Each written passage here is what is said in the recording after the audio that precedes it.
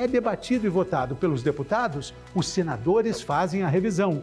Quando o projeto tem origem no Senado, a revisão é feita pelos deputados. Essa necessidade de revisão de um projeto de lei, passando necessariamente pelo Senado e pela Câmara, é o que chamamos de sistema bicameral. Toda a estrutura do nosso poder legislativo é garantida pela Constituição e também por algo muito importante, que é o seu voto.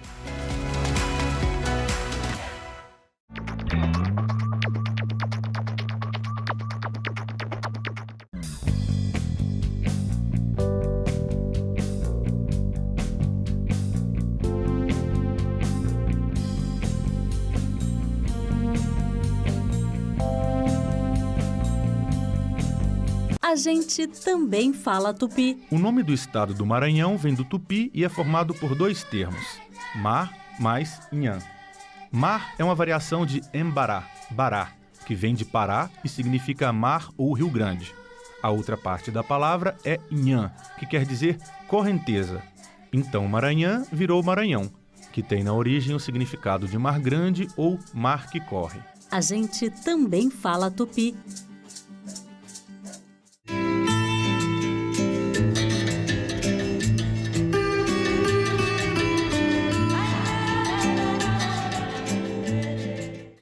O programa a seguir é livre para todos os públicos.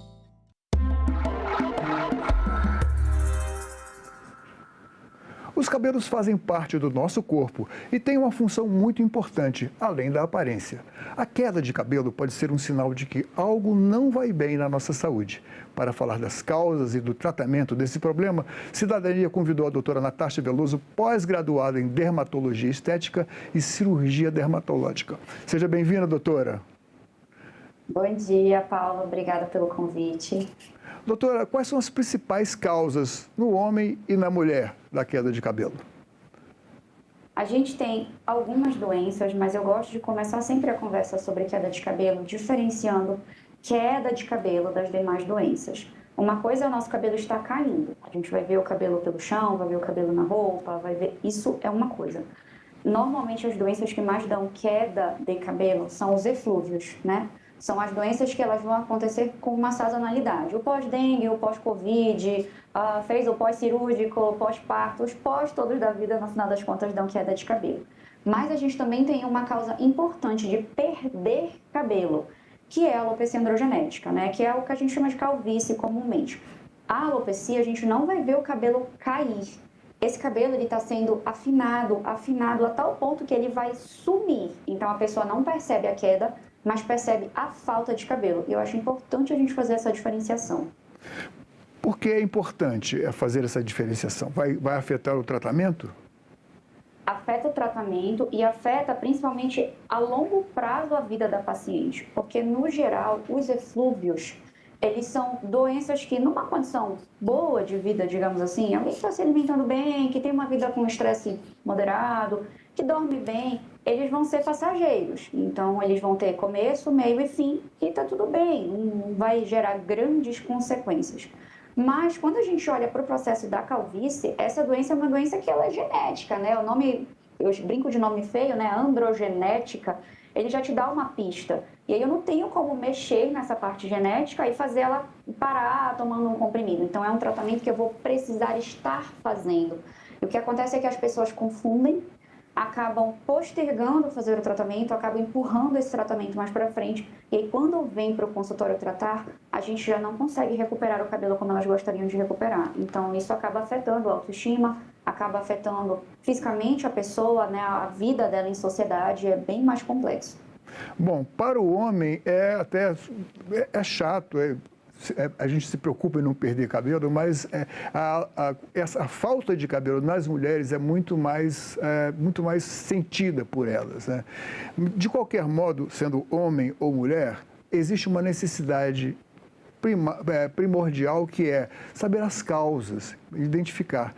E eu acredito que a senhora, sendo dermatologista, e eu tenho um irmão que é dermatologista, ele deve receber centenas de fotos por dia. O que é isso? Será que eu estou com... Será que é infeccioso? Que problema é esse aqui? Daí vem a importância de colher uma boa anamnese, quer dizer, uma boa entrevista do médico com o paciente. Eu queria que a senhora falasse sobre isso e a importância disso no diagnóstico diferencial. Perfeito, Paulo. A gente recebe hoje, abri meu Instagram, estava cheio lá de, me diz só um remedinho, só me diz o que é e o que eu faço. E eu acho que a parte mais difícil de explicar na dermatologia para os pacientes é que, primeiro, tudo é muito parecido ao olho leigo. Tudo é queda de cabelo, tudo é perder cabelo, né? Tudo é só uma falha. Então, a impressão que dá quando a gente está olhando de fora é que eu poderia ter um remédio único que resolve cair o cabelo, falha no cabelo. E, na verdade, a gente tem mais de 200 tipos de doença que podem dar queda de cabelo e falha capilar e que são completamente diferentes para realizar o tratamento. Então, eu preciso sentar aqui com esse paciente minimamente meia hora, 40 minutos, 1 hora e entender todas as nuances dessa doença. Então, por exemplo, no consultório do cabelo, a gente precisa entender hábitos de vida, a hora que dorme, a hora que acorda, porque a gente sabe que em determinadas doenças capilares, se, por exemplo, a gente está dormindo muito tarde, tendo poucas horas de sono, isso vai agravar o quadro da perda capilar, tá? Eu preciso entender a parte alimentar desse paciente, o que ele toma de café, de almoço, de jantar, come mais proteína, menos. A gente está fazendo uma alimentação rica em carboidrato. Por quê? Porque isso vai influenciar diretamente no processo de glicação e de oxidação que vai fazer cair cabelo, envelhecimento, surgimento de branco. Então, não é tão simples quanto parece. Não é porque a vizinha teve um problema capilar e tomou o suplemento X que a outra pessoa com perda capilar vai tomar o mesmo suplemento e vai obter o mesmo resultado. É por isso que a gente fica tão... Eu acho que a palavra é agoniado quando a gente está falando sobre cabelo, porque as pessoas querem um tratamento genericão. Elas querem um que dê para todo mundo. Todos os homens tomam o mesmo remédio, todas as mulheres tomam a mesma coisa.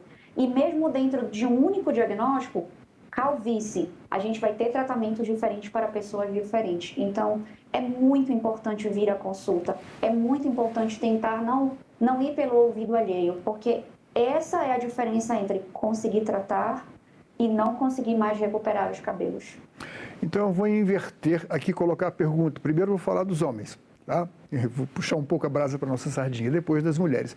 Mas, em todo caso, quais são as substâncias, ou o que a gente deve evitar e que pode causar, seja na alimentação, seja em termos de medicamento, seja em termos de hábito de vida, o que pode ser evitado, de uma maneira geral, para evitar a queda de cabelos?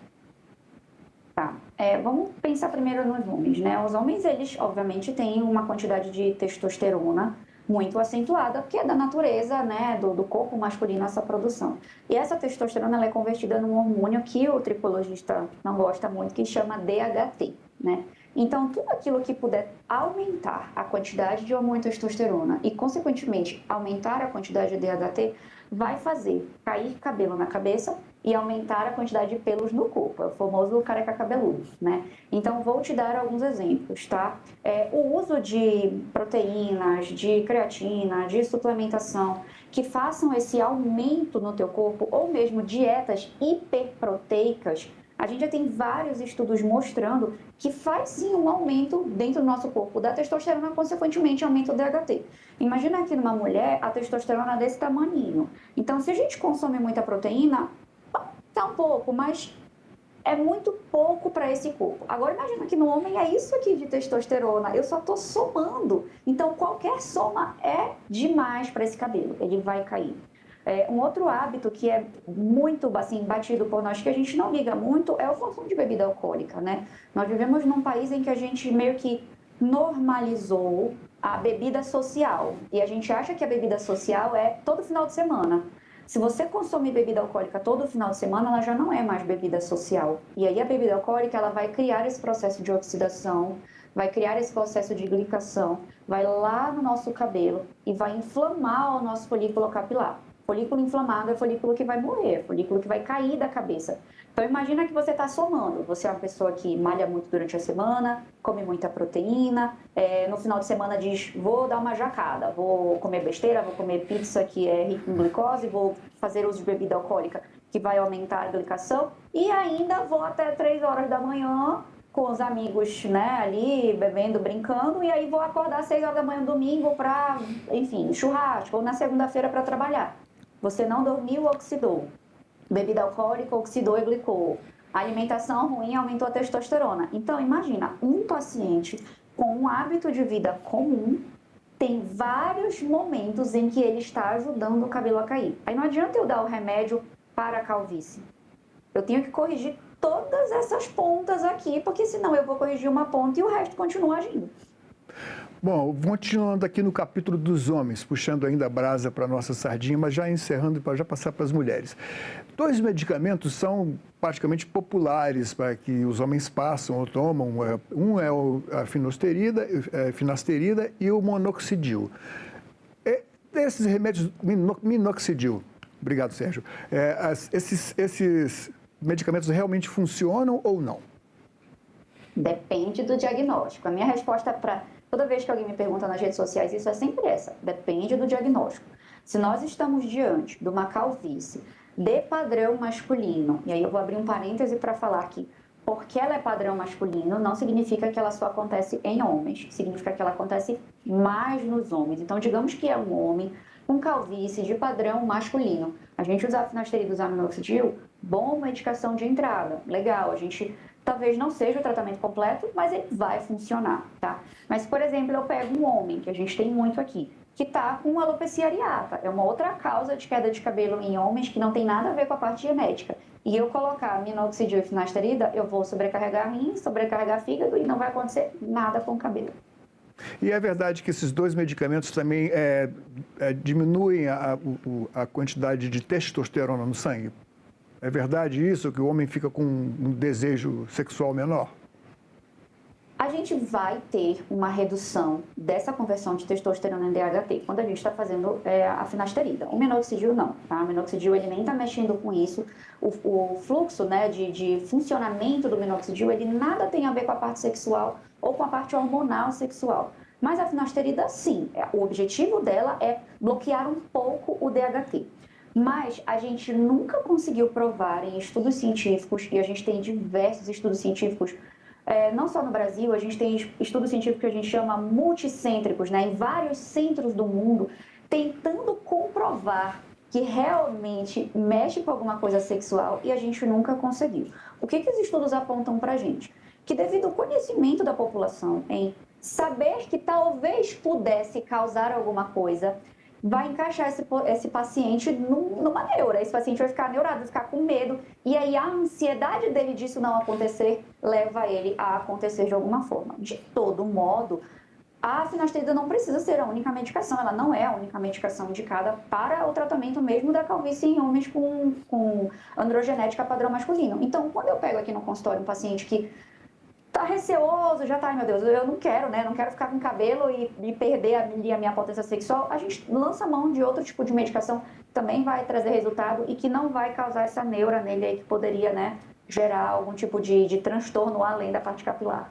Bom, passando então para as mulheres, quais são as causas mais frequentes, quais os casos de perda de cabelo nas mulheres que a senhora encontra no consultório com mais a miúde, assim, com maior frequência? A maior frequência, sem sombra de dúvida, são os eflúvios, tá? Eu digo que a mulher, a brasileira, né, ela já vive no limite. Ela sempre tem diversas funções, então ela é mãe, ela é esposa, ela trabalha fora, ela organiza a casa, ela é a contadora, ela, enfim, né, aquele multifunção. E aí, isso para o seu corpo é levar ele ao estresse extremo. Ele sempre está no padrão luta ou fuga. Então, ele está vivendo ali praticamente no 0 a 0. E aí, quando a gente passa por um processo em que esse corpo vai ser exigido um pouquinho mais, e às vezes nem é tão pouquinho mais, esse corpo entra em colapso e aí a gente vai afetar o cabelo. Então, normalmente, pós-cirúrgico, pós-dengue, pós-covid, a mulher é muito mais afetada do que o homem. Ela visualiza mais, ela sente mais isso fisicamente, além da parte de cabelo, e quase sempre, ao invés dele se corrigir sozinho, que foi aquilo que a gente conversou no início, né? Em teoria teria um início, um meio, um fim. Como o corpo dela não está nas condições normais, ele está vivendo nessa condição de sempre estar no ápice, né, no limite de vida, ela acaba passando o período do agudo e cronificando a doença, ou seja, prolongando a doença. Então, é por isso que a gente vai ouvir muita gente dizer assim, eu tive Covid há 1 ano e continuo com a queda de cabelo. Aí você vai falar, Mas não era para ter curado com 2, 3 meses? Sim, se ela tivesse com as vitaminas em dia, os suplementos em dia, uma vida correta, dormindo perfeitamente bem, nesse caso teria resolvido em 3, 6 meses. No máximo 3 meses ali, né, 90 dias. Como essa não é a vida normal da mulher brasileira, acaba que a gente passa adiante. E acho que o segundo colocado é a calvície. Não tem muito para onde correr. A calvície, ela é ainda uma doença tabu. Por quê? Porque as mulheres vão manifestar, no geral, a calvície após os 40 anos. E a gente ouve uma conversa que vem de gerações e gerações que depois da menopausa o cabelo cai mesmo, que é normal, quando você vai envelhecendo, você ter pouco cabelo. E a mulher meio que se conforma de perder o cabelo com envelhecer. Quando, na verdade, se ela tivesse vindo 35, 40 anos, ela continuaria com os cabelos super cheios, maravilhosos, mesmo depois de 50, 60, 70 aí, tranquilamente. Bom, e qual a importância do fator genético, dessa questão da família? A mãe tinha tendência à perda de cabelo, isso ocorre com muita frequência? É possível isso servir também como um farol, um aviso para que as filhas tomem cuidado? E que cuidados seriam esses? Com certeza, tá? A gente sabe que quando a gente tem pais ou avós que têm algum tipo de processo de calvície, aumenta em quase 60% a chance de você manifestar e também aumenta o prognóstico, ou seja, essa paciente tem a chance de ter uma calvície mais grave, com sintomas piorados, com um cabelo que avança mais rapidamente e que é mais difícil de ser recuperado. Então, uma das perguntas dessa nossa anamnese, dessa nossa conversa aqui é justamente esse mapeamento. Eu acho importante a gente ressaltar porque a gente entende a calvície como aquele clássico entradinhas laterais e a falta de cabelo aqui no centro. E isso no homem, né? Esse é o clássico masculino ou padrão masculino, porque tem mulheres que fazem esse padrão, tá? Mas a mulher manifesta a calvície no que a gente chama de padrão árvore de Natal. É aquele clássico, a gente já viu, você vai na igreja, vai na feira, a gente vai observar. É aquela mulher com aquela falta de cabelo em triângulo aqui no início. Então, o topinho da cabeça tem cabelo, você tá vendo o cabelo, mas você também tá vendo o couro cabeludo. Então, eu brinco que é o careca piscina. Quando vai na piscina que molha o couro cabeludo, aí você observa que ele tá careca. Mas dá para ver o fundo, não é isso? Com a piada. Exato, tem, mas dá para ver o fundo, exatamente. É o careca piscina, tem, mas dá para ver o fundo. Então, a mulherada, a primeira pergunta que eu faço, tem alguém na família que não tem, que está com problema de queda de cabelo, tem cabelo fino, que tem calvície? Elas dizem não. Aí eu faço na segunda pergunta, alguma familiar ou algum familiar tem cabelo fino? Você vê o couro cabeludo aparecendo? Aquele pouquinho de cabelo tipo de velhinha? Aí ela diz, tem, doutora. A minha mãe, depois que envelheceu, ficou com um pouquinho de cabelo. Realmente ela não tem quase nada. Mas quando ela era jovem, ela tinha muito. Calvície? Classicamente um quadro de calvície. Eu acho que a sua área mais específica de um estudo mais aprofundado tem a ver com a relação dos hormônios com a perda de cabelo, não é isso? E a glândula de secreção interna do nosso corpo, que é a tireoide, que comanda o nosso metabolismo, é curioso porque tanto o hipertireoidismo quanto o hipotireoidismo podem estar na causa da queda de cabelos, não é isso? Como é que isso funciona? O que acontece, Paulo? É porque assim, duas coisas diametralmente opostas, né? O excesso e a falta de hormônio da tireoide vão te dar problemas capilares.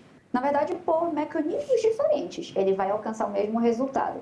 O hipotireoidismo, a falta do hormônio ou a redução dessa quantidade de hormônio, ele quase sempre advém de uma tireoide que estava fadigada, que estava cansada. Então, eu sempre brinco que é como se fosse aquela funcionária que tem 80 anos de casa trabalhando.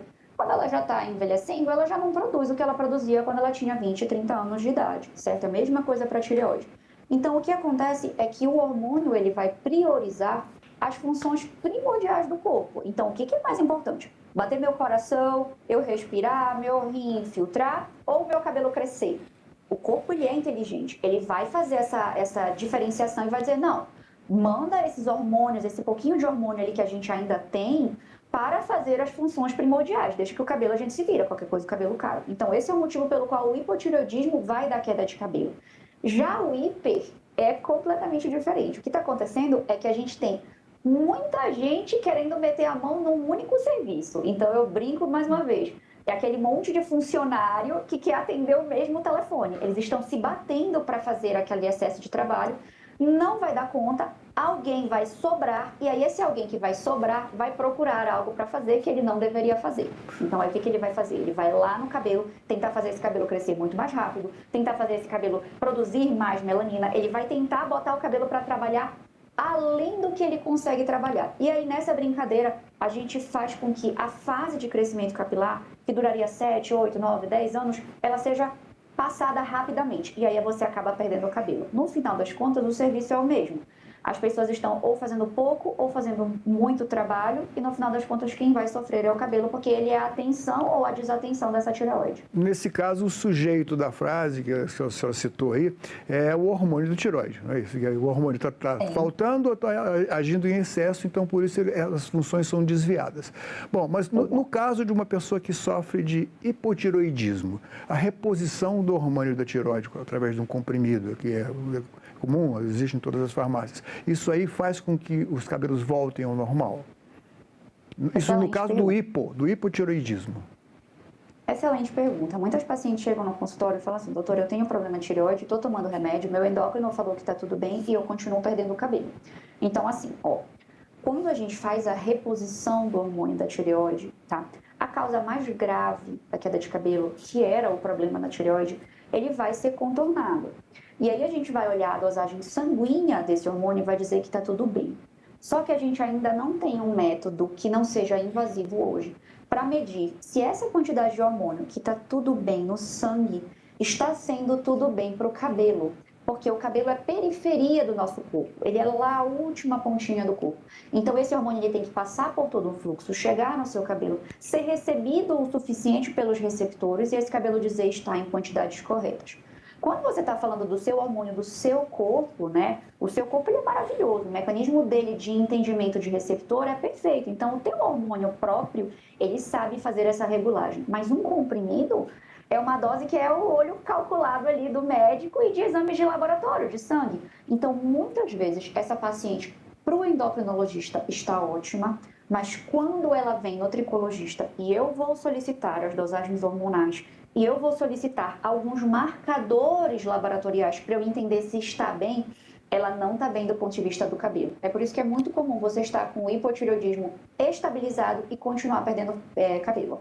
Bom, nesse caso, o médico tem que calcular qual a quantidade correta de dar para compensar a falta do hormônio.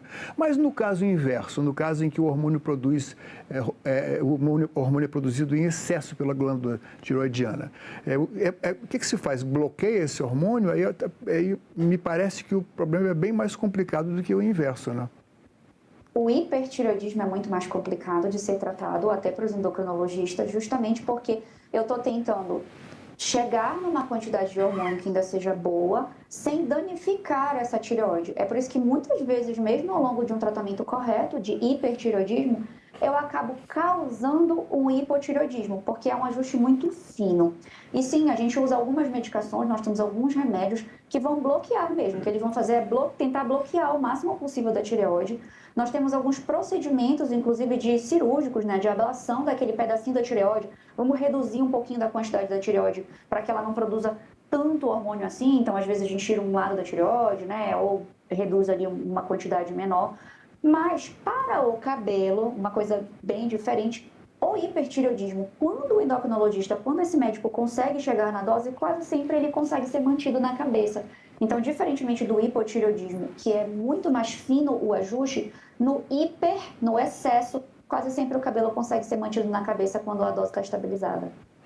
Doutora, como é que funciona quer dizer, é um termo genérico aqui, bastante popular. Como é o trabalho de um tricologista, que é uma especialidade dentro da dermatologia? E como são encaminhados os casos para a senhora? Na verdade, assim, o tricologista, ele é uma subespecialidade, né? Somos dermatos, e aí alguém escolhe, bem, vamos especializar, vou fazer a sub da sub, né? E seguir aqui olhando para cabelo. Essa é uma subespecialidade jovem, tá? Nós estamos falando de 15, no máximo 20 anos de estudos voltados para isso. Tanto que a pessoa que mais estuda cabelo hoje no mundo ainda é viva e ainda é jovem. Por isso você tira que, né, às vezes a gente tem livro que está escrito há 100, 150, 200 anos na medicina, e não é o caso da tricologia. Por curiosidade aqui, jovem de quantos anos de idade? A doutora Antonella deve ter uns 65, 67 anos, ela é jovem mesmo, assim, bem nova. Ainda mais no mundo da medicina, ela é uma neném. Doutora, fala dessa paixão pelo seu trabalho, que eu estou vendo que você estuda e age e clinica com muito entusiasmo. A senhora faz cirurgias também? Eu não faço cirurgia, apesar de ser cirurgiã dermatológica, tá? Eu acho que quem tenta fazer de tudo acaba não fazendo bem nada, né?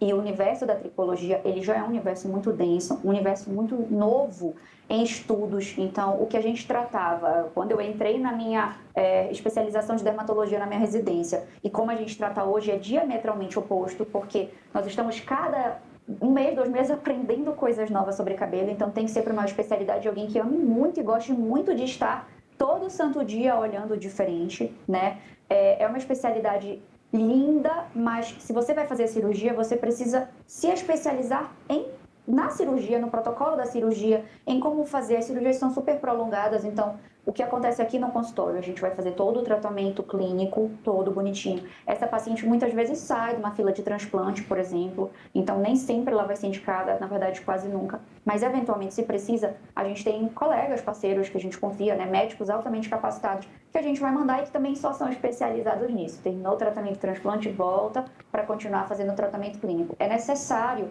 que a gente consiga olhar essas doenças que são mais...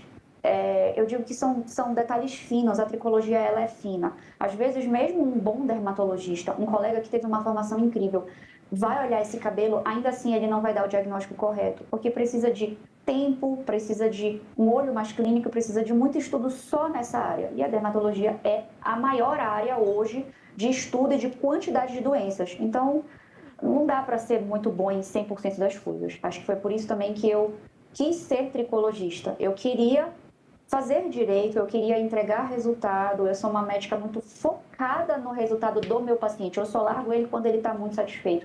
Porque eu acho que é isso que me motiva a continuar estudando, a continuar entregando. Então tem que ser alguém nesse perfil para pensar em fazer trico. Doutora, muito obrigado pela sua presença aqui no programa e parabéns pelo seu trabalho. Mais uma vez. Muito obrigada pelo convite, me coloco à disposição, se vocês tiverem dúvidas, ou se os ouvintes tiverem dúvidas aí, pode me seguir nas redes sociais, vocês podem me mandar pergunta, tudo que eu puder fazer para ajudar, eu estou aqui. Esta entrevista e todos os nossos outros programas estão disponíveis para você rever ou compartilhar no nosso site, senado.leg.br/TV, ou então pelo nosso canal no YouTube. Inscreva-se lá e marque o sininho para receber notificações. Obrigado pela companhia e até o próximo Cidadania.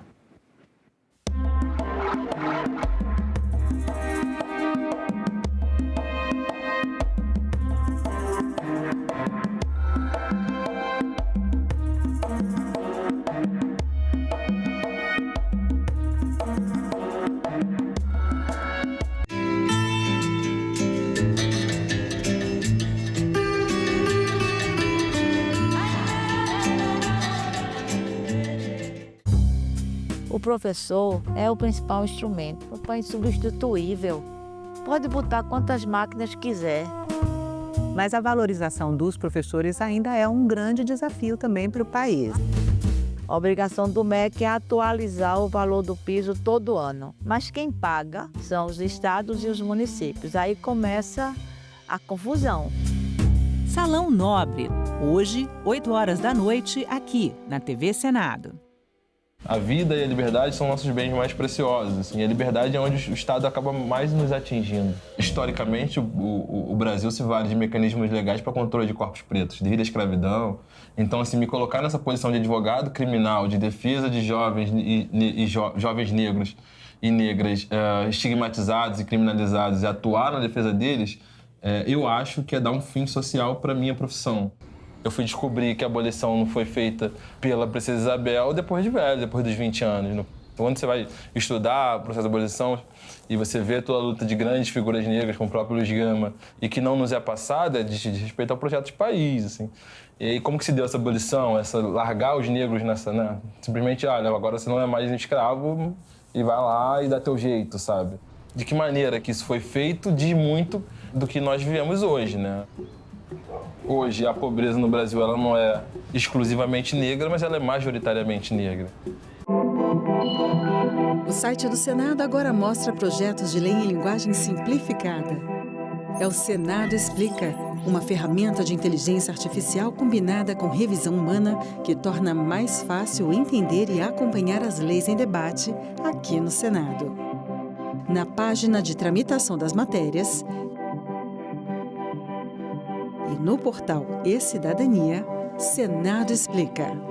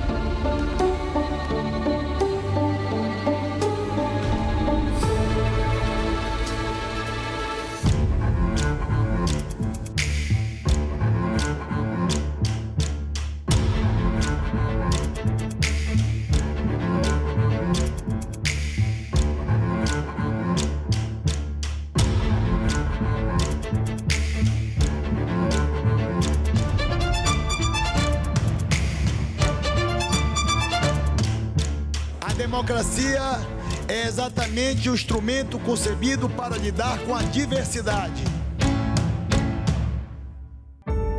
TV Senado. Democracia todo dia.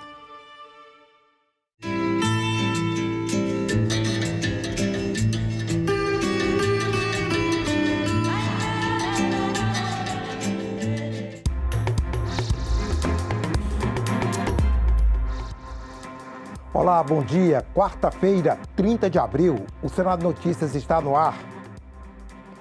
Recursos parados da educação destinados a projetos da área poderão ser usados em obras de creches e escolas, por exemplo. É o que prevê projeto aprovado nesta terça-feira em plenário. Atualmente, esse redirecionamento de recursos, mesmo que na mesma área, não é permitido. O texto segue para análise da Câmara dos Deputados. Recursos parados da educação poderão ser usados para a construção de creches, escolas ou outras ações na mesma área.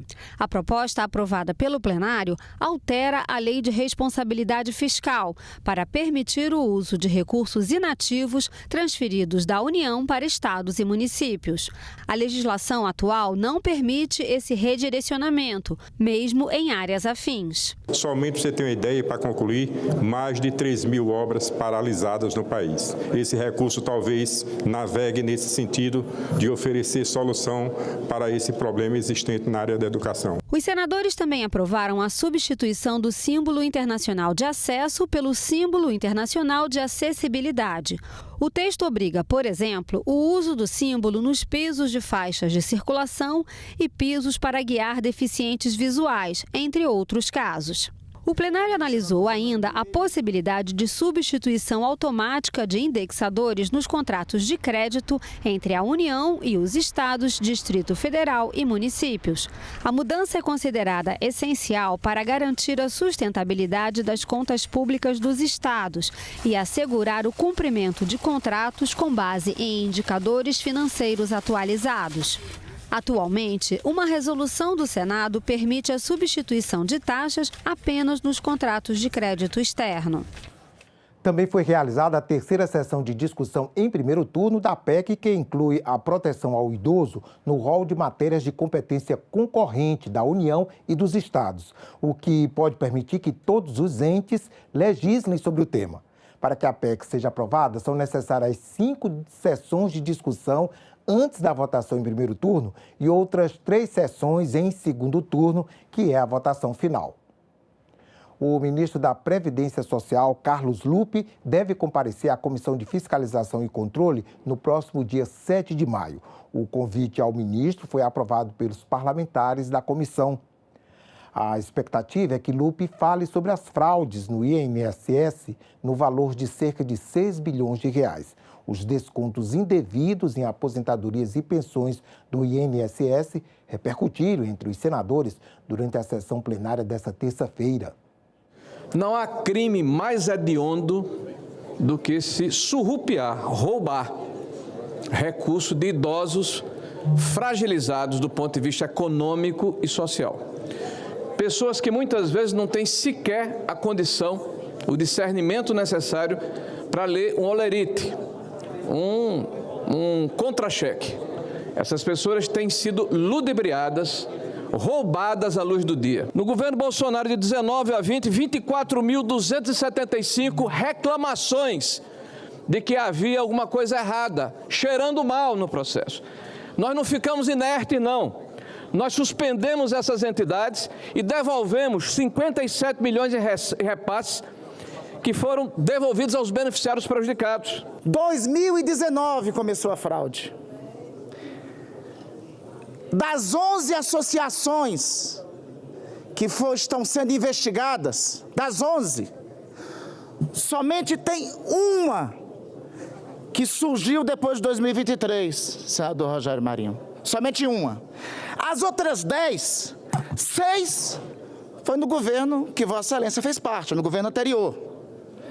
2 no governo anterior do ex-presidente Michel Temer.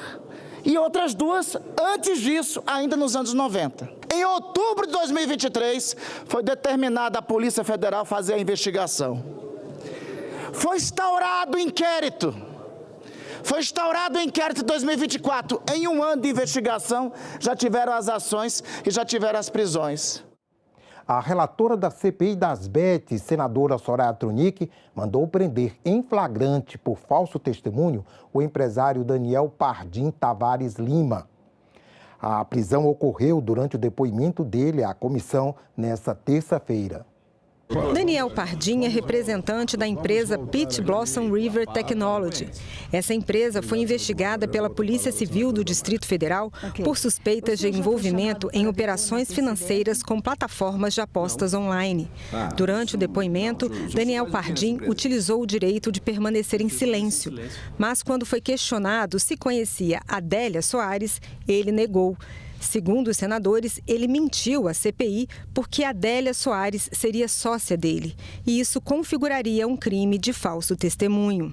Houve uma tentativa de que ele colaborasse mais no depoimento para evitar a prisão, mas Daniel Pardim acabou recebendo voz de prisão pela relatora da CPI, senadora Soraya Tronic. Os advogados argumentaram que ele não mentiu e questionaram a motivação da prisão. Quem lhe deu ordem, quem lhe orientou a vir nessa CPI no dia de hoje? Resposta simples. Resposta simples. Eu recebi a convocação. Sim, mas quem lhe orientou a estar nessa CPI?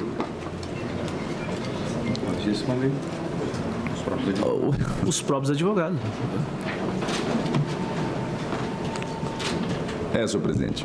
O senhor recebeu, Pela ordem, senhor o senhor recebeu presidente. uma notificação na sua casa? Foi uma ligação.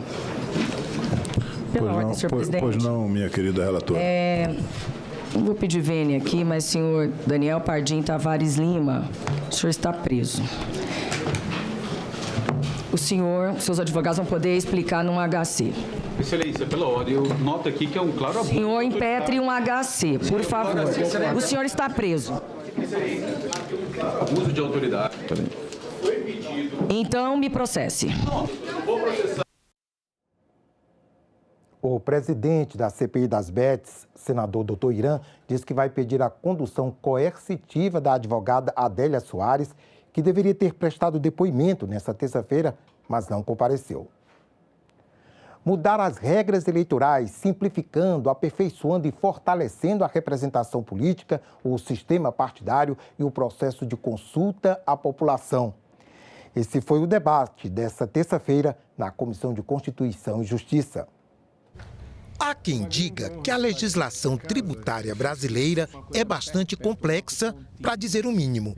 Mas o conjunto de leis que trata de eleições e processo eleitoral não fica atrás. Muito complicado, obviamente, inclusive lecionar nessa matéria, exatamente porque temos uma lei complementar uma lei das eleições, a lei dos partidos políticos, e temos uma infinidade de resoluções do Tribunal Superior Eleitoral que muitas vezes, mesmo sem alteração normativa, mudam as regras da eleição a cada 2 ou a cada 4 anos. O rito ordinário do processo eleitoral está na lei complementar, mas o rito sumário está na lei das eleições. Nenhum dos ritos está no Código Eleitoral. Na audiência, sugestões para o projeto de lei complementar em exame, que pretende unificar, simplificar, aperfeiçoar a legislação que trata das eleições. Este debatedor defendeu a Justiça Eleitoral como foro de questões que hoje vão parar na Justiça Comum. De que se altere o dispositivo legal para consolidar a competência única e exclusiva da Justiça Eleitoral para questões interna corporis. Já ouviu falar de mandato coletivo? Uma espécie de representação vinculada a um grupo de cidadãos que definiria o rumo do mandato e mesmo o uso da verba de gabinete. Há quem aplauda a iniciativa, que é informal, defendendo a previsão em lei. Este debatedor é contra. O mandato coletivo, ele tem uma natureza inequívoca de mandato imperativo. Quem decide é aquela coletividade, entre aspas, detentora do mandato. E isso fere de morte, obviamente, a liberdade do parlamentar. O financiamento das campanhas já foi privado, hoje é público. Mas este participante defende algo híbrido, um mix entre público e privado. Essa discussão de retorno de forma paulatina, é bem verdade, criando-se ali um regime até de certa forma híbrido, para que a gente tenha um tempo para que o acesso para recursos financeiros de campanha relacionados ao orçamento público seja reduzido e aqueles recursos sejam aplicados nas finalidades do Estado. Outro ponto destacado, será que não deveríamos ter um processo prévio de aprovação dos candidatos pela Justiça Eleitoral, antes mesmo do registro definitivo da candidatura? A gente sabe que o processo de certificação dos tribunais eleitorais ele é demorado, inclusive pelo número de candidaturas se justifica, e muitas vezes você está no meio do processo, literalmente da campanha, do processo eleitoral, e discutindo se um candidato tem que ser deferido, indeferido, enquanto isso ele não recebe fundo. O TSE entendeu que se você está concorrendo por conta e risco, você preenche todos os requisitos para fazer campanha e receber recurso até o momento de ter o seu registro julgado em definitivo, né? Mas isso cria efetivamente uma insegurança jurídica muito grande para o eleitor, aquele efeito surpresa. Houve, pelo menos em relação à Câmara dos Deputados, naquele diálogo de lideranças, não houve o ânimo de avançar num pré-registro, porque havia, pelo menos naquele momento, o fundado receio de que, quando você antecipa esse registro, ainda que seja uma ação declaratória, que, eventualmente, se houver um fato superveniente, você possa impugnar o registro e levar à Justiça Eleitoral, mas haveria um fundado receio de uma antecipação de um momento eleitoral em que se espera que seja mesmo próximo ali do mês de outubro, do mês de agosto. Os caminhoneiros podem ter um aumento no limite de pontuação na Carteira Nacional de Habilitação para suspensão da licença de dirigir. O limite pode passar de 40 para 80 pontos. O projeto foi um dos aprovados na Comissão de Serviços de Infraestrutura. A Comissão de Serviços de Infraestrutura aprovou o parecer favorável ao projeto de lei que aumenta o limite de pontos para a suspensão da Carteira Nacional de Habilitação dos caminhoneiros. Todas as infrações gravíssimas do Código Brasileiro de Trânsito estão fora desse aumento. Entendemos que o autor tem razão ao afirmar que caminhoneiros têm maior risco de serem multados em relação aos condutores comuns. Eles passam mais tempo na estrada do que os condutores não profissionais. Além disso, estão sujeitos a vias com piores condições de trafegabilidade e pressões de seus contratantes a fiscalização mais intensa. A versão aprovada do projeto limita o teto de infração em 80 pontos, o dobro do limite atual, que é de 40 pontos. No texto inicial do projeto, esse limite seria de 120 pontos, mas o relator considerou excessiva essa margem. Cremos que o aumento da pontuação limite para 120 pontos pode ser excessiva e acabar por beneficiar o infrator contumaz e negligente. Há de se ponderar ainda que a elevação demasiada do teto de pontuação tende a reduzir a força pedagógica das penalidades, o que não favorece a busca de maior segurança viária. O projeto agora segue para a Comissão de Constituição e Justiça, que dará a decisão final sobre o assunto. Outro projeto aprovado pela comissão é o que institui a Frente Parlamentar do Senado Federal em defesa da exploração do petróleo na margem equatorial do Brasil. Uma área que vai do Amapá ao Rio Grande do Norte. Entre outros objetivos da comissão está o aperfeiçoamento do arcabouço legal para a implantação dessa atividade. A criação da frente parlamentar pode agilizar o desfecho da questão relativa ao licenciamento ambiental. Resolvido tal impasse, será possível a exploração de poços de petróleo na região de forma responsável e economicamente viável, com todos os benefícios que ela pode proporcionar. Esse projeto da Frente Parlamentar em Defesa da Exploração de Petróleo na margem equatorial do Brasil segue para o plenário do Senado. Tecnologias verdes como telhados vegetais e reservatórios de água da chuva devem ser incentivadas na expansão das cidades.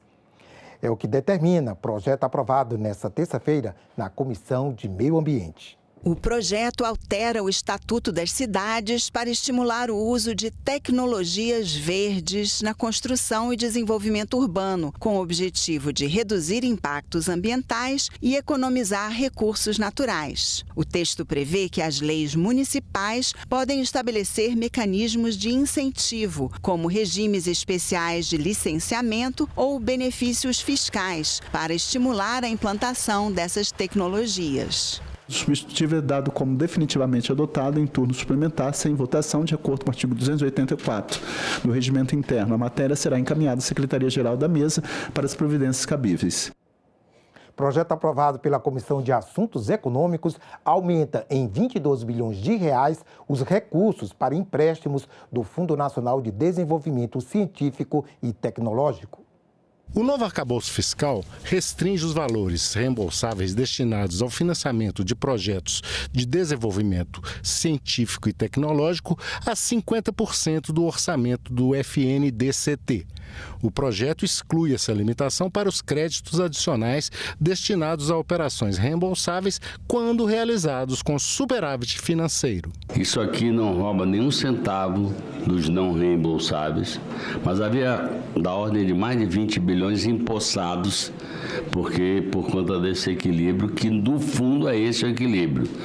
Naquilo que sobra como retorno, aí evidentemente nós vamos poder liberar para aqueles reembolsados, ou seja, são empresas ou cooperativas maiores que têm a capacidade de fazer uma pesquisa e remunerar. O relator limitou a vigência da proposta, que deve valer até 2028. Esse projeto, e eu quero cumprimentar o autor, ele garante a sustentabilidade de um fundo permanente para as contratações não reembolsáveis. Ou seja, na medida em que esse recurso agora complementa mais um período, o dinheiro que já saiu sob a forma de empréstimo para o desenvolvimento de inovação e de tecnologia para as empresas, retornará e nós teremos um fundo que vai estar com um novo recurso, que entra anualmente na proporção de 50%, mais essa possibilidade, ele se torna autossustentável, por isso que a gente estabelece o limite até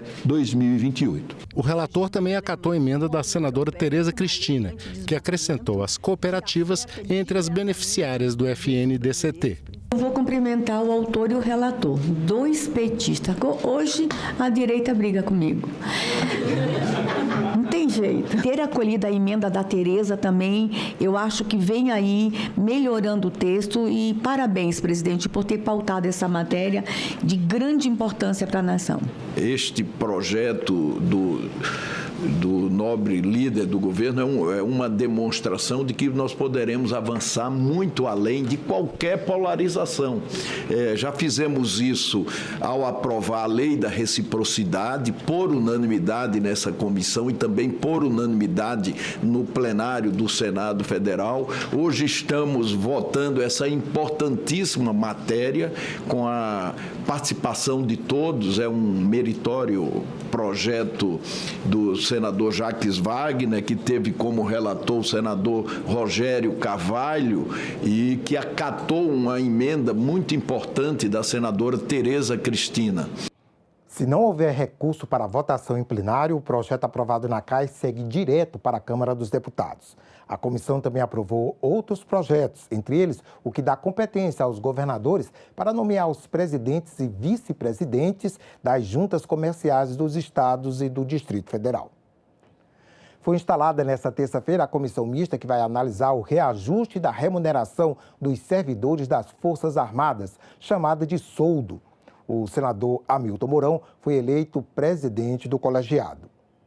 A comissão mista instalada nesta terça-feira vai analisar a medida provisória que prevê o reajuste de 9% no valor do soldo pago aos militares das Forças Armadas, dividido em duas parcelas de 4,5%. Apesar da MP ter efeito financeiro imediato, ela precisa ser votada pela Câmara e pelo Senado. O deputado General Pazuello vai ser o relator da comissão. O deputado Carlos Zaratini ficará com a vice-presidência e o senador Hamilton Mourão com a presidência. Agradeço aí a designação por parte dos meus pares para presidir essa comissão. É um trabalho simples, uma vez que a medida provisória 1293 trata do reajuste salarial concedido em duas etapas pelo presidente da República aos militares das Forças Armadas. Veja agora alguns exemplos da nova tabela de soldos nas Forças Armadas. Oficiais generais que hoje ganham entre R$ 12.490 e R$ 13.471 passarão a receber entre R$ 13.052 e R$ 14.077 este mês e entre R$ 13.639 e R$ 14.711 a partir de abril de 26. Oficiais intermediários que hoje recebem R$ 9.135 passam a ganhar R$ 9.546 neste mês e R$ 9.976 em abril do próximo ano. O soldo de um segundo tenente, que hoje é de R$ 7.490, passa agora a R$ 7.827 e em abril de 2026 a R$ 8.179. Já o guarda-marinha e aspirante oficial, que hoje recebem R$ 7.315, vão receber agora R$ 7.644 e daqui a um ano R$ 7.988. Os soldos de sargentos, que hoje variam entre R$ 3.825 e R$ 5.483, passam a variar de R$ 3.997 a R$ 5.730 este mês e entre R$ 4.177 e R$ 5.988 ano que vem. Os soldos de marinheiros e soldados de primeira classe, que hoje são de R$ 1.926, passam a R$ 2.003 este mês e R$ 2.103 ano que vem. Já os de segunda classe, que hoje ganham R$ 1.765, passam a receber agora R$ 1.844 e em 26 R$ 1.927. A Comissão de Direitos Humanos discutiu ontem a criação do Dia Nacional da Conscientização sobre a Paralisia Cerebral. A paralisia cerebral atinge cerca de 2 crianças a cada 1.000 nascidos vivos em todo o mundo. Os dados mostrados pelos senadores apontam que no Brasil são pelo menos 30 mil novos casos todos os anos. A Comissão de Direitos Humanos debateu a criação do Dia Nacional da Conscientização sobre a Paralisia Cerebral.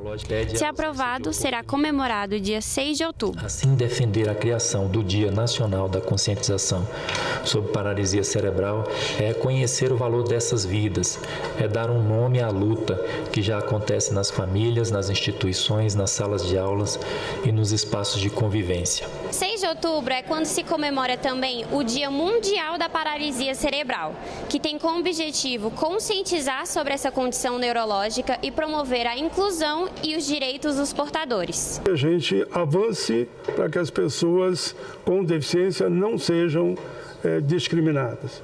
E é preciso ter espaço cada vez mais e que a população, no seu geral, entenda a importância que é essa data de 6 de outubro, que eu tenho certeza que será aprovada como um dia muito, muito importante para as pessoas com deficiência. Nós temos um documento extremamente importante do Brasil, que é o Estatuto da Pessoa com Deficiência, a Lei Brasileira de Inclusão, Lei 13.146 de 2015. Essa lei ela traz e garante direitos a todas as pessoas com deficiência, incluindo as pessoas com paralisia cerebral. Atletas paralímpicos participaram da audiência. A campeã mundial de arremesso de peso e atletismo, Juana Brito, falou sobre os desafios e a superação no esporte. Quanto é difícil ser incluso em uma sociedade tão cruel, tão maldosa, e eu peço que vocês usem essa data e tornem mais fácil os atendimentos na saúde, na educação. O jornal O Estado de São Paulo está completando 150 anos. Em homenagem ao aniversário de um dos diários mais antigos do Brasil ainda em circulação, o Congresso realizou nesta terça-feira uma sessão solene. Fundado em 4 de janeiro de 1875 como a província de São Paulo, o jornal foi criado por 21 republicanos que queriam um espaço para defender seus ideais de emancipação política. A primeira edição foi composta por 4 páginas e 2.025 exemplares. Hoje, nesse congresso, que é a casa de todos os brasileiros, homenageamos não apenas um jornal, homenageamos um pilar da democracia brasileira. Celebramos 150 anos de resistência, de coragem, de profissionalismo, de compromisso inegociável com a verdade. Com o tempo, a publicação ganhou destaque e em 1890, depois da proclamação da República, passou a se chamar O Estado de São Paulo. A partir de então, se destacou e consolidou-se como um dos principais veículos de comunicação do país. Os compromissos do Estadão com a verdade e a transparência foram ressaltados na sessão. A história mostra que não existe democracia sem um legislativo forte. Também não existe democracia sem imprensa livre. E não existe democracia sem uma opinião pública bem informada. Essas 3 forças formam um triângulo essencial, onde cada lado sustenta e desafia os outros num movimento contínuo que, quando bem executado, resulta no aperfeiçoamento da vida pública. Há quem veja na imprensa um antípoda dos poderes constituídos, um quarto poder que disputaria com os 3 poderes constitucionais o protagonismo das sociedades democráticas. Nós não concordamos com essa interpretação. Nossa missão é outra: informar a sociedade para que cada cidadão possa tomar as decisões que considere certas, tanto na busca de sua felicidade pessoal, quanto na construção de uma sociedade funcional e equilibrada. Viva o Estadão, viva a liberdade e viva a nossa democracia. O Senado Federal e a Câmara dos Deputados recebem, entre os dias 3 e 5 de junho, o 11º Fórum Parlamentar do BRICS. Os temas prioritários de debate neste ano são a cooperação em saúde global, o comércio mundial e as mudanças climáticas. O Senado Federal e a Câmara dos Deputados vão receber entre os dias 3 e 5 de junho o 11º Fórum Parlamentar do BRICS. Devem participar 31 casas legislativas e 150 parlamentares de 20 países. O nome BRIC foi criado em 2001 em referência a 4 países que tinham grande potencial de crescimento: Brasil, Rússia, Índia e China. O grupo foi instalado em 2001 2009 e, com o ingresso da África do Sul, ganhou o nome de BRICS. Funciona como fórum de articulação político-diplomática e de cooperação entre países do chamado Sul Global. Este ano, o Brasil está na presidência do grupo, com o lema "Fortalecendo a cooperação do Sul Global por uma governança mais inclusiva e sustentável". Os temas prioritários de debate em 2025 são a cooperação em saúde global, o comércio mundial e as mudanças climáticas. Também estão entre as prioridades da liderança brasileira assuntos relacionados à inteligência artificial, a reformas das instituições multilaterais sobre paz e segurança e ao desenvolvimento institucional do BRICS. O Fórum Parlamentar do BRICS acontece desde 2015. O Brasil já foi o organizador em 2019, quando o evento aconteceu na Sérvia. Este ano, o encontro principal será aqui, no plenário do Senado Federal. Também haverá reuniões nas salas das comissões do Senado e da Câmara dos Deputados. E o encontro terá um documento oficial aprovado por consenso. Nos dias 6 e 7 de julho, os países do BRICS vão se reunir na 17ª reunião de cúpula no Rio de Janeiro. Atualmente, o grupo é formado por 11 países. Além dos integrantes originais, participam também Egito, Emirados Árabes Unidos, Etiópia, Indonésia, Irã e Arábia Saudita. Outros 9 países são admitidos como parceiros: Belarus, Bolívia, Cazaquistão, Cuba, Malásia, Nigéria, Tailândia, Uganda e Uzbequistão. Eles podem ser convidados para as discussões depois de consulta aos países integrantes e de decisão por consenso. 4 reuniões de comissões, sessão temática e sessão deliberativa no plenário do Senado. Confira a agenda desta quarta-feira. Daqui a pouco, às 10 horas, está prevista a sessão de debates temáticos no plenário do Senado. O assunto em apreço é o surgimento e o avanço das pesquisas relacionadas à vacina contra o câncer e o desenvolvimento de medicamentos de alto custo contra o câncer no Brasil, considerando os recentes impactos positivos para a saúde pública em nosso país. Às 10h30, a Comissão de Esporte deve se reunir. Na primeira parte, para examinar requerimentos, depois, para uma audiência pública em que vai se debater estratégias de combate ao sedentarismo e prevenção da obesidade. Às 11 horas, a Comissão de Segurança Pública tem reunião marcada para discutir áudio vazado de Eduardo Tagliaferro, ex-assessor do ministro Alexandre de Moraes, acerca de ameaças de morte contra ele. Às 11 horas, está marcada a reunião deliberativa da Comissão de Direitos Humanos. Na pauta está o projeto que propõe a redução da jornada de trabalho de mães de menores de 18 anos com transtorno do espectro autista e síndrome de Down. E logo mais às 14h, a Comissão de Agricultura deve se reunir para examinar projetos. O primeiro da pauta é o que determina a Agência Nacional de Transportes Terrestres, a ANTT, que seja regulamentado o transporte próprio de cargas perigosas destinadas à manutenção de atividades rurais. Também às 14 horas, como vimos, está prevista a sessão deliberativa no plenário do Senado. Na ordem do dia, entre outros, está o projeto que estabelece definições e características para os produtos derivados de cacau, percentual mínimo de cacau nos chocolates, informação correta nos rótulos desses produtos, comercializados em todo o território nacional, sejam nacionais ou importados. E vamos agora saber os detalhes da pauta do plenário do Senado prevista para hoje. Vamos com o repórter Tiago Tibúrcio. Bom dia, Tiago. Bom dia, André. A reunião do Senado no plenário hoje está marcada, como você falou aí, para as 14 horas. Ela inicia com discursos e comunicações dos parlamentares e, ao longo da tarde, em algum momento, começa a ordem do dia. O Senado pode votar hoje, portanto, o projeto que estabelece percentuais mínimos de cacau nos chocolates. É um projeto apresentado em 2019 pelo senador Zequinha Marinho, que tramitou pela Comissão de Transparência e Defesa do do consumidor e que agora chega ao plenário. O projeto também obriga que essa informação do percentual mínimo de cacau nos chocolates conste nos rótulos dos produtos.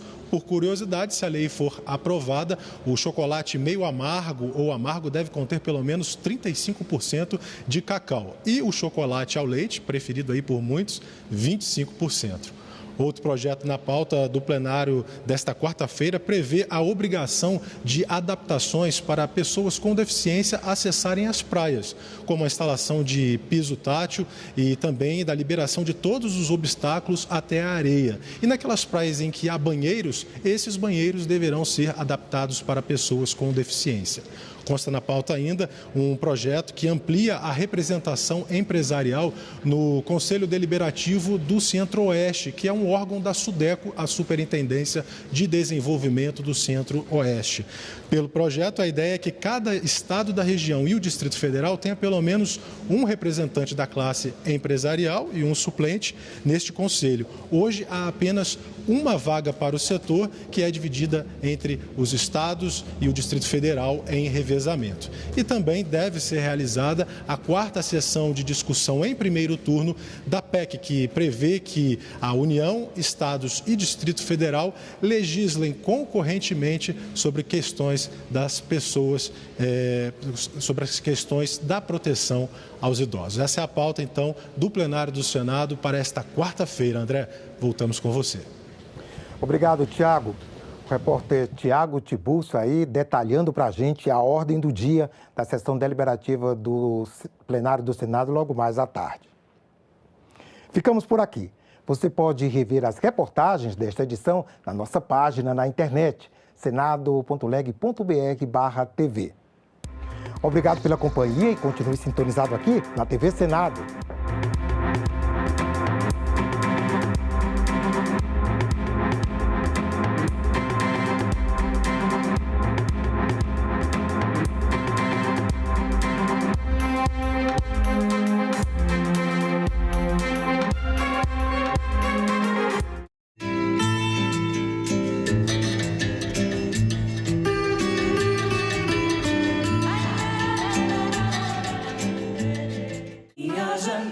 Neste Dia do Trabalhador, uma programação especial. Vou trabalhar, meu bem querer. O que é que tem que fazer é mudar essa CLT. Mudou muita coisa. E espero que mude mais ainda. Deixe bom, eu vou trazer. Meus companheiros também vão voltar. Nesta quinta à noite, aqui na TV Senado. O modelo de racismo brasileiro, que é completamente diferente do modelo de racismo nos Estados Unidos. Nos Estados Unidos, basta você ter uma única gota de sangue africano, 99 de sangue europeu. Se alguém souber, você simplesmente considerar como negro. O racismo nos Estados Unidos cria união entre os mestiços, enquanto o nosso modelo aqui desune. Desune porque quer separar os mestiços dos negros. Os mestiços também são descendentes de branco, de negro, de indígena, né? que se misturaram. Mas se você discriminar na sociedade, na hipótese de que os mestiços são discriminados por causa da negritude, não são discriminados por causa da branquitude. Então ele tem que assumir sua negritude, né? como bandeira de luta. Aqui as fossas, quando enche, transborda, fica vazando pela rua. É muito triste você ir para a escola todo sujo, por ter contato diretamente com o lixo. Uma mudança legislativa em 2020 que introduziu novas metas para a universalização do saneamento. A gente traz uma legislação que saneamento básico vai ser reconhecido também como direitos sociais. Em discussão, nesta quinta, 20h, aqui na TV Senado. Registrar um aumento significativo no número de passageiros internacionais. Nós tivemos no ano de 2024 um crescimento no turismo internacional brasileiro em 14% e tivemos um crescimento de passageiros internacionais em torno de 17%. Importante registrar que nós tivemos nos 4 anos anteriores, se vocês pegarem 2019, 2020, 2021 e 2022, nós tivemos 1,5 bilhão de investimentos. Em 2 anos do governo atual, nós tivemos um investimento de 700 milhões e agora, 25, 26, nós vamos investir mais 1,2 bilhão de reais. Lamentavelmente, o transporte aéreo do Brasil, cada dia que passa, presta de mal a pior. Na medida que nós, lá de Mato Grosso, sobretudo ali da região do Grande Cuiabá, que congrega mais de 1.200.000 habitantes, temos muita dificuldade em relação aos voos. Nós estamos vivendo um momento no Brasil onde o número de companhias operando já é muito pequeno, ou seja, nós temos nesse momento, 3 companhias operando e uma delas ou 2 delas em processo de fusão, ou seja, reduzindo, né, a oferta de empresas no Brasil. Eu defendo que o Brasil possa ampliar a quantidade de novas companhias aéreas. Eu acho que esse caminho da fusão não é saudável para o setor da aviação brasileira, porque quando eles tomaram essa decisão de poder começar a conversar, não se tinha uma linha de crédito que hoje nós estamos implementando no país. Nós vamos aportar nas companhias aéreas brasileiras, naturalmente crédito, quase 4 bilhões de reais. O professor é o principal instrumento, é insubstituível. Pode botar quantas máquinas quiser. Mas a valorização dos professores ainda é um grande desafio também para o país. A obrigação do MEC é atualizar o valor do piso todo ano. Mas quem paga são os estados e os municípios. Aí começa a confusão. Salão Nobre, hoje, 8 horas da noite, aqui na TV Senado. Olá, eu sou a Carla Benevides e este é o programa Argumento. Senadores analisam o fim da reeleição para prefeitos, governadores e presidente da República, além da unificação das eleições municipais com as eleições gerais. Uma proposta de emenda à Constituição nesse sentido está em discussão na Comissão de Constituição e Justiça e a gente conversa a partir de agora com o senador Marcelo Castro, do MDB do Piauí, que é o relator dessa proposta. Senador, obrigada pela sua presença. Prazer grande estar no programa aqui com você, Carla, mais uma vez.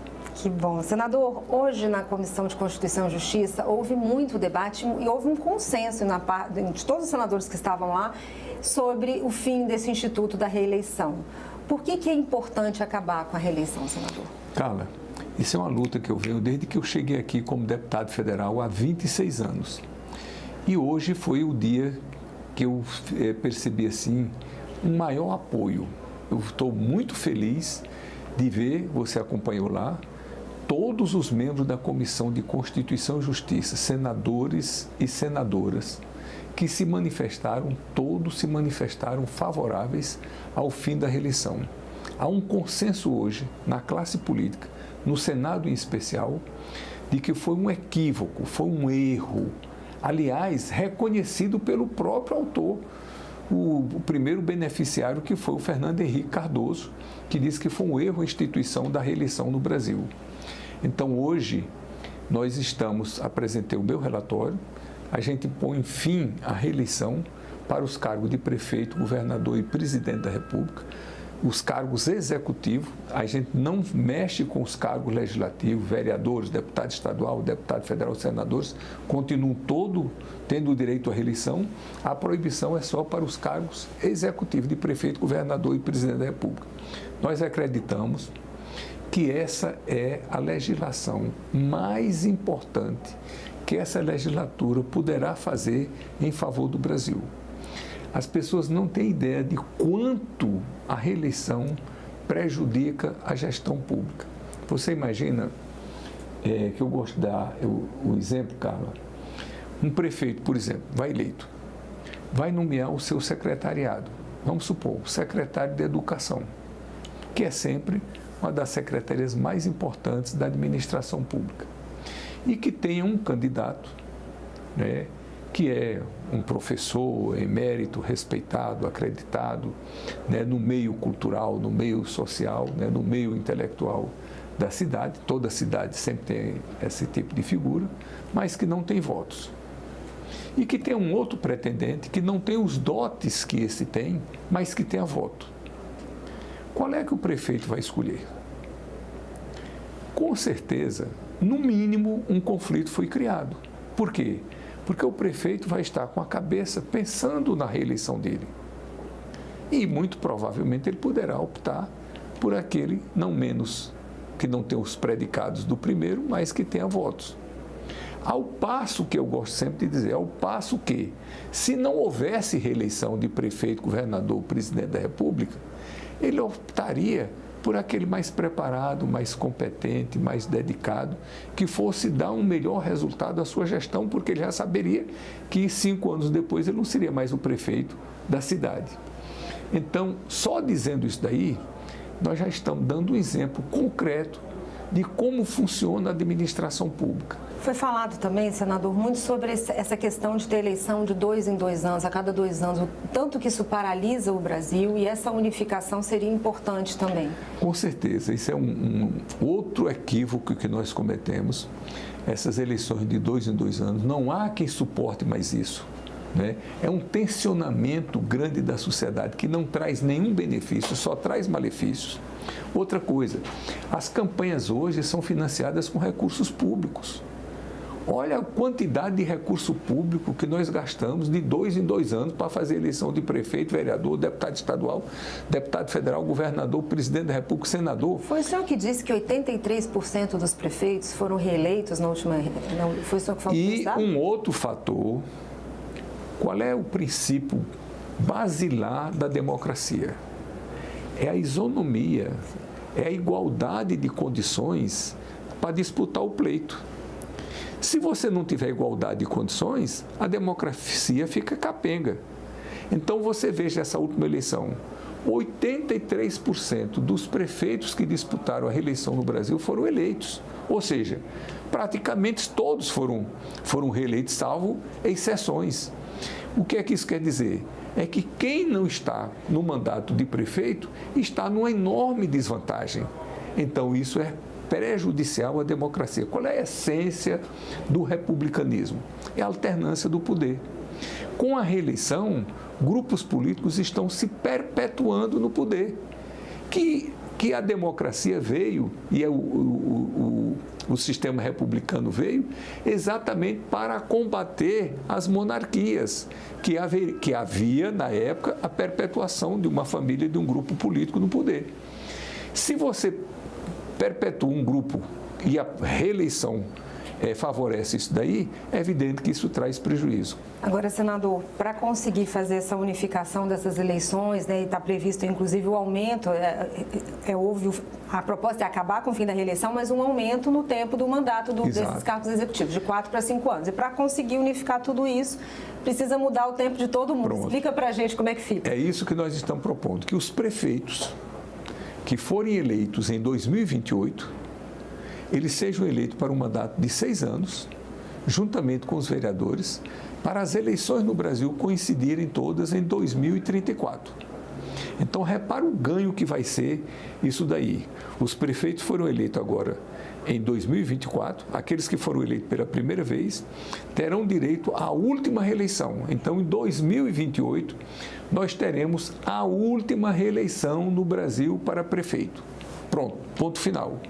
Aí sobra o quê? Governador, presidente da República, que vai ter a eleição agora em 2026, 2030, 2034. Então, o que é que nós estamos propondo? 2026, quem for eleito teria direito à última reeleição em 2030.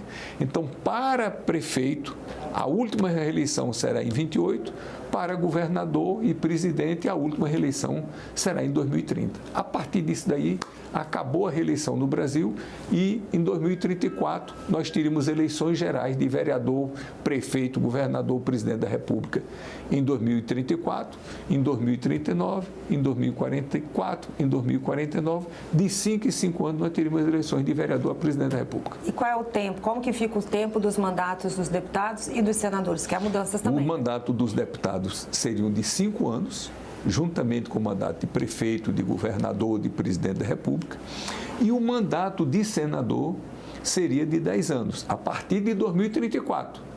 Por exemplo, eu vou disputar o meu mandato agora em 2026. Se eu for reeleito, não será por 10 anos, será por 8 anos, do jeito que é agora.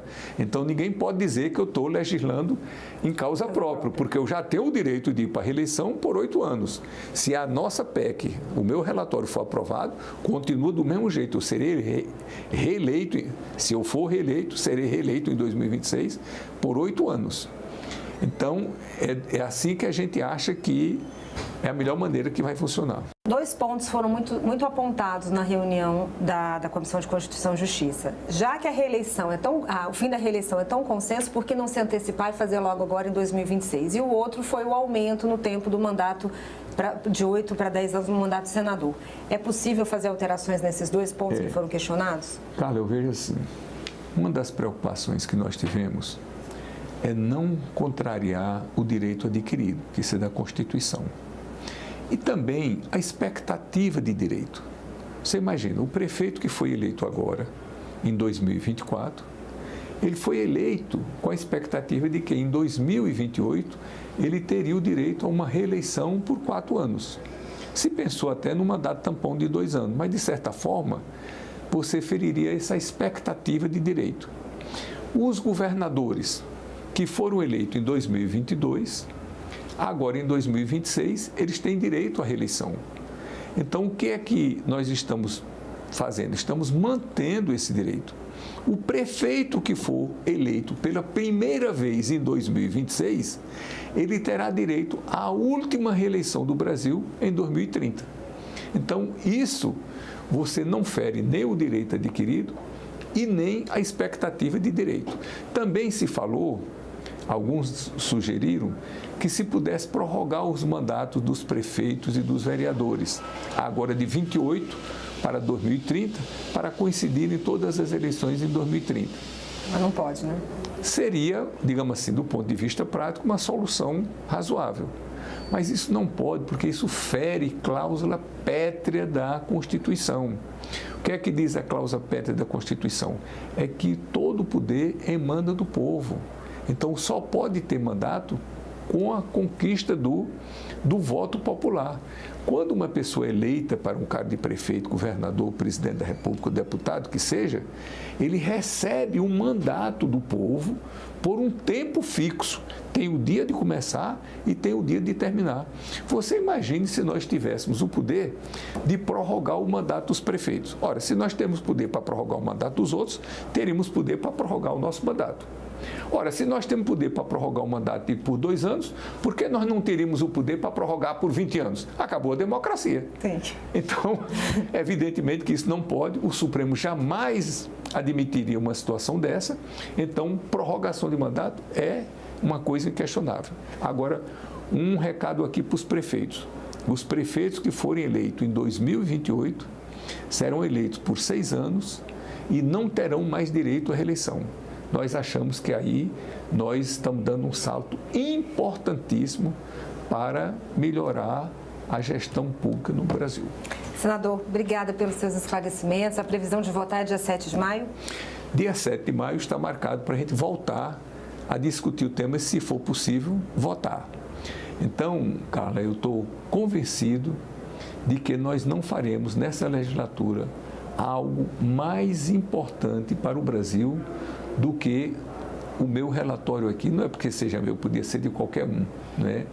Do que por fim a reeleição para cargos executivos de prefeito, governador, presidente da República, colocar mandato de 5 anos para todo mundo, porque não tendo reeleição, 4 anos seria um tempo muito exíguo, e coincidindo todas as eleições num dia só. Nós acabaríamos com esse tensionamento, acabaríamos com esses desvios que temos, daríamos mais equidade e isonomia na disputa eleitoral e viveríamos um sistema eleitoral mais civilizado, mais equitativo e mais justo para todos. Obrigada, senador, pelos seus esclarecimentos e sucesso aí na votação da proposta. Muito bem.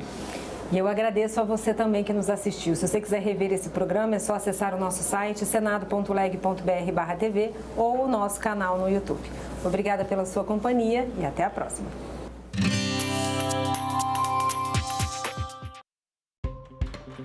Quais os impactos da internet no comportamento dos jovens? Como educá-los para o uso das tecnologias? qual o papel dos responsáveis?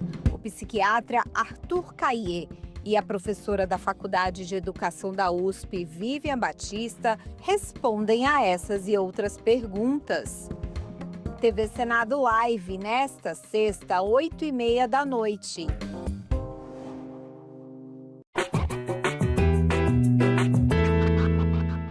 O Senado brasileiro foi criado pela Constituição de 1824, mas havia um problema. Em que lugar os senadores iriam se reunir?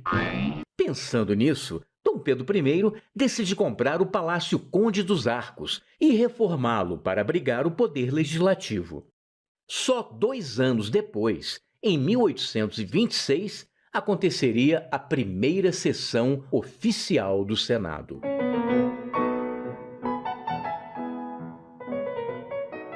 Depois de quase 100 anos, os senadores ganhariam uma nova casa, o Palácio Monroe.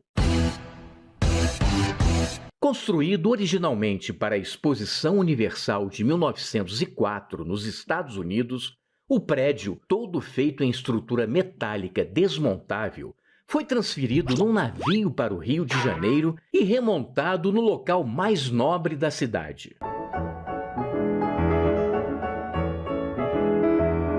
O Monroe acabou se tornando um cartão postal do Rio e uma referência histórica de um período político bastante conturbado. Em 1960, com a inauguração de Brasília, o Senado passou a ter um novo endereço. A cúpula côncava de Oscar Niemeyer trouxe ousadia e modernidade à tradição democrática, sugerindo ponderação e equilíbrio em suas formas. Mas nem tudo são flores. Se o Palácio Conde dos Arcos hoje é a Faculdade Nacional de Direito, o Palácio Monroe foi quase apagado da nossa memória quando o ex-presidente Ernesto Geisel mandou demolir o prédio para construir um chafariz e um estacionamento subterrâneo. Objetos históricos foram perdidos ou vendidos pela empresa demolidora, mas a memória ainda permanece nos resquícios preservados pelo Senado.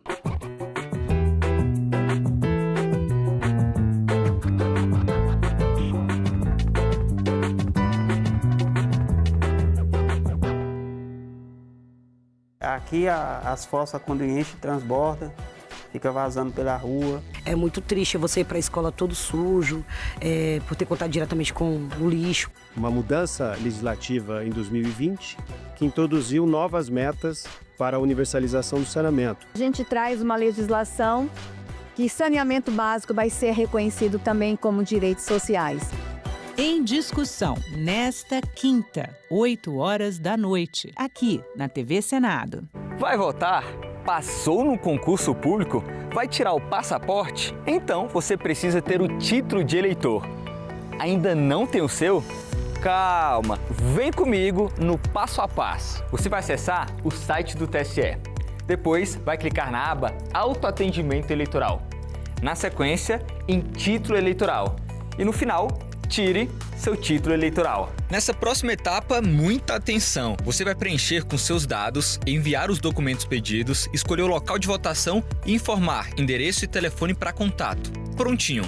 Depois, você recebe o número de protocolo para acompanhar a solicitação. E para isso, é só acessar o site, ir em Autoatendimento Eleitoral e depois clicar na aba Acompanhe uma solicitação. Importante, antes de receber a primeira via do título, você tem 30 dias para ir ao cartório eleitoral cadastrar a biometria. Consulte o TRE do seu estado para ver como funciona o agendamento. Lembrando que dá para tirar o título de eleitor com 15 anos, desde que você complete 16 antes das eleições. E militares em serviço obrigatório não podem emitir o documento. Então já sabe, né? Corre para tirar o título de eleitor.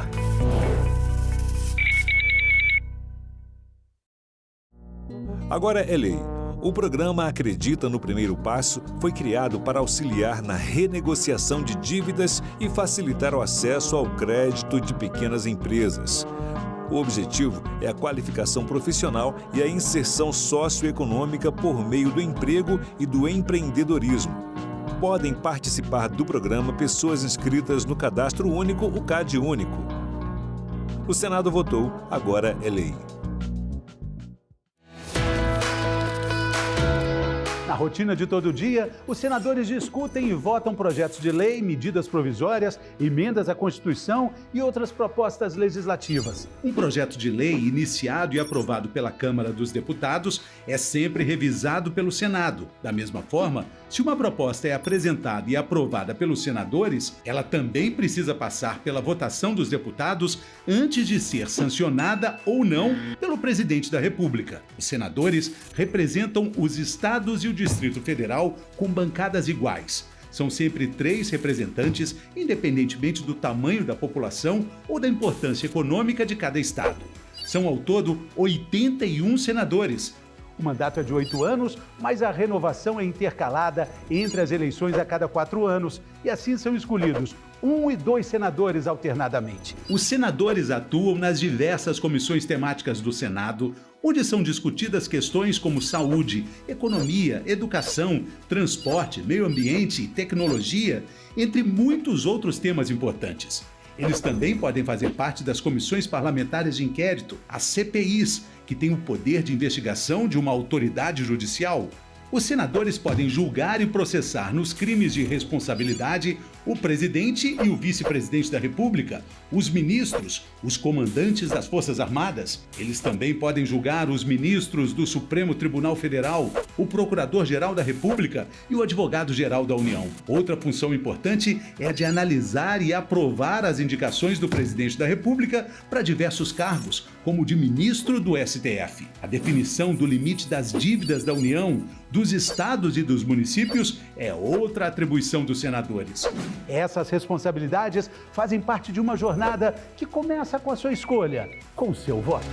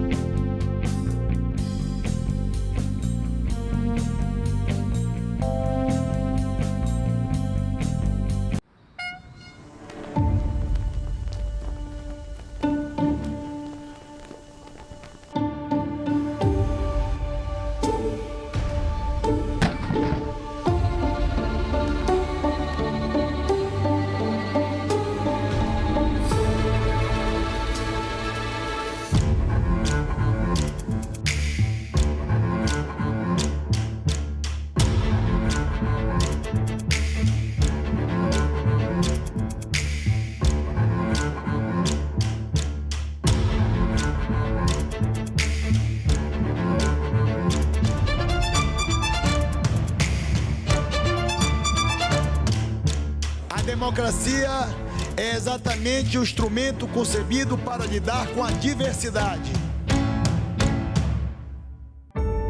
TV Senado. Democracia todo dia.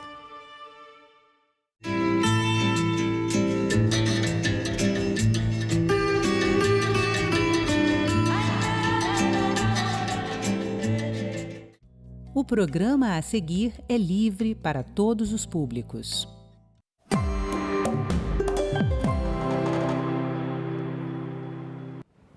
Até 2026, as empresas privadas serão responsáveis pelos serviços de água e esgoto na metade dos municípios brasileiros.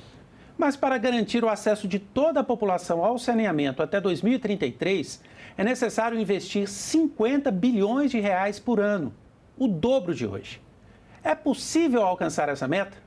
Nós vamos conversar sobre isso com o Fernando Vernalha, que é doutor em Direito do Estado, especialista em PPP. Tudo bem, Fernando? Tudo bem. Muito obrigado. Especialista em projetos de concessão.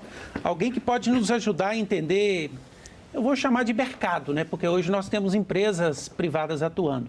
Como eu falei aqui no início, Fernando, até o ano que vem, 50% dos serviços vão ser executados por empresas privadas. Isso é muito, é pouco, se nós tomarmos como referência o marco do saneamento, que foi aprovado lá em 2020, essa evolução está rápida ou está lenta? Eu acho que esse é um processo, né, de ampliação da participação privada. Antes do novo marco, nós tínhamos apenas 6% de operação privada no setor. Hoje temos aproximadamente 30%, o ano que vem podemos chegar a 50 se todos os leilões, né, forem licitados e os contratos forem assinados. Então, acho que é um processo, a ampliação da participação privada, eu diria que é uma necessidade para a gente poder impulsionar a agenda de investimentos no setor.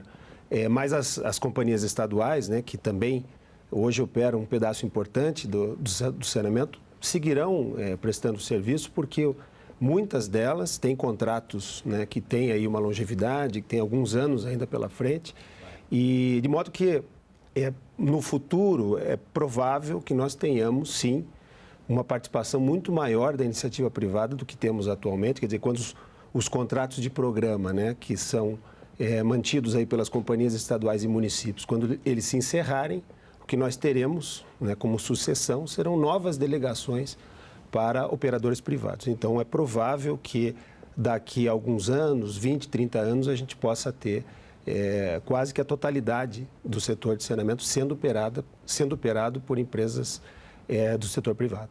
Nós teríamos hoje no Brasil regiões onde esse avanço está sendo mais rápido, ou estados, ou isso tem acontecido de forma homogênea? Não, o que nós temos tido, né, nos últimos anos são leilões regionais estruturados principalmente pelo BNDES, e esses leilões regionais eles acabam transferindo de uma vez só para a iniciativa privada um pedaço importante ali da operação de saneamento dos estados. Então, isso tem acelerado o processo, né? O saneamento, para lembrar, né, é um serviço local, de titularidade local, mas a nova legislação previu a regionalização como uma forma de agrupar municípios e possibilitar, né, os subsídios cruzados entre locais em que não há potencial econômico para gerar operações superavitárias e as capitais, os maiores municípios que têm um potencial de gerar operações superavitárias. Por meio da regionalização, a gente consegue viabilizar esses subsídios cruzados. E eu acho que nós temos tido sucesso em estruturar leilões regionais, né, operações regionais de saneamento. Isso tem acelerado o processo. Mas, enfim, eu acho que é um processo, nós vamos ter que... A gente está enfrentando, nesse momento, uma série de desafios, né, relacionados a todas essas agendas que se originam do novo marco legal, inclusive a agenda de regionalização. Ela não é simples, né, na prática, porque envolve toda uma necessidade de articulação política entre estados e municípios, que a gente sabe que não é algo trivial. Mas, assim, acho que temos avançado. O meu prognóstico é que a gente vai conseguir, sim, nos próximos anos, ampliar bastante o investimento privado no setor, embora seja muito desafiador, né, alcançar as metas legais até 2033. Vamos ver esse investimento? Separei aqui alguns dados para você nos ajudar a analisar esse processo, né, de como que nós temos investimento desde que o marco do saneamento foi aprovado. Vamos ver, então, a nossa arte aqui. Bom, em 2020 houve 4 leilões com 7,8 bilhões de investimentos. 2021, bastante investimento, menos leilões. 2022 foi crescendo.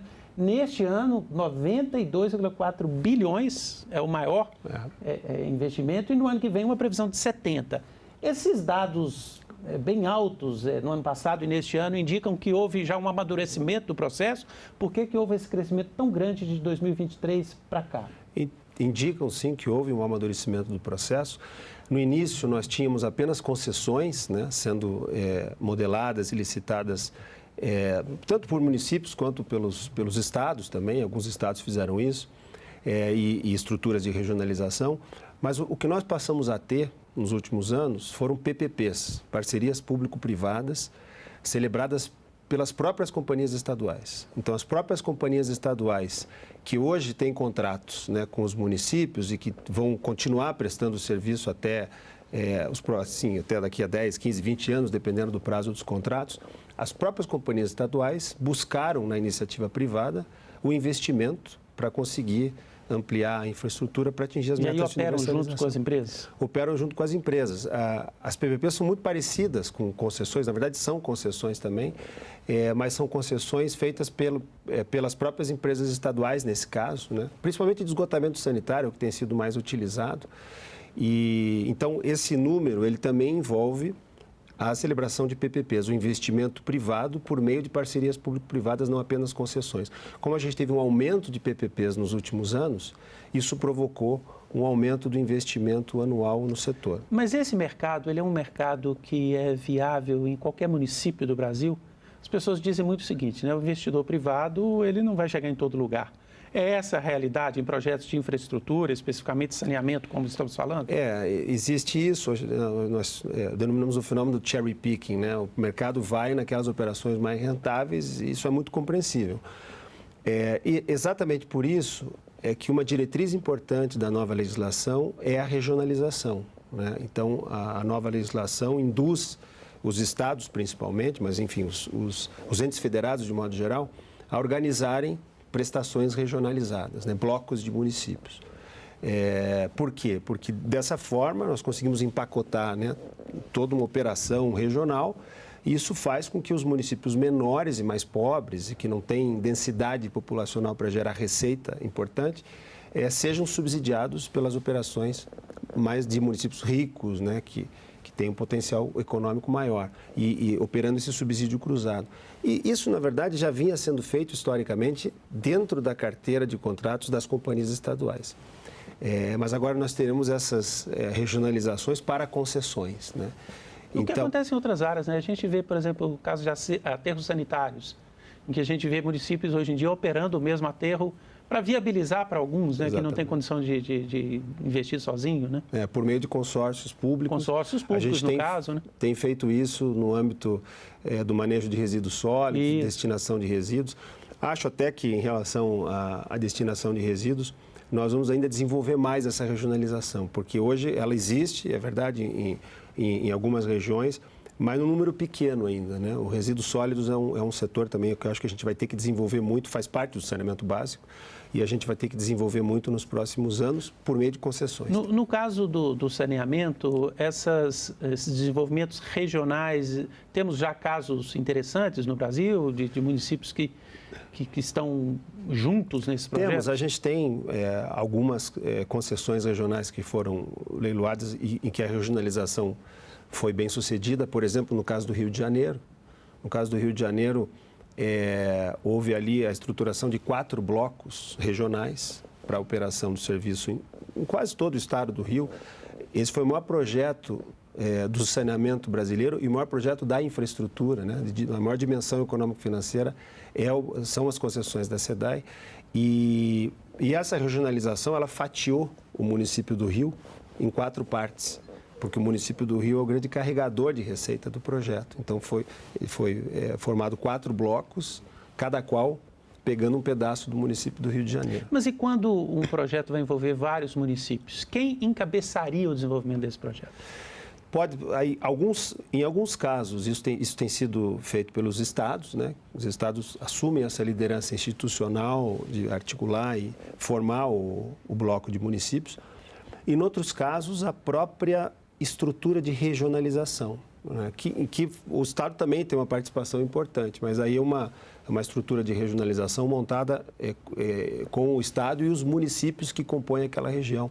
E há uma governança interfederativa que é montada para que as deliberações possam ocorrer ali no âmbito da região. A forma mais adotada pelos Estados tem sido a microrregião, né? Que é uma estrutura de regionalização criada por lei complementar e de adesão compulsória pelos municípios. Então é compulsório. É compulsório, mas o Estado tem ali uma participação que não compromete a autonomia municipal, né? Inclusive, essa já foi uma discussão que foi julgada pelo Supremo Tribunal Federal. A gente tem um precedente importante e, regra geral, a gente tem visto que os estados ali respondem por 40% do poder decisório da região. Os estados têm as companhias de saneamento.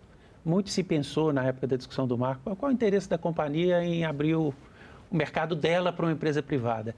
Pelo que você está me falando, isso não aconteceu e já hoje uma clareza dos estados e das companhias de que é impossível que elas sozinhas atendam a população. Exatamente. E tem outro dado também, né? Uma das mudanças importantes trazidas com o novo marco legal é a necessidade de prévia licitação para a prestação do serviço de saneamento básico, né? Pré-licitação e formalização de contrato de concessão. Então, os contratos de programa, né, que foram o meio aí utilizado pelas empresas estaduais para a prestação do serviço de saneamento, que não dependia de licitação, não poderá mais ser utilizado. Então, ao final do prazo dos contratos atuais, dos contratos vigentes, as companhias estaduais, né, em princípio, não poderão celebrar novos contratos de programa, né? Então, elas tenderão a perder valor ao longo do tempo.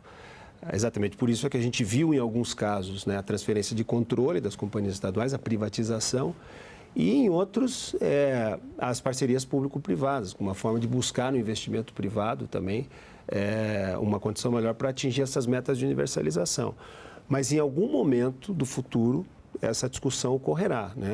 É uma discussão acerca da venda das ações das companhias, porque ao final desses contratos as companhias estaduais não poderão mais, claro que elas poderão disputar licitações, como as empresas privadas fazem, e adjudicar novos contratos, mas elas não poderão contratar diretamente com os municípios. Você falou de universalização, a meta era universalizar esse serviço até 2033.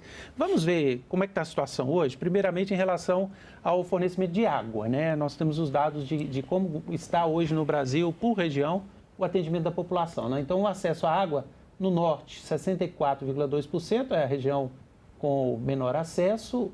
No sul, chegamos a 91%. Água, a situação é menos crítica, mas vamos passar daqui a pouco, na próxima arte, para a gente ver o acesso ao esgoto, né? O tratamento de esgoto, o esgotamento sanitário. A gente já pode mudar a arte para ver também como que está o acesso a esgoto. Esse aí é o acesso à água. Por que o acesso à água... Temos aí o acesso ao esgoto, antes de a gente falar, né? Olha, apenas 14,7% no norte, sudeste com 80,9%, o sul, que está muito bem no acesso à água, também no acesso ao esgoto, menos da metade da população. Do ponto de vista de investimento, de infraestrutura, há uma explicação para o acesso à água estar em situação melhor do que o acesso ao esgoto? O esgotamento sanitário é um sistema mais difícil de ser implementado. E tem ficado para trás, infelizmente, historicamente. Aliás, a falta de esgotamento sanitário, né, tem sido um problema gravíssimo. Inclusive, nós temos dados muito preocupantes, né? Em 2024, 11.544 pessoas morreram por doenças relacionadas ao saneamento básico. Isso representa um custo também, né? Aquilo que você está deixando de investir na infraestrutura gera um custo na Primeiro, saúde. assim, é um problema gravíssimo. Social, né? Isso aí inviabiliza o direito à vida, claro. A falta de saneamento básico. Em segundo lugar, o direito a uma vida digna também, porque ninguém vive dignamente sem ter acesso a saneamento básico. Além do que, há, logicamente, repercussões no orçamento importantes, né? Inclusive no custeio da saúde pública. Estima-se que a partir da universalização do saneamento a gente consiga ter uma queda de aproximadamente 70% das internações por doenças relacionadas à falta de saneamento básico. Isso vai provocar, ao longo do tempo, uma redução importante no orçamento da saúde pública. Então, claro que o investimento em saneamento tem uma série de externalidades positivas, e é por isso que ele precisa ser feito de forma urgente, né? Mas acho que a gente está criando as condições para isso, né? Mas pelo que eu vejo desses dados que a gente acabou de ver, essa meta é muito difícil, né? Para não dizer inviável, porque há um gap muito grande ainda para que toda a população tenha acesso. Eu não acredito que a gente vai atingir essa meta até 2033. Acho que a meta é muito arrojada, dada a conjuntura atual, né, a circunstância atual, porque a gente está vendo que é uma série de desafios, né? Cada uma dessas agendas que foram originadas com o novo marco enfrenta ali seus desafios. Mas acho que a gente está no caminho certo, né? Isso é importante. Acho que a nova legislação, o novo marco legal, tentou criar as condições, e acho que foi bem sucedido nisso, para que os atores aí do setor, né, prestadores, reguladores e governos, possam impulsionar essas agendas aí que são instrumentais ao atingimento da meta de universalização. Acho que a principal agenda é a agenda de investimento privado, né? São as concessões e PPPs. É isso que vai fazer a diferença porque a gente precisa desse volume imenso de investimentos a que você se referiu, né? 50 bilhões anuais por ano. Isso representa mais do que dobrar o investimento aí dos últimos 5 anos em saneamento básico. Então, isso não vai ser simples, né? Mas acho que o importante é que a gente está no caminho certo. Você falou, né, da agenda das PPPs, e eu me lembro quando o marco foi discutido aqui no Congresso.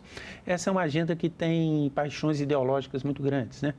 Verdade. Naquela ocasião, um grupo grande de parlamentares e até de governos. Normalmente, os políticos que estão no espectro mais da esquerda tendem a ser refratários a qualquer processo de concessão ou privatização. Mas eu acho que o desenvolvimento demonstrou-se bastante acelerado. Essa poeira baixou? Qual que é a sua avaliação que faz? De fato, essa questão ideológica, ela é prejudicial ao investimento? Ou também nisso nós amadurecemos desde a aprovação do marco? Eu acho que a gente vem amadurecendo. No setor de saneamento, especificamente, a gente amadureceu muito. Isso não acontece em outros setores.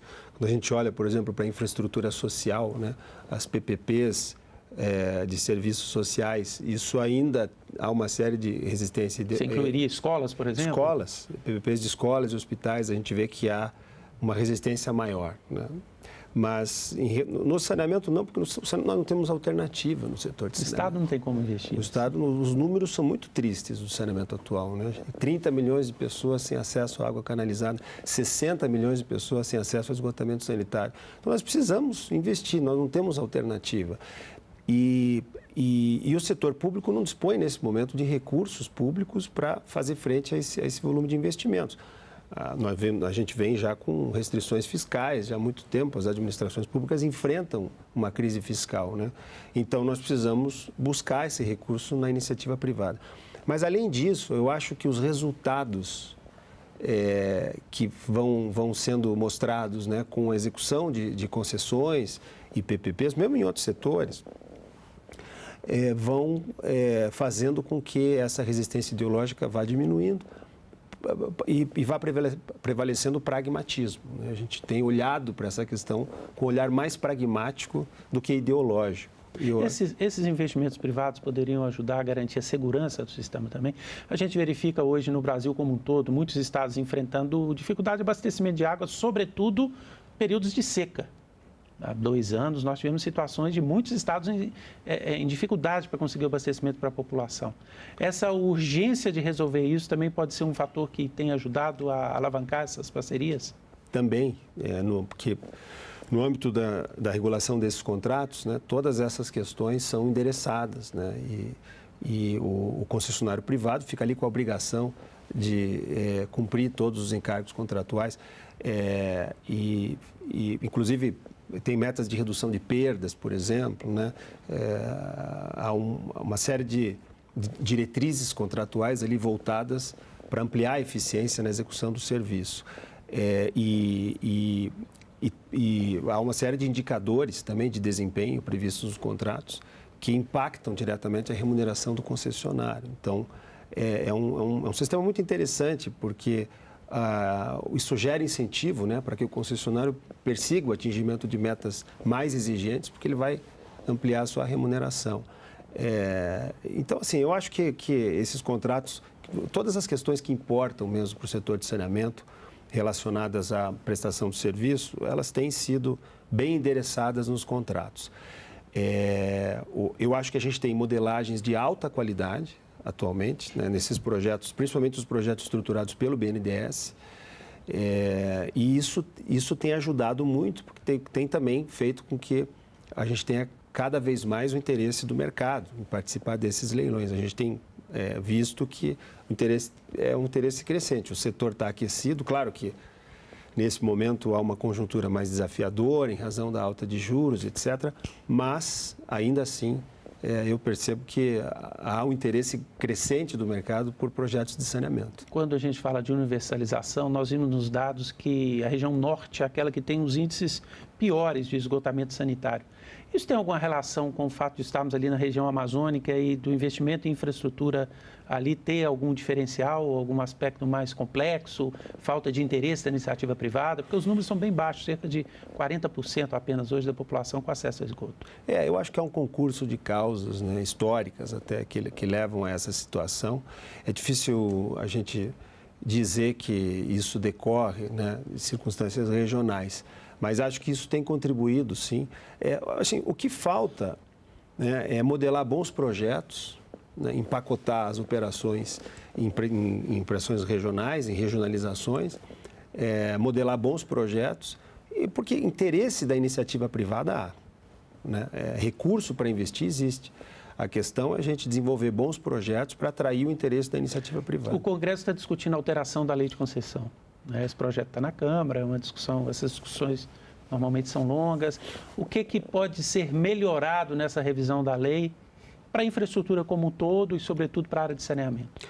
Olha, a nossa lei de concessões é de 1995. Ela faz 30 anos esse ano. E é uma lei muito bem feita, uma lei que tem funcionado bem historicamente, mas é uma lei minimalista. Uma lei que tem mais conceitual, tem poucos artigos. O que nós tivemos nesses 30 anos, né, principalmente nos últimos anos, foi o desenvolvimento de uma série de novas soluções contratuais, regulatórias, que surgiram da prática das concessões, né? A gente tem hoje um dos programas mais robustos do mundo de concessão e parceria público-privada. Então, a gente desenvolveu muito isso, principalmente no âmbito prático. E o que acontece é que todas essas novas soluções não têm respaldo nessa legislação de 1995.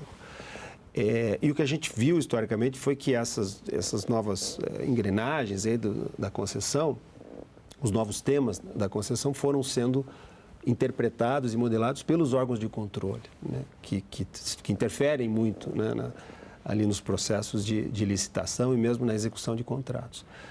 Então, esses temas foram modelados da perspectiva do controle e não do regulador. Então, eu acho importante que a legislação seja atualizada para, enfim, tratar de todos esses temas surgidos da prática das concessões nos últimos anos, que são práticas regulatórias e contratuais importantes, né, para o desenvolvimento desses empreendimentos de concessão. Então, está na hora, sim, da gente atualizar a legislação.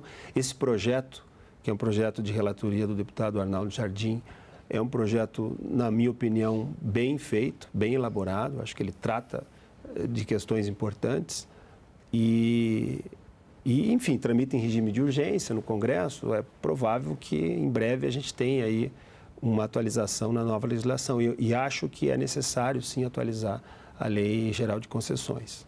Fernando, obrigado pela entrevista. Eu aqui agradeço, fico sempre à disposição.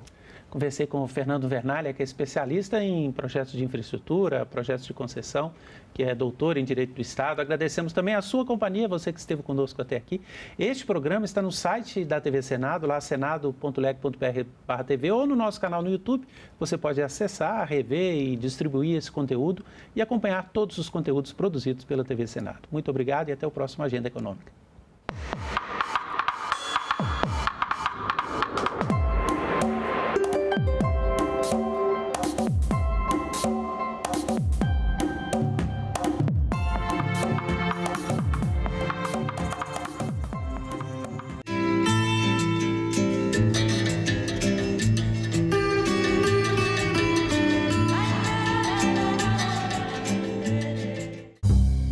O professor é o principal instrumento, é insubstituível.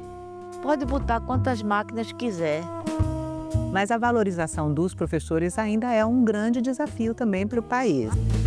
A obrigação do MEC é atualizar o valor do piso todo ano. Mas quem paga são os estados e os municípios. Aí começa a confusão. Salão Nobre, hoje, 20h, aqui na TV Senado. Se você acha que eu desempenho um bom trabalho, é uma forma de provar que existem outras pessoas iguais a mim. Não adianta a gente colocar todo mundo para dentro se a gente não tem nenhum diretor sênior, nenhum gerente sênior, nenhuma pessoa em cargo de liderança que possa inspirar as outras e que a gente possa mostrar através do exemplo. É absurdo você chegar num lugar e não ter nenhuma pessoa negra. Quando eu apareço no espaço, quando eu vou fazer uma palestra, quando eu ganho um prêmio, se eu faço isso, a Badu, a filha da Rê, vai sonhar que ela pode também. É isso. Ela vai sonhar que ela pode ser a dona da empresa, ela vai sonhar que ela pode ser a presidente da empresa. E aí eu vejo um monte de gente comentando no Instagram, nossa, uma amiga minha, Liz, você saiu na Forbes, eu comecei a sonhar que eu posso também. Hoje, em cargos de liderança, se a gente olhar profissionais negros nas 500 maiores, são 4,6%, mas mulheres negras é menos de 0,5%. Então, onde a gente vai encontrar mais de nós? E hoje tem sido essa a minha missão, de trazer mais mulheres negras para esse espaço, mais mulheres negras em cargos de liderança, porque eu quero vocês mandando, não obedecendo. Que esta sessão sirva não apenas para relembrar o passado, mas para reafirmarmos o nosso compromisso com o futuro do Brasil, com o fortalecimento da democracia e com a busca permanente por um país mais justo e mais próspero para todos. O então senador José Sarney foi peça-chave para a transição democrática e para o nascimento da nova república. Ao romper com o extinto PDS, herdeiro da antiga Arena, partido que dera sustentação política ao regime militar, José Sarney se transformou no maior fiador da redemocratização, integrando a chapa presidencial de oposição ao lado de Tancredo Neves. O regime político da democracia plena, que Vossa Excelência participou da fundação, foi alicerçado em 2 pilares centrais.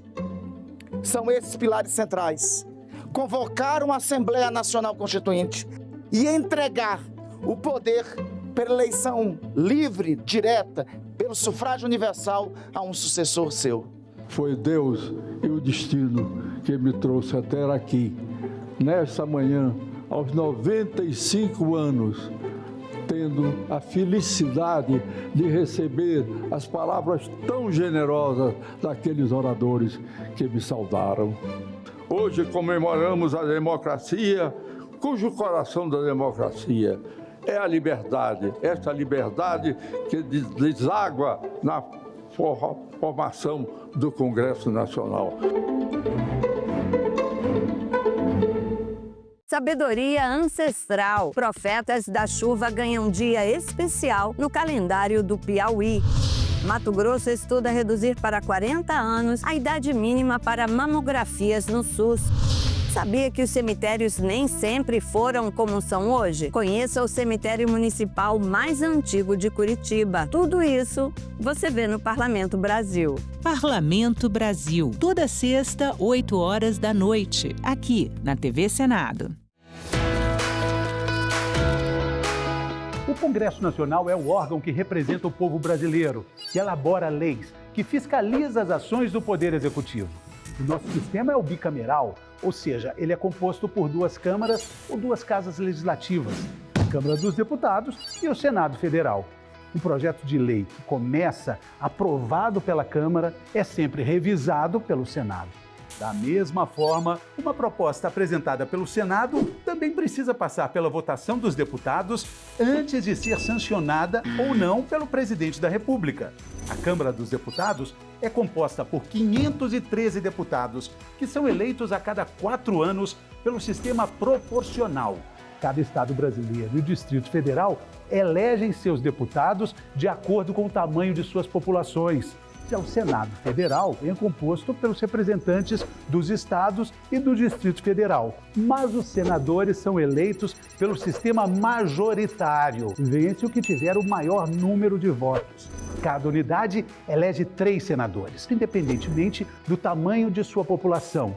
Isso garante uma representação mais equilibrada entre os diferentes estados e as diferentes regiões do Brasil. As 2 casas também possuem uma série de atribuições que são exclusivas. Por exemplo, os deputados podem autorizar, com a aprovação de 2/3 de seus membros, o início de um processo de impeachment contra o presidente da República. Mas são os senadores que julgam se o presidente sofrerá ou não o impeachment.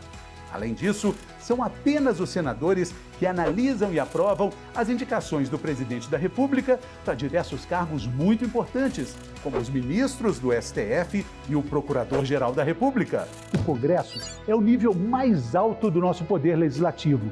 Escolha bem os seus representantes.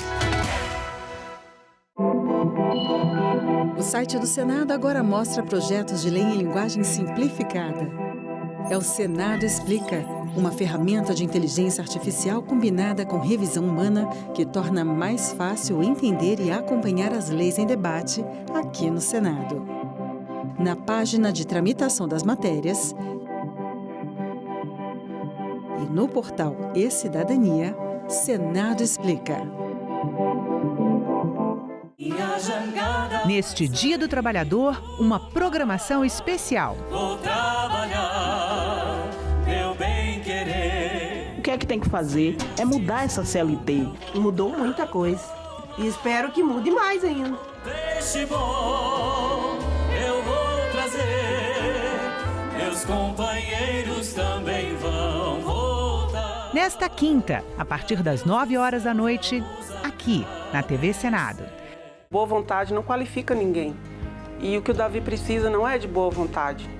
O Davi precisa, sim, de pessoas que estejam realmente preparadas, que entendam as demandas dele. O que é uma sobrecarga sensorial, o que é uma rigidez cognitiva. A Câmara Legislativa aprovou uma lei que exige formação específica para capacitar os educadores sociais voluntários e equipes escolares no atendimento a crianças e adolescentes com transtorno do espectro autista, síndrome de Down, altas habilidades e superdotação. Todo mundo tem acompanhado várias matérias nos jornais falando de pessoas com autismo que às vezes sofrem uma agressão na escola. E a gente entende da necessidade de promovermos essa capacitação. O que eu espero, e eu acho que é o sonho de todas nós, é chegar num local, numa escola, numa clínica, que não sejam os nossos filhos que tenham que se adaptar àquele local, mas que aquele local esteja realmente preparado, adaptado para receber esses meninos.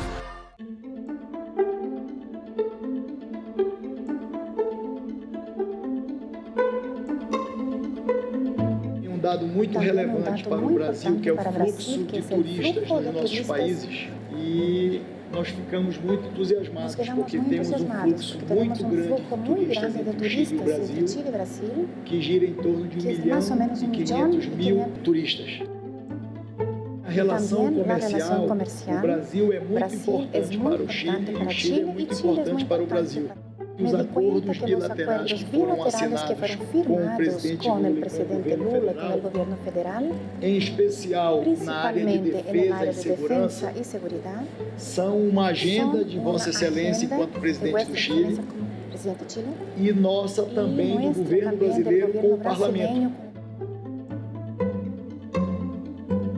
É o corredor bioceânico que vai unir cada vez mais os países da América Latina, em especial Brasil, Paraguai, Argentina e o Chile. É um projeto estratégico diante desses problemas de conflitos globais do comércio. Esses portos, eles levam as mercadorias até o continente asiático numa redução do tempo de viagem e de quilômetros marítimos, barateando o custo dos produtos. É uma alternativa de mercado que vai se abrir para toda a América Latina em função dessas situações que estão ocorrendo no mundo afora. Para nós, o Brasil é um sócio estratégico. E isto é muito importante, não só para o Chile e o Brasil, mas também para o Paraguai e a Argentina e para qualquer país que queira chegar rapidamente ao Pacífico. Aqui as fossas, quando enche, transborda, fica vazando pela rua. É muito triste você ir para a escola todo sujo, por ter contato diretamente com o lixo. Uma mudança legislativa em 2020 que introduziu novas metas para a universalização do saneamento. A gente traz uma legislação que saneamento básico vai ser reconhecido também como direitos sociais. Em Discussão, nesta quinta, 8 horas da noite, aqui na TV Senado. Olá, eu sou a Carla Benevides e está começando mais um programa Argumento. O Senado aprovou um projeto de lei que determina novas regras para o transporte aéreo de animais domésticos. A proposta é conhecida como Lei Joca, nome do cão que morreu durante um voo em abril de 2024.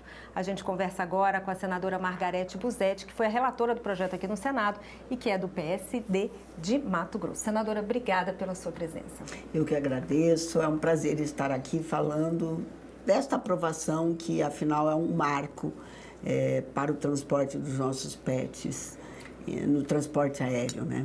Senadora, o transporte aéreo de animais domésticos não era obrigatório para as empresas aéreas. A partir desse projeto, eles tornam obrigatório, não é isso? Esse é o maior avanço da lei aprovada. Não existia a obrigatoriedade das companhias e agora sim existe a obrigatoriedade do transporte de cães e gatos na aviação. Como será feito esse transporte aéreo? Ele pode sim ser na cabine, né? Mas dentro da caixinha. Quem vai regulamentar isso, quem vai dizer isso, é o órgão regulador, que é a ANAC, que vai falar do peso, do tamanho.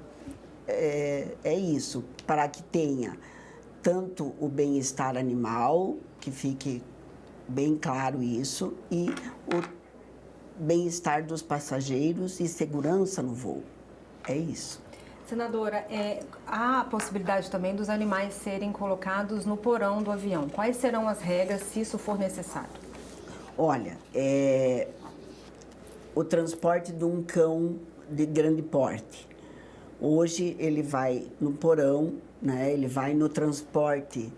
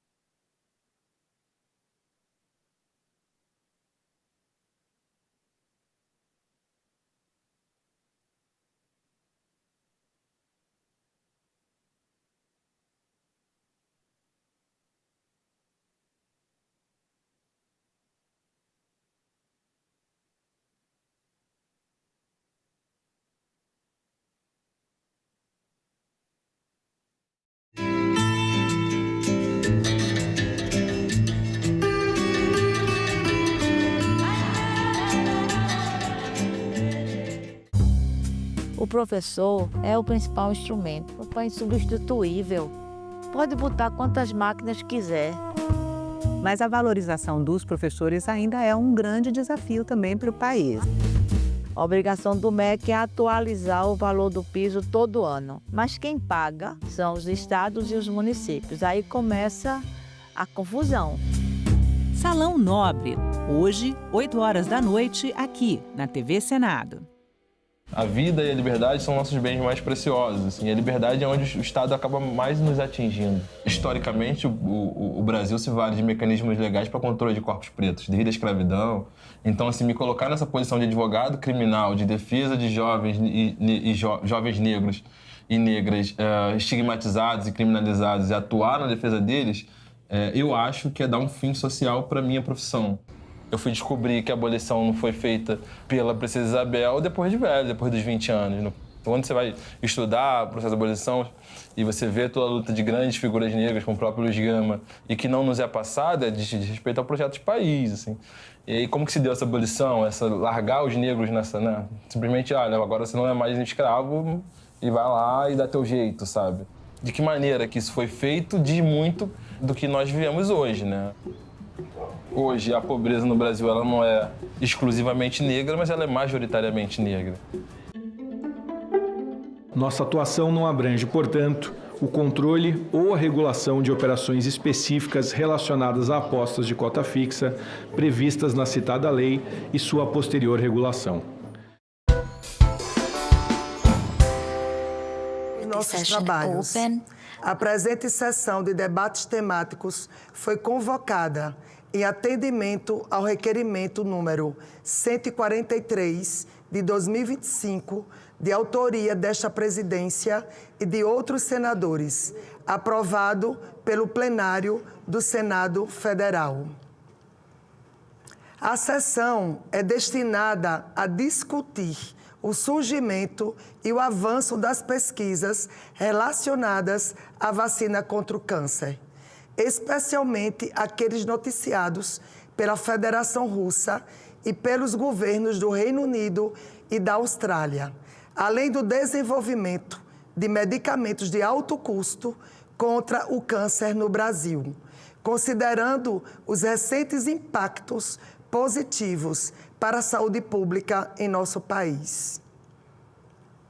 A presidência informa que essa sessão contará com a participação dos seguintes convidados: senhor Seth Sheatham, professor da Universidade de Queensland e líder de pesquisa em RNA mensageiro no Instituto Australiano de Bioengenharia e Nanotecnologia.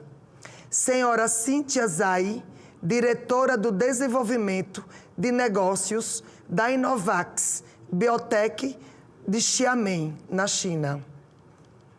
Senhora Ileana Freitas, coordenadora nacional de inovação, acesso a medicamentos e tecnologias para a saúde da Organização Pan-Americana de Saúde no Brasil, a OPAS-OMS. Senhor Leonard Lee, professor associado da Universidade de Oxford, na área de vacinas contra o câncer.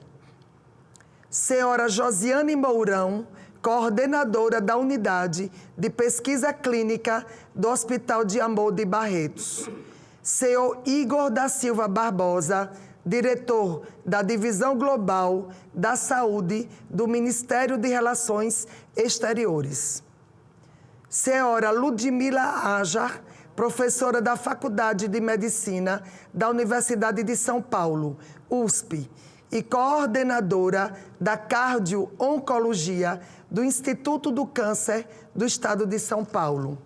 Senhor Fernando Maluf, membro do Comitê Gestor do Hospital Israelita Albert Einstein, professor livre docente pela Faculdade de Ciências Médicas da Santa Casa de São Paulo e diretor do Instituto Vencer o Câncer.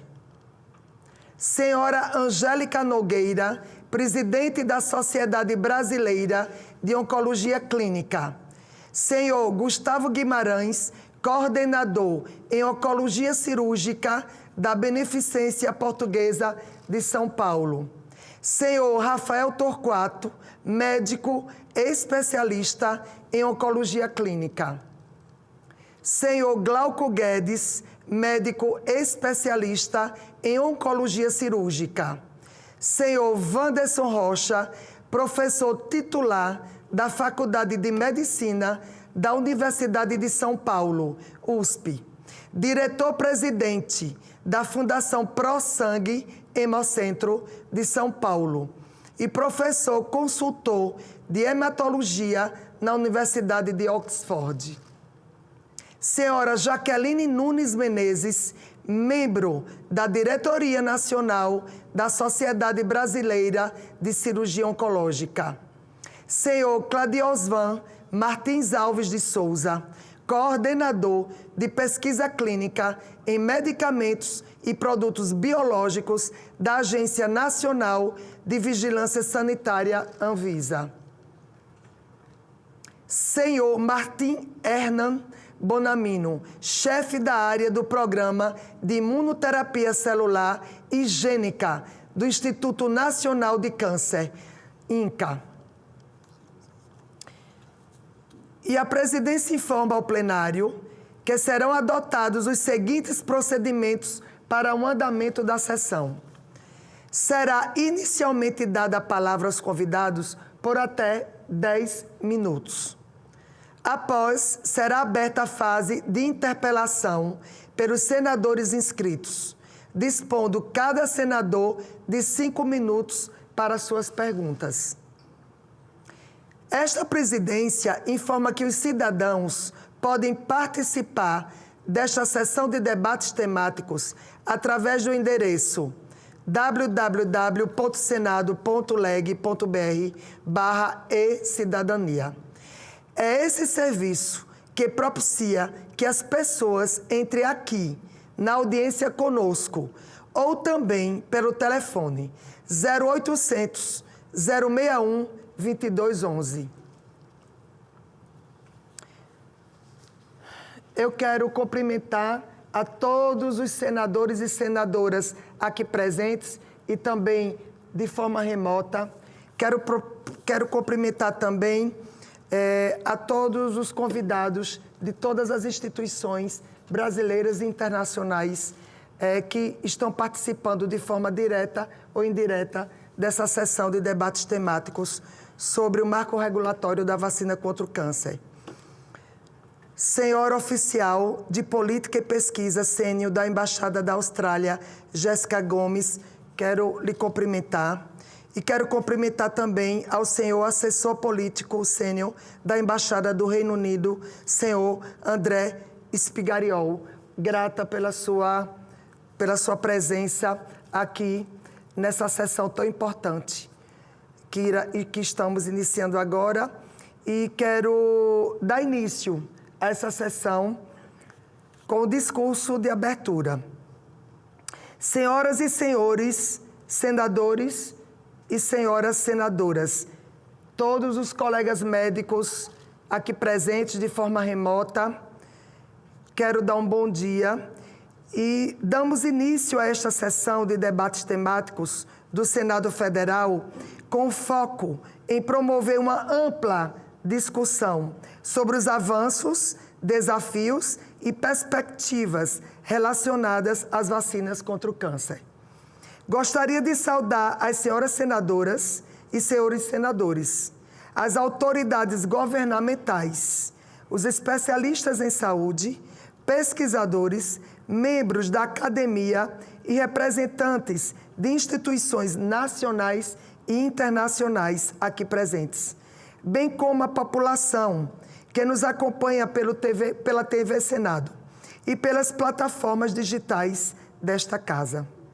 O câncer é um conjunto de doenças caracterizado pelo crescimento anormal e descontrolado de células com potencial de invadir ou de se espalhar por diversas partes do corpo. Trata-se de uma preocupação global de saúde pública e uma das principais causas de mortes no mundo. Segundo a Organização Mundial de Saúde, OMS, o câncer é responsável por aproximadamente 10 milhões de mortes anuais, tornando-se uma das principais causas de mortalidade no mundo. Entre os tipos mais comuns estão o câncer de pulmão, mama, próstata e colo retal, que juntos representam grande parte dos diagnósticos globais. No Brasil, em 2023, foram registradas 250 mil mortes por câncer, sendo aproximadamente 30 mil mortes causadas por câncer de pulmão, 20 mil por câncer de mama, 17 mil por câncer de próstata, 16 mil por câncer de cólon e 15 mil por câncer gástrico. Sou autora do marco regulatório da vacina contra o câncer. Projeto de lei número 126 de 2025 do Senado Federal.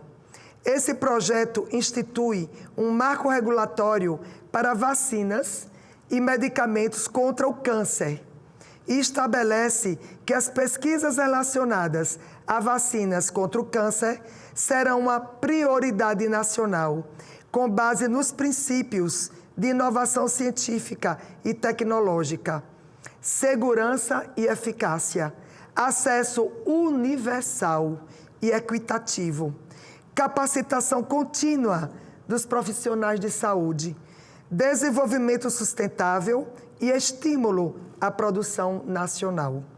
A nossa luta contra o câncer não é nova. O que é novo e que está a exigir nossa atenção imediata são alguns avanços recentes em termos de tratamento. Além de novos medicamentos e imunoterapias, como os inibidores de checkpoint imunológico, ouvimos falar cada vez mais de vacinas contra o câncer.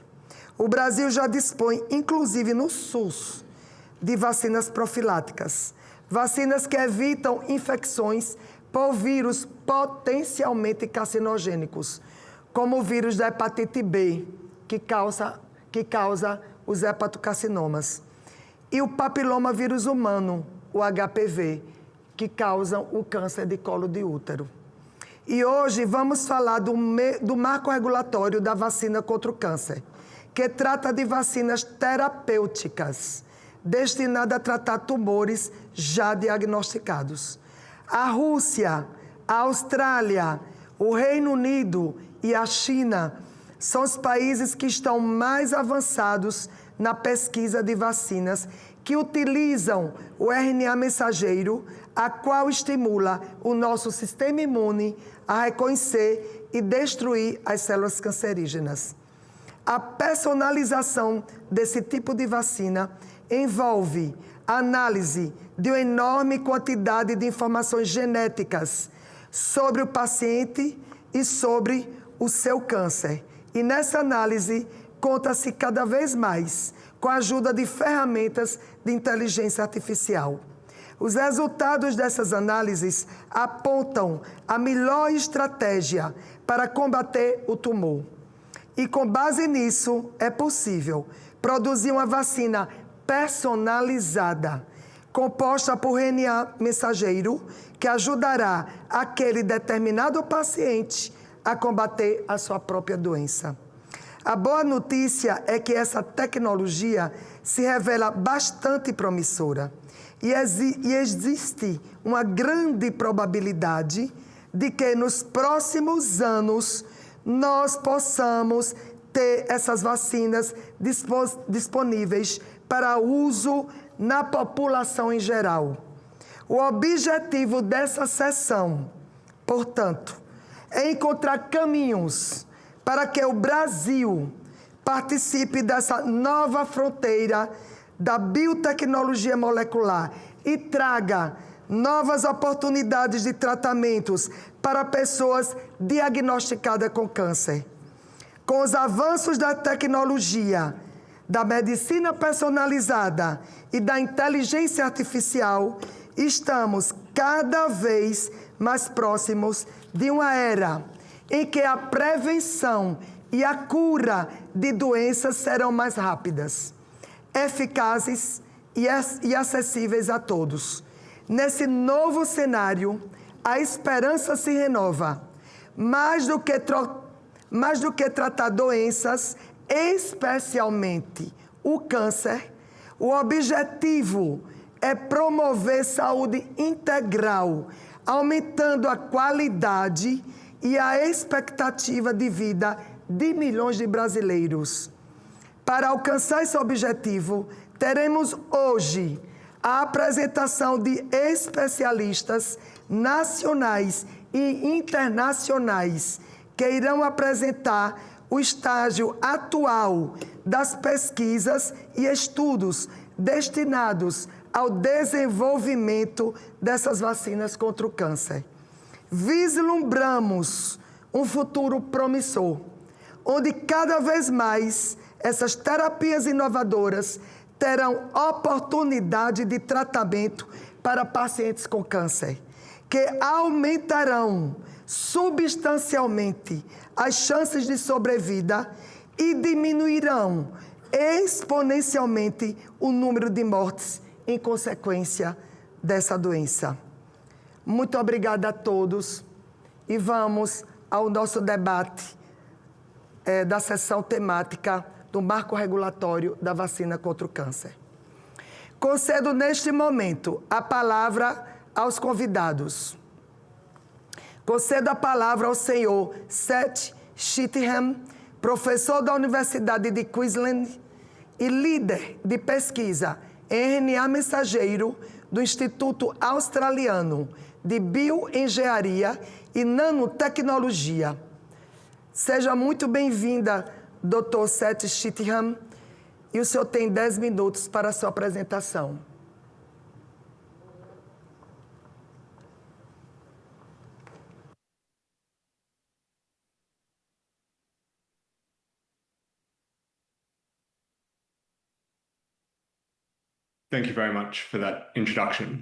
Muito obrigada por essa apresentação. Vocês conseguem me ouvir bem? Muito obrigada por essa apresentação e pela oportunidade de falar com vocês sobre o potencial transformador das vacinas contra o câncer. Então, eu faço parte de um grupo líder da Universidade de Queensland e nós temos uma perspectiva diferente sobre o desenvolvimento de vacinas contra o câncer, ok? Então, nós temos uma empresa que desenvolve essas vacinas. Então, eu vou querer começar conversando com vocês sobre como essas vacinas são desenvolvidas. Se vocês pensarem nas vacinas tradicionais, que estão tentando prevenir infecções ou doenças infecciosas, então nós temos exemplos disso, de vacinas contra a influenza, contra a Covid, mas a vacina do câncer é um pouco diferente porque ela está tentando provocar o sistema imune para reconhecer a diferença entre as células saudáveis e as células cancerígenas, ok? E a abordagem é diferente. Então, o vírus, ele é diferente de uma célula normal. Então, a célula do câncer só é um pouquinho diferente de uma célula cancerosa, né? Cancerígena. Então, ele tenta fazer o seu sistema imune, tentar identificar as diferenças, erradicar as células do câncer e poupar as células saudáveis. Então, isso é tentando fazer com que o seu próprio corpo possa lutar contra o câncer. E isso é uma abordagem totalmente diferente, né, de como o câncer atualmente é tratado. A maioria das vacinas do câncer usam a tecnologia do RNA mensageiro. Então, o RNA mensageiro é uma molécula, ok, que ela é usada para produzir moléculas específicas. Ajudando o sistema imune. Você pode usar essa tecnologia de mRNA, como foi para tratar a Covid-19. Algumas vacinas eram baseadas nessa tecnologia e a maioria, mas nem todas as vacinas do câncer usam essa tecnologia de mRNA. Ela tem muitas vantagens e ele pode ser fabricado bastante rapidamente. Então, você traz o tratamento para os pacientes muito mais rapidamente. A gente viu as vantagens da velocidade dessa tecnologia de mRNA. Essas vacinas de câncer de mRNA ativaram o sistema imune e mataram os tumores. Então, dois tipos principais de vacinas do câncer, falando mais amplamente, uma das quais é comprada diretamente das prateleiras, e essas vacinas, nas quais a molécula que vocês está tentando fazer o sistema imune reconhecer melhor, é uma que está presente em vários tipos de câncer. Então, você está criando uma vacina que pode ser usada por várias pessoas e até para diferentes tipos de câncer. Então, porque essas moléculas são compartilhadas dentre as pessoas. Então, a alternativa a isso são vacinas de câncer personalizadas, nos quais as vacinas são customizadas para cada paciente. E há vantagens e desvantagens para essas duas abordagens. Mas uma das questões maiores é que a vacina de prateleira pode ser produzida antes, você pode testar isso em qualquer paciente que tenha tipos específicos de moléculas, e a outra é feita especificamente para uma pessoa. Então, essas vacinas, né, de prateleira foram buscadas pelas pessoas muito agressivamente, e nós temos uma das empresas chamada BioNTech, ela está por trás de uma das vacinas contra a Covid. Então, eles têm muitos estudos, né, muitos estudos em fase 1 e 2 contra melanoma e câncer de próstata, e eles têm demonstrado resultados muito encorajadores. Então, Sessão Legislativa Ordinária da 57ª legislatura, que se realiza nesta data, 30 de abril de 2025. Vamos lá, passar para... Pela ordem, senhor presidente. Só um pouquinho, só um pouquinho, meu. A audiência pública interativa.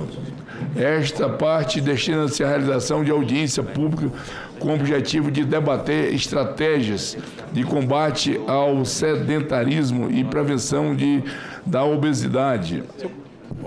Em atenção ao requerimento 4 de 2025, de autoria da nossa presidente senadora Leila Barros, convido para tomar lugar à mesa os seguintes convidados. A senhora Kelly Poliane de Souza Alves, coordenadora geral de Alimentação e Nutrição no Ministério da Saúde. Presidente, pela ordem, presidente. Rapidamente aqui. Só um pouquinho, deixa eu só formar a mesa aqui. Não, mas é justamente o seguinte. Nós chegamos 10h30 em ponto. Não, 10h30 eu comecei. Amigo. Pois é, mas foi a hora que a gente estava aqui, 10h30. A pauta foi investida? O senhor vai cancelar os requerimentos para chamar a CBF aqui? Não, é porque não tinha quórum. Não tinha quórum, estamos eu e o Plínio aqui. Nós não temos quórum. O senhor não esperou segundos. Não. São 10h32. São 10h32, o senhor vai esperar segundos. O senhor não estava presente no plenário. Não é questão de estar presente. 10h30 está marcada a reunião, senhor presidente. Nós estamos aqui 10h30. A minha assessoria, consultei minha assessoria, nós cumprimos o horário regimental e eu lhe peço em respeito ao nosso... Que horas é, por favor, a sessão? Que horas é a sessão? Já foi informado. Pergunta à assessoria. 10h32, presidente. 10h30. São 10. O senhor vai dizer por causa de 1 minuto? Não. Porque foi segundos que a gente não tinha quórum, senão eu tinha tocado. Eu não tinha quórum, nós tínhamos 4 parlamentares. Só para deixar bem claro, não é nada desrespeitoso aos senhores e senhoras, não, como ele está querendo dizer, tá bom? Não tem nada a ver. Nós não temos quórum ainda. Isso é falta de respeito, rapaz. Eu aguardei. Eu estou aqui desde 10 horas aguardando vocês. A sessão está marcada 10h30. E aguardei... 10h30 que era o horário. Aguardei. Nós não temos... Sim, mas o senhor devia dar uma tolerância. Dar uma tolerância, porque a CBF, o Brasil está todo comentando... para saber do presidente da CBF aqui, para esclarecer. Na próxima reunião, o requerimento estão aí. Tá bom, presidente. Muito obrigado. Eu só pedi um pouco de respeito. Então, hoje não serão deliberados requerimentos mais? Não. Nós vamos fazer audiência pública. Então, não inverteu? Não, nós íamos votar o requerimento. Os senhores não estavam aqui. Agora nós vamos fazer audiência pública, já chamei. Além de pegar a pernada, eu ainda sou faltoso. Tá bom. Abraço. Presidente, não tem nada de desrespeito com os convidados, que tenham maior estima com eles. Não, por favor, não inverta a situação. Nós não temos quórum. Não inverta a situação, mas o senhor podia esperar um pouco, não custava nada para a gente votar isso. Não temos quórum. Mas o senhor é o presidente. O senhor é o presidente. Muito obrigado.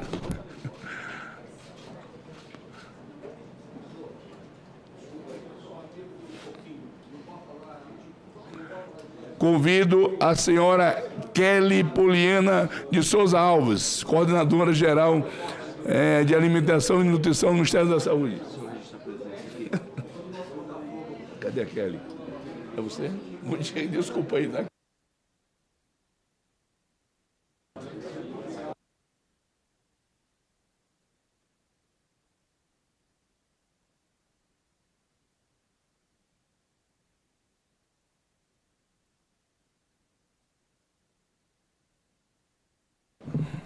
Senhor Cláudio Augusto Bosch, Bosch, presidente do Conselho Federal de Educação Física.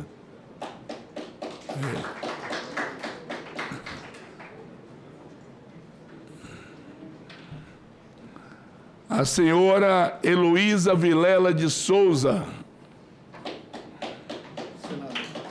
Oi, querido. A senhora Heloísa, que é vice-presidente do Conselho Regional de Educação Física da 1ª Região. Seja bem-vindo, viu?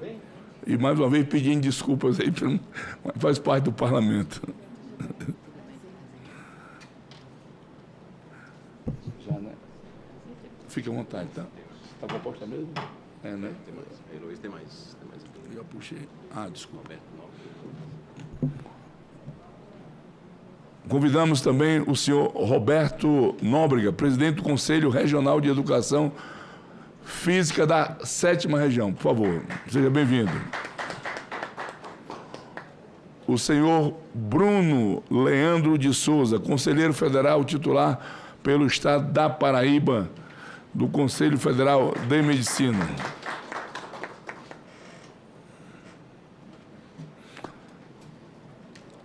Antes de passar a palavra aos nossos convidados, comunico que esta reunião será interativa, transmitida ao vivo e aberta à participação dos interessados por meio do nosso portal E-Cidadania na internet, no endereço senado.leg.br E-Cidadania, ou pelo telefone 0800 061 2211. O relatório completo com todas as manifestações estará disponível no portal, assim como a apresentação que forem utilizada pelos expositores. Na exposição inicial, cada convidado poderá fazer uso da palavra até 10 minutos. Ao fim das exposições, a palavra será concedida aos parlamentares inscritos para fazer as suas perguntas ou comentários. Eu quero aqui pedir desculpa aqui pela ausência da nossa presidente. Ela está num evento lá na Câmara Distrital pelos comemorativos de 60 anos de Brasília. Então, ela pediu todas as desculpas aqui, mas logo que termine o evento lá, ela vai estar se dirigindo aqui à nossa comissão, tá? E nós vamos tocar aqui enquanto a nossa presidente chega. Com a palavra, a senhora Kelly Poliana de Souza Alves, coordenadora geral de Alimentação e Nutrição do Ministério da Saúde.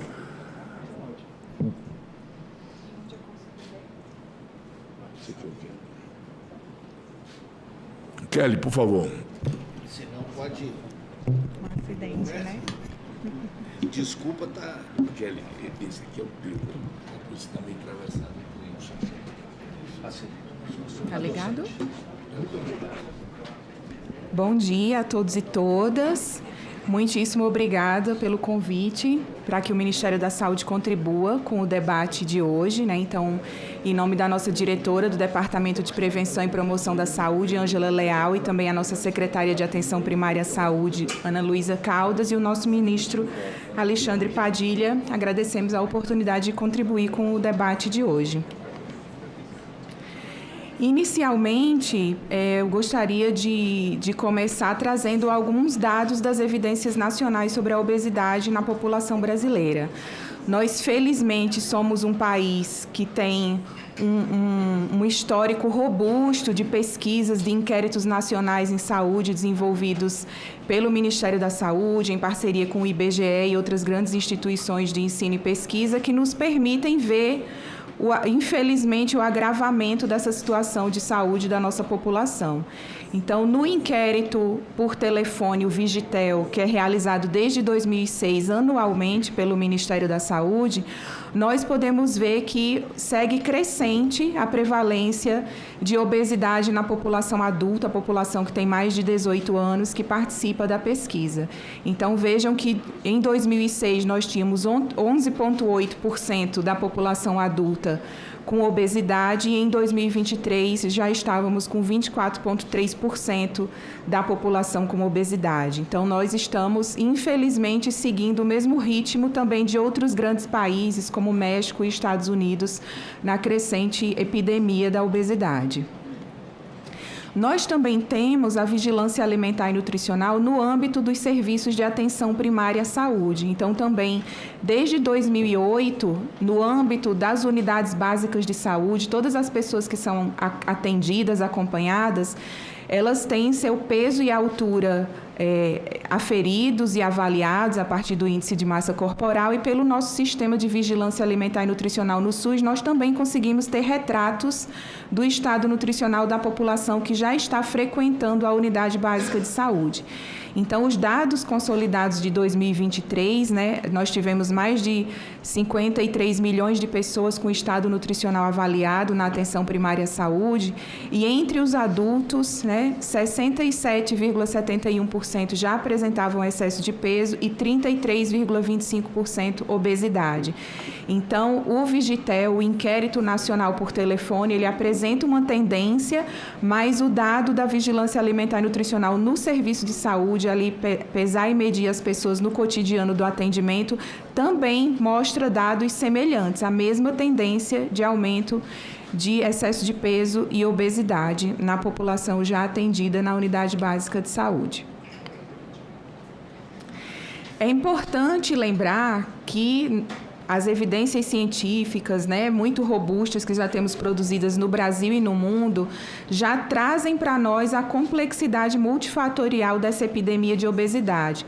Então, por muito tempo, e ainda se reproduz uma ideia de que é apenas uma questão de balanço energético, é apenas que o indivíduo decida comer menos e se exercitar mais e o problema vai estar resolvido. Mas já temos evidências, né, que nos apontam que é uma rede complexa de determinação social da obesidade, que tem relação com a nossa cultura, com os ambientes onde nós estudamos, onde nós trabalhamos, onde nós vivemos, com a condição socioeconômica e com as políticas públicas que são desenvolvidas pelo Estado brasileiro, tanto pela União, pelos estados como os municípios. Então, esse conjunto de determinantes incide sobre os nossos modos de viver, sobre as nossas possibilidades de fazermos ou não escolhas mais saudáveis, escolhas que possam nos ajudar a promover e proteger a nossa saúde e prevenir doenças.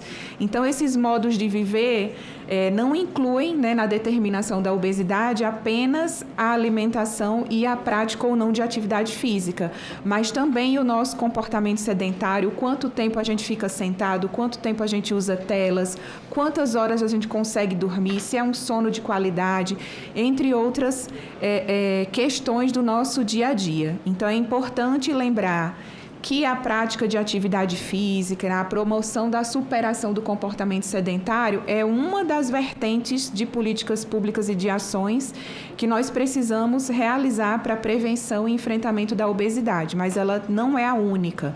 Então, que o nosso debate hoje seja coordenado e articulado com outros debates de outros setores, por exemplo, da reforma tributária, da regulação da alimentação na escola, da regulação da publicidade e da propaganda de alimentos, da segurança pública nos territórios, para que as pessoas possam ter ambientes seguros para realizar a sua atividade física e seu lazer, entre outros. Então, mais uma vez, reforçando, né, nós precisamos de políticas públicas nessas três vertentes: incentivo, apoio e proteção. Então, é muito comum a perspectiva da saúde, do Ministério da Saúde, dos serviços de saúde, trabalharem muito na perspectiva do incentivo, da orientação das melhores práticas para a promoção da saúde. Mas nós lidamos no SUS muito com a população mais vulnerabilizada do país, que tem as piores condições de vida. Então, nem sempre aquilo que a gente incentiva nos serviços de saúde, a população tem condições de colocar em prática. Então, a gente defende, enquanto Ministério da Saúde, que a gente precisa de políticas públicas que apoiem as pessoas a colocarem em prática as nossas recomendações e que protejam as pessoas de estímulos à adoção de práticas não saudáveis. Então, nós precisamos, de forma geral, do conjunto de políticas públicas que garantam direitos e e melhores condições de vida, para que os indivíduos, as famílias e as comunidades consigam fazer as melhores escolhas para a promoção e proteção da sua saúde. Nesse caminho específico da promoção de práticas corporais e atividade física e redução do comportamento sedentário, no âmbito da atenção primária à saúde do SUS, desde 2012 e 2013, o Ministério da Saúde faz investimentos e estímulos para a adoção dessas práticas no âmbito dos serviços de atenção primária à saúde. Então, lembrando que nesses programas e incentivos do Ministério da Saúde, há o entendimento da atividade física como um comportamento que envolve os movimentos voluntários do corpo com um gasto de energia acima do nível do repouso e uma atividade física que promova interação social e com o ambiente. E considerando que o comportamento sedentário é aquelas atividades em que nós estamos realizando pouco gasto de energia, que a gente não atinge as recomendações de movimento e de gasto de energia recomendados para que a gente seja considerado uma pessoa ativa fisicamente. Essas recomendações estão registradas no Guia de Atividade Física e o Guia de Atividade Física tem recomendações para as diversas fases do curso da vida. Então, crianças até 5 anos, crianças a partir de 6 anos, adolescentes e jovens até 17, as recomendações para adultos, idosos e também para gestantes e mulheres no pós-parto. Então, o Guia da Atividade Física, ele traz quais são as recomendações para essas diversas fases do curso da vida e, no caso do evento da gestação e puerpério, a atividade física recomendada, o tempo em movimento e que tipo de atividades. Aqui também é um dado importante, o nosso inquérito Vigitel, ele também tem o monitoramento dessa inatividade física na população brasileira. Então, a gente observa que entre 2013 e 2023, é uma pesquisa realizada com população adulta de capitais brasileiras.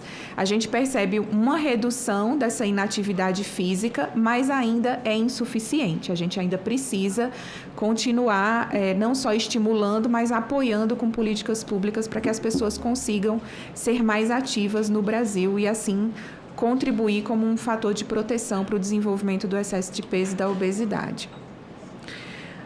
Outra pesquisa importantíssima que o Ministério da Saúde realiza com o IBGE é a Pesquisa Nacional de Saúde do Escolar.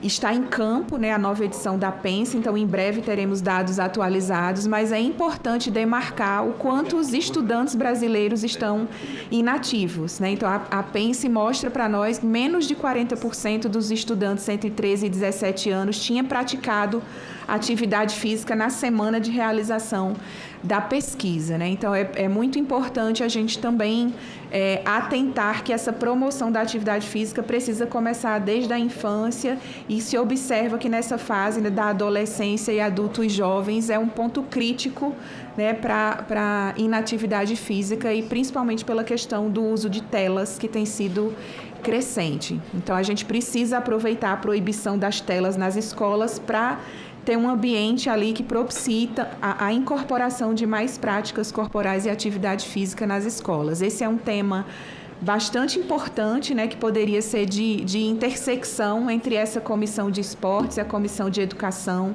tanto no Senado quanto na Câmara. A gente precisa recuperar a prática de atividade física nas escolas. No âmbito da atenção primária à saúde, quem trabalha nessa área da promoção da atividade física já conhece bem o programa Academia da Saúde. É um programa criado há bastante tempo, mais de 10 anos, que visa contribuir para a promoção da saúde e produção do cuidado e modos de vida saudáveis da população a partir desses polos que têm infraestrutura e profissionais para acompanhar e estimular a prática de atividade física. É importante ressaltar que, apesar do nome Academia da Saúde, pode nos levar a entender que é uma academia tradicional, mas é uma academia que prevê não só a prática de atividade física e a prática corporal, mas um espaço inserido enquanto um serviço de saúde na comunidade que pode ser usado também para mobilização social, mobilização comunitária e para outras práticas de promoção da saúde, além da atividade atividade física.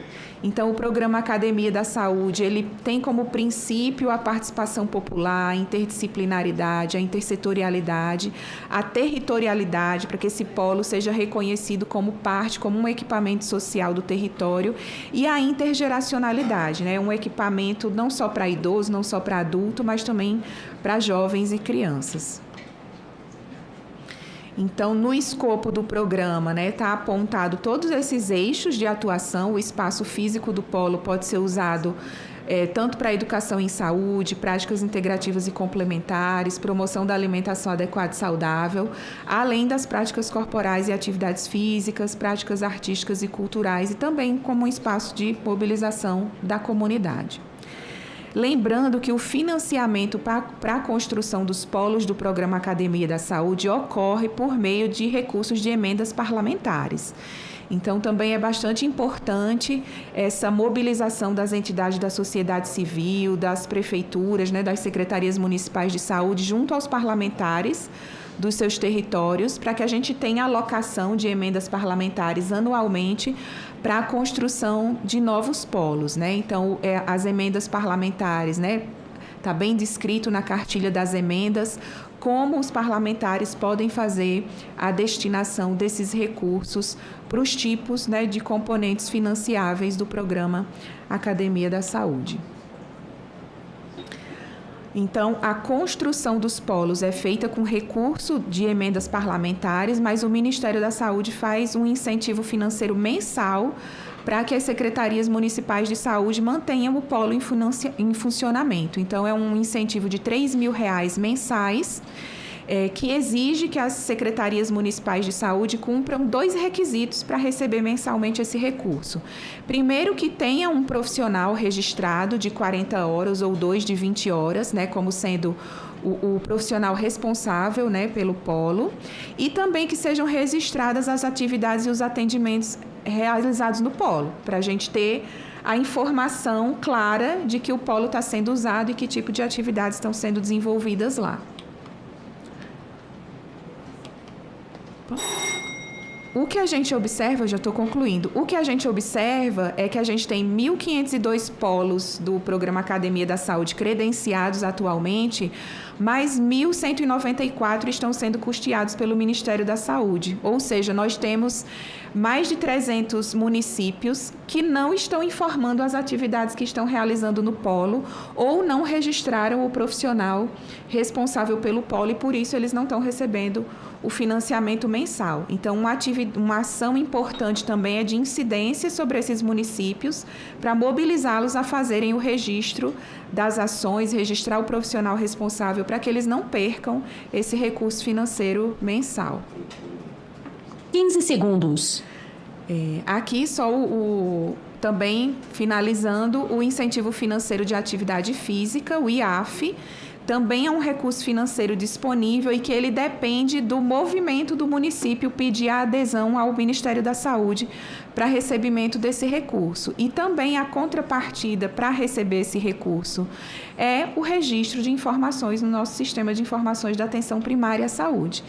Então, a gente tem 8.347 estabelecimentos de saúde da atenção primária que poderiam estar recebendo esse incentivo financeiro, mas só 2.049 estão custeados. Ou seja, os municípios, as secretarias municipais de saúde não estão informando no sistema de informação que estão realizando as práticas corporais e atividades físicas para a sua população e, por isso, o repasse do recurso não é realizado. Então, é muito importante que a gente conte com a colaboração de vocês para estar estimulando, induzindo esses municípios que aproveitem o recurso financeiro existente, né? Tem dotação orçamentária também no orçamento de 2025 para pagamento desse incentivo financeiro e a gente precisa que os novos gestores municipais, né, acabaram de chegar nas prefeituras, a gente teve uma troca grande de prefeitos e secretários de saúde, então eles precisam ser esclarecidos e estimulados a realizarem as práticas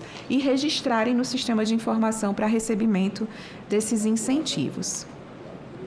Bom, o tempo era muito curto, né? Eram só algumas informações para contribuir com o debate. Ficamos à disposição não só para essa audiência, mas para outros diálogos, né? Todos têm acompanhado a troca de gestores recente do Ministério da Saúde, então as portas estão abertas, né, do ministro, da secretária, da nossa diretora, para recebê-los também para conversas específicas na nossa gestão. Muito obrigada. Agradecemos a participação da senhora Kelly e agora vamos convidar o senhor Cláudio Bosch, presidente do Conselho Federal de Educação Física. Por favor. Bom dia. Bom dia. Primeiro, antes de saudar todos os presentes, gostaria de saudar o nobre senador Sérgio Petecão e mudando um pouco o cerimonial, ainda que ele tenha de ser rígido, informar a Vossa Excelência que o Conselho Federal de Educação Física, numa audiência que esteve no seu gabinete, cumpriu com a sua palavra e já foi aprovado e publicado no Diário Oficial da União uma resolução que cria o Conselho Regional de Educação Física no estado do Acre, assim como cria nos outros 4 estados que ainda não possuem conselho regional. E esse é um projeto para, no máximo, 2 anos de execução. Com isso, o sistema Conselho Federal e Conselhos Regionais de Educação Física estará presente em todas as 27 unidades federativas do Brasil. Saudar a doutora Kelly Poliani de Souza Alves, do Ministério da Saúde, e me permita falar dessa forma, o sistema Conselho Federal, Conselhos Regionais de Educação Física, está literalmente à disposição, através dos seus mais de 670 mil profissionais, através dos mais de 75 mil estabelecimentos de prática desportiva, prática de atividade física, esportiva e similares de forma orientada, para o que puder se fazer de divulgação, de envolvimento, a própria colocação da senhora, que na verba disponível só 1/4 é que fez a documentação necessária no sistema de informática para poder receber. Então, o que for necessário, o que for viável, nós estamos literalmente à disposição.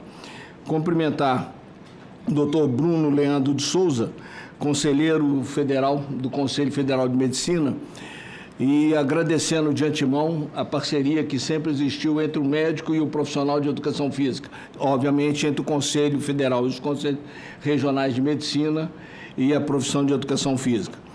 E cumprimentar o presidente Roberto Nóbrega, presidente do CREF, que nós chamamos CREF 7DF, ou seja, o Conselho Regional de Educação Física da 7ª Região, aqui do Distrito Federal, o nosso anfitrião, e que cumprindo também uma determinação por lei, quando do robustecimento da profissão de educação física, e o senador Sérgio Petecão foi um valoroso guardião para nós, pela promulgação da Lei 14.386, até o dia 25 de junho do ano que vem, o Conselho Federal de Educação Física estará sendo sediado aqui na cidade de Brasília, na capital federal. E cumprimentar a querida Heloísa Vilela de Souza, segunda vice-presidente do CREF 1, Rio de Janeiro, que é o CREF onde o estado, né, a cidade onde nasceu o sistema CONFEF-CREF, que por esses anos todos tem sido a sede e um CREF de uma estrutura territorial diferenciada, mas que tem um trabalho muito profundo, não só na região do Rio de Janeiro, quanto na área parlamentar aqui na capital federal. Primeiramente, saudar a todos e agradecer a todos pela possibilidade da profissão de educação física estar participando de uma audiência no Senado Federal. Nós sabemos qual é a importância, qual é a fundamentabilidade e, principalmente, qual é a gravidade que o país hoje enfrenta no que diz respeito à questão do sedentarismo e da obesidade. E o sistema está se colocando à disposição exatamente para essa situação, até porque o sedentarismo, de acordo com a Organização Mundial de Saúde, já passou da situação de pura e simplesmente uma endemia ou epidemia, já está chegando a um nível um pouco mais elevado, tá? Dados, por exemplo, da Fundação Instituto Oswaldo Cruz, mostram que mais da metade da população brasileira não pratica atividade física, de uma forma qualquer que o seja. E há uma polêmica muito grande, andar é atividade física, andar é atividade locomotora. Para poder ter um efeito maior, precisa de ter uma orientação, por uma indicação normalmente feita por médico e uma orientação e execução feita por um profissional de educação física.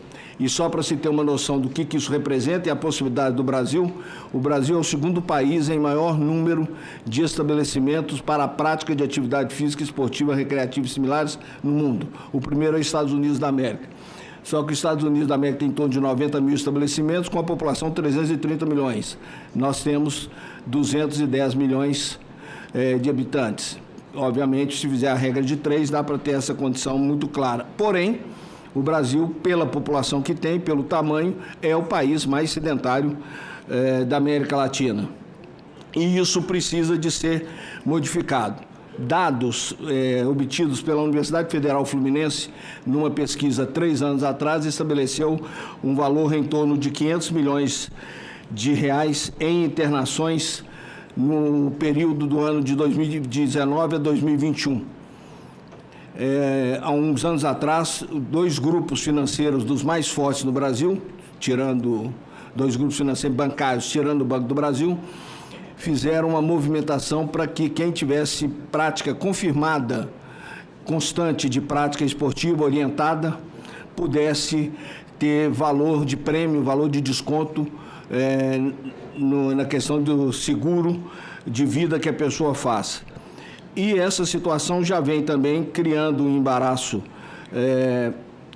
ampliando, e o SESI, ao fazer uma pesquisa, percebeu que 72% dos entrevistados já possuíam alguma distorção provocada por essa inatividade física.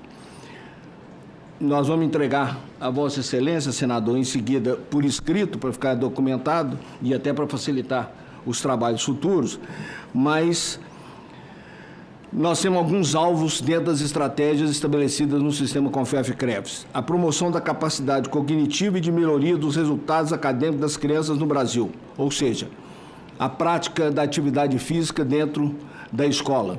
Lembrando que a educação física é uma das 10 disciplinas, ou o nome que queiram, que faz parte do chamado núcleo duro da educação básica, ou seja, vai em todos os 12 anos da educação básica.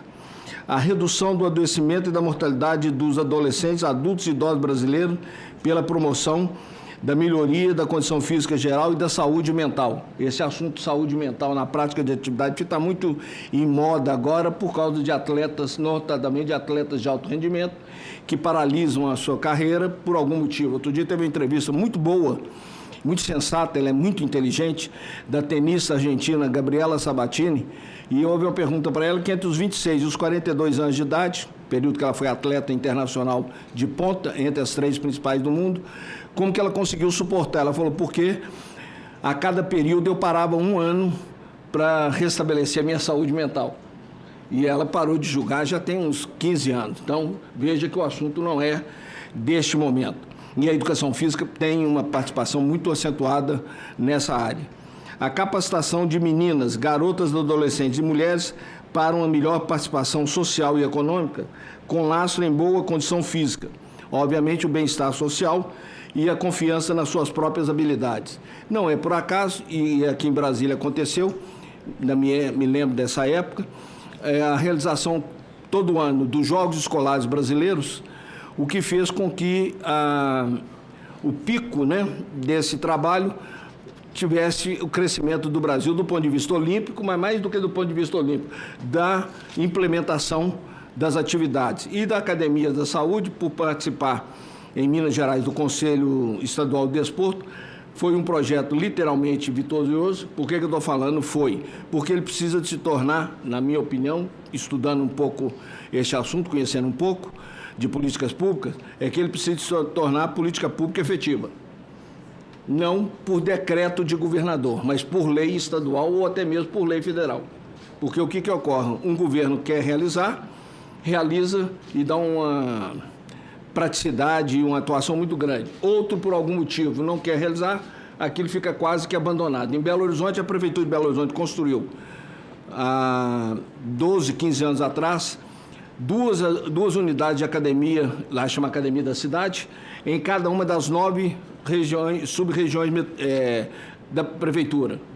Posso dizer com certeza que as 18 não devem estar funcionando a pleno vapor, porque outros governantes, por algum motivo, não deram a mesma ênfase. O prefeito de então, inclusive, desmembrou da Secretaria Municipal, aliás, criou na Secretaria Municipal de Saúde uma gerência de atividade física, exatamente para poder gerenciar o programa Academia da Cidade com recursos do Ministério da Saúde.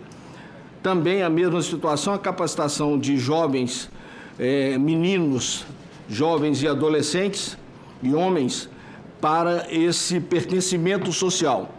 E esse pertencimento social pode acontecer, com certeza, nas habilidades físicas, mentais e relacionais. Isso o esporte provoca quando você tem uma competição ou tem uma equipe na escola, no desporto de participação, no desporto de alto rendimento, a questão social, da onde veio o atleta, a questão racial não tem precedência e não tem importância.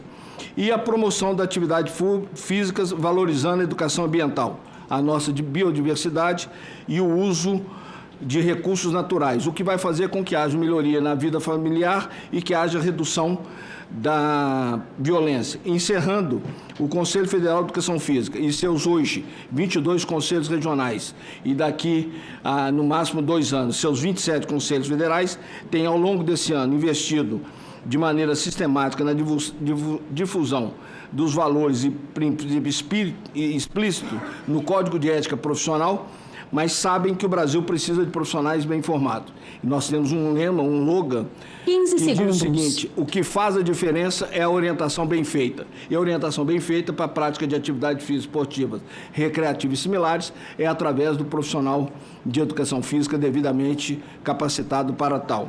E, mais uma vez, agradecer à Comissão de Esporte por essa deferência, ainda mais que nesse mês nós estamos comemorando o Abril Verde, que é um projeto que o Conselho fez e que essa comissão aqueceu de se fazer uma audiência pública que fosse dentro do mês de abril, que é o mês da atividade física, e aí o próprio nome Abril Verde já mostra a relação com o meio ambiente. Passar as mãos do do senador Sérgio Petecão, por favor, releve um ofício do Conselho, está dirigido à senadora Leila Barros, por ser a presidente da comissão, exatamente com o resumo, mas não só o resumo, mas com a participação e com o compromisso do Conselho Profissional de Educação Física em relação a esses assuntos ora colocados. Muito obrigado.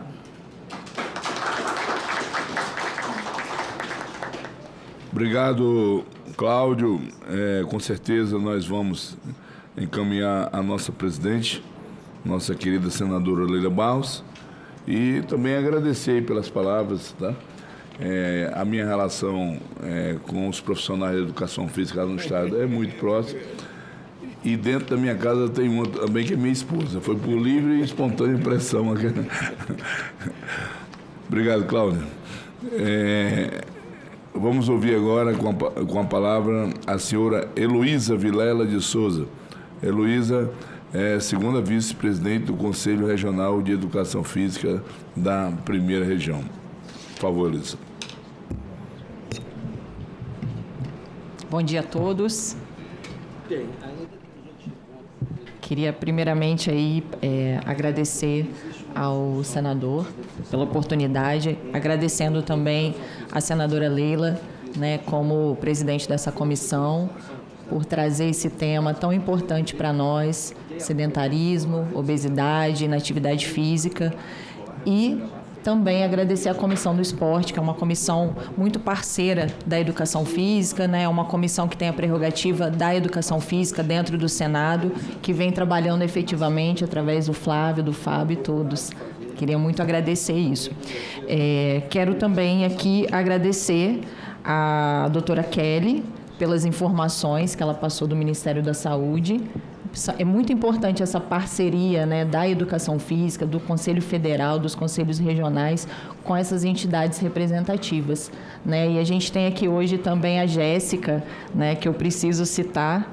A Jéssica, ela é assessora técnica do Departamento de Prevenção e Promoção de Saúde da Secretaria de Atenção Primária, também, né, do Ministério da Saúde, que é uma grande parceira do CONFEF, do CREF e é profissional de educação física também.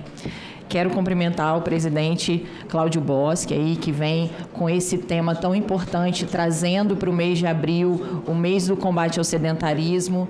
É um mês que nós, profissionais de educação física, levamos muito em consideração, porque é um mês que a gente traz para a sociedade essa responsabilidade de praticar atividade física, de ter uma vida saudável através do exercício físico.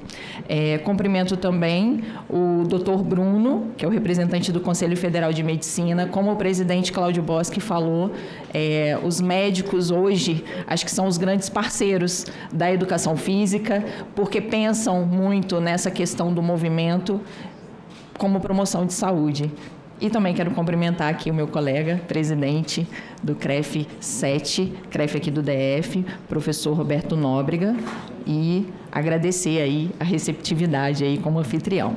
Bom, eu vou começar um pouquinho da minha apresentação, que eu trouxe um pouquinho como tema o sedentarismo e a inatividade física, que é um passo para a obesidade, né? A gente já ouviu aqui tanto do presidente do presidente Boschi quanto da doutora Kelly sobre a importância, né, da gente ter o exercício físico como um parceiro aí para a saúde, um parceiro para uma vida saudável, né? E no Brasil nós temos aí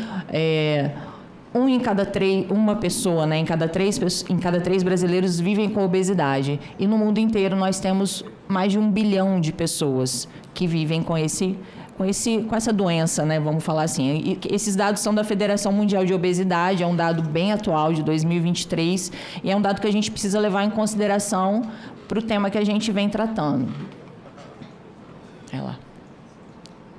Bom, e trazendo os dados aí muito próximos a nós, profissionais de educação física, que hoje nós temos também a presença de conselheiros federais, de presidentes de CREF, do vice-presidente do Conselho Federal, a gente vê que quase metade da nossa população não pratica o mínimo de atividade física que a Organização Mundial sugere. E quando a gente vai falar de jovens, esse dado é muito mais agravante. E quando a gente vai falar de adolescentes meninas, é mais agravante ainda. Então, algumas das observações que a gente precisa ter no nosso dia a dia é principalmente para os jovens, porque os jovens de hoje são os adultos de amanhã. Então, se a gente não começar a repensar nessa política, né, e quando eu digo política no geral, nessa política de prevenção, de promoção de saúde através do exercício físico com os nossos jovens, a gente vai ter um futuro com um dado muito pior do que a gente tem hoje. Bom, a gente fala tanto de sedentarismo, né, e inatividade física, que são duas coisas diferentes. Elas se complementam, mas são duas coisas diferentes. O sedentarismo, ele é um comportamento, né, e a gente traz esse comportamento como pessoas que ficam a maior parte do dia nas posições sentadas, deitadas ou reclinadas. Nós já estamos aqui há meia hora, sentados. Então, olha a importância do movimento, olha a importância desse momento do dia a dia, a gente se levantar, a gente se movimentar no nosso trabalho, que todo mundo faz isso. A gente trabalha sentado a maior parte do dia. Então, todo mundo, em algum momento, a gente tem um comportamento sedentário. E aí, quando a gente traz para a atividade física, na inatividade física, o que é? São pessoas que não praticam o mínimo de atividade física, que é o que sugere a Organização Mundial de Saúde, né? Que é 150 minutos semanais de atividade física moderada ou 75 minutos de atividade vigorosa. Se a gente for dividir isso por 7 dias na semana, isso dá uma média de 21 minutos por dia. E a gente volta naquele dado, 50%, 47% da população brasileira não cumpre o mínimo, 20 minutos por dia. O dia tem 24 horas. Então, a gente precisa entender isso de uma forma muito forte no nosso dia a dia, porque aqui nós temos pessoas, profissionais, pais, mães, filhos. E se a gente não mudar essa cultura, esse comportamento do sedentarismo, promovendo a atividade física, a gente não vai mudar nada referente a isso. Bom, e aqui nós temos aqui alguns dados, né, dados do Ministério da Saúde, dados da Sociedade Brasileira de Cardiologia, que fala sobre essas questões. Quando a gente tem a falta de atividade física, né, o comportamento sedentário, nós temos uma propensão, né, às doenças crônicas não transmissíveis, né? E no Brasil, 57% dos óbitos são por essas doenças. Doenças que podem ser prevenidas, doenças que podem ser tratadas através do exercício físico, através da atividade física. Esse dado é do Ministério da Saúde de 2019. E aí a gente entra nas doenças cardiovasculares. 30% da população possui uma doença cardiovascular. Olha que interessante. 20 milhões de pessoas no Brasil possuem diabetes. Esse dado é da Sociedade Brasileira de Diabetes, esse dado é de 2025. E, para mim, o pior de tudo, né? A pessoa, quando ela chega ao ponto de tirar a própria vida, ela realmente está com uma doença muito, muito alarmante. Então, o suicídio a cada 32 minutos no Brasil. E tudo isso também sabemos que o exercício físico e a atividade física têm um papel fundamental. Depois de tudo isso, a gente precisa entender por que as pessoas não praticam atividade física. Por que as pessoas não se atentam a ter uma vida saudável, uma vida ativa fisicamente. E nisso, o IBGE, em 2017, realizou uma pesquisa, perguntando para as pessoas por que elas não praticam atividade física. E, pasmem, 51% das pessoas, metade, disse que não tem tempo. Não tem tempo para praticar atividade física. Diariamente, semanalmente, não tem tempo para cumprir o mínimo que é o estabelecido pela Organização Mundial de Saúde. 20% diz que não pratica por problemas de saúde e idade avançada. Ora, todos nós sabemos que o movimento, ele é para todos. O movimento, ele é para todos e para todas as idades. E de 13% não gostam ou não têm vontade. Então, esses dados são do IBGE de 2017. Bom, o que a gente precisa pensar quanto a isso? Né? Quando a gente fala de exercício físico, de atividade física, a gente tem que pensar em saúde, a gente tem que pensar em promoção de saúde. Então, algumas questões nós precisamos abordar. A principal delas é a cultura do movimento, que nós precisamos mudar, tirar essa pandemia, como o presidente Cláudio Boschi falou, a pandemia do sedentarismo, a gente mudar isso, colocar isso como uma cultura, uma pandemia do movimento. Trazer essas discussões, trazer esse debate aqui para essa casa, para as câmaras legislativas, para os municípios, mostrar a importância da política preventiva, da política junto com uma alimentação saudável, com o exercício físico, com o profissional de educação física e mostrar que para isso é necessário ter-se a consciência de que o sedentarismo e a inatividade física são prejudiciais para a saúde, a ponto da gente voltar naqueles dados lá, ó, 54% dos óbitos são por doenças crônicas não transmissíveis. Então, tudo isso, o exercício físico e a atividade física pode trabalhar nas nossas vidas como uma política preventiva de saúde. Bom, trazendo um pouquinho da responsabilidade para nós, profissionais de educação física, 15 segundos. No estado do Rio de Janeiro, nós trabalhamos de uma forma muito próxima do profissional de educação física e nos últimos anos a gente vem trazendo essa discussão para a sociedade, trazendo essa importância da prática de atividade física, de exercício físico, para a sociedade, para as pessoas, para as famílias. E eu quero destacar aqui, como uma boa professora da educação básica, quero dizer que a gente precisa trabalhar isso dentro das escolas. As escolas são formadoras de vidas. são formadoras de cidadãos. Então, é lá que nós precisamos mudar essa cultura. É lá que nós precisamos implementar, trabalhar a importância da atividade física, do exercício físico, a importância de uma alimentação saudável, a importância de políticas preventivas de saúde, para que no futuro a gente consiga ter pessoas, cidadãos, que consigam se movimentar, que tenham autonomia, principalmente na idade avançada, que são as nossas pessoas idosas. Então, eu quero muito agradecer a presença de todos, a atenção de todos. O tempo é curto, mas a gente tenta resumir e acelerar um pouquinho. Então, muito obrigada.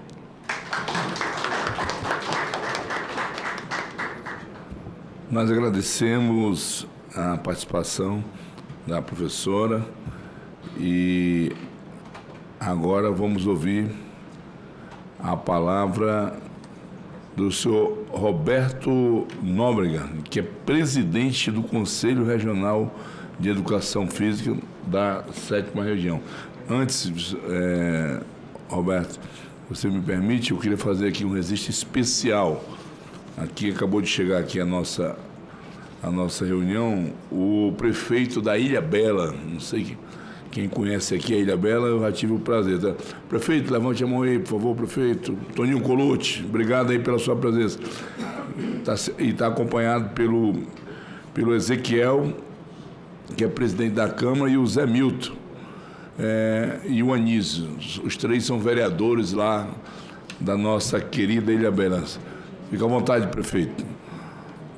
Com a palavra, o senhor Roberto Nóbrega. Bom, primeiramente, bom dia a todos.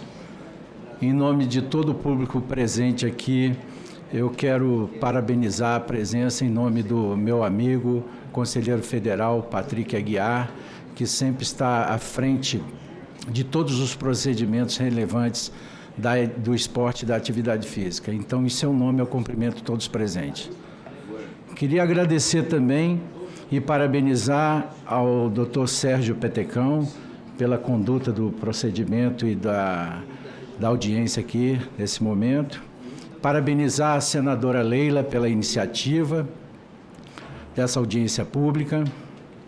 Queria cumprimentar também a senhora Kelly Poliana, coordenadora de Nutrição e Alimentação do Ministério da Saúde. Queria cumprimentar também o nosso querido professor Bosque, presidente do Conselho Federal de Educação Física, e que nos honra bastante estar dividindo a mesa com o senhor aqui. Queria parabenizar a senhora Heloísa Vilela, representando aqui o nosso Conselho Regional de Educação Física do Rio de Janeiro. É um prazer estar do seu lado aqui, uma honra para nós também. Queria parabenizar e cumprimentar o senhor Bruno Leandro, do Conselho Federal de Medicina, que foi um dos primeiros a chegar aqui junto comigo. É um prazer estar dividindo esse espaço aqui com o senhor. Bom, eu não vou querer ser redundante a alguns pontos que já foram citados aqui. Só vou fazer algumas ressalvas. E antes disso, cumprimentar também o nosso amigo Weber Magalhães, parceiro de muitos anos. Bom te ver aqui, Weber. Bom, como já foi citado aqui, de forma resumida eu vou falar também, só para reforçar esses dados, a obesidade está chegando a 24% da população brasileira. Mas nós temos um outro dado agravante também, que são aqueles grupos que estão na faixa do sobrepeso, que está a um passo também de se aliar ou se juntar a esse grupo da obesidade, que já está aí em números de 34% da população. Então, é um dado assim que se preocupa bastante. Outro dado que se preocupa bastante é que, se não for feito nada agora de imediato, existe uma previsão para os próximos 20 anos em que 130 milhões de brasileiros estarão nesse quadro aí de sobrepeso e obesidade. Então, é uma preocupação muito grande e a gente tem comentado isso, e eu vou dar um exemplo aqui no final. Desde 1994, a gente tem tido discussões relevantes a questão do sobrepeso e obesidade e do que se deve ser feito nessa prevenção, porque o sobrepeso e a obesidade, ela está associada a várias patologias que podem levar a um prejuízo, um gasto enorme na área de saúde, e se nós trabalharmos com a prevenção, ele vai minimizar tudo isso aí. Porque às vezes a gente pensa no processo de cura, mas a prevenção ela é muito mais barata e mais simples de ser executada. Bom, eu elenquei 4 pontos aqui, e o primeiro é a alimentação, que já foi citado aqui pela nossa colega aqui representando o Ministério da Saúde, que é evitar alguns alimentos como excesso de açúcar, gorduras, bebidas alcoólicas, utilizar menos gorduras, sal, em menos quantidade. Outro ponto importante também que nós vamos ressaltar aqui, que aí faz parte da nossa área especificamente, é a prática de atividade física de forma regular, no mínimo 60 minutos, 3 vezes por semana, que é uma recomendação já bastante significativa. Outra questão que foi citada aqui foi a questão do sono, porque muito se fala em atividade física e alimentação saudável, mas se esquece também que um sono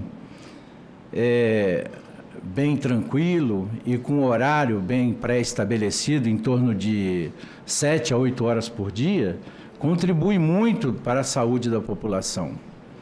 E a outra questão relevante, que eu vou buscar aqui um dado que a nossa colega professora Heloísa trouxe, eu vou reforçar esse dado, é a questão da saúde mental.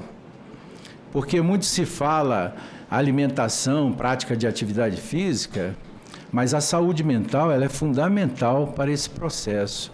Nós vivemos uma correria no dia a dia, uma preocupação muito grande na busca do capital, pela necessidade social.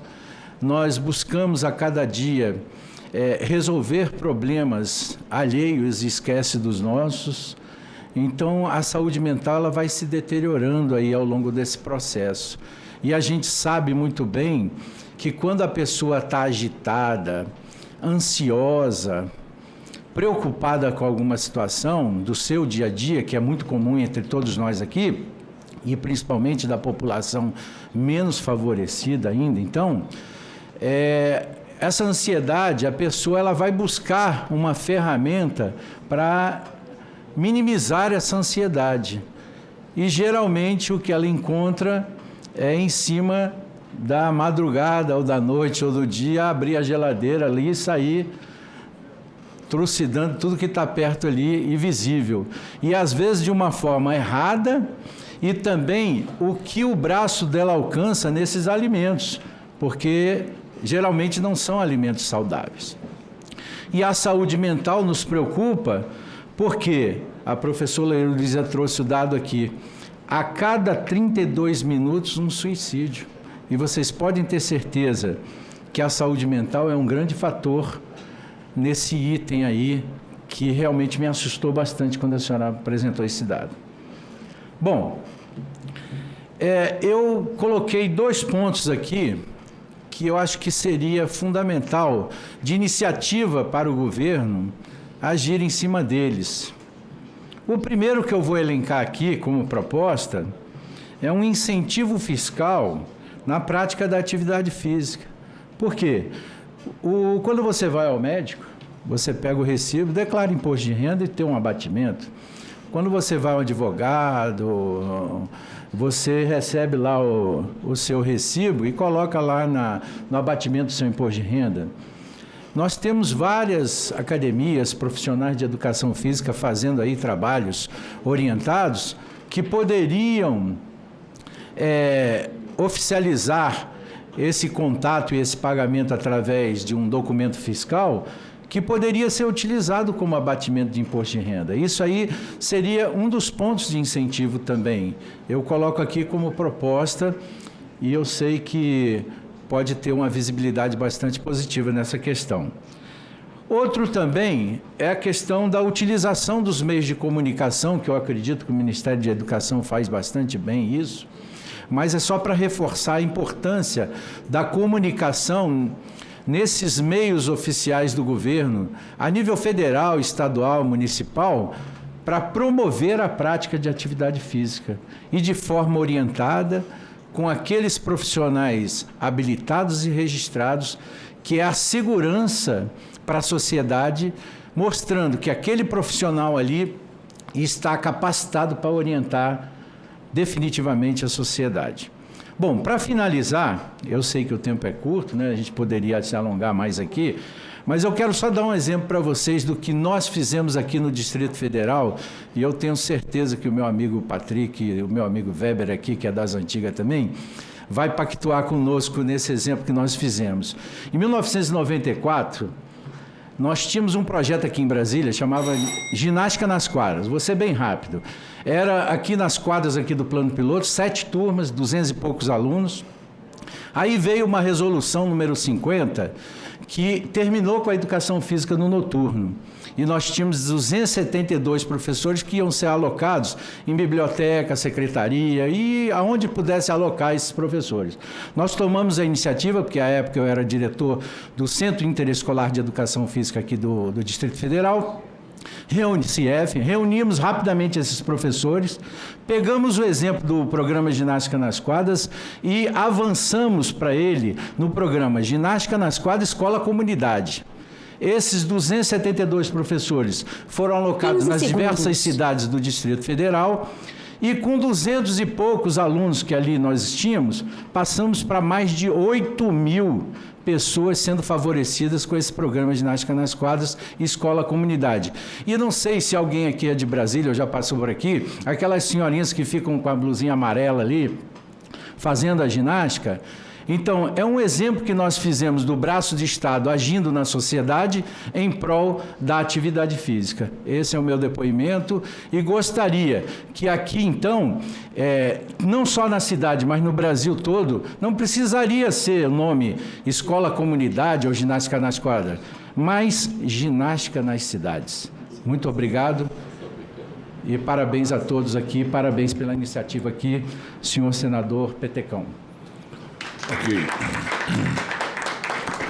Agradecemos ao Roberto e já passamos a palavra ao senhor Bruno Leandro de Souza, que é conselheiro federal titular pelo Estado da Paraíba, do Conselho Federal de Medicina. Muito obrigado, senador. Bom dia a todos. Então, cumprimento o senador Sérgio Petecão, do Acre, pela condução dos trabalhos e também a senadora Leila pela convocação, requerimento de um tema absolutamente importante e urgente de ser tratado com bastante seriedade em todos os espaços, incluindo na Casa Legislativa. Também cumprimento o novo presidente do Conselho Federal de Educação Física, Dr. Bosque. Muito importante esse alinhamento entre a medicina com todas as áreas.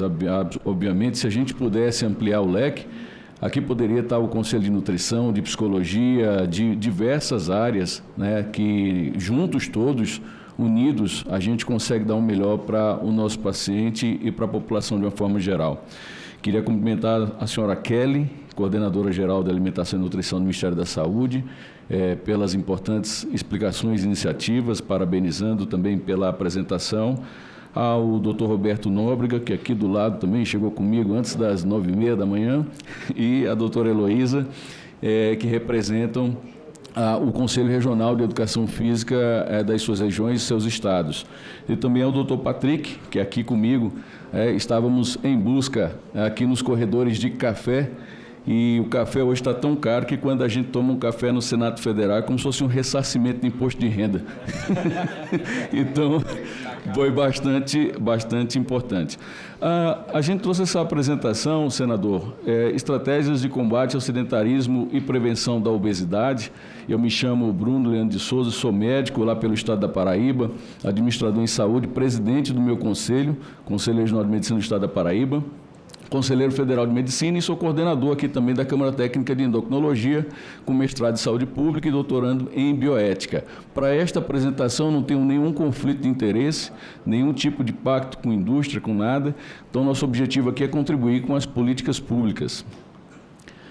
Com fonte de dados, muitos dos quais já foram utilizados, nós principalmente mapas da ABESO, do Ministério da Saúde, da Vigitel e também de Pesquisa Nacional de Saúde.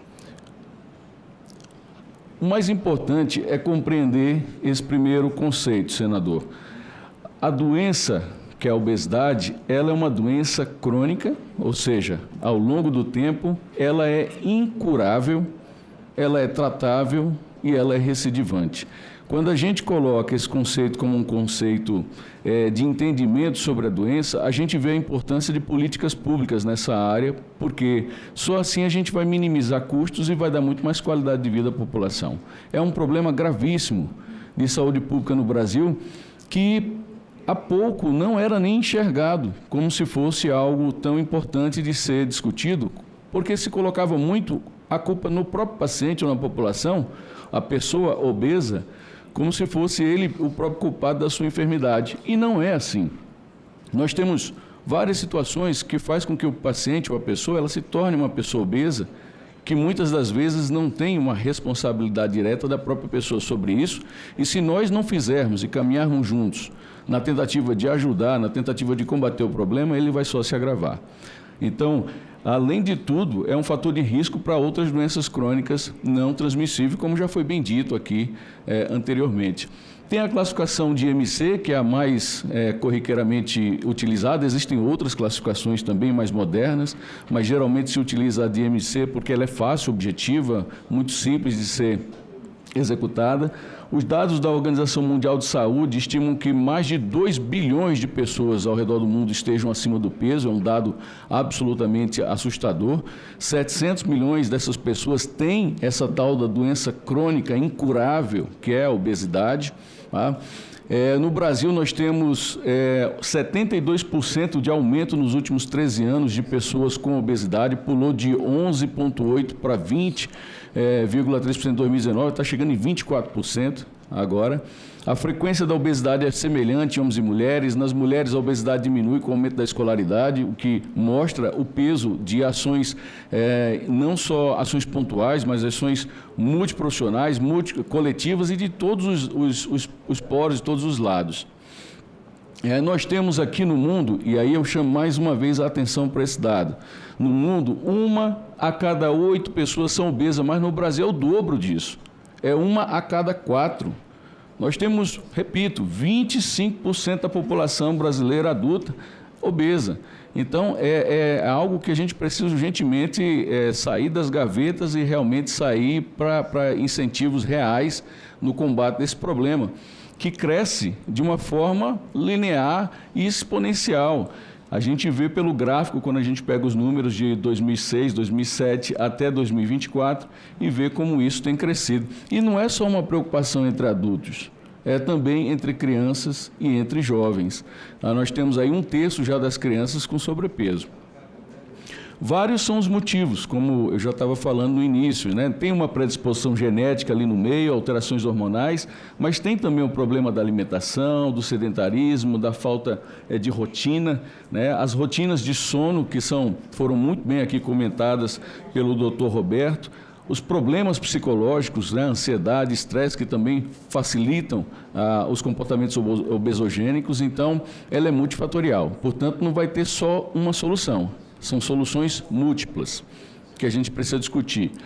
Além disso, aumenta o risco de várias doenças crônicas não transmissíveis, como já foi falado, inclusive câncer de mama, de intestino, de fígado, de pâncreas, tudo por conta da obesidade.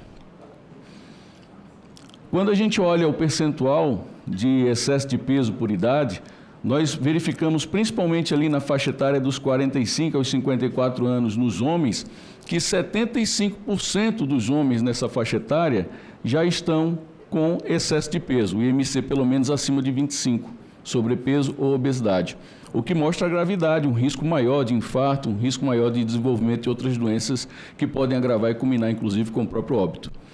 Quando a gente olha pelas capitais brasileiras, nós verificamos que todas as capitais brasileiras, a população, mais da metade da população está acima do peso.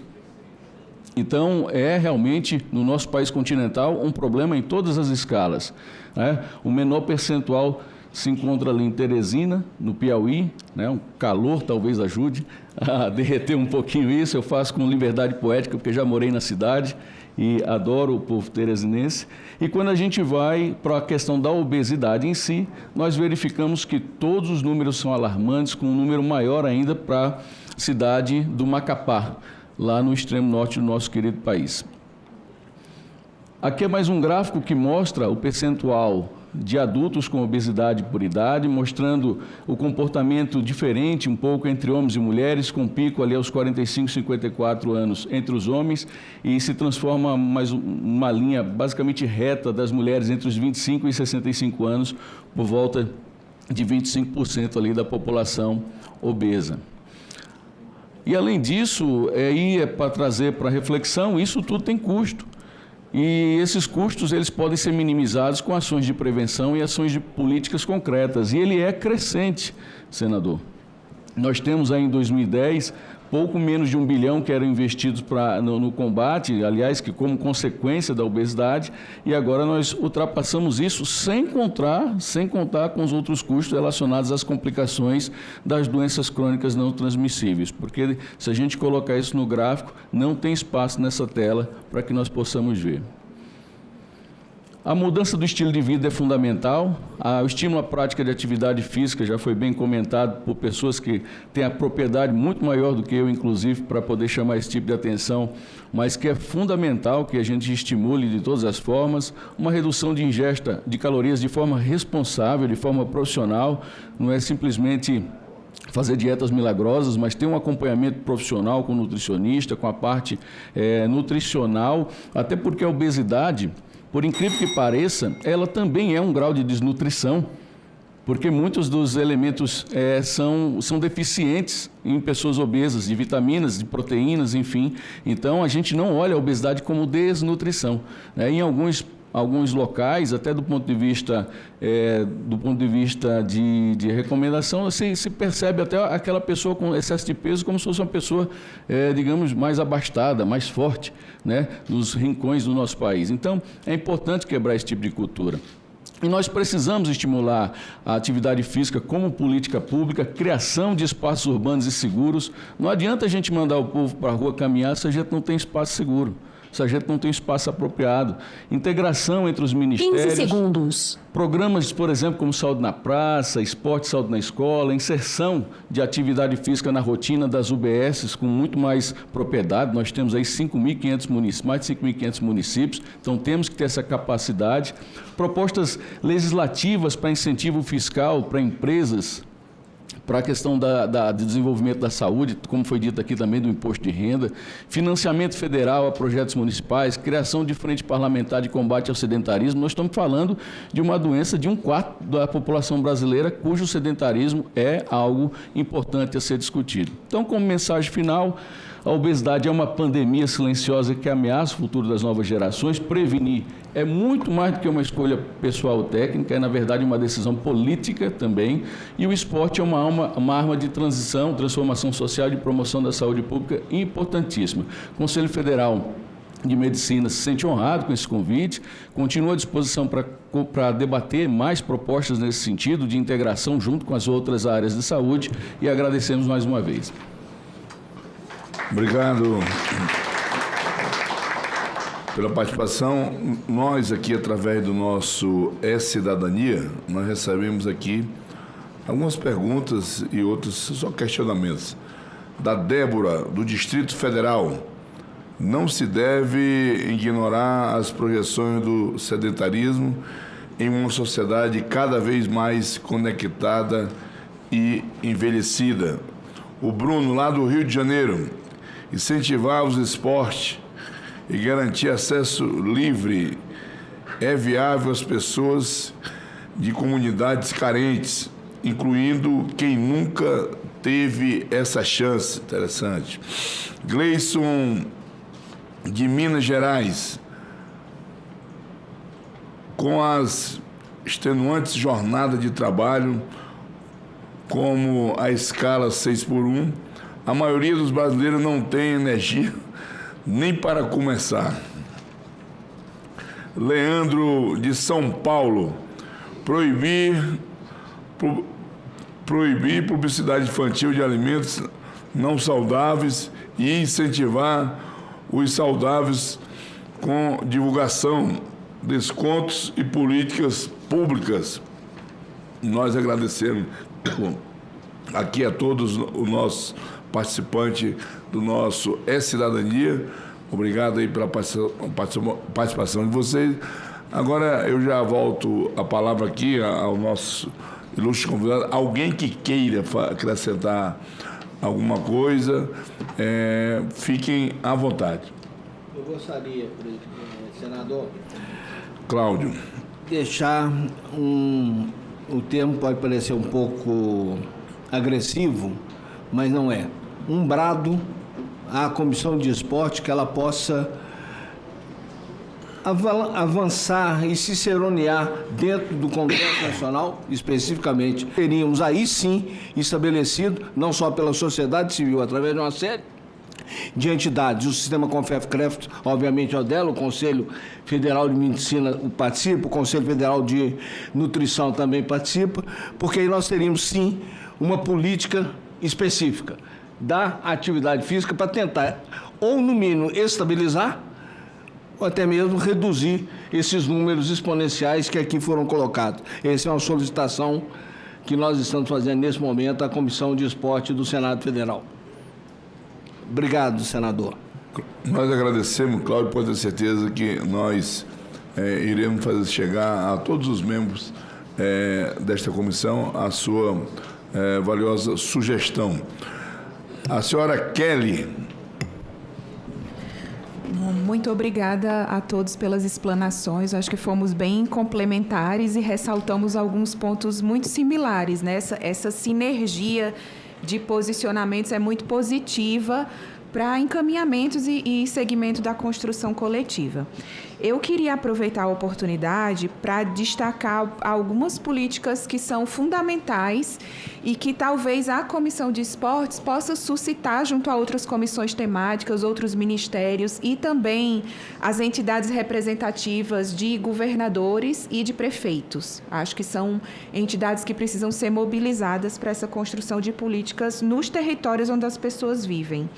Então, precisamos muito de espaços adequados e seguros nas cidades. Precisamos de locais que as pessoas possam realizar a sua atividade física. Então, nem sempre, hoje todo mundo sabe as questões de moradia da população brasileira, não dá para fazer na sua casa, você não tem uma área específica no prédio, no seu condomínio, no seu bairro, na sua rua. Então, ter equipamentos públicos, um espaço adequado e seguro, onde as pessoas possam ir fazer a prática da atividade física. Outra questão muito importante que é de responsabilidade das cidades é mobilidade urbana. O tempo perdido em transporte público dificulta termos tempo livre para praticar atividade física e o tempo de sono adequado também. Então, mobilidade urbana é um ponto crítico hoje nas cidades brasileiras, principalmente para a classe trabalhadora, que já passa uma grande parte do seu dia no local de trabalho e no deslocamento de ida e volta. Então, políticas de mobilidade urbana são muito importantes. Nós temos um conjunto grande de estudantes que passa muitas horas na escola. A gente não pode esquecer que a escola é um espaço muito propício para a promoção da atividade física. Então, a gente precisa cada vez mais estimular a atividade física nas escolas, até para a criação da cultura e da prática. É bom fazer atividade física na infância e da adolescência e levar essa cultura para o resto da vida. Por outro lado, com relação à classe trabalhadora, e aí aqui eu trago para vocês o exemplo, o Ministério do Trabalho e Emprego tem o Programa de Alimentação do Trabalhador, que já vai completar 50 anos ano que vem. É um programa que dá isenção fiscal para as empresas que ofertam alimentação adequada e saudável para o seu trabalhador, seja a refeição na empresa, seja a cesta de alimentos, ou o que está mais comum hoje em dia, que é o Vale Alimentação e Vale Refeição.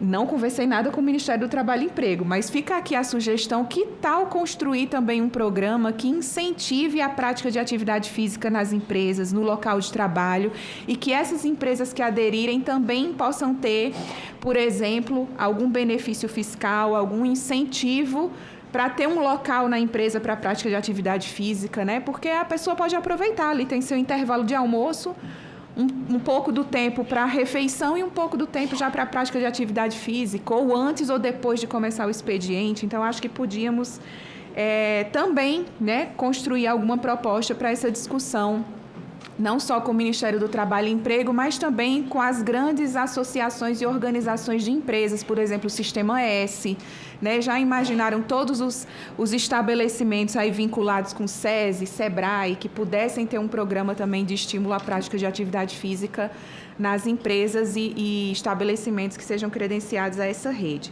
Então, a gente precisa criar condições para que crianças, adolescentes, jovens, adultos e idosos tenham locais apropriados, né, e possibilidade de tempo no seu cotidiano para essa prática de atividade física. Agradeço muito a oportunidade, parabenizo a todos os colegas pelas explanações, ao senador pela condução brilhante aqui da audiência, e ficamos à disposição no Ministério da Saúde para a construção coletiva nessa pauta. Muito obrigada. Ok, nós agradecemos. Roberto, você gostaria? 30 segundos. Alô? Bom, pessoal, realmente foi citado alguns pontos aqui que são de grande relevância, mas eu vou soltar um aqui que eu acredito também, porque eu fui professor durante 38 anos aí na rede pública de ensino, e nós tínhamos na época um decreto, era 69450, que dizia, eram 3 sessões semanais de aula de educação física e em dias alternados. Depois veio a nova Lei de Diretrizes e Bases 96, tornou novamente obrigatória a educação física em todos os níveis educacionais, mas obrigatoriamente hoje só atende do 5º ao ensino médio.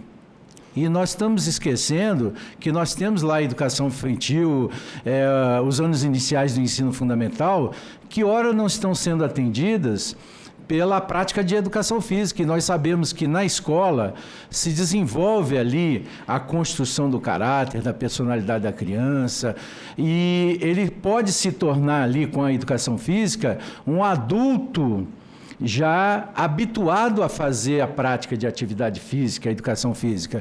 Aí o que adianta a gente fazer o paliativo lá na frente, se a gente não está atendendo a base aqui, construindo esse hábito saudável na criança e no adolescente?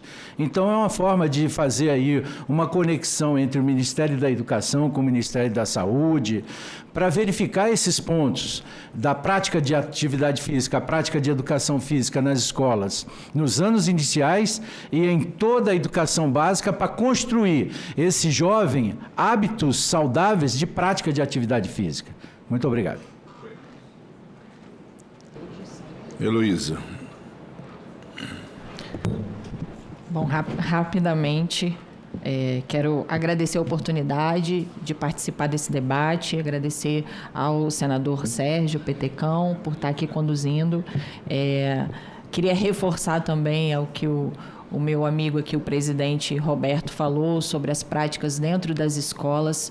Eu acho que é fundamental que isso seja muito bem trabalhado. Como ele mesmo disse, nós temos hoje uma LDB, a Lei de Diretrizes e Bases da Educação, que torna a educação física como componente curricular obrigatório, mas não fala qual essa carga horária e não fala que essa aula tem que ser com um profissional de educação física, o que para nós é óbvio, mas o óbvio ele precisa ser dito. Então é importante que a gente tenha essa discussão sempre à tona para trazer a importância da escola como formação de cidadãos.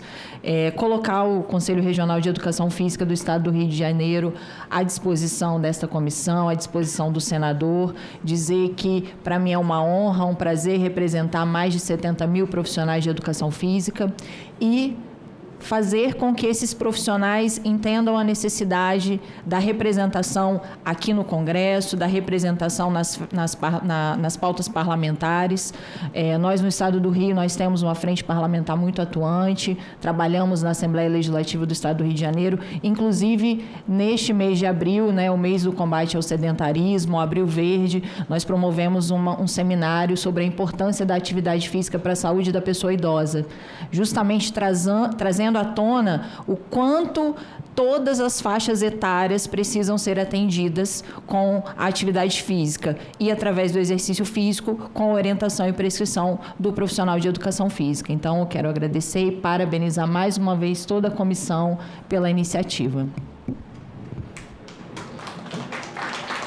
Nós é que agradecemos a presença de todos os senhores e senhoras, mais uma vez, em nome da nossa presidente, né, que pediu aqui 1000 desculpas, a nossa querida senadora Leila, nossa campeã, por conta desse evento que está acontecendo aqui na Câmara Distrital, dos 60 anos de Brasília. Ela pediu que nós pedíssemos desculpa aos senhores. Mais alguma coisa? Não, né? Tá. Nada mais havendo a tratar, agradeço a presença de todos e declaro encerrada a presente reunião. E mais uma vez pedindo desculpa aí pelos episódios aqui, dos colegas no começo da sessão, tá bom? Obrigado.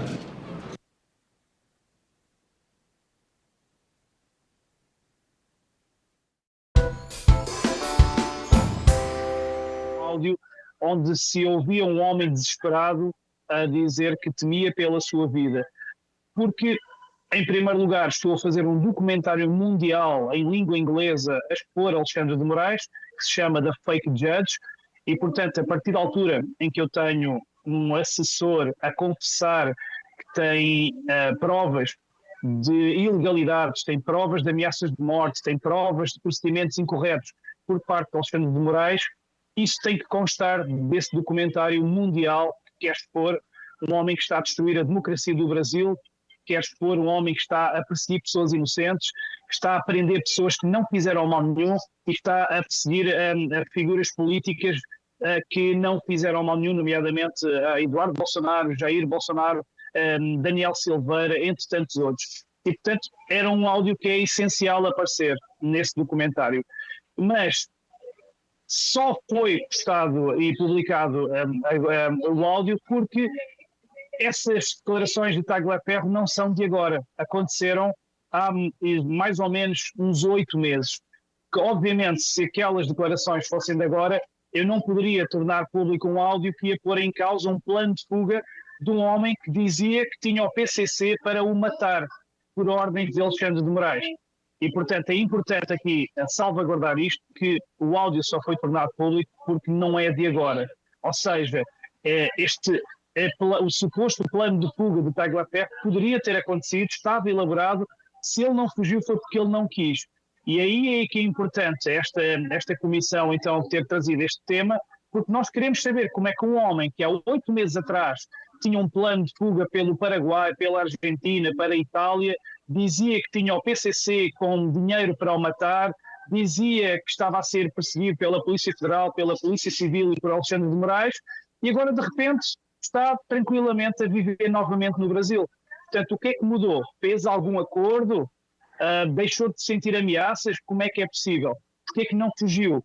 E nesses áudios que foram gravados pelo Osvaldo Eustáquio, e já vou falar sobre o Osvaldo Eustáquio, o Tagliaferro garante e promete ao Osvaldo Eustáquio que iria dar entrevistas a jornais e televisões de Espanha a expor tudo, a explicar tudo o que se passa no Brasil, a expor o comportamento criminoso e ilegal de Alexandre de Moraes. O que é certo é que passaram esses 8 meses, não foi dada nenhuma entrevista, nada aconteceu. São áudios também onde se ouve falar um possível acordo entre Tagliaferro e Paulo Figueiredo, que poderia dar R$1 milhão a Tagliaferro. Era importante também que Tagliaferro explicasse que acordo foi esse e porque é que não aconteceu também. e aqui tenho que dizer que o Paulo Figueiredo foi a figura brasileira que mais me criticou por eu ter tornado público este áudio, dizendo que perdemos um possível delator, o que eu não concordo, porque, volto a dizer, este áudio aconteceu há 8 meses atrás, portanto, Tagliaferro poderia ter saído, poderia estar em segurança, poderia ter dado todas as entrevistas, poderia ter feito o acordo com Paulo Figueiredo, se não fez foi porque não quis. E aqui devo também dizer para todo o Brasil inteiro que Paulo Figueiredo prometeu fazer uma live comigo para esclarecermos estas questões. Eu já o contactei dezenas de vezes, ele diz sempre que sim, mas arranja sempre uma desculpa para não fazer essa live comigo. Diz sempre que está em viagem, está sempre em viagem, e o que é certo é que eu vejo todas as semanas a fazer lives, as suas lives semanais, no seu estúdio normal. E eu lamento muito que isso aconteça, porque quem criou este áudio foi o Osvaldo Eustáquio, e o Osvaldo Eustáquio fez uma live comigo onde explicou tudo. Eu fiz todas as perguntas. Primeira pergunta que eu fiz ao Osvaldo Eustáquio é: porquê é que gravaste às escondidas um áudio com Tagliaferro? E Osvaldo Eustáquio foi direto: porque estamos a falar do bem comum da nação. Mesmo que eu estivesse a trair Tagliaferro, eu precisava deste material pelo bem comum do Brasil. E aqui também é importante, antes de vos explicar outras explicações do Osvaldo Eustáquio, que a mim pessoalmente não me interessa quem gravou. Se foi o Osvaldo Eustáquio, se foi o Zé Manel, se foi o Chico, se foi o Francisco. A mim o que me interessou foi o conteúdo dos áudios, que era fidedigno. Isso era muito importante e gravíssimo, um conteúdo gravíssimo, onde temos um homem, o assessor, o homem forte de Alexandre de Moraes, a chorar, aflito, a dizer que tem medo que lhe matem a família, tem medo que o matem a ele, a desesperado, a dizer que tinha provas para deitar Alexandre de Moraes abaixo. Estamos a falar, volto a dizer, do chefe do gabinete de luta contra a desinformação de Alexandre de Moraes. E também perguntei ao Osvaldo Eustáquio se ele, nesse áudio, ele queria ajudar o Tagliaferro, porque é que ele então o traiu? E a resposta, como vos disse, foi essa: era pelo bem comum do Brasil, e porque Tagliaferro depois não concretizou o plano de fuga. Ele simplesmente não concretizou. Tinha rotas, tinha nomes, tinha moradas, tinha tudo. E essa é a questão que eu nunca me vou parar de fazer. Como é que um homem, em desespero, com o PCC a querer matá-lo, tenha plano de fuga e abdica desse plano e está agora a viver tranquilamente no Brasil? Se calhar já não está a viver tranquilamente no Brasil, por isso é que agora também não está aí presente, e por isso é que, como ouvimos há bocadinho vocês dizerem, ele poderá participar numa outra comissão via online, porque eu acredito, eu duvido que ele esteja novamente no Brasil. Eu creio que o facto de eu ter tornado público estes áudios precipitou novamente a sua saída, portanto, podemos ter Tagliaferro em segurança para finalmente cumprir e ser um homem de uma vez por todas, porque se ele tem informações, ele diz que tem os arquivos todos, tem os ficheiros, tem os relatórios, tem os documentos, tem todas as provas que mostram que houve perseguição, que houve ilegalidades por parte de Alexandre de Moraes. Portanto, ele tem que expor ao mundo, ele tem que cumprir a sua palavra, tem que ser um homenzinho de uma vez por todas. E tem que explicar, e volto a fazer a mesma pergunta, eu vou fazer esta pergunta sempre: se ele tinha medo de ser morto, se ele tinha medo de ser preso, porque é que ele estava agora a trabalhar tranquilamente em São Paulo? Essa é uma questão que é muito, muito, muito importante. Portanto, quando Tagliaferro se dignar a vir a responder a esta comissão, é importante que ele esclareça essa questão. Depois também muitas pessoas me criticaram dizendo... Sérgio, está me ouvindo? Só me dá só um parênteses para... Desculpa interromper sua fala, mas é importante, já que o senhor falou do Tagliaferro, até não sei se por acaso ele estiver assistindo essa audiência, né, que seria interessante que ele reconsiderasse a postura dele, porque se ele está se sentindo ameaçado de morte pelo que ele sabe, a partir do momento que ele torna público o que ele sabe, principalmente contra aquela pessoa que é o Alexandre de Moraes, que, segundo ele, é a pessoa que poderia mandar matá-lo. Acho que a única defesa que o Tagliaferro tem agora, Sérgio, é exatamente trazer a público isso tudo. Porque além de salvar a própria pele, porque a partir do momento que perde-se o interesse em queimar um arquivo vivo, quando ele divulga essas coisas, e eu espero que realmente ele esteja em algum lugar seguro, independente de qual país onde ele esteja, né? Mas é uma forma de ele se proteger fazendo isso e, por consequência, eu não tenho dúvida que isso vai fazer com que muitas pessoas que hoje, aqui no Brasil, que estão presas ou estão fora do nosso país, refugiadas, que se sentem tão perseguidas quanto o Tagliaferro, ele vai fazer um grande serviço para essas pessoas também, porque são provas inequívocas, pelo que a gente imagina, do modus operandi do Alexandre de Moraes de perseguir as pessoas, pré-escolher seus alvos. Isso tudo não foi exposto ainda. Isso ajuda a nossa luta aqui por anistia no Congresso Nacional e ajuda, sem dúvida alguma, as defesas dos perseguidos políticos a conseguirem protocolizar essas possíveis provas para anularem os julgamentos. Acho que esse é um grande caminho. O Tagliaferro tem uma responsabilidade enorme com o país, né? E ele, pensando nele, pode se beneficiar e, por consequência, beneficiar também a democracia no nosso país. Senador Flávio, rapidamente, 30 segundos. Eu pedi a proteção policial ao senhor Tagliaferro, caso ele esteja no Brasil ainda, pedi à Polícia Federal, pedi ao Ministério da Justiça e faço um encaminhamento ao senhor para que a própria Comissão de Segurança do Senado Federal também faça essa requisição, porque a gente precisa que a verdade... Deixa eu só voltar a palavra lá para o nosso Sérgio Tavares, depois a gente volta para cá, agradecendo a presença do deputado Girão aqui também. Por favor, Sérgio, desculpa a intromissão, continue, por favor. Com certeza, com certeza. Essa de facto é uma questão muito pertinente que colocaram, e eu volto a dizer, a razão pela qual eu divulguei este áudio também era para isso mesmo, para que ele vá ao Senado explicar e expor todas as provas que tem e explicar porque é que deixou de ter medo de há 8 meses um homem assustado e com medo que lhe matassem a família, como é que ele, passados 8 meses, estava a viver tranquilamente e a trabalhar tranquilamente em São Paulo, até estes áudios serem expostos. Isto é uma coisa que tem que ser mesmo esclarecida, porque ele diz coisas gravíssimas. Ele denunciou até que, por exemplo, as decisões mais graves não passavam pelos juízes auxiliares e eram diretamente dadas por Alexandre de Moraes, ou seja, não se cumpria sequer os procedimentos legais. Portanto, há muita coisa que Tagliaferro tem mesmo de explicar. E a questão é, quando me criticaram por eu soltar estes áudios, porque perdemos aqui um possível delator. A minha pergunta é, então quanto mais tempo é que precisavam? Passaram 8 meses. O quê? Queriam 1 ano? 1 ano e meio? 2 anos? Se ele não falou, entretanto, é porque ele simplesmente não queria. Se ele já estava de volta a trabalhar em São Paulo tranquilamente, é porque, obviamente, a minha única explicação é que ele tinha um acordo com Alexandre de Moraes e com o STF, porque não era possível como é que um homem assustado de morte voltaria tranquilamente e abdicaria de uma rota planeada, até porque ele chegou a sair do Brasil. Quem for ao Instagram do Tagliaferro, ele tem fotos em Itália, de férias, ele tem passaporte italiano. Portanto, ele tinha possibilidade de sair, ele tinha até já o combinado, o plano com Paulo Figueiredo para ganhar dinheiro nos Estados Unidos.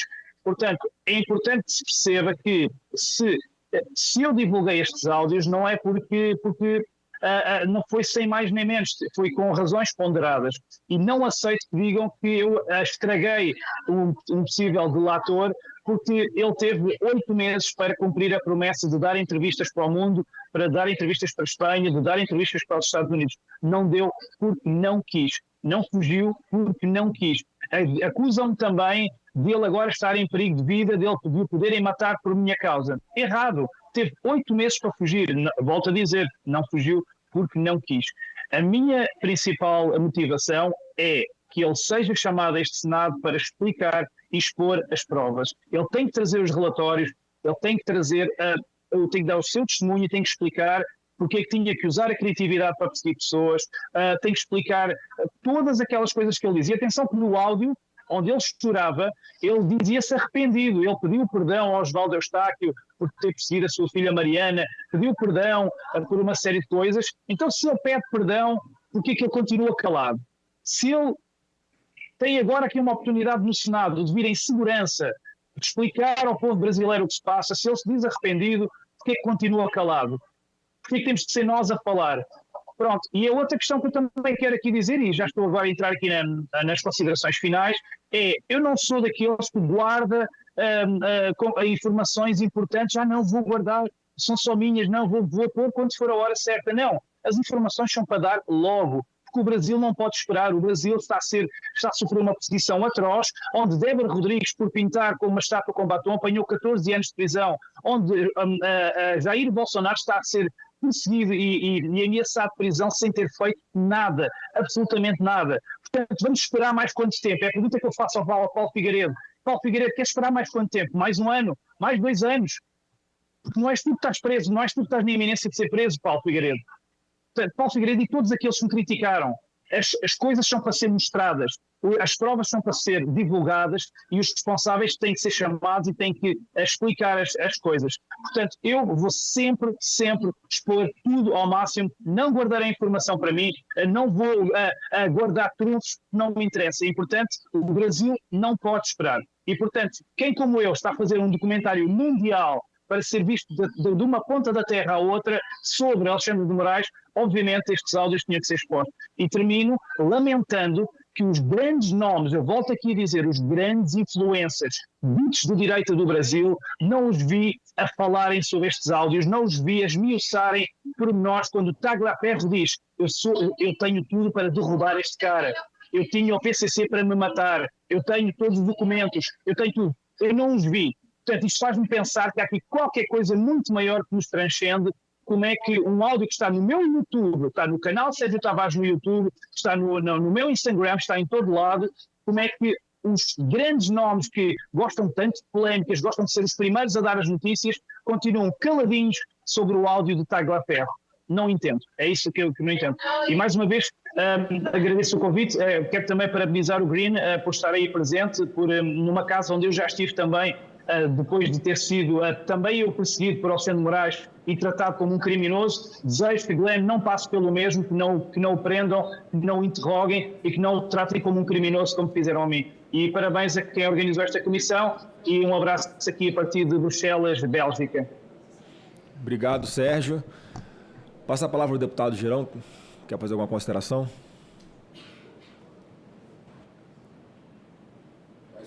Ok. Bom dia, boa tarde a todos que estão participando dessa audiência.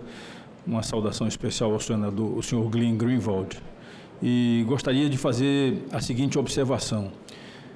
Nós estamos vivendo um momento que a população, não somente do Brasil, mas do mundo, nós recém estivemos lá na Itália e muitas pessoas nos perguntavam sobre o que aconteceu no 8 de janeiro.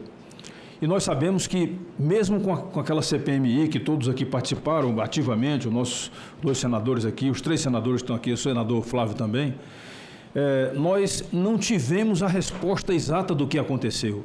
E pode ser que essas respostas ainda estejam embutidas. Então, eu gostaria de fazer minhas vossas palavras aí, senador Flávio, de que o Tagliaferro precisa, sim, se sentir protegido e vir aqui, porque não é somente a população brasileira, é a história do Brasil. Eu gostaria de ir um pouco mais. Nós sabemos aqui, eu e o senador Mourão, que nós temos um colega de turma dele e meu que participou ativamente disso daí. Então, eu gostaria de deixar aqui uma palavra de que seria muito importante que o general Gonçalves Dias viesse aqui, tivesse a coragem de vir aqui para desmascarar o que aconteceu em 8 de janeiro. Não, é um momento de indignação, porque a gente não pode aceitar, como militares formados na mesma fábrica. A Academia Militar das Agulhas Negras é chamada por nós como fábrica. Então, seria interessante que a gente pudesse buscar despertar no general Gonçalves Dias o tempo que ele passou naquela fábrica, o que ele aprendeu ali de honra, de respeito, para que a verdade pudesse acontecer, porque ninguém me tira da cabeça que o que aconteceu no 8 de janeiro foi uma infiltração feita pelos integrantes do MST de Sobradinho, que sempre foram os que vieram para cá fazer todas as agressões às instalações aqui dos ministérios naquele passado, que invadiram o Congresso Nacional, invadiram ministérios, quebraram, depredaram e não sofreram nada. E, infelizmente, a gente teve agora, no 8 de janeiro, essa demonstração de incerteza. E o Brasil e a história do Brasil precisa saber disso. Então, que eles entrem para a história como pessoas que pecaram por omissão, e por ação também, mas especialmente por omissão, ao deixarem que acontecesse a infiltração. Então eu deixo aqui a minha indignação como militar da reserva, como general da reserva, e eu sei que o general Mourão também tem esse mesmo pensamento nosso. É inaceitável que o militar falte com a verdade, é inaceitável que o militar não tenha coragem moral de dizer o que foi a verdade, porque a busca da verdade não é só nossa, ela está na Bíblia. E a gente precisa invocar isso daí. Eu deixo a minha indignação, porque, como militar, eu não aceito que haja alguma coisa nesse sentido. Eu sei que eu estou me dirigindo a um cara que foi meu colega de curso, meu colega de algumas ações na Amazônia brasileira, e colega do general Mourão também, porque comandamos numa mesma época lá na Amazônia, eu e ele, e a gente precisa pensar nisso. Eu espero que isso possa ser um motivo de que o senhor Tagliaferro possa vir aqui para mostrar a realidade. E eu estou dizendo isso daí, todos sabem aqui, eu também sou processado pelo 8 de janeiro, eu respondo um processo lá no STF. E eu não tenho dúvida nenhuma que eu já me ofereci ao ministro Alexandre de Moraes para ir lá falar aquilo que aconteceu comigo, o motivo pelo qual eu estou sendo processado, sem nenhum medo, porque eu não tenho nada a temer. Eu não tive nenhuma participação naquilo dali e deixo aqui a minha patente indignação com a motivação ideológica e política de pessoas de esquerda que querem fugir da verdade, querem fugir do seu compromisso com a verdade. Parabéns a vocês que estão provocando isso daqui na Comissão de Segurança Pública. Eu tenho orgulho de dizer que eu faço parte da Comissão de Segurança Pública da Câmara dos Deputados desde o começo e não aceito que o MST, esse MST que agride, esse MST que invade, que depreda, que destrói instalações produtivas no Brasil, seja motivo de ser dito, como nós já ouvimos aqui, assim, o grande ideólogo do MST, aquele cara que eu não gosto nem de falar o nome de quem não presta, ele disse, o MST é o nosso exército. Não é. O único exército que existe aqui é o exército brasileiro. O resto são bandos, são grupos terroristas, são facções criminosas. Muito obrigado, senador Flávio, muito obrigado pelo convite aqui, senador Eduardo Girão. Obrigado, deputado general Girão. Bom, quero agradecer aqui as mais de 2.600 pessoas que estão ao vivo nos acompanhando no portal do Senado Federal. E passo a palavra, então, ao jornalista Glenn Greenwald, mais uma vez agradecendo aqui a sua presença, a sua coragem, tudo que o senhor tem feito aí, por acreditar nos seus princípios, né? Que não dá para falar que você é um bolsonarista, né? Nem que o senhor é uma pessoa de direita. E eu espero de verdade, Glenn, que muitos jornalistas se espelhem na sua postura, na sua coragem, no seu profissionalismo. Critica quando tem que criticar, denuncia quando tem que denunciar, porque acho que é isso que move, acredito eu, um jornalista, né? Ter o furo, dar em primeiro lugar algo importante, algo impactante, que pode transformar a vida de tantas pessoas, e nesse caso de tantos brasileiros que hoje estão pagando com a própria liberdade o preço de serem perseguidas por pessoas e infelizmente, dentro de um processo a quem não tem a quem recorrer. Advogados com dificuldade de fazer defesa, é um sentimento de caixão encomendado. Não adianta o que se levante nesses processos, que simplesmente é tudo ignorado, tudo atropelado. E eu, sinceramente, tenho muita confiança que o senhor possa nos trazer mais alguma coisa, Glenn, para comprovar como era o modus operandi do Alexandre de Moraes, como ele fazia para escolher as suas vítimas, para que possamos mais uma vez trazer com provas cabais que tudo que ele está sendo feito é absolutamente nulo, é absolutamente inaceitável e principalmente é criminoso. Criminoso, porque é uma pessoa que descumpre o que está na legislação, que promulga a própria Constituição, define os seus próprios métodos, atropela todas as partes de um processo legal para fazer o que ele quer, independente ou contrariamente ao que diz a lei. Então, Glenn, mais uma vez, obrigado pela sua presença. Te passo a palavra para fazer a sua apresentação. Senhor presidente, só para avisar que na Auri Verde, nesse momento, tem 17 mil pessoas nos assistindo. Queria agradecer aqui ao Pitoli também pela cobertura, mais um ato de cidadania do Pitoli, do grande portal da Rádio Auri Verde. Obrigado a todos que estão assistindo também. Com a palavra, Glenn Greenwald. Boa tarde a todos os senadores, deputado, todo mundo assistindo online. Quero também agradecer muito à comissão e ao presidente pelo convite. E eu gostaria de falar que quando recebi esse convite, não era difícil para decidir que vou aparecer aqui, porque realmente acredito, tem jornalistas que não acreditam, mas eu acredito que quando um jornalista faz reportagens que tem um impacto na sociedade, no país, de outras pessoas, tem uma obrigação de responder para perguntas, de comunicar publicamente com o Congresso, e fiz isso várias vezes, fiz isso na reportagem do Snowden, estava aqui 2 vezes no Senado, no Congresso, também durante a reportagem sobre a Lava Jato, e então eu acho que é um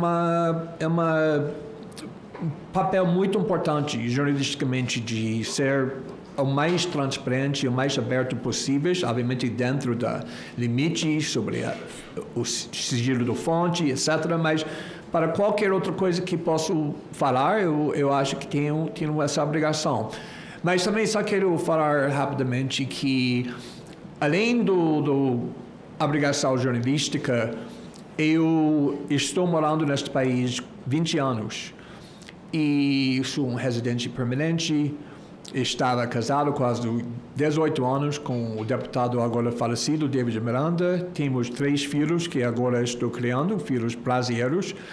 Então, esse país tem grande importância para mim. Para mim, o Brasil não é um país estrangeiro, é meu lar permanente. Então, eu realmente me importo muito sobre o que está acontecendo aqui, que vai ser o futuro do Brasil, e estou bem impulsionado para isso.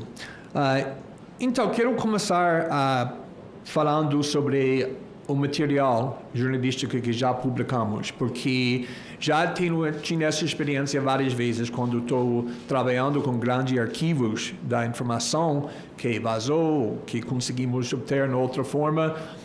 Na reportagem no Snowden, trabalhei muitas vezes com Wikileaks, também no reportagem sobre Lava Jato. Quando tem um grande arquivo, todo mundo sempre quer saber quem mais tem, por que não está publicando tudo. E acho que neste caso, a estratégia que foi utilizada pela Folha e também para mim, e pode criticar, mas tem benefícios também, e que nós publicamos muitos materiais muito rápido, quase todos os dias nas primeiras 3 semanas. Acho que conseguimos publicar 15 artigos total, divulgando que conseguimos confirmar e que não interessa pública muito rápido. E publicamos 2, 3 mais no próximo 2 meses. Então, acho que algum desse material foi um pouco perdido, ou seja, que não conseguiu receber a atenção que a importância da divulgação, das divulgações merecem. E o que eu quero fazer aqui é aponto algumas dessas coisas que acho que nunca receberam a atenção que as impropriedades do ministro Moraes merecem de receber. Quero falar também um pouco sobre o clima da receio e medo e intimidação que o presidente também falou, que acho que é muito importante para enfatizar que desde o começo, quando eu estava começando a expressar preocupações e críticas sobre o ministro Moraes, também quando comecei a fazer reportagens, bem antes da série na Folha, eu percebi muito rápido que tem muitas pessoas, estou falando no mundo jurídico, especialistas na Constituição brasileira, que expressaria críticas do Moraes na forma privada.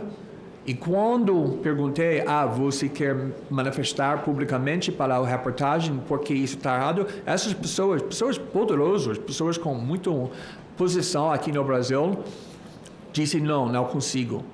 E, obviamente, eles têm medo de que vai ser as consequências se eles criticam o ministro Moraes publicamente.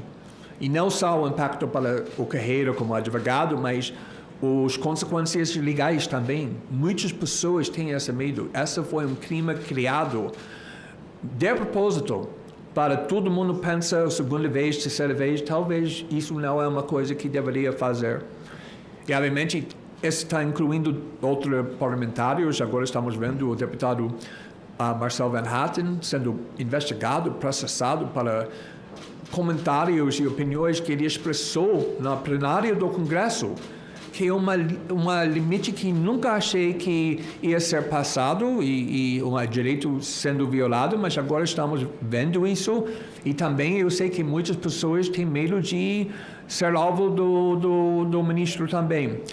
E também neste caso foi uma série dos comentários e ações do Supremo Tribunal Federal, mas também o ministro Moraes, que tinha um impacto de criar essa intimidação de propósito, acho. Mas posso falar que criou esse impacto.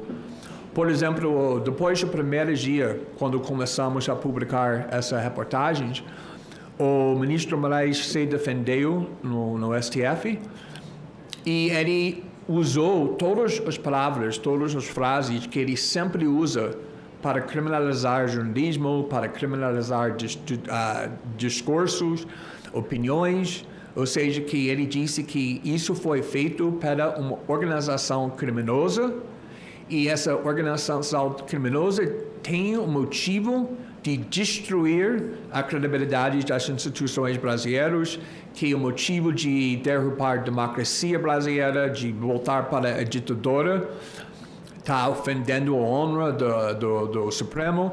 Então, ele sempre está interpretando qualquer crítica, qualquer reportagem, qualquer denúncia como um crime. Esse é o instinto de imediato, falando que esse é o motivo de desestabilizar ou destruir as instituições brasileiras. E isso, obviamente, estava incluindo não só nossas fontes, mas também nós, como jornalistas, inclusive o maior jornal no Brasil, o Folha de São Paulo. E ele não tinha a menor hesitação de usar essas acusações contra jornalistas, contra um jornal muito grande que está funcionando aqui muitas décadas no Brasil. E logo depois, quando o ministro Moraes abriu uma investigação criminosa para supostamente descobrir a identidade da nossa fonte, não só foi a fonte que foi incluído nessa investigação. Tem um documento que fala muito claramente que a polícia do São Paulo, do estado de São Paulo, recebeu uma instrução de não só chamar suspeitos de vazamentos, mas também eu e minha colega jornalística, a Fábio Peal, para fazer depoimentos, para responder para o policial e ser questionado. E eu estou fazendo jornalismo há muito tempo, não é a primeira vez que estou fazendo jornalismo que está criando raiva nas autoridades, para falar o mínimo. Eu nunca vi jornalistas sendo formalmente incluído na investigação. Não estou falando que necessariamente que somos os alvos da investigação, mas obviamente quando a polícia é mandado para questionar, para chamar para depoimento jornalistas sobre o jornalismo, isso tem um impacto bem grande, bem grave para criar esse clima da intimidação. E isso aconteceu. Quero falar um pouco sobre as materiais que conseguimos divulgar. Obviamente, depois começamos a divulgar o Moraes e Gilmar Mendes e ministro Barroso e outros políticos defendendo o STF o tempo todo, disse que isso não mostrou nada errado, é muito inocente, talvez foi um pouco informal, mas nada pior do que isso. E sobre isso eu quero falar o seguinte, que uma das coisas que conseguimos mostrar é que os assessores que estavam fazendo tudo isso, os assessores no STF, os assessores no TSE, sabiam que tudo isso foi errado. Eles falaram várias vezes abertamente sobre a preocupação grave que eles tinham porque o Moraes estava criando um sistema para investigar que não era certo. E eles foram além disso, eles conspiraram como eles podiam ou conseguir modificar o processo para esconder o que estava acontecendo. Até disse coisas, meu Deus, se isso for publicado, for divulgado, isso criaria muitos problemas para o ministro, porque isso não está certo. Eles saberam o tempo todo que isso não foi certo. Até eles falaram sobre quando documentos foram enviados pelo ministro Moraes, pelo TSE, e ele não gostou, ele queria modificar para deixar isso mais grave. O TSE disse, como isso é possível? Já mandamos no forma registrado esse relatório que o ministro pediu e eles receberam instruções, mas pode modificar o documento para botar o dado anterior ou para mostrar que isso é o primeiro relatório que está fazendo. Eles queriam esconder que ele estava fazendo. Por quê? Se isso fosse totalmente inocente, porque eles sempre estavam falando sobre o conhecimento que eles tinham que foi tudo errado e que eles queriam esconder. E vou falar além disso também que quando o ministro Moraes manifestou na primeira dia, depois da nossa reportagem, para se defender, ele afirmou muitas falsidades, muitas coisas que, eu vou falar, eram mentiras. E porque ele fez isso porque ele não sabia que nós tínhamos no arquivo, ou seja, que não sabia que conseguimos provar que ele estava falando era falso.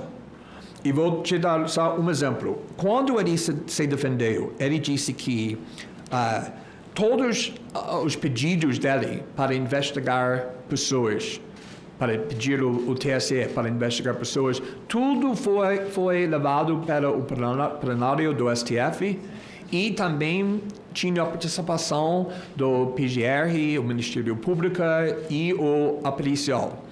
Também ele disse que tudo que ele fez, desses pedidos que ele fez para o TSE, tudo foi registrado. E também ele disse que todo mundo que ele queria ser investigado já era um alvo da investigação ou do inquérito do fake news ou inquérito do milicianos digitais, como ele chama. E nós conseguimos mostrar muito rápido que tudo isso foi falso.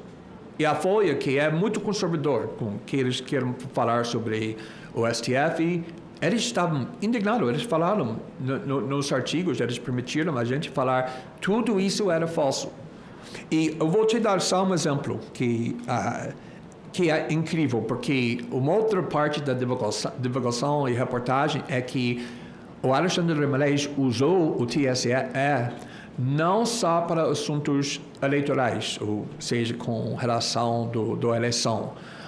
Muito pelo contrário, ele usa o TSE para investigar assuntos pessoais ou para investigar pessoas que estavam participando no protesto contra ele, o STF, que não tinha nada a ver com as questões eleitorais, que obviamente é o limite do poder do TSE é para garantir a integridade da eleição, mas ele usa isso bem além disso.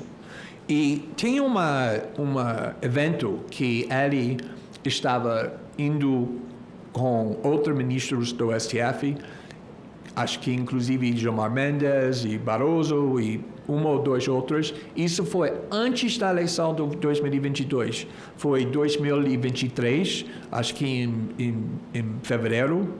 E eles estavam planejando um evento entre os ministros em Nova York, não no Brasil, em Nova York, nos Estados Unidos. E pessoas em Nova York e nos Estados Unidos, principalmente brasileiros, mas que estão morando nos Estados Unidos, queriam organizar um protesto contra o STF, contra abusos do poder que eles acreditam que o STF está cometendo.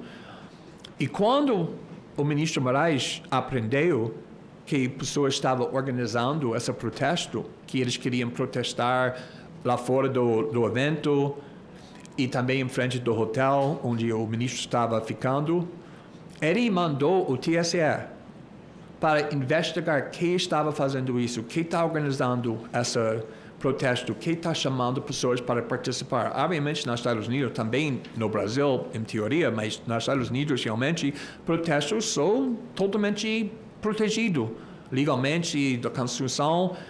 Então, não tem nada errado organizando um protesto nos Estados Unidos contra visitantes como o ministro. Mesmo assim, ele mandou o TSE investigar todo mundo que conseguiram identificar que estava organizando esse protesto. E o próprio TSE respondeu falando que, mas nada disso tem nada a ver com a eleição. Como nós podemos fazer? Qual autoridade nós temos para investigar esse protesto em Nova York? E ele ignorou essa denúncia, essa questão, e mandou que continue. Eles só conseguiram identificar uma pessoa que estava envolvida no protestos. Isso foi Homero Marchese, que era um deputado estadual para o Partido Novo, na Paraná. Nunca era deputado federal, nunca fez nada, mesmo participou promovendo esse protesto, só nas redes sociais. E, nesse caso, o Moraes mandou o bloqueio de todas as redes sociais dele, que era a plataforma que ele usou para comunicar com pessoas que elegeram ele no Congresso Estadual. Ele foi bloqueado no Instagram, 6 meses, no Twitter, no Facebook, no YouTube, tudo. Neste caso, o Alexandre de Moraes nunca levou esse processo para o plenário do STF, nem tinha participação do PGR, o Ministério Público, muito menos o acusado. E quando o Moraes manifestou naquele primeiro dia, ele disse todos os casos foram levados para o plenário. Todos os casos. Ele até disse, eu repito, todos foram com a participação do PGR, do Ministério Público, do policial, de acusado. Tudo foram registrados. E, neste caso, nada disso aconteceu. E conseguimos mostrar a verdade sobre as falsidades que ele afirmou, porque ele não sabia que nós temos esse material dentro do arquivo. Então, depois que ele falou isso, conseguimos mostrar isso. Isso não era o único caso que não foi levado para o plenário, não foi registrado, não tinha participação. E, além disso, isso é um caso quando ele está abusando os poderes investigadores do TSE, porque não tinha nada a ver com a eleição. Esse protesto não era sobre a eleição já aconteceu. Foi 2 meses depois da eleição de 2022, mas ele continuou a usar o TSE. E também usou o TSE várias vezes, porque um assessor no TSE, tinha bom relacionamento com o policial do São Paulo, tinha acesso, senhas.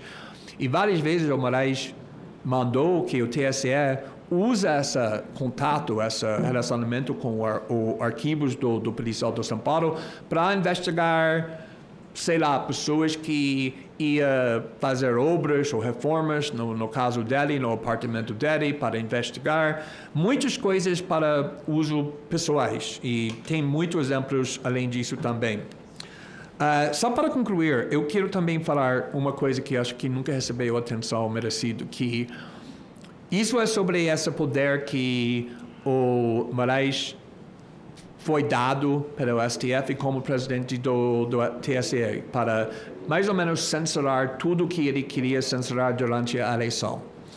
Quando esse poder foi dado pelo STF para Moraes, todo mundo no STF quase era muito preocupados com esse poder, porque pessoas como Carmen Lúcia, agora o presidente do TSE, enfatizou que esses poderes são muito perigosos.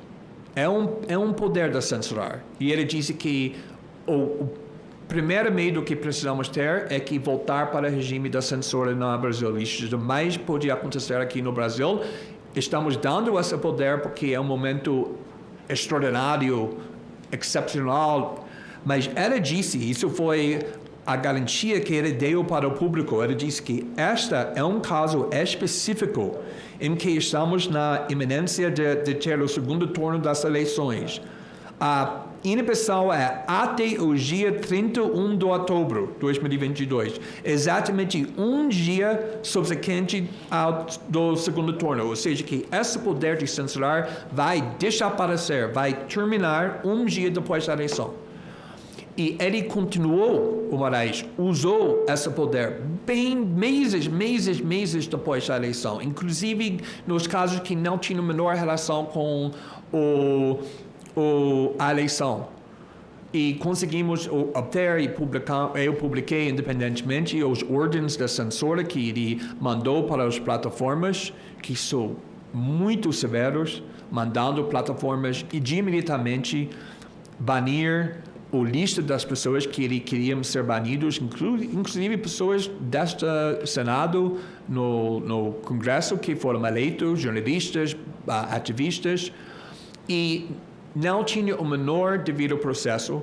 Eu liguei para várias pessoas que foram censuradas com essa ordem. Ninguém sabia, até liguei, que eles foram alvo dessa ordem, ou seja, que não tinha o menor devido processo, nenhum processo, muito menos devido processo, não conseguiram entrar no tribunal para ver a evidência, não poderia contestar a ordem.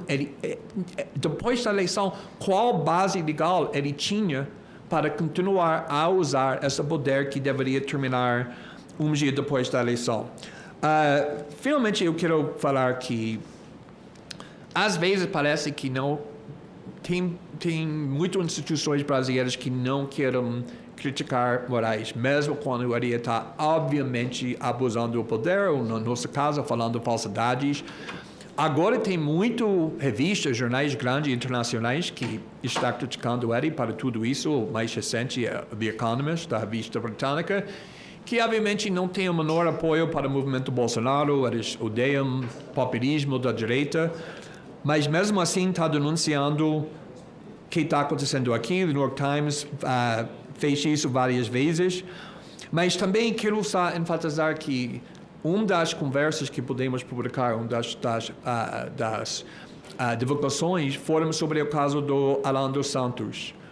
E no caso do Alan dos Santos, Moraes estava indignado porque o Interpol rejeitou ou ignorou o pedido dele para botar no lista vermelho o Alan dos Santos, e o Interpol disse, e Moraes disse isso na nossa conversa, que o Interpol acreditou que ele não cometeu crimes, que ele estava sendo perseguido pelas opiniões, pelo jornalismo, e isso não é permitido de entrar no lista vermelha do Interpol, então nunca entrou.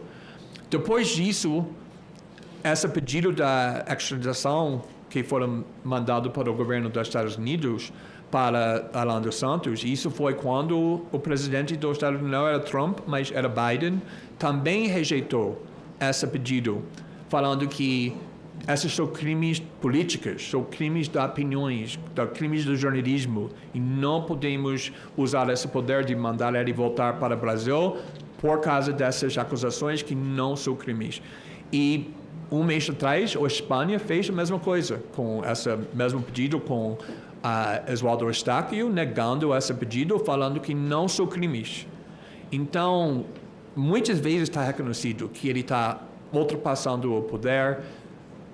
Revistas, jornais internacionais, também aqui no Brasil, Folha Estadão está falando há muito tempo que ele instalou um regime da censura, que ele está abusando do seu poder.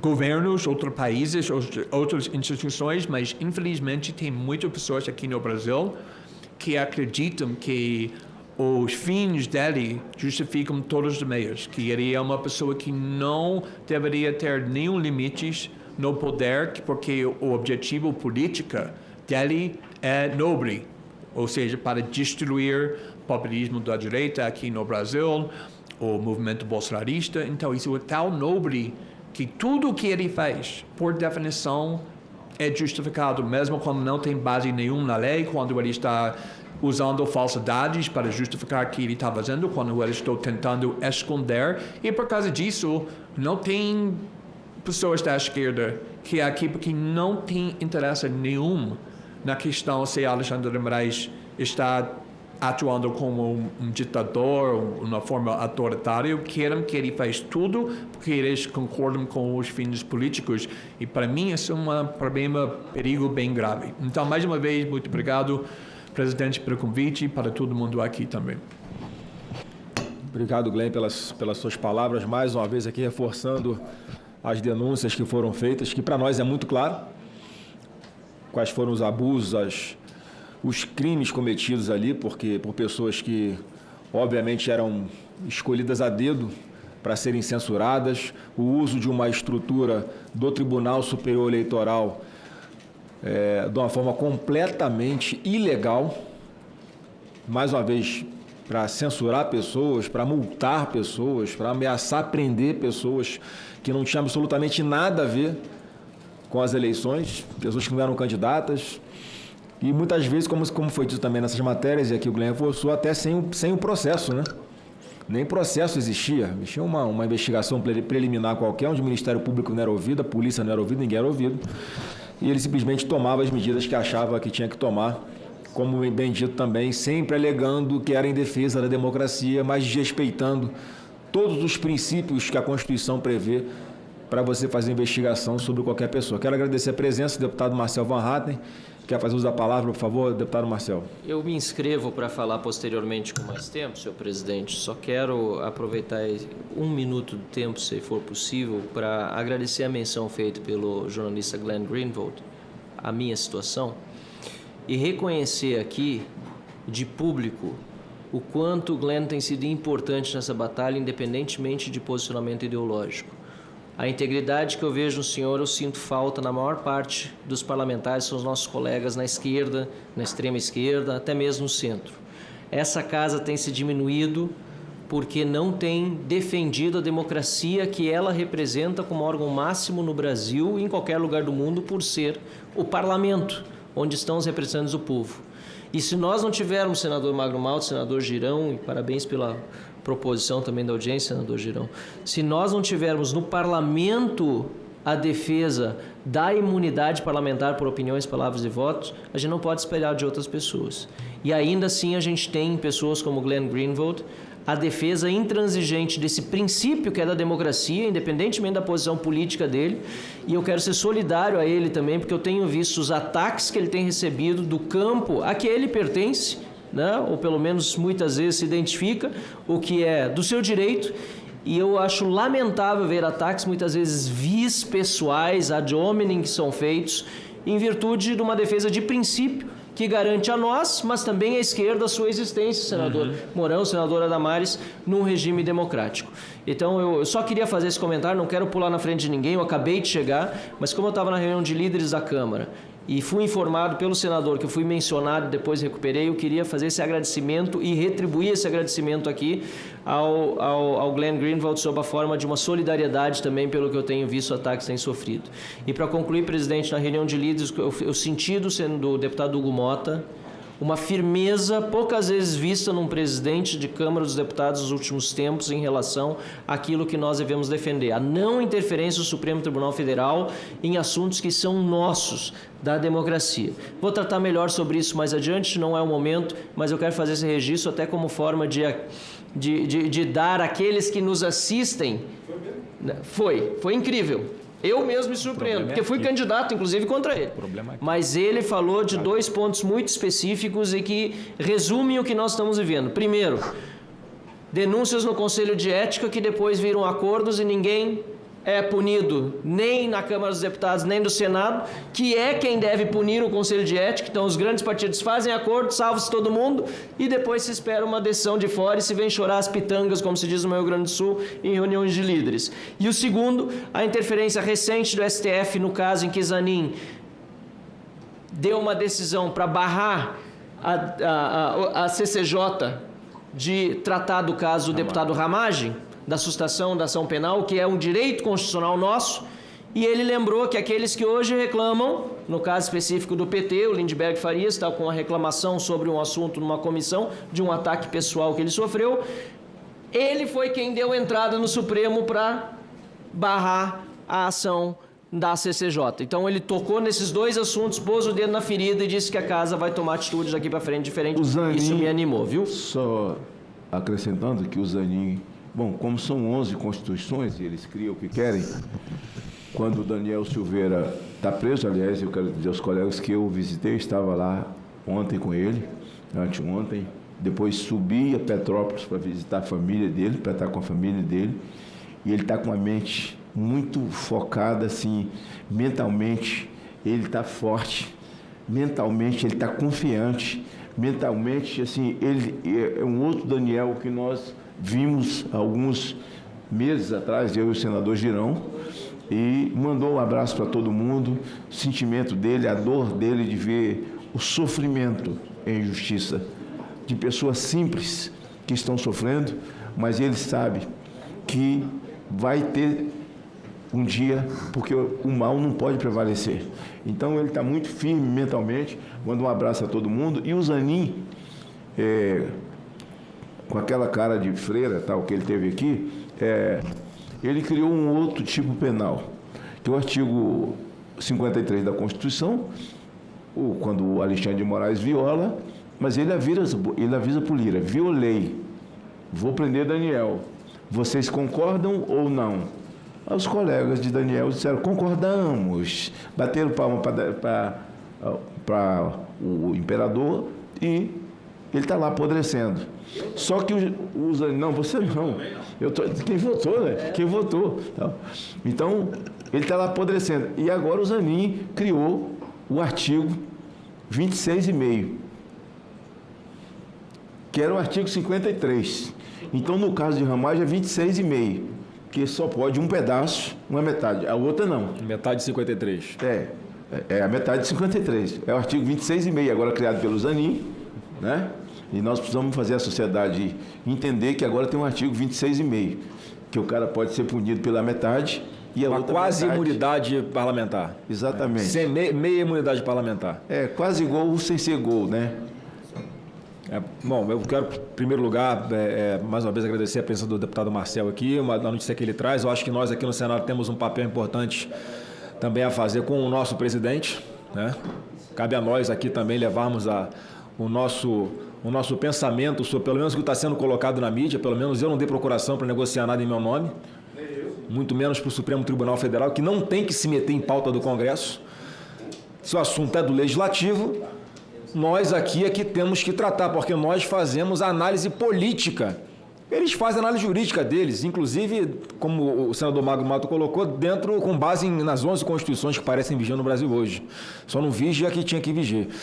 Esse é o primeiro aspecto. Nesse segundo aspecto, também deixar, obviamente, a minha solidariedade aqui ao deputado Daniel Silveira, quem eu tive a proibição de visitar, né, pelo próprio ministro Alexandre de Moraes, porque, eu não sei porquê, mas fui proibido de visitá-lo. Então, deixo aqui a minha solidariedade a ele, a sua família, a sua luta, que sim, muito em breve nós veremos esse mal sucumbir. Então, eu quero passar a palavra ao senador Eduardo Girão, que é o autor dos requerimentos que motivaram essa audiência pública de hoje. Senhor presidente, só um adendo sobre a questão do Daniel Silveira, que o senhor foi proibido de visitar.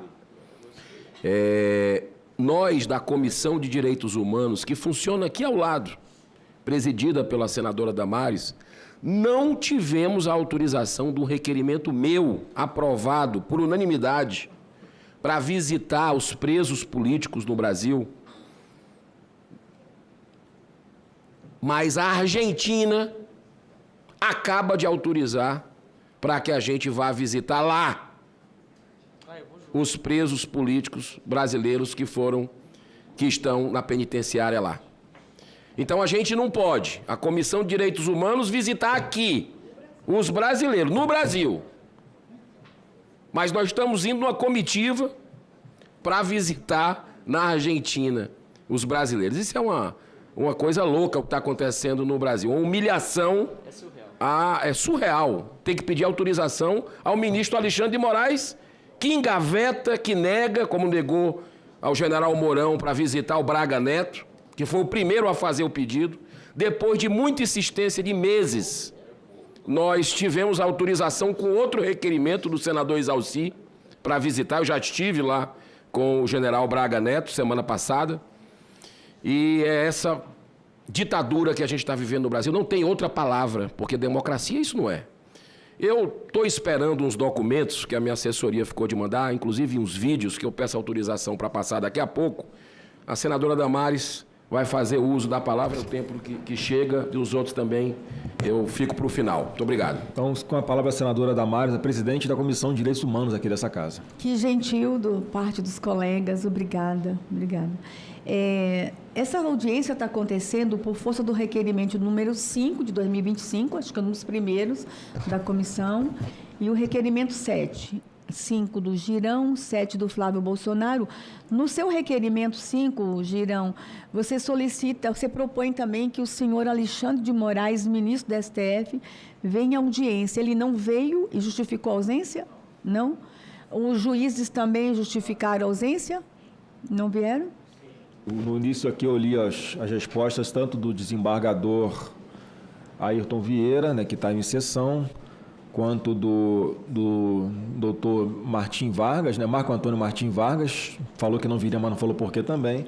E o advogado do Tagliaferro disse que não poderia comparecer nesta oportunidade, mas deixou em aberto aqui a possibilidade de, no futuro, fazer um depoimento aqui para essa comissão, ainda que de forma virtual. Nós vamos ter que apresentar outro requerimento, presidente. Eu mantenho o requerimento já aprovado para ele vir, o Tagliaferro vir.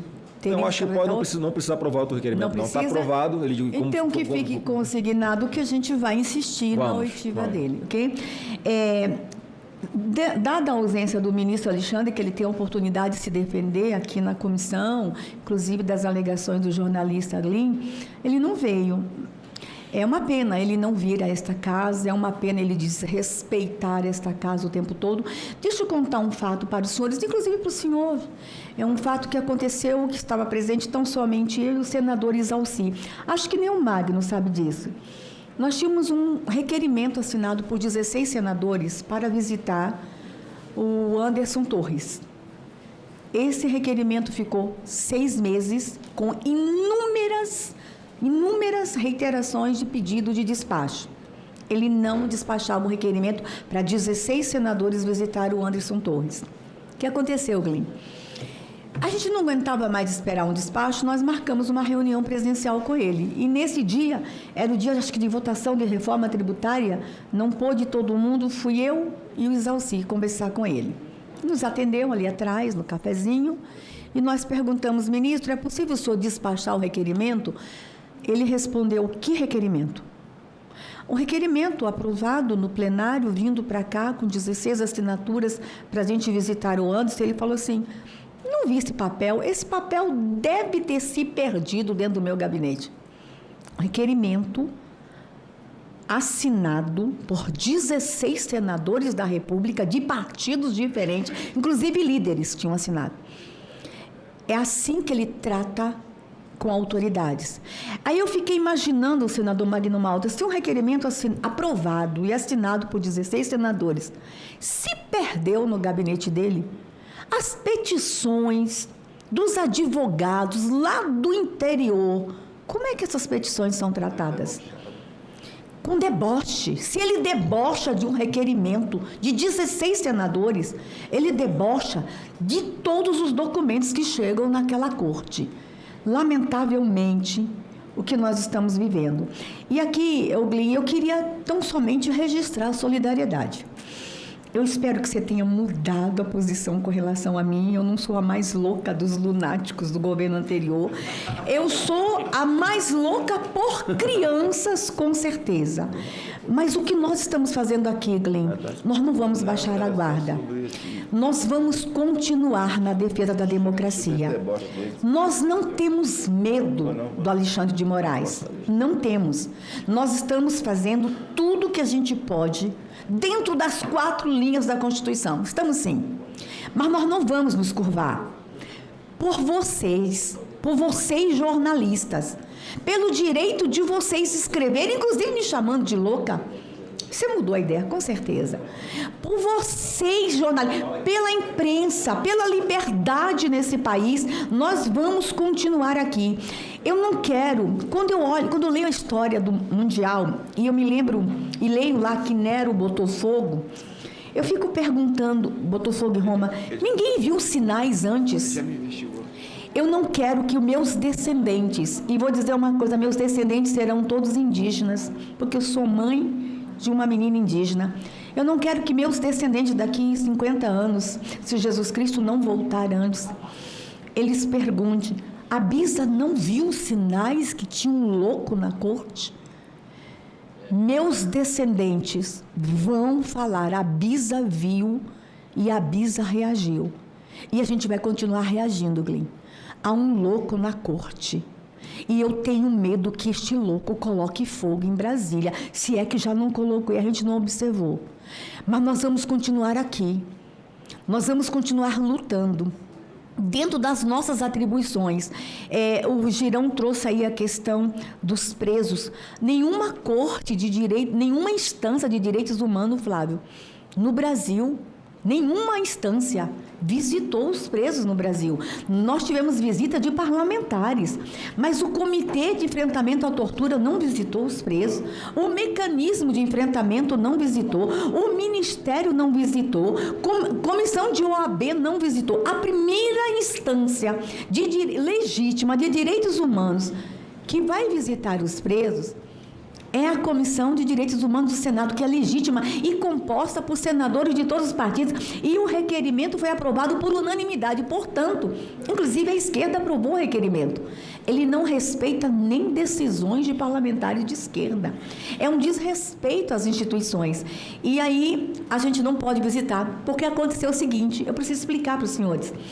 Mas espera aí, não é a vara de execução de cada cidade que é responsável pelo preso? Não. Os presos de 8 de janeiro, ele se sente dono da execução da pena. Eu fui conversar com a vara de execução aqui do DF. Fui lá com a presidente da vara. Doutora, eu quero visitar, porque aqui foi aprovado o requerimento. Ela, lamento, mas esses presos, essa vara não tem nenhuma autonomia. Até nas varas de execução dos municípios, é ele que manda. É um absurdo. É o exagero do exagero. Mas nós vamos continuar aqui, Glenn. Porque loucos precisam ser detidos, contidos. E dentro das nossas atribuições e com as armas legítimas que nós temos, nós vamos continuar lutando para detê-lo. Pelo bem da imprensa do Brasil, pela liberdade do Brasil, pela liberdade do parlamento, pela liberdade da gente trabalhar. Nós vamos continuar. Vou continuar insistindo, senadores, na visita, inclusive, Flávio, isso é gravíssimo, as varas de execuções não terem, é uma discussão que temos que fazer aqui na Comissão de Segurança, não terem autonomia em alguns presos. Existem categorias de presos no Brasil. Este preso, aquele que degolou a mulher lá em Fortaleza, eu posso visitar se eu quiser. Mas uma senhorinha de 74, dona Ivanete, que saiu sábado da cadeia, na cadeira de rodas com 74 anos, eu não pude visitar. 2 indígenas vulneráveis. Os descendentes das minhas filhas vão dizer que a mãe tentou, que a Bisa tentou visitar 2 indígenas. Eu não pude visitar. Um morador de rua eu não pude visitar. Como presidente de uma comissão, eleita num parlamento de forma legítima, eleita por unanimidade e requerimento aprovado por unanimidade. Glenn, fica firme. Posso não concordar com tudo que você fala, mas a gente reconhece a tua coragem. Fica firme, que outros se inspirem em você. E nós vamos continuar aqui. E, Flávio, parabéns por essa audiência, mas eu insisto na oitiva do ministro Alexandre nessa comissão e dos juízes. Eu acho que os demais colegas vão continuar insistindo que ele venha aqui conversar com a gente. Muito obrigada, senador Flávio. Obrigado, senador Damares. Senador Flávio. Senador Magno Malta. Sobre esse requerimento do Anderson Torres, e, na verdade, o ministro Alexandre de Moraes, ele é um debochado, e ele faz de deboche mesmo com essa casa, para a casa perceber o deboche, ver como é que ele dá as penas dele, ver como ele puniu o partido com 22 milhões, ponto 9 para de trás para frente, dá no número 13. Ele sempre faz as anarquias dele, ele é um narcisista, é um abutre que se regozija em espizinhar, sabe, os restos mortais de um cadáver aos olhos dele, e ver quando ele fala sobre as pessoas, assim, a expressão facial dele. Você não precisa ser doutor em nada disso. A expressão facial de prazer de um abutre. Senadora Damares, quando você falou sobre o pedido, você disse: eu vou falar alguma coisa aqui que, quem sabe, vocês não sabem. Eu fui lá com o Isalci. Pois é, eu vou falar uma outra coisa aqui. Eu disse ao senador Girão: eu vou fazer um requerimento sozinho, já que ele não despachou de todo mundo. Pois ele despachou o meu e eu fiquei segurando. Não fui para esperar ele despachar o outro, porque é um absurdo. O Marinho foi lá e dizer: é um absurdo. Quando ele despachou para os parlamentares, eu já tinha o despacho para ir sozinho. Veja que deboche. E ele traz naquele pedido primeiro de visita aos presos, assim, ele põe a exclusão dos nomes que não pode visitar. E inclui Flávio Bolsonaro, inclui Eduardo. Ele tem uma fixação no seu pai, que eu não sei qual que é, mas que tem, certo? Tem fixação em Daniel Silveira, também não sei qual que é, mas que tem, certo? E aí ele despachou. Veja só o tamanho do deboche. E aí eu visitava o presídio de todo mundo que você citou os nomes aí. Eu tive no mínimo 20 vezes com cada uma dessas mulheres, com os homens e tal. Eu ia para o presídio. Inclusive nós temos aqui a filha do Clezão, que está ali filmando. O pai morreu nas vísceras do Estado e eu tenho o prazer de ter a memória do Clezão dentro do meu gabinete o tempo inteiro, porque ela está cooperando conosco lá no meu gabinete.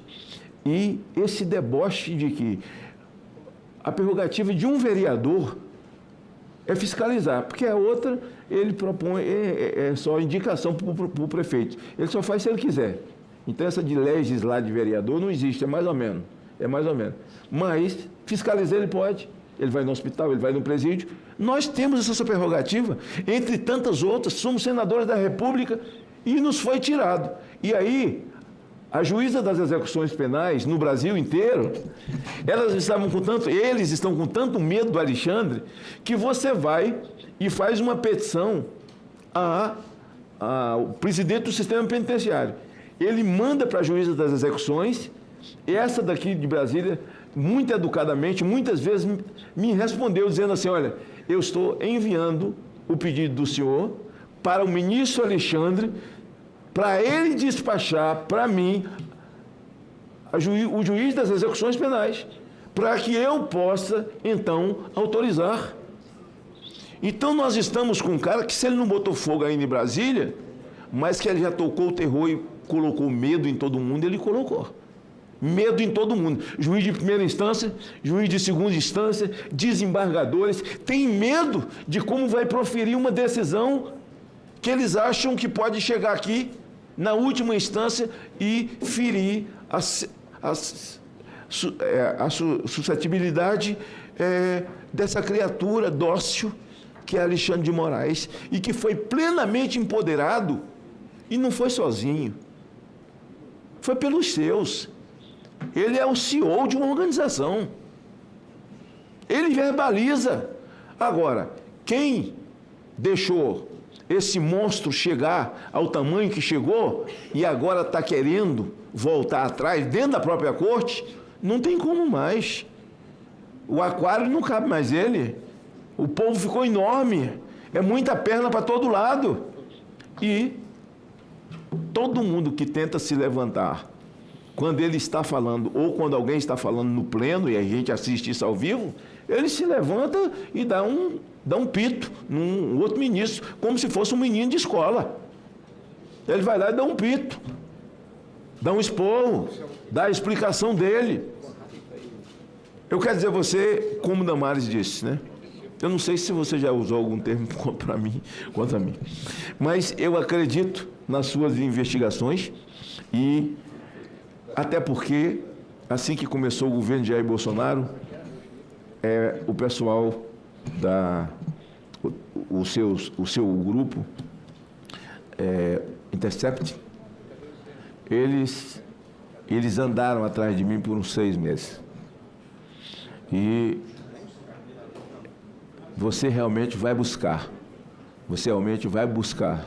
Agora, comigo foi meio decepcionante, porque eu não falei uma palavra, né? E era Deus me guardando, porque eu não sabia nem nada. Tinha uma jornalista sentada do meu lado, e ela, ao sentar do meu lado, começa a me fazer perguntas, e eu não respondo nada. Não respondo nada. A única coisa que eu disse à moça, falou assim, não, eu sentei do lado do senhor, porque eu procurei saber qual era o dia da sua viagem e o seu assento. E me assentei do seu lado. Eu sou jornalista e eu gravei tudo que o senhor falou comigo. Falei, você está errada de ter gravado sem ter falado comigo. Mas eu só vou lhe responder uma pergunta que você me fez. Eu estava calçado com um tênis que tinha o nome da minha mãe. Um tênis, uma sapatilha que eu desenhei, aliás, estou calçado com uma aqui, que tem o nome da minha mãe, Dona Dadá.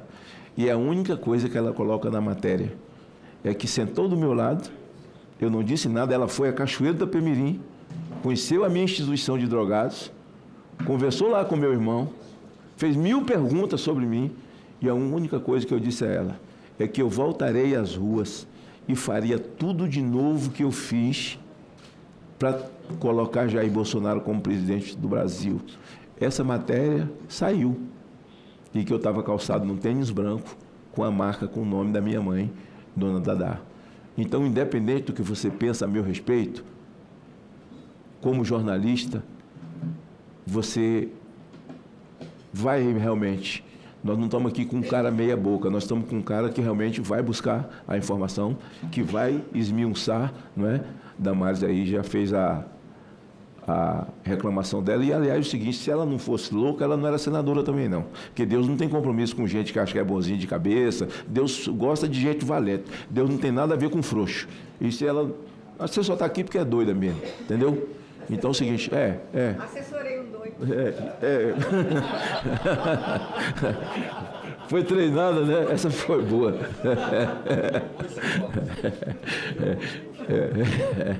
Mas eu quero louvar, assim, a profundidade. Você vai até o final, você tem a capacidade e a coragem de fazer a revelação do fato. E o que muitos jornalistas, quer dizer, eles chamam jornalistas de blogueiros, mas se comportam como verdadeiros blogueiros a serviço do vil metal, sem respeitar o sentimento, o sofrimento das pessoas que estão debaixo da bota de Alexandre de Moraes, né? O mais sobre você, certamente o Marcel falará, né? Porque como você, não sei qual é ideologicamente o seu lado e qual é eu sei que bolsonarista você não é, né? Mas você é um cidadão que trata com a verdade independente do lado que esteja, né? Isso para nós é muito importante, Assim, eu de ontem para cá, de anteontem para cá, eu tenho visto assim que eu não vejo, eu não ligo o telejornal, não vejo nada, né?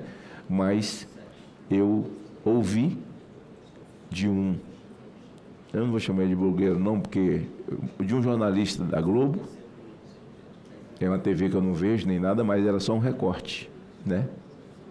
E ele dizia que Jair Bolsonaro é o ex-presidente em atividade no Brasil, mesmo numa cama. Então, o bem que esse homem fez ao país no exercício do seu mandato e ainda paga a cada 5 minutos, tem uma coisa nova.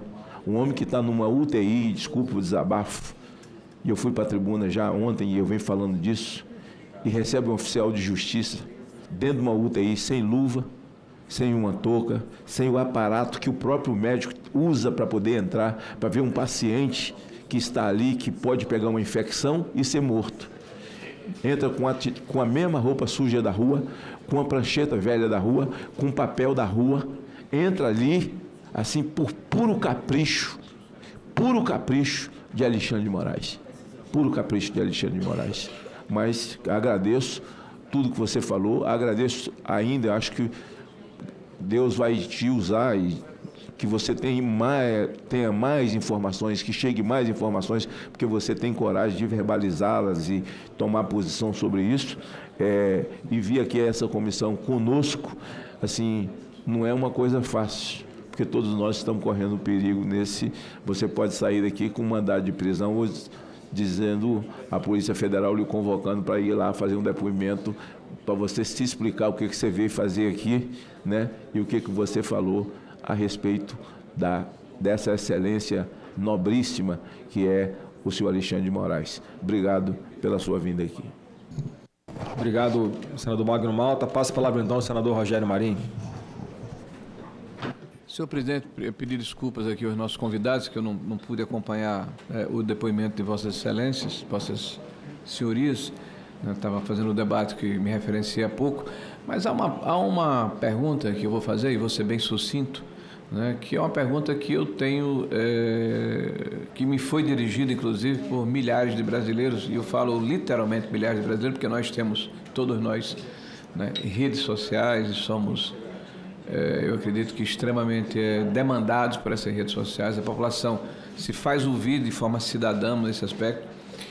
E nós começamos a assistir com muita atenção, né, os relatos que Vossa Senhoria faz ou fez, né, na Folha de São Paulo, né, em relação aos diálogos, eu diria, cabulosos, né, que ocorreram entre entre juízes auxiliares do então ministro, presidente do Tribunal Superior Eleitoral, Alexandre de Moraes, e assessores, né, do próprio tribunal, no caso, inclusive, o Tagliaferro, né.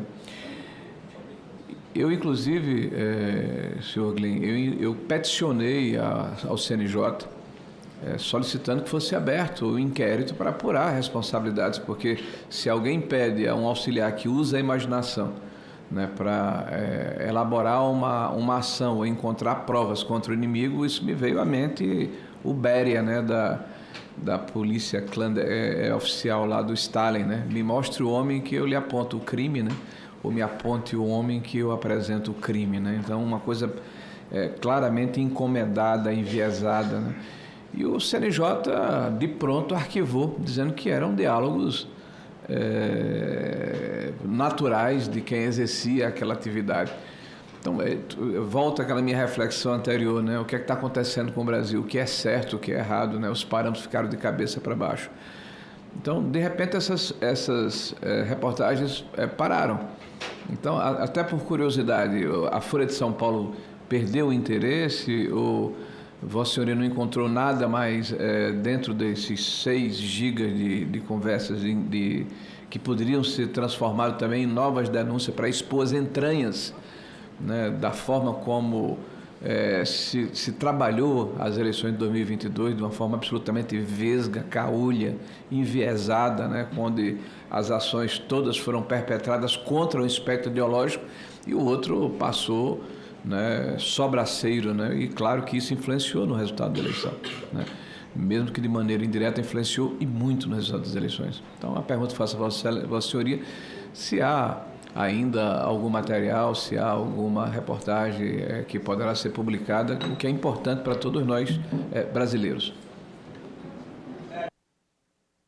Agradecer a Vossa Excelência por essa pergunta, porque eu sei que tem muitas pessoas com essa dúvida, essa pergunta, que aconteceu com o processo jornalístico, que paramos por causa da Folha, por causa das ameaças.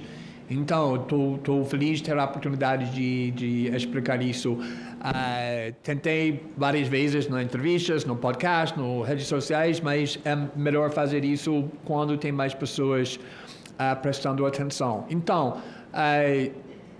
cada vez que eu trabalhei como jornalista com um grande arquivo, eu expliquei antes que foi no caso do Snowden, com esse grande arquivo sobre a espionagem dos Estados Unidos, várias vezes com Wikileaks, quando eu trabalhava com Wikileaks, na casa sobre Lava Jato, várias outras vezes, sempre tem essa questão, essa dúvida.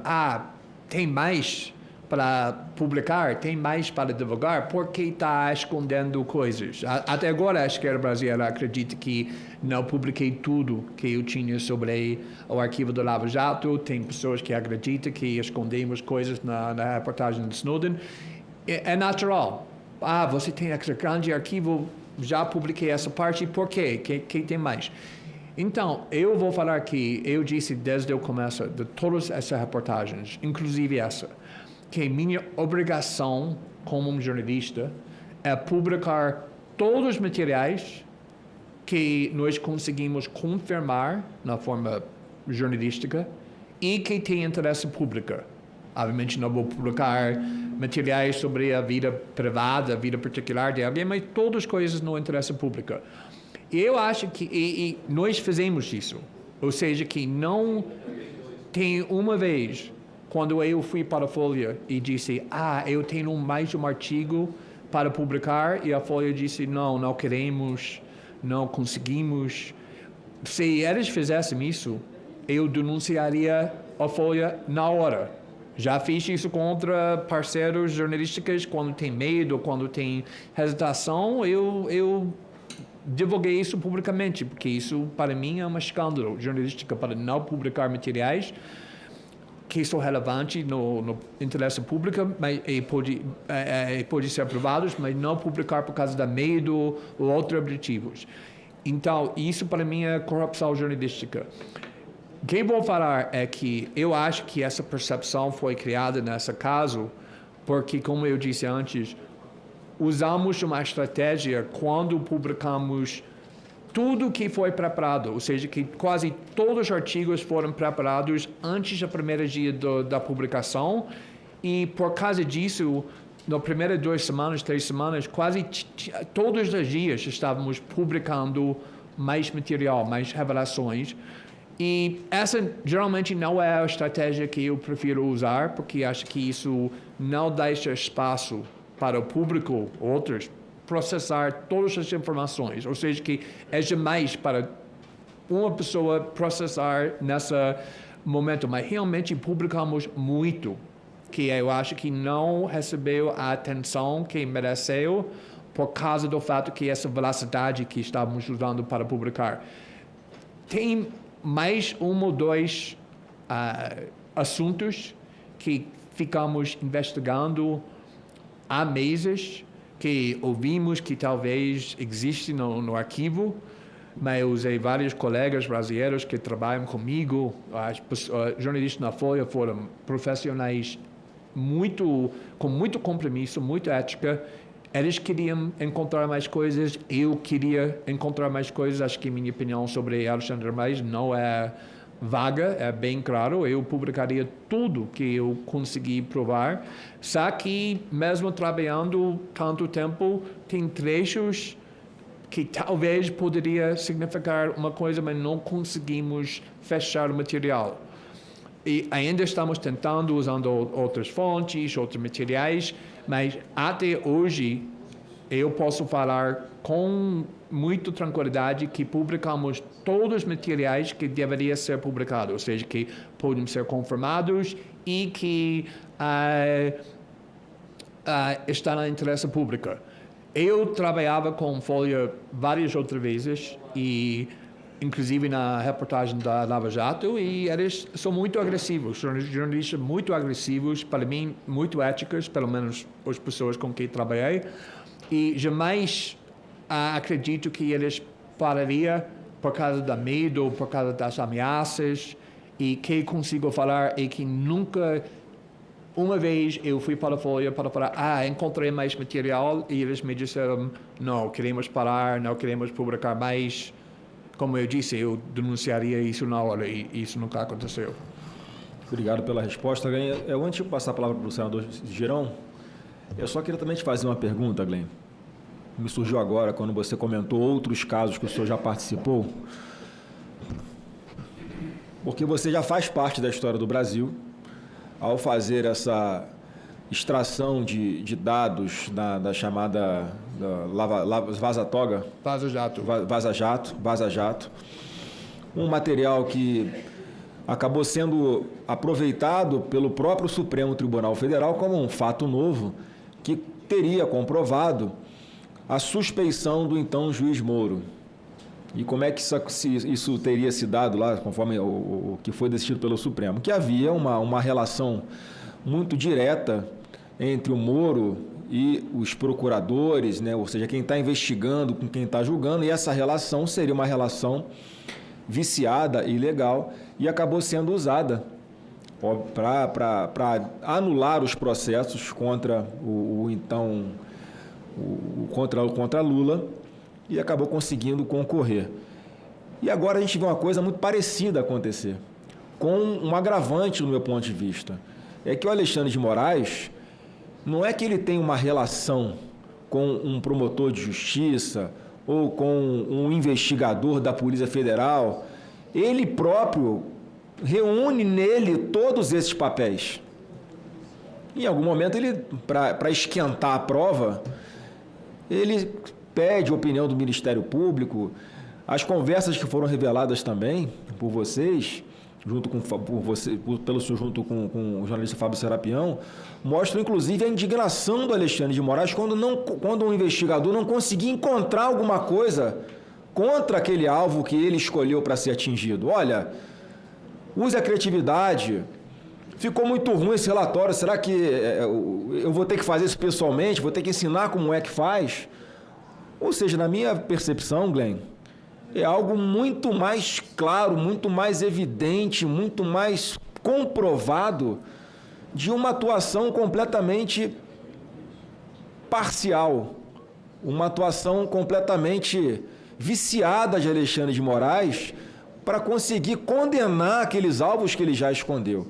Eu queria só ver se você concorda com isso, com a sua análise, comparando um caso com outro.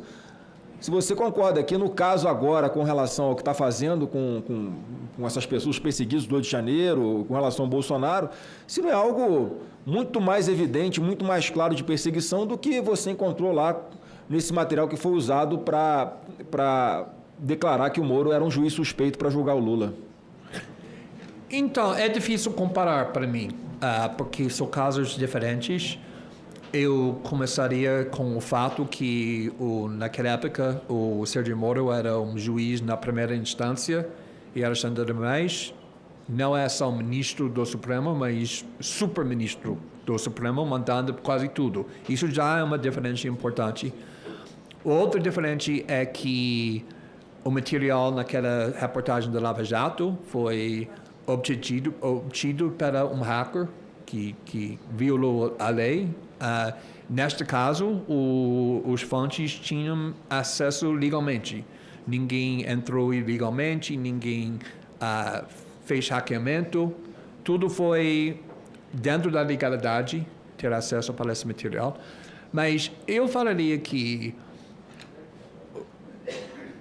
eu não vou falar que um me preocupa mais do que outro, um é mais grave do que outro, mas eu vou falar que eu acho que o Alexandre de Moraes é um grande perigo para a democracia brasileira por causa do fato que ele não respeita nenhum limite da lei. Ou seja, que em muitos materiais aqui, ele sempre atua como o suposto vítima. Depois ele se identificar como vítima, ele assume o papel de investigador espontâneo, sem difícil, sem menor pedido do Ministério Público, do policial. Foi ele que inicia a investigação, ele manda a investigação e depois ele atua como juiz.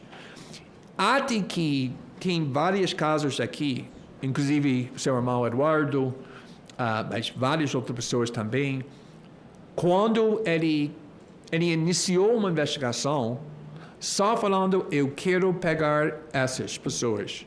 Ele não tinha evidência, não tinha nada de Polícia Federal, Ministério Público pedindo isso. Foi ele que criou a investigação. Ele não sabia se tivesse evidência ou não.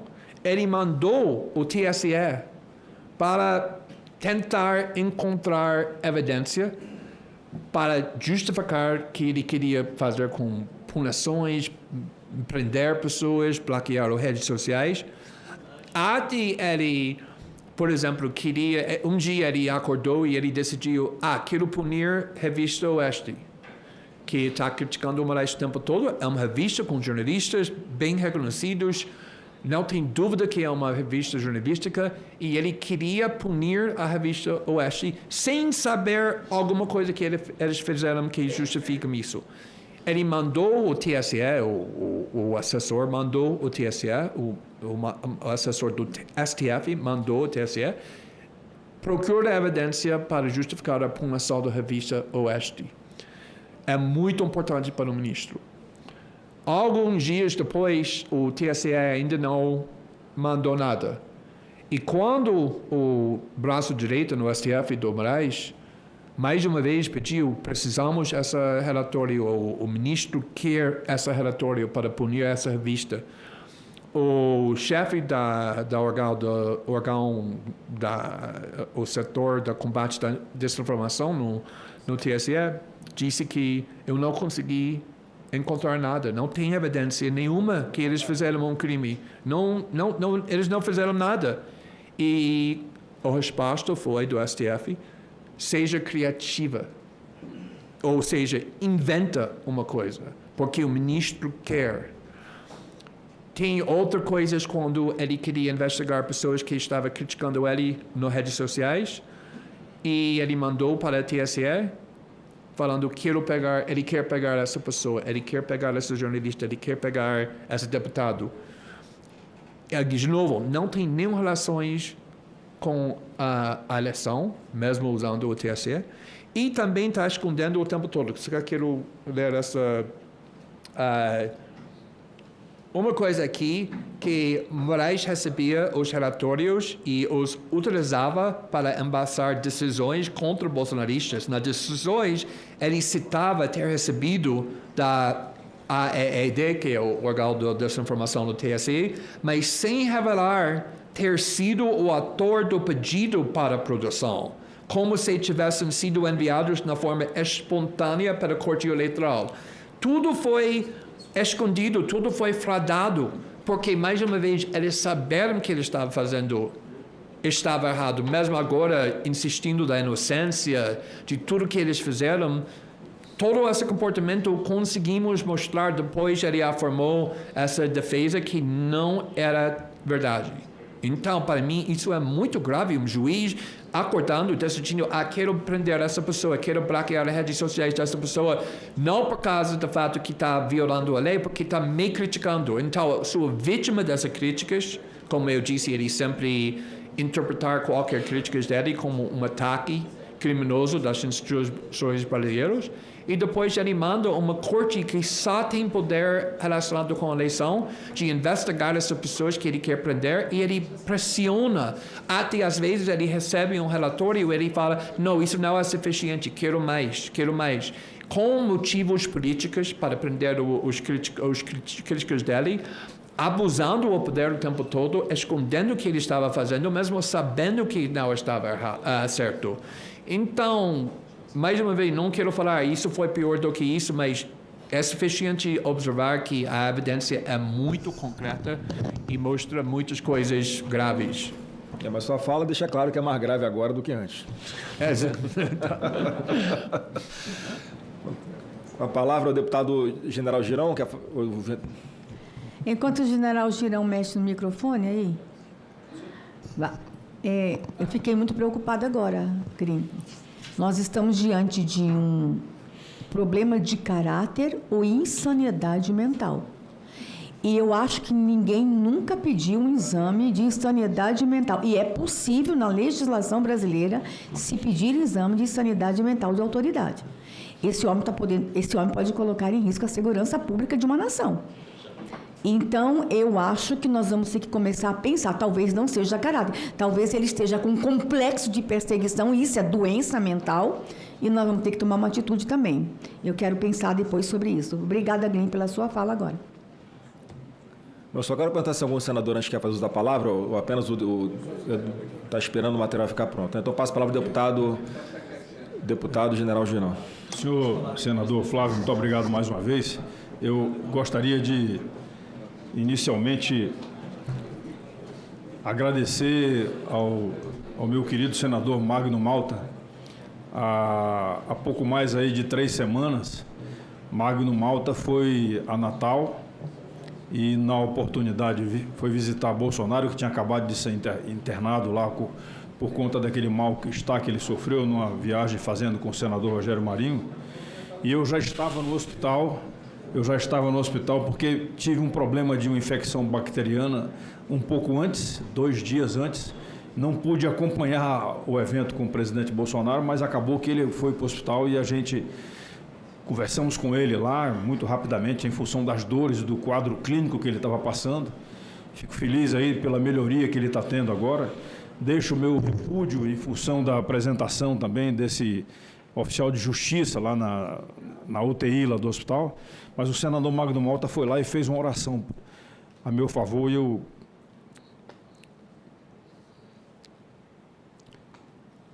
quero agradecer muito a esse combatente, porque ele estava de cadeira de rodas quando chegou lá. E eu estava numa situação bastante complexa em função de eu ter uma válvula bovina aqui no meu coração e não poder, de maneira nenhuma, sofrer nenhum ataque de uma bactéria. E o risco foi muito grande. Eu agradeço a todos aí, as ligações telefônicas, a visita do senador Rogério Marinho, a ligação também do senador Eduardo Girão, enfim, as orações da senadora Damares e de todos os colegas. Mas, meu jovem, digo jovem porque eu já vou fazer 70 anos aí no ano que vem, então, jovem Glenn Greenwald. Além dos presos políticos, nós temos também refugiados e temos foragidos políticos. E agora, lá na Itália, nós recebemos, senador Rogério Marinho, senadora Damares, eu vou encaminhar para a senhora também aqui no Senado, na Comissão de Direitos Humanos, uma carta dos foragidos políticos, porque são aquelas pessoas que não quiseram ser presas e fugiram dessa situação de prisão, porque sabiam que estariam sendo investigadas também em função daquela situação do 8 de janeiro. Então, eu deixo aqui também o meu pedido de que, o quanto antes, o senhor puder voltar a divulgar esses áudios que existam dentro desse arquivo de não sei quantos teras aí que o senhor disse que tem, porque essas pessoas também poderão ser beneficiadas. Não somente os presos, mas também os foragidos e os refugiados. Nós tivemos contato na Itália com pessoas refugiadas que nos procuraram. E o evento da Itália foi interessante porque o evento aconteceu em função dos 80 anos do fim da Segunda Guerra Mundial. A Itália foi libertada dia 25 de abril e nós participamos desses eventos lá, eu e o senador Eduardo Girão. E a Itália comemora, assim, a presença dos brasileiros, a participação da Força Expedicionária Brasileira neste movimento de libertação. Se a FEB saiu daqui, do Brasil, para um outro continente, lutar uma guerra em função da liberdade, da democracia e da justiça, não é mais do que momento que nós possamos aqui unir forças, o Senado Federal, a Câmara dos Deputados, os jornalistas brasileiros, e eu deixo aqui mais uma concitação, o estímulo para que os demais jornalistas que tenham informações sobre essa situação que a gente está vivendo no Brasil, de uma... A gente diz que a Constituição foi relativizada, a democracia também está sendo relativizada. E a gente precisa que todas as forças possam se unir. Assim foi nos Estados Unidos, que é o seu país, quando o Watergate surgiu e derrubou um presidente. E a gente precisa das forças serem unidas e o jornalista tem essa capacidade de investigação para que nós possamos mostrar para o Brasil, para o mundo, a verdade que o Brasil vive hoje. Eu termino as minhas palavras pedindo ao senhor, nos ajude a mostrar a verdade, mostrando essas conversas, como já foi falado aqui, cabulosas. Porque o Brasil precisa saber, o mundo precisa saber o momento que estamos vivendo. Agradeço, sim, a sua participação e espero que essa força que o jornalista brasileiro e o jornalista estrangeiro, como o nosso jornalista português aqui também já participou dessa audiência, que nós possamos ter essa união de esforços, porque não resta dúvida de que o mundo precisa saber dessa verdade e a gente espera que ela possa surgir com a força das suas conversas que existentes nos seus arquivos e com a força também do Senado Federal, que é a Casa Revisora da República e cabe ao Senado, sim, intimar convocar, trazer a verdade e trazer a responsabilidade àqueles que estão agindo fora das 4 linhas da Constituição. Afinal de contas, como disse o Alexandre Garcia no nosso evento no fórum lá em Milão, na Itália, no último domingo, é claro que o artigo 53 da Constituição, quando foi escrito pelo Constituinte, ele deixou claro: os senadores e deputados são invioláveis por quaisquer opiniões, palavras e votos. E esse quaisquer está sendo mortalmente ferido em função dos continuados agressões, das continuadas agressões que têm chegado aqui na Câmara dos Deputados. Inclusive ontem, o nosso líder do PL, o deputado Sóstenes, recebeu uma intimação de um ministro do STF em função de uma palavra que ele deu durante uma participação de um evento público. Então, eu agradeço se o senhor puder nos ajudar e fazer com que essas informações continuem sendo mostradas para que o Brasil e o mundo possam reagir a essa agressão à democracia mundial. Muito obrigado. Posso responder rapidamente? Por favor, senhor Greenwald. Primeiramente, eu só queria falar que eu acredito que já publicamos muitos materiais provando os atos inapropriados do ministro Moraes. Muitos materiais, não só nessa reportagem, que tem 15 artigos com várias conversas e chats, etc., áudios, mas também eu fiz muito reportagem no caso do Felipe Martins, quando o ministro Moraes mandou ele ser preso, baseado em falsidades óbvias, que eu consegui provar dentro de 2 semanas. Outra ordem da censura que ele emitiu na forma totalmente sigiloso, sem base legal nenhum, porque esse poder expirou no dia depois da eleição. Então, eu só queria enfatizar que publicamos muito nessa reportagem na Folha do São Paulo. Se eu tivesse outro material que consegue provar mais atos criminais ou mais atos ilegais ou inapropriados, eu publicaria na hora. Não é que estou segurando materiais para esperar um melhor dia para publicar. Neste momento, não tenho mais para publicar que consigo provar e que consigo confirmar. O minuto que eu tivesse, eu vou publicar. Eu só quero falar que eu conheço pessoas que estão fora do Brasil por causa do medo de ser preso por crimes jornalistas. Eu sou amigos, pessoas que conheço. Então, eu entendo a situação muito bem. E, como eu disse, se eu tivesse material para publicar que ajudaria essas pessoas, que terminaria essa injustiça, eu publicaria. Só que a única coisa que posso fazer como jornalista é publicar, reportar, e não posso forçar outras instituições brasileiras ou o público brasileiro de reagir na forma que eu acho que deveria. Mas estou fazendo tudo o que consigo para mostrar a verdade. Ao senhor não cabe inventar, né? O senhor tem a verdade consigo e mostra aquilo que... Em relação ao Felipe Martins, o deputado Hélio Lopes disse que era testemunha, ele foi testemunha que tirou o Felipe Martins e levou ele para casa. E se ofereceu para ser ouvido e não foi chamado. Então é mais uma verdade que a gente precisa realmente deixar claro aqui. Falamos sobre isso essa semana lá na Itália. Muito obrigado. Obrigado. Passa a palavra ao deputado Marcel Van Hatten.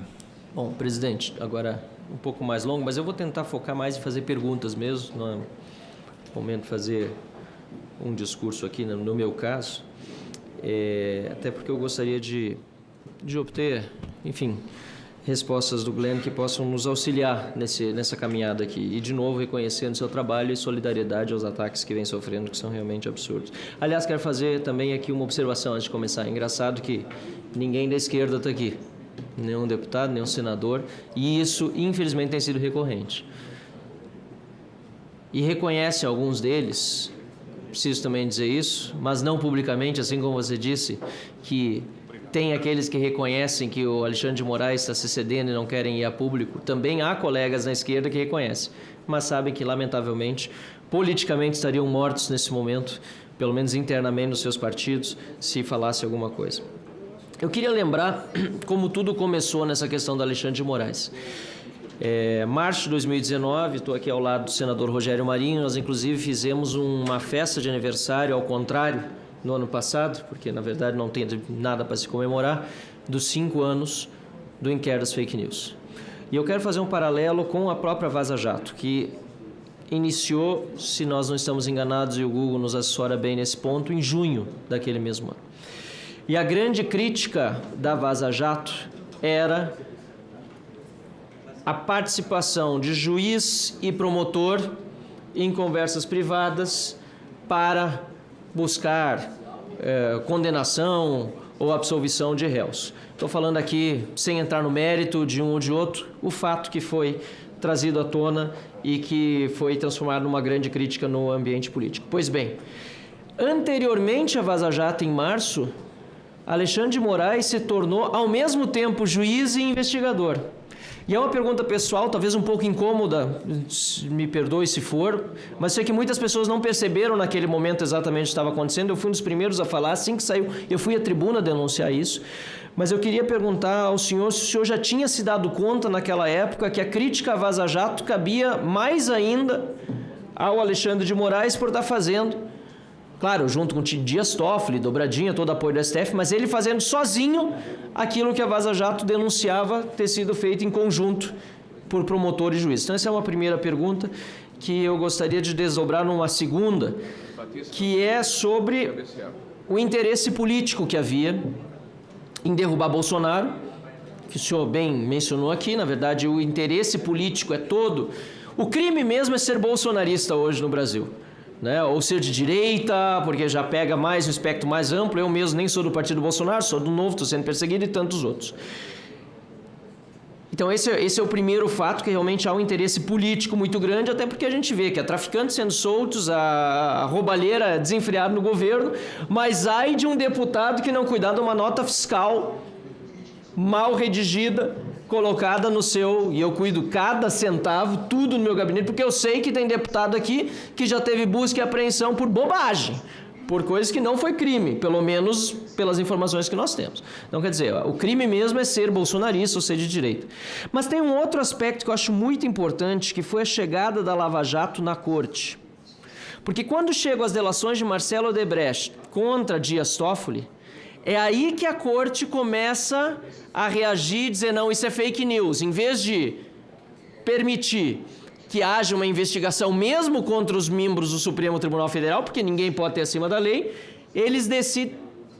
Tem alguma coisa tocando aí que está me desconcentrando, não sei. Oi? Ah, desculpa, Magno, eu aqui me desconcentrei.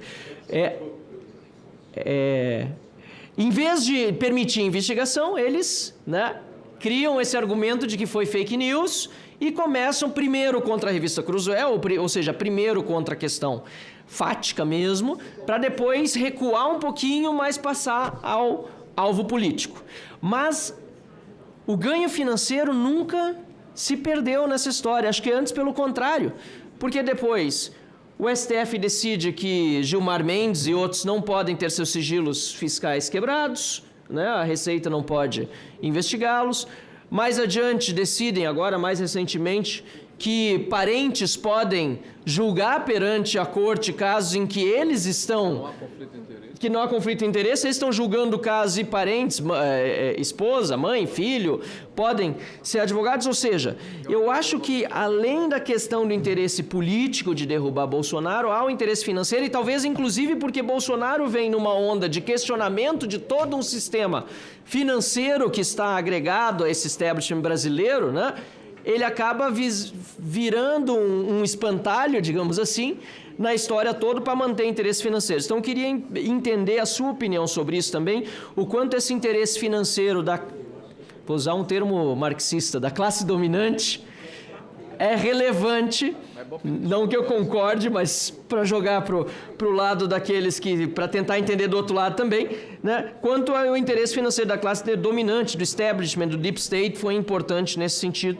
E aí eu passo para a segunda pergunta, que também tem a ver com interesse financeiro, eu imagino, na minha opinião, mas discorde à vontade, por favor, que é o interesse financeiro da mídia brasileira e internacional, que perdeu muito em anunciantes, perdeu muito em assinantes e, lamentavelmente, agora está tendo que usar as muletas do Estado, em muitos casos, que no Brasil não é diferente, para se manter. Então, eu queria, como segunda pergunta, o papel da mídia brasileira, porque eu vejo, por exemplo, editoriais, fique à vontade de não responder, eu sei que o senhor é jornalista, daqui a pouco tem algum conflito de interesse na pergunta. Mas eu leio os editoriais do Estadão e da Folha quase todos os dias. E eles têm, muitas vezes, agora mais recentemente, criticado os abusos de Alexandre de Moraes. Mas sempre vem com aquela vírgula. Porém, durante o período eleitoral, para manter a democracia, foi importante, etc., num discurso que, no fundo, justifica a censura aos moldes do que a Carmen Lúcia fez naquele voto ridículo lá no TSE, dizendo: sou contra a censura, mas tudo bem, só um pouquinho. É só um pouquinho, já dura quanto tempo? É a meia gravidez, é o artigo 26,5, né? Enfim, né? Só até metade pode. Então, essa é a segunda pergunta, desdobrada num ponto B, que é essa discussão que a gente vem dos jornalistas versus blogueiros. Né? O Glenn não é mais jornalista, hoje ele é blogueiro. Se bobear, é blogueiro bolsonarista, né? Algo completamente distante da realidade. E a gente vê isso. Eu, como jornalista, não só lá atrás de profissão, hoje não exerço, comecei no jornal, aliás, comecei como jornaleiro, depois fui repórter, fiz o meu mestrado em jornalismo, gosto do tema, estudo o tema. Eu vejo essa discussão aqui como jornalistas e blogueiros muito mais também como essa falácia do espantalho, essa coisa de tentar desmerecer os outros. E eu queria entender melhor como o senhor tem encarado isso, porque é um demérito à sua trajetória, mas também de tantos outros que fazem jornalismo honesto, sincero, enquanto aqueles que se declaram jornalistas mentem na cara dura. Eu vi ainda anteontem um vídeo da Raquel Landim, desculpa usar um exemplo específico, podia usar de 1000 outros, dizendo: olha, nós já sabíamos na época da pandemia que tinha um monte de denúncia de corrupção nos respiradores. Mas nós não podíamos falar nessas denúncias de corrupção porque isso ia beneficiar o Bolsonaro. Isso não é jornalismo. Mas essas pessoas se dizem jornalistas e acusam aqueles que naquela época tentavam dizer alguma coisa de serem os blogueiros. Não é isso? Então esse é um pouco um comentário, mas a pergunta seria, de fato, qual é o papel da mídia brasileira e essa guerra de narrativas. O terceiro ponto que já foi abordado aqui é a questão do apoio internacional. Muitas pessoas recorrem a nós, dizem: já está perdido no Brasil, a coisa está muito difícil, nós precisamos de apoio internacional. Mas a gente vê que outros países passam pelo mesmo, a gente não pode vender ilusão, a solução está aqui, nós temos que trabalhar aqui. É lógico que a gente acessa cortes internacionais, a gente vai para a mídia internacional e assim por diante.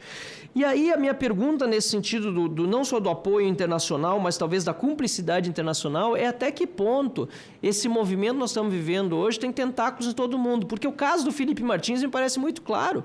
O que aconteceu lá na Flórida não poderia ter ocorrido. Olha, até pode, mas seria uma coincidência muito grande e está difícil acreditar em coincidências. Sem que houvesse uma conversa entre as autoridades brasileiras e aquelas autoridades solo-americanas. Pelo menos alfandegárias. Isso nos faz refletir também, não só de que a solução não está exclusivamente lá fora, mas aqui dentro também, mas pior, que o problema está lá fora também. E eu queria uma reflexão sobre esse ponto, né, de apoio internacional e problema internacional, desdobrado também no segundo ponto, que é o papel de órgãos internacionais como a OEA, que esteve aqui com a Comissão Interamericana de Direitos Humanos, veio um relator, nos ouviu, não tenho crítica sobre a parte de nos ter ouvido, inclusive nós gravamos tudo, mas a forma como aconteceu, iniciando pelo STF, ou seja, primeiro ouviu o abusador, para depois vir ouvir a vítima.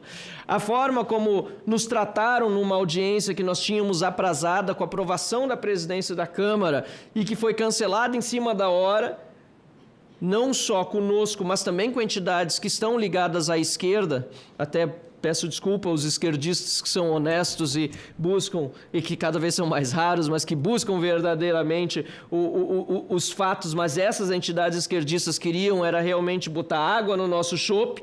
Não só elas estavam lá em Washington, Glenn, quando foi marcada a audiência pública, que depois foi cancelada, adiada, mas até hoje não foi realizada, como nós recebemos como uma compensação, uma audiência secreta, porque não queriam nem que fosse gravada, certo? Uma audiência secreta, enquanto aquelas entidades foram recebidas com pompa e circunstância numa audiência sobre outro assunto, cujo tema já nem me lembro, mas também não importa, porque não era relacionado à audiência que tinha sido marcada. Então eu queria entender um pouco melhor qual a sua visão sobre esses papéis, sobre o papel dessas entidades, esses órgãos multilaterais, OEA e tantos outros, que precisariam estar nesse momento justamente defendendo direitos humanos, defendendo os cidadãos dos países signatários contra a censura, a liberdade de imprensa, e me parece que viraram mais um órgão burocrático em que o pessoal que está lá está adorando ganhar diário para viajar, participar dos círculos mais íntimos do poder, tomando lá whiskyzinho e vinho, mas na hora do vamos ver de defender direitos humanos mesmo, me parece, pelo menos, até agora não saiu o relatório, espero que eu esteja enganado, estão mais ao lado dos abusadores do que das vítimas. Para finalizar, e desculpa se me excedi, espero que as perguntas sejam úteis. O papel da interferência judicial no mundo todo, porque o senhor tem uma experiência internacional, é americano, uma pessoa que eu admiro pela inteligência, pela forma como busca informação e depois compartilha e conhece, tem formação e informação internacional. Há vários livros mais recentes sendo escritos sobre a dita juristocracia, esse avanço do poder judiciário, e como o senhor vê isso também prejudicando o trabalho da imprensa, mais especificamente, mas, claro, também o próprio sistema democrático. E, para finalizar, uma pergunta bem simples: qual é a saída para tudo isso, Glenn? Como você tem visto como cidadão que tem... Ajude-nos, dê-nos a saída. Não, nós todos aqui sabemos, estamos no Senado da República, o Senado que deve cuidar do impeachment de ministro supremo, por exemplo, que eu entendo é a saída drástica, mas mais necessária e urgente, porém sem o apoio hoje consolidado dos parlamentares, é uma pena. Deveria ser, na minha opinião, o senhor talvez divirja, a saída mais rápida, não que se solucione todos os problemas, mas já dá um freio, mas... Dado, inclusive, esse fator político difícil que o senhor tem visto assim, para o futuro do Brasil, pela experiência que tem e pela perseguição que o senhor está vendo cada vez maior, me parece que aquilo que foi dito, agora eu não sei se foi pelo senador Magno Malta, quase certeza que foi, aquilo que foi dito é muito verdadeiro. Me parece que o Supremo Tribunal Federal cruzou o Rubicão e não consegue mais voltar atrás. Eles estão numa situação que vai depender talvez de uma fratura interna. É tão ruim ser analista de política ou instituição quando você é ator e pode também agir, mas agora me permitindo o papel de fazer uma vez de analista, me parece que é mais uma fratura interna, uma coisa que aconteça lá, um fato excepcional do que algo que a gente consiga controladamente fazer chegar no objetivo que é tão importante, que é preservar a democracia, evitar a censura e garantir a liberdade de imprensa para que o senhor possa fazer o seu trabalho sem nenhum medo de ameaça ou qualquer outro tipo de situação ainda pior. Muito obrigado. Então, obrigado pelas perguntas e vou tentar responder para todos, mas se falta me perdão, mas acho que eu lembrei tudo. Então, também observei a falta da presença de parlamentares da esquerda. Quando estava aqui, quando falei antes, eu notei isso.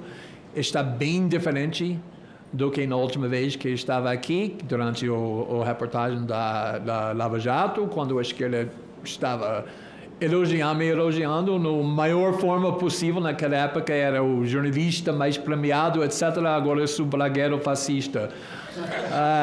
Mas acho que isso tem um ponto importante, que eu também conheço pessoas da esquerda, inclusive que são membros do Congresso eleitos, que têm dúvidas, até preocupações sobre o Alexandre de Moraes.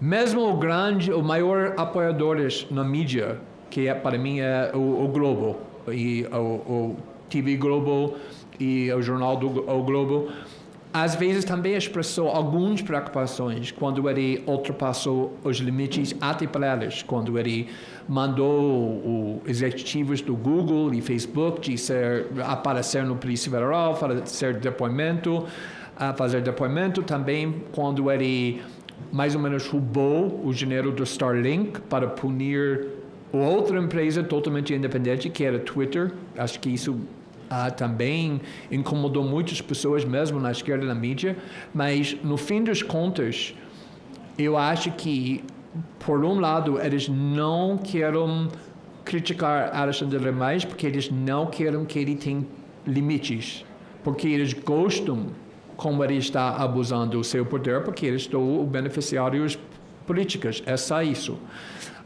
Mas também eu acho que está acontecendo dentro do STF também, e outras instituições que tem, mesmo quando eles acreditam que o Moraes está abusando do seu poder, eles não querem dar uma vitória para o movimento bolsonarista. Ou seja, que não quer nenhuma vez afirmar que o Moraes errou, porque isso daria o conforto ou armas para seus políticos, inimigos políticos. Então, essa é muito perigoso, que não quer limitar o Moraes, não quer falar que não pode passar esse limite, porque não quer dar uma vitória moral, uma outra vitória para seus inimigos políticos. E acho que isso é uma coisa muito perigosa e acho que isso tem que parar logo.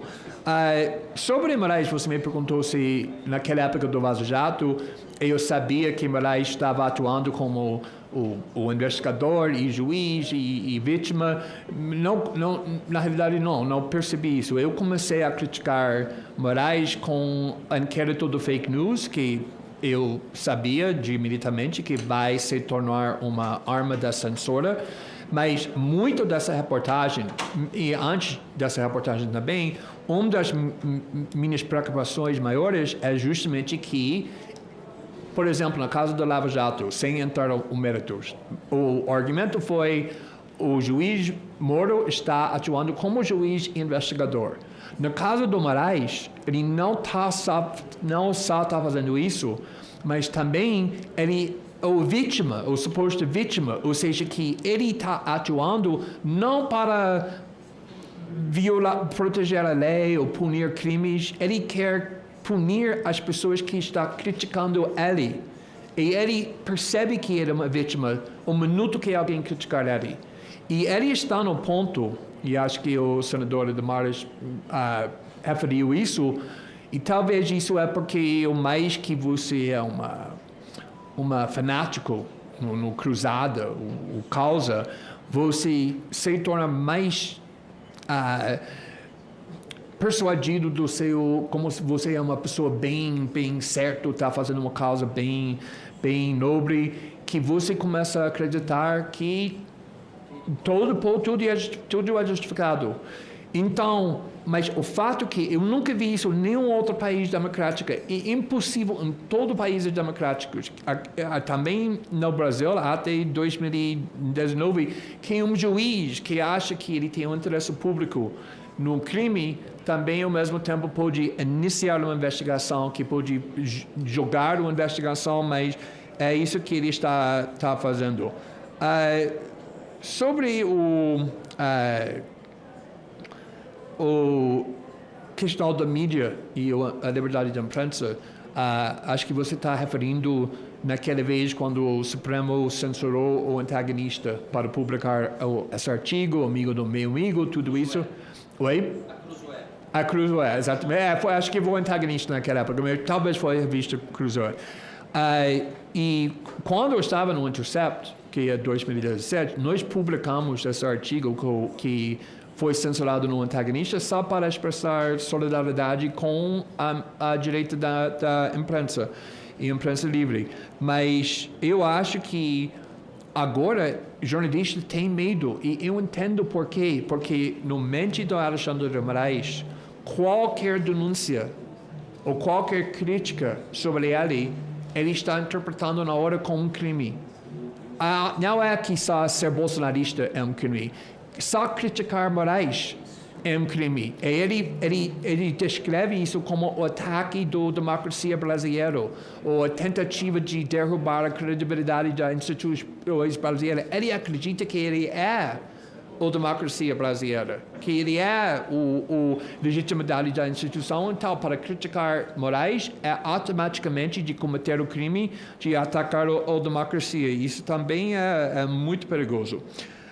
Sobre a questão do mídia e o motivo financeiro, acho que muitos mídias, em muitos países, estão enfrentando esse problema. Ou seja, que agora tudo está bem isolado. A direita está ler esse site, a esquerda está ler esse site. No New York Times, quase 90%, 93% da apoiadores, do leitores do New York Times, são anti-Trump ou progressista. Então, o New York Times sabe que eles publicaram um artigo que é criticando o Partido Democrata ou defendendo o Trump, eles vão perder as pessoas que estão financiando o jornal. E acho que aqui no Brasil tem o mesmo problema, que muitas pessoas que são de direita, são bolsonaristas, não estão lendo o Globo, ou Folha, ou Veja, ou Estadão, porque perderam confiança.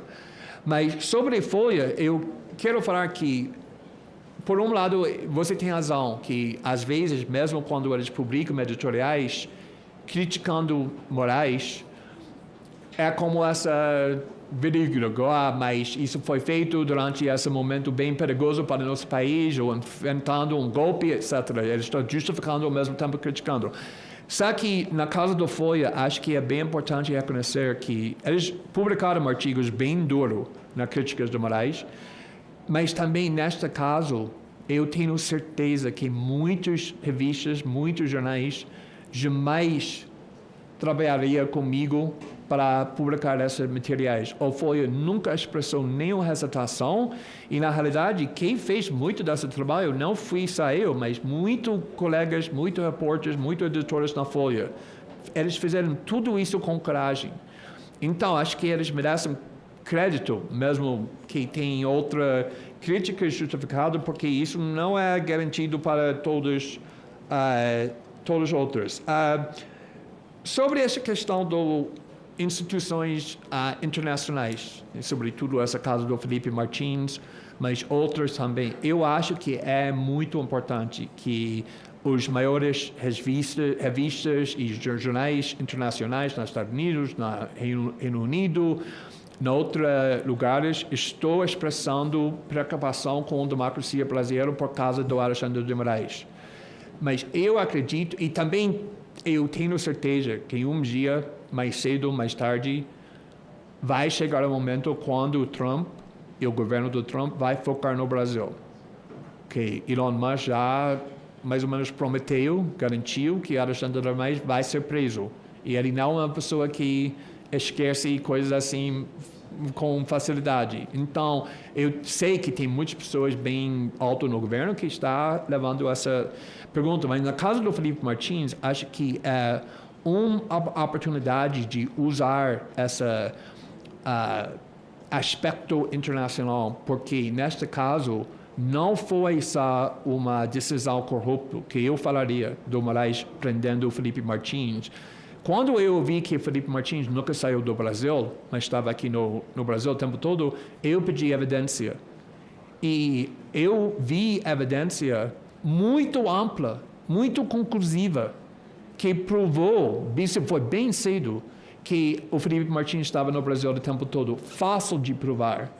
E mesmo o PGR manifestou para ele ser solto porque as acusações foram falsas. E o Moraes rejeitou esse pedido do PGR e manteve essa prisão mais 4 meses.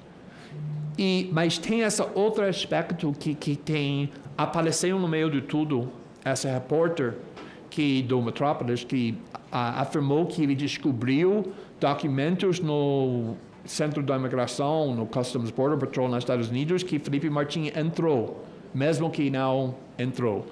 E o Alexandre de Moraes usou isso para justificar continuando a prisão dele. Só que sabemos que esses documentos são falsos. Ele nunca entrou. Como apareceu, no meio de tudo, um documento perfeito para justificar a prisão do Felipe Martins? Isso não é sobre o Brasil, isso é sobre os Estados Unidos. Então, estou fazendo tudo para publicar isso, já fiz reportagem sobre isso, estou falando com membros do Congresso, porque isso tem que ser investigado, porque acho que isso pode realmente elevar alguma coisa bem incriminado. E só para falar outra coisa que sobre a saída, etc., muitas vezes, quando tem uma pessoa, uma instituição que está bem protegida, bem popular, demora tempo para mostrar o fato que essa pessoa está cometendo impropriedades, até crimes, etc., mas acontece. Não pode esconder a verdade para sempre. E aqui no Brasil tem muitas pessoas querendo proteger a Alexandre, mais independentemente da evidência, por causa do fato que eu disse antes. E se você ler essa entrevista que ele fez com a revista New Yorker, que foi muito jornalismo ruim, nem incluiu uma crítica. Mas ele falou muito. E o que ele está falando, ele fala como não tem ninguém, não tem nada que pode limitar o que ele está fazendo. Falando como ele é quase um Deus. Falou que os Estados Unidos não pode fazer nada contra mim, não pode fazer nada para impedir o que estou fazendo, mesmo enviando jatos militares, e mesmo nem assim, ele está com essa atitude, essa postura que ele é o poder superior. Isso é realmente a mentalidade dele. E não sei, eu não sou psicóloga, mas para mim essa é uma mentalidade muito perturbadora, muito perigosa. Mas é isso que ele tem. Mas eu acho que você quis dizer psiquiatra. Não sou, mas precisa ser para, mas não é difícil para analisar essa entrevista. Mas eu falaria que a única coisa que consigo pensar como uma saída é continuar a mostrar toda a evidência que existe, mas também enfatizando que a evidência que já temos mostra. E um dia, mais cedo ou mais tarde, eu acredito que o valor do Alexandre Lemais vai diminuir muito e ele vai ficar mais vulnerável, mas o momento aqui não chegou. Obrigado, Glenn. Então, passa a palavra aqui ao último orador inscrito, senador Eduardo Girão. Muitíssimo obrigado, presidente. Mais uma vez agradecendo nosso convidado presente, Glenn Greenwald. Falei certo? Muito bom. Muito obrigado.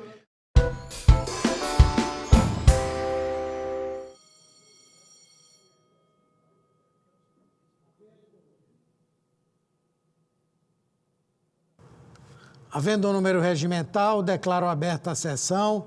Sob a proteção de Deus, iniciamos nossos trabalhos. As senadoras e os senadores poderão se inscrever para o uso da palavra por meio do aplicativo Senado Digital, por lista de inscrição que se encontra sobre a mesa ou por intermédio dos totens disponibilizados na casa. A presente sessão deliberativa ordinária destinada à apreciação das seguintes matérias, já disponibilizadas em avulsos eletrônicos e na ordem do dia eletrônica de hoje. Proposta de emenda à Constituição, número 81, do senador Wellington Fagundes, 81 de 2015, e outros senadores. Projeto de lei complementar 257/2020, do senador Exalci Lucas. Projeto de lei 1769/2019, do senador Zequinha Marinho. E projeto de lei número 2875, de 2009, da deputada Tereza Nelma. Passamos aos oradores inscritos, que terão o prazo de 10 minutos para uso da palavra. Em permuta com o senador Paulo Paim, o senador Paulo Paim tem 10 minutos para o seu pronunciamento.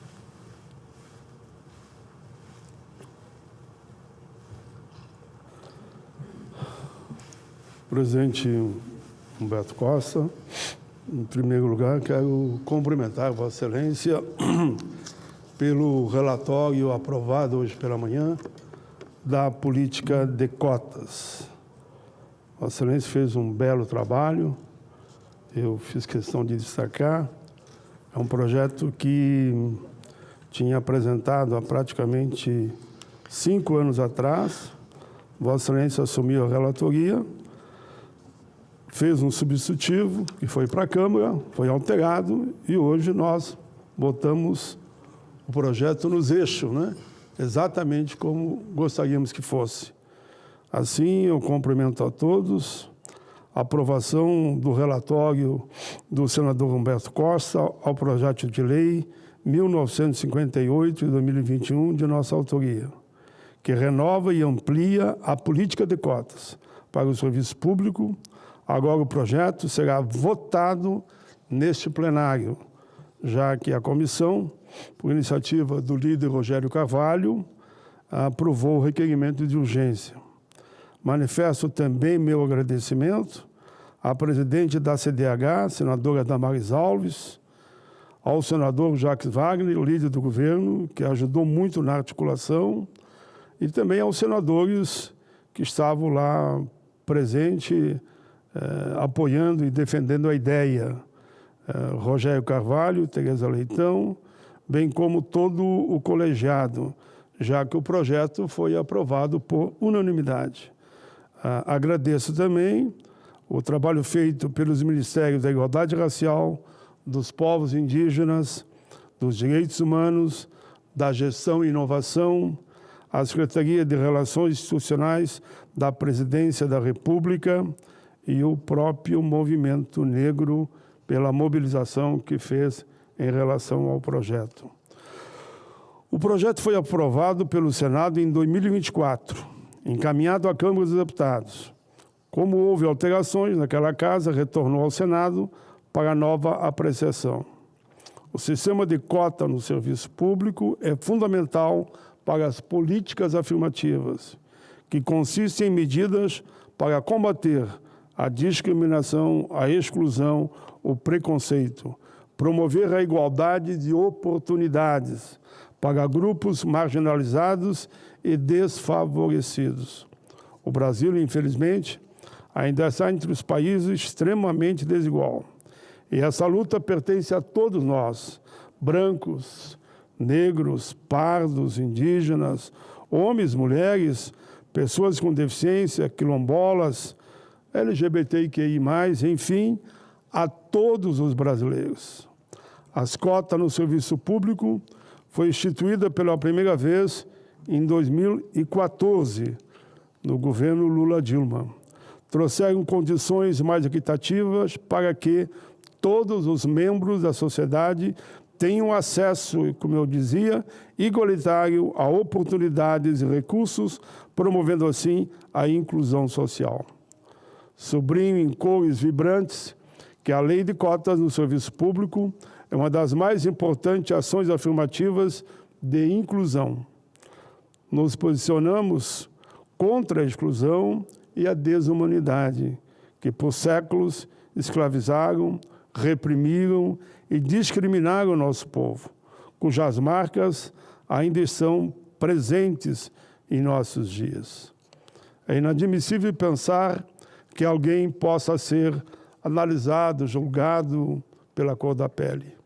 A crueldade se entranha de diversas formas na sociedade brasileira e é preciso combatê-la por meio de políticas públicas. E as cotas é uma política pública.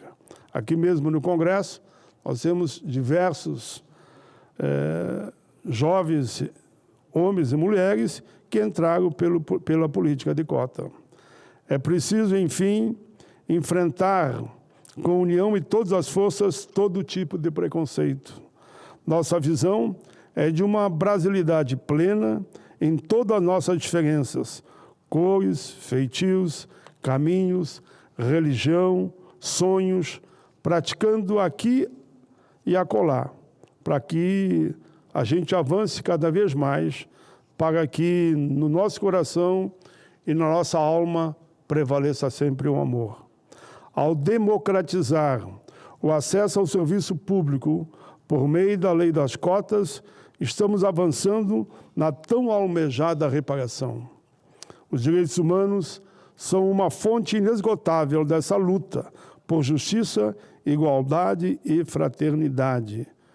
Por isso, tem toda uma simbologia nós termos votado aqui na Comissão de Direitos Humanos pela manhã e aprovado a urgência para o Senado. Enfim, uma luta que nos une e nos faz erguer as mãos aos céus para dizer, sim, nós estamos aqui, nós sobrevivemos, somos sobreviventes de um tempo de dores e dos cantos dos nossos antepassados. Agora temos a nobre missão de renovar a lei de cotas do serviço público, conforme aprovado hoje pela manhã, senador Roberto Costa, na CDH, relatório de Vossa Excelência. Que o projeto venha o mais rápido possível a esse plenário e que o povo brasileiro, todo o povo brasileiro, seja vitorioso. De acordo com os dados do Instituto de Pesquisa Econômica Aplicada IPEA, o maior percentual de negros está na administração direta, que compreende o Poder Executivo, representando 37,6% do total, que é um número que chegou a esse patamar graças à política de cotas adotada no nosso país e agora renovada. Em 2020, foi possível observar um aumento significativo na participação de negros e negras na administração direta, passando de 32,0% para 37,6%, bem como nas autarquias, onde esse percentual, graças às cotas, aumentou nesse período também de 25,8% para 33,5%. Esses dados refletem avanços na promoção da diversidade e inclusão no serviço público. Segundo o CIAP Atlas do Estado brasileiro, a quantidade de ingressantes do Executivo Federal por ano revela um crescimento proporcional no número de pessoas negras no serviço público. Enquanto em 2000, a cada 100 novos servidores, há aproximadamente 17 eram negros, em 2020, a relação chegou a 43 em 100. Assim, senhoras e senhores, termino dizendo, a renovação da lei de cotas por mais de 10 anos do serviço público é essencial para a nossa democracia, para a justiça social, para a nossa história e, repito, para a nossa brasilidade. Trata-se de um processo longo, mas estamos no caminho certo. Não podemos desistir, porque essa luta, se nós não fizermos, ninguém vai fazer por nós. Por isso, eu aqui cumprimento brancos, negros, índios, quilombolas, migrantes e imigrantes, todos que se somam na construção de um mundo melhor para todos. Essa é a nossa compreensão da vida. Essa é a compreensão que nos leva ao amor e que nos une. Muito obrigado, senador presidente Humberto Costa. Esse foi meu pronunciamento. Já estou nos meus 10 minutos. Senador Paulo Paim, parabéns por esse trabalho excepcional que Vossa Excelência fez, garantindo que nós possamos ter a continuidade da implementação das cotas para o acesso ao serviço público. Quer dizer, da minha honra e alegria de ter sido relator dessa matéria lá na Comissão de Direitos Humanos e a nossa expectativa de que muito rapidamente venhamos a fazer a votação também na Comissão de Constituição e Justiça e aqui no plenário dessa casa. Gostaria de pedir a Vossa Excelência que pudesse me substituir por 10 minutos para que eu pudesse fazer o meu pronunciamento também.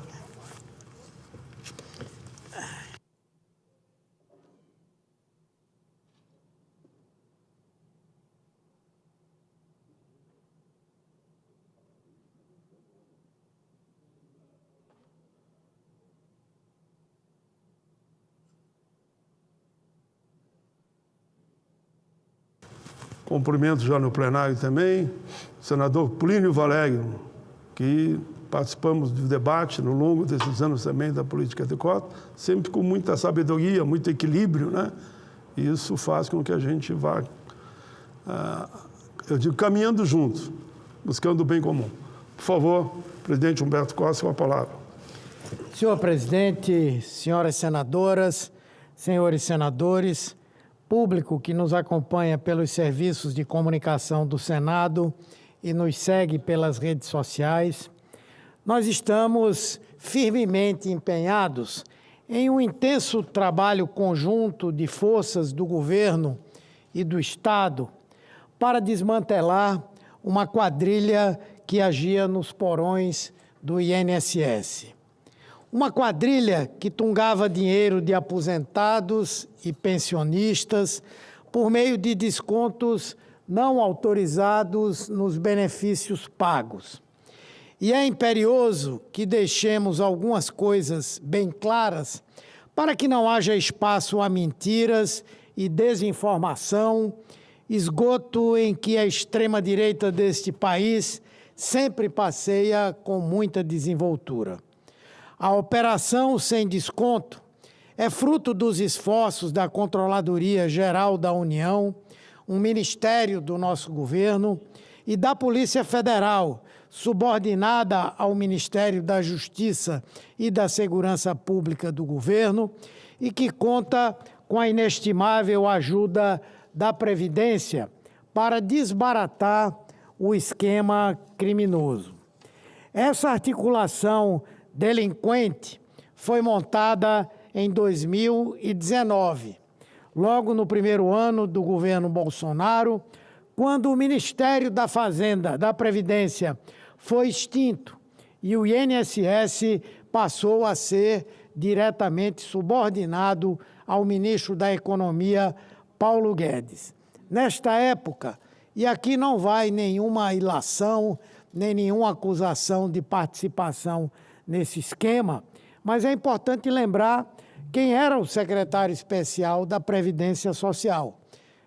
Era o atual líder da oposição neste Senado, o senador Rogério Marinho. Quem era o ministro da Justiça e da Segurança Pública?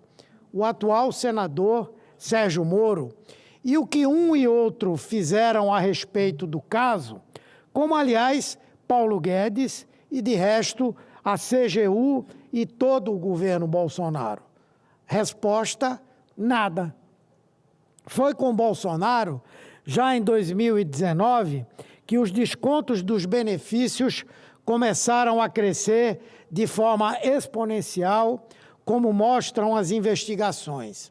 Foi aí que surgiram os acordos de cooperação técnica que permitiam o desconto direto em folha dos aposentados e pensionistas do INSS de mensalidades pagas a entidades que ofereciam benefícios. Acordos que foram suspensos agora pelo nosso governo. Lá em 2019, Bolsonaro sancionou uma lei que determinava a análise e revalidação desses descontos somente a partir de 31 de dezembro de 2021. Ou seja, seriam 3 anos sem qualquer auditagem. Quando se chegou ao final deste período, ele sancionou outra lei que prorrogava a autorização dos descontos até o último dia do seu governo, 31 de dezembro de 2022. Isso, na prática, significava uma ordem legal para ninguém mexer ou fiscalizar. Ninguém mexer ou fiscalizar esses descontos e se os aposentados e pensionistas do INSS autorizavam ou não a retirada de recursos em folha. Virou um grande negócio. De 15 associações que mantinham convênios com o INSS, o número praticamente dobrou para 29 entidades.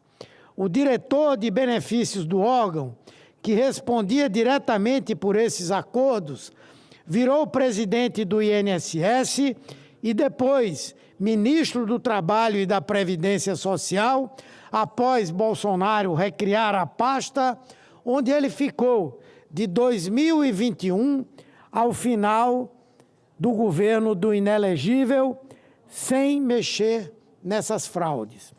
Esse senhor até mudou de nome, chamava-se José Carlos Oliveira. Hoje chama-se Ahmed Mohamed.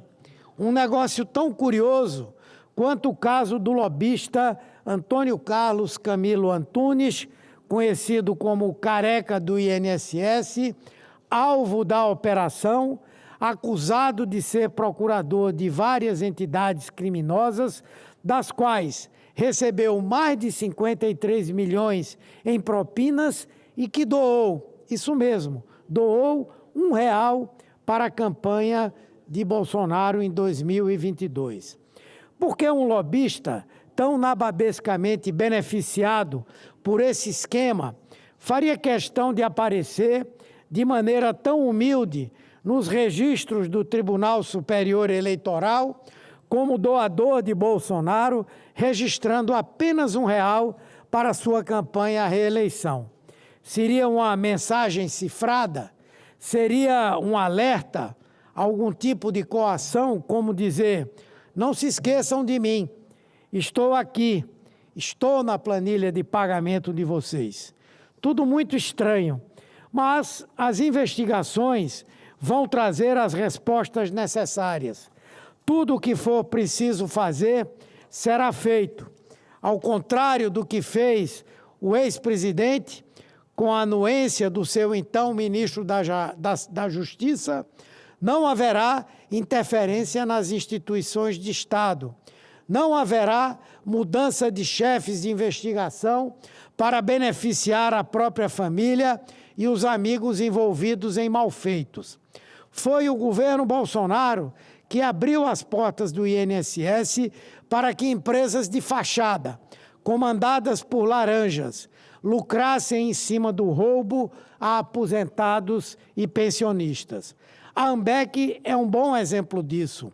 Ela tinha apenas 3 filiados quando assinou o acordo em 2021 e sua presidente era um auxiliar de enfermagem. O faturamento mensal dela chegou a 30 milhões. Repito aqui, 30 milhões de reais mensalmente em crime, com as bênçãos do governo anterior e de sua equipe. Aliado a isso, não podemos nos esquecer de que, no apagar das luzes do governo do inelegível, um misterioso e estranho vazamento gigante de dados dos beneficiários do INSS expôs ainda mais a fraudes, aposentados e pensionistas que tiveram informações sensíveis disponibilizadas à gatunagem.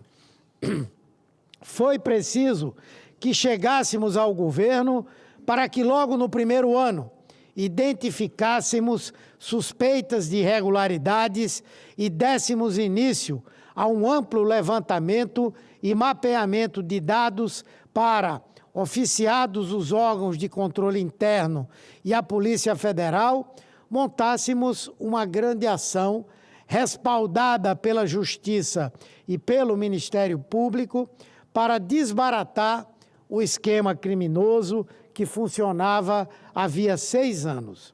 A Operação Sem Desconto é a maior já realizada este ano pela CGU e pela Polícia Federal e redundou na demissão do presidente do INSS, no afastamento cautelar de outros servidores públicos e na identificação de entidades e agentes envolvidos em corrupção.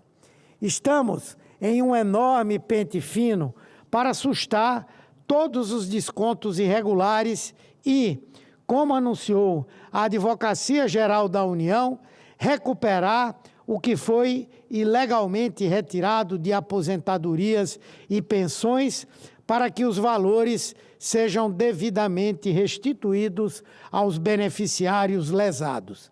Não haverá condescendência com corrupção nem com corruptos por parte deste governo.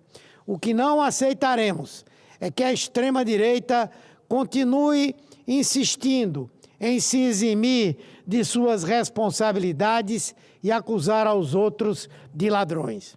Esse esquema criminoso, nascido nos intestinos do governo Bolsonaro, é de responsabilidade daquele governo e da sua turma, e será devidamente desbaratado, e todos os responsáveis, até mesmo aqueles que tenham contribuído para que condutas ilícitas seguissem até muito recentemente, sem que tenham agido com a perícia e a diligência devidas, serão todos severamente investigados e punidos na forma da lei, sem qualquer complacência. O nosso governo, ao contrário do que fez a gestão anterior, está agindo para combater o crime e, sobretudo, para reparar os enormes danos que a nefasta administração de Bolsonaro impingiu até mesmo aos aposentados e pensionistas do INSS. Muito obrigado, senhores senadores, senhoras senadoras. Os cumprimentos ao Humberto Costa, presidente do PT e também vice-presidente, um dos vice-presidentes da Casa, pelo seu pronunciamento esclarecedor. Passo a palavra de imediato ao senador Plínio Valério e passo a presidência para o senador Humberto Costa.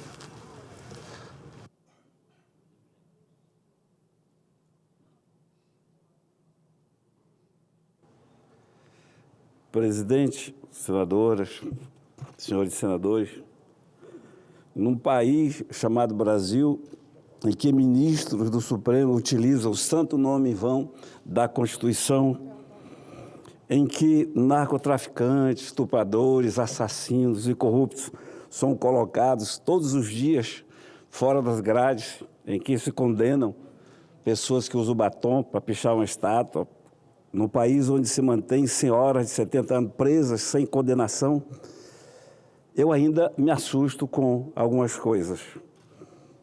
E hoje eu vou até ler os requerimentos e ofícios que fiz, porque eu quero, dessa tribuna, agir apenas como senador, observando a liturgia do cargo, porque como torcedor eu falaria coisas que as torcidas organizadas falam durante os jogos. Com esse balão de ensaio que fizeram publicar de que a seleção teria um terceiro uniforme, dessa vez vermelho, a reação foi tão grande, no país todo, que a CBF resolveu dizer que não é bem assim, que a CBF e a Nike ainda estão estudando o novo uniforme da seleção. Essa história de que não é bem assim, a gente tem que ficar cauteloso. Mesmo num país cheio de distorções, eu estou assustado com essa notícia. Por isso, fiz um requerimento ao presidente do Senado, posto que hoje, na Comissão de Esporte, não conseguimos discutir requerimento, porque o presidente encerrou a parte de requerimento às 10h31. A reunião começou às 10h30. Eu cheguei 1 minuto atrasado e já não tinha mais espaço para defender o meu requerimento. Coisas que continuam acontecendo, vão acontecer, não deviam, mas é próprio do parlamento. Lá na Câmara Municipal de Manaus faziam muito isso. Eu pensei que no Senado não fizesse, mas se faz a mesma prática, nada a reclamar. O requerimento, senhor presidente, requeiro nos termos do regimento interno do Senado Federal informações ao senhor Edinaldo Gomes Rodrigues, presidente da Confederação Brasileira de Futebol, informações acerca da utilização da cor vermelha na confecção de uniforme da seleção brasileira. Requeiro nos termos do artigo 50 da Constituição Federal e 216 do Regimento Interno, sendo prestada pelo presidente da Confederação Brasileira de Futebol as seguintes informações. 1. Se houve deliberação formal da diretoria da CBF autorizando o lançamento de novo uniforme cor vermelha. 2. Se foram observadas as normas estatutárias que protegem os símbolos oficiais e a identidade histórica da seleção brasileira. 3. Se há previsão de utilização do uniforme em partidas oficiais da seleção, em caso afirmativo, sob qual fundamentação estatutária. Faço a justificação aqui, mostrando que no Estatuto os uniformes obedecerão às cores da bandeira. No Estatuto aqui a gente está questionando, e eu digo nesse requerimento que, embora a CBF seja entidade privada de natureza associativa, a jurisprudência e doutrina reconheceram que entidades de relevante interesse nacional podem, sim, ser objeto de fiscalização indireta pelo Parlamento, notadamente quando recebe benefícios diretos e indiretos, representando o Brasil em âmbito internacional, como é o caso do futebol. Ademais, a própria CBF, quando lhe interessa, se apropria da paixão e simbolismo das cores nacionais, vinculando-se assim à pátria de chuteira. No requerimento, eu finalizo. Assim sendo, entendendo que tais esclarecimentos devem ser prestados ao Senado Federal, quando se noticia a utilização da cor vermelha nos uniformes da seleção canarinho, em evidente desvirtuamento ideológico. Como eu tive a prova hoje, presidente Paim, lá na comissão, de que a coisa não está fácil, me parece que a CBF está blindada aqui de qualquer informação, eu estou também me dirigindo ao ministro do Esporte. Vá que esse requerimento aqui, a mesa não acate, sequer leia. Então, nós vamos requerer também ao ministro do Esporte, seu André Fufuca, informações sobre o relacionamento do Ministério com a Federação Brasileira de Futebol. Cito mesmo o termo do artigo, parágrafo 2º da Constituição Federal, do artigo 216, regimento interno. Se peço as seguintes informações. 1. Que espécie de vínculo ou relação há entre o Ministério do Esporte e confederações e federações esportivas, notadamente a CBF? 2. Que instrumentos foram celebrados entre o Ministério do Esporte e a CBF, se é que foram? Há recursos públicos direto ou diretamente destinados à CBF ou a seus eventos parceiros? Faço a pergunta. 4. Como se dá a fiscalização e prestação de contas, seja dos recursos, seja dos eventuais convênios firmados entre a CBF e o Ministério de Esporte? 5. O Ministério tem alguma participação ou ingerência nos contratos de patrocínio da CBF ou entre esta e seus fornecedores? 6. Dentro da área de competência do Ministério das Políticas relacionadas ao esporte, zelar pela correta vinculação entre o esporte e os símbolos nacionais. Não seria competência do Ministério interferir no caso de um eventual desrespeito a essa simbologia, especialmente as cores da bandeira nacional? 8. Que providência este Ministério pretende tomar em relação à noticiada criação de uma camisa vermelha para a seleção brasileira? Faço aqui a justificação, citando a lei, os artigos, e dizendo que o futebol é inquestionavelmente parte do patrimônio cultural brasileiro como esporte nacional, com sua imagem intimamente relacionada à nossa alma e cultura.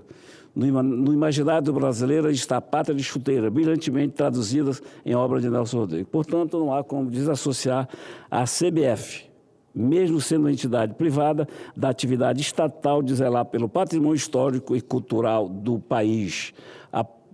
É assim que é imperioso que o Ministério do Esporte, que tem competência para tratar das políticas relacionadas ao esporte, esteja atento ao uso dessa simbologia, mormente quando se tem notícia de que as cores da bandeira nacional, historicamente vinculadas no uniforme da seleção canarinho, sejam desvirtuadas com evidente utilização ideológica.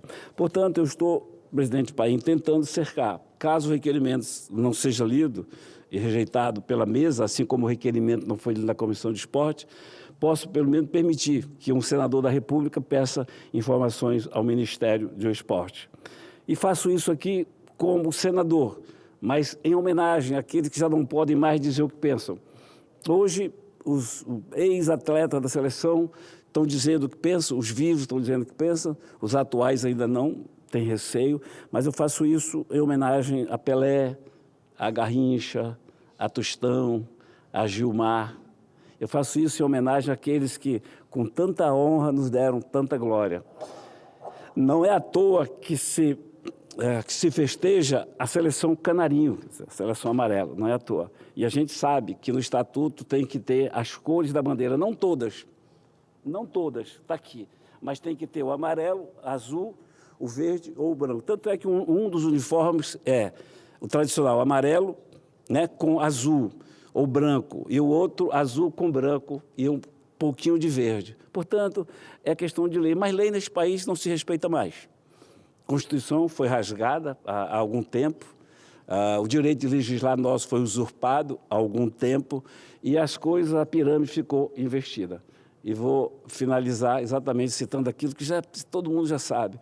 A gente tem senhoras portando Bíblia, 14 anos condenadas, e nós temos corruptos condenado a 300 anos de prisão, assassino de pai, de mãe, estupradores de filhos soltos, porque encontram uma brecha na Constituição. Quando querem, encontram uma brecha.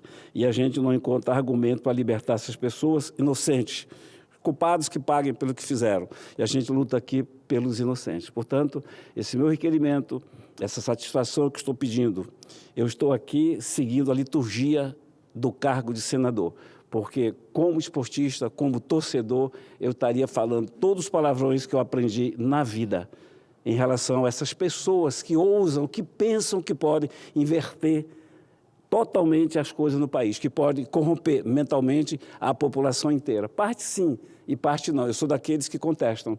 Eu sou daqueles que acham que a lei tem que ser obedecida.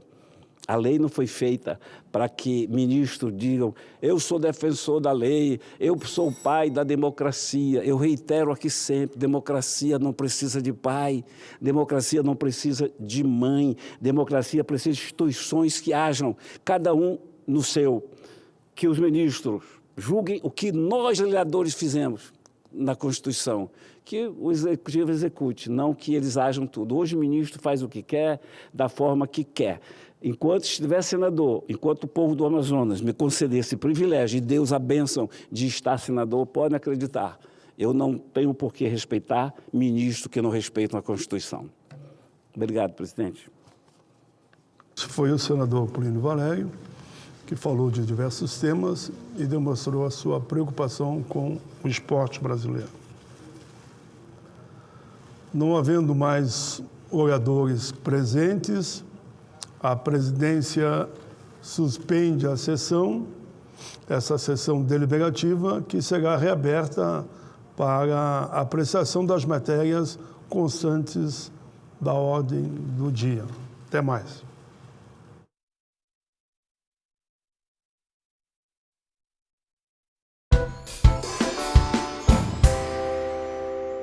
É muito, muito difícil. E aquilo que você falou, senador Zequinha Marinho, por que talvez da região centro-oeste partindo para a região norte não funciona e a região centro-oeste, sul, sudeste, por que funciona melhor? Eles criaram um sistema de cooperativismo para o pequeno produtor. E isso nós precisamos implantar. Eu sei que é difícil.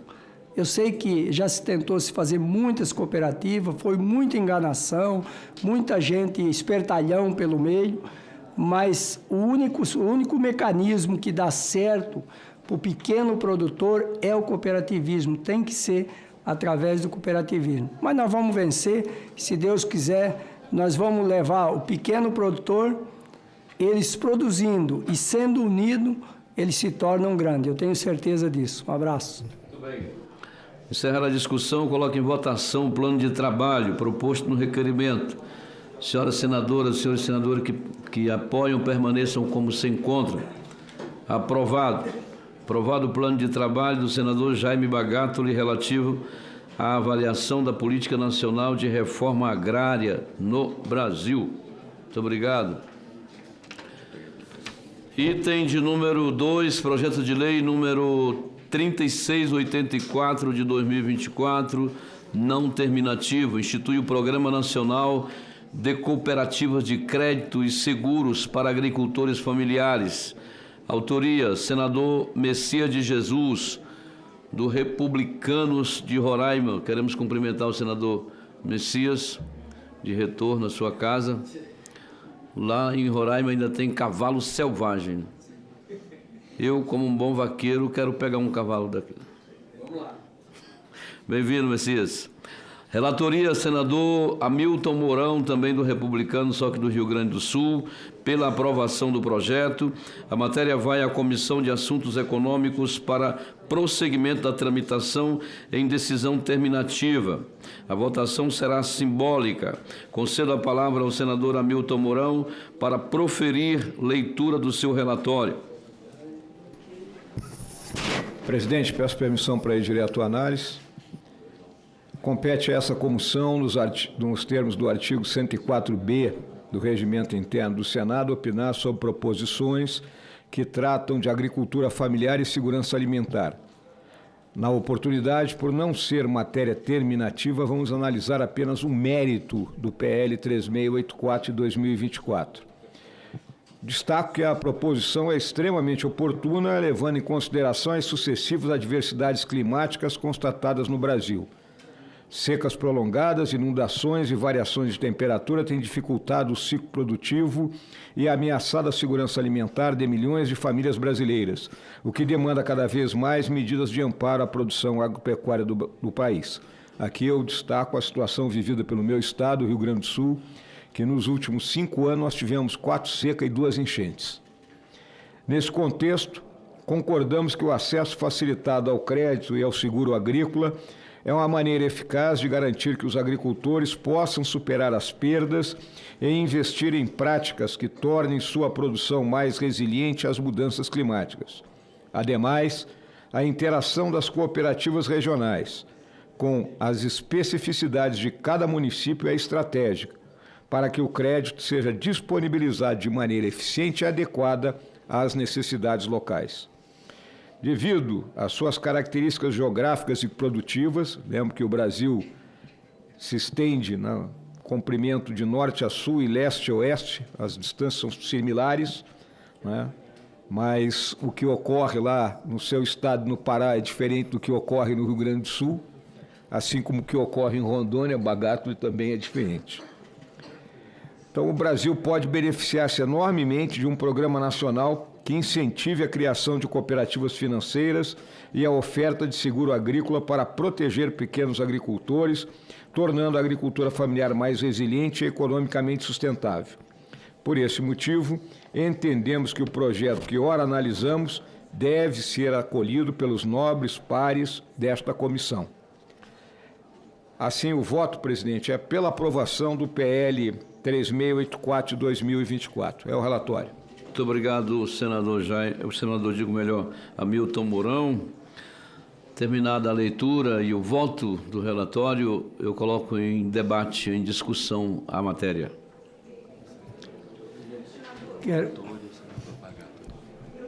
Quem começa?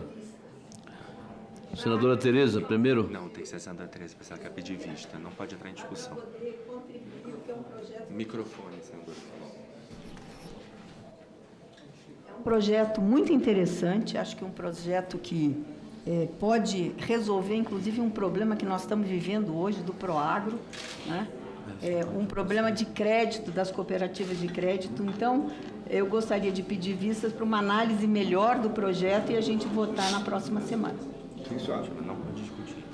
Tudo bem, concedo vista coletiva à senadora. Senhor presidente. Com a palavra o autor do projeto, senador Messias de Jesus. Eu jamais me oporia a um pedido de vista feito, como diz o senador Jorge, feito pela Mami Poderosa.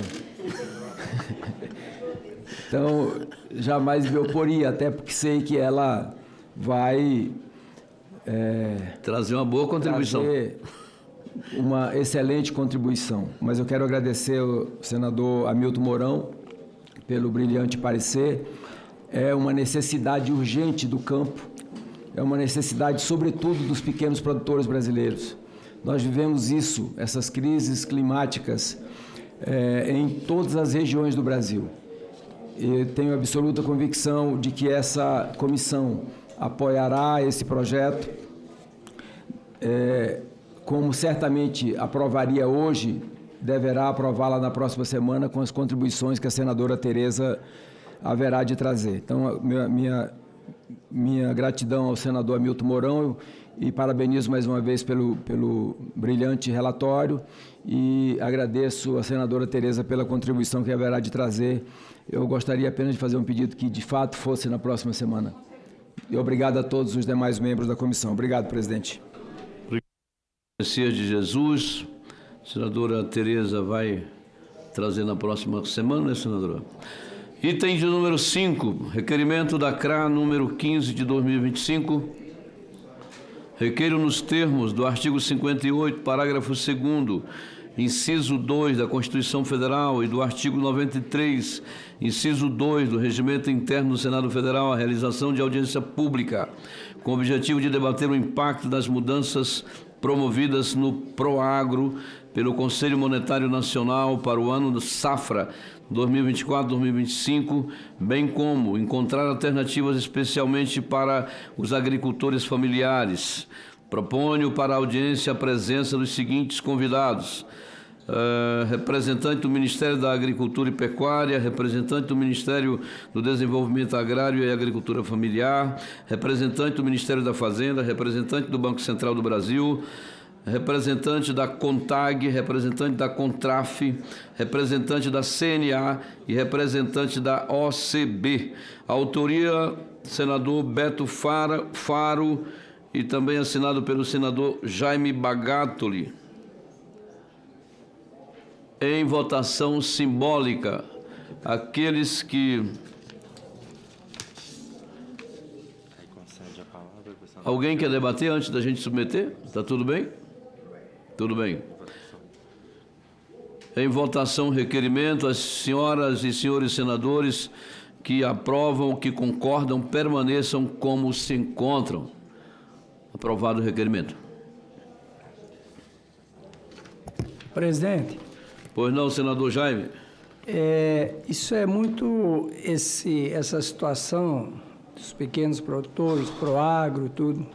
É aquilo que a Tereza vem debatendo sobre o seguro rural. Se nós não tivermos consciência no país, pequenos, médios e grandes produtores, todos que querem ter acesso a um juro mais acessível, ao crédito rural, não importando aonde está a sua classe, onde que ele está se enquadrando, se ele é agricultura familiar, pequeno, médio ou grande produtor.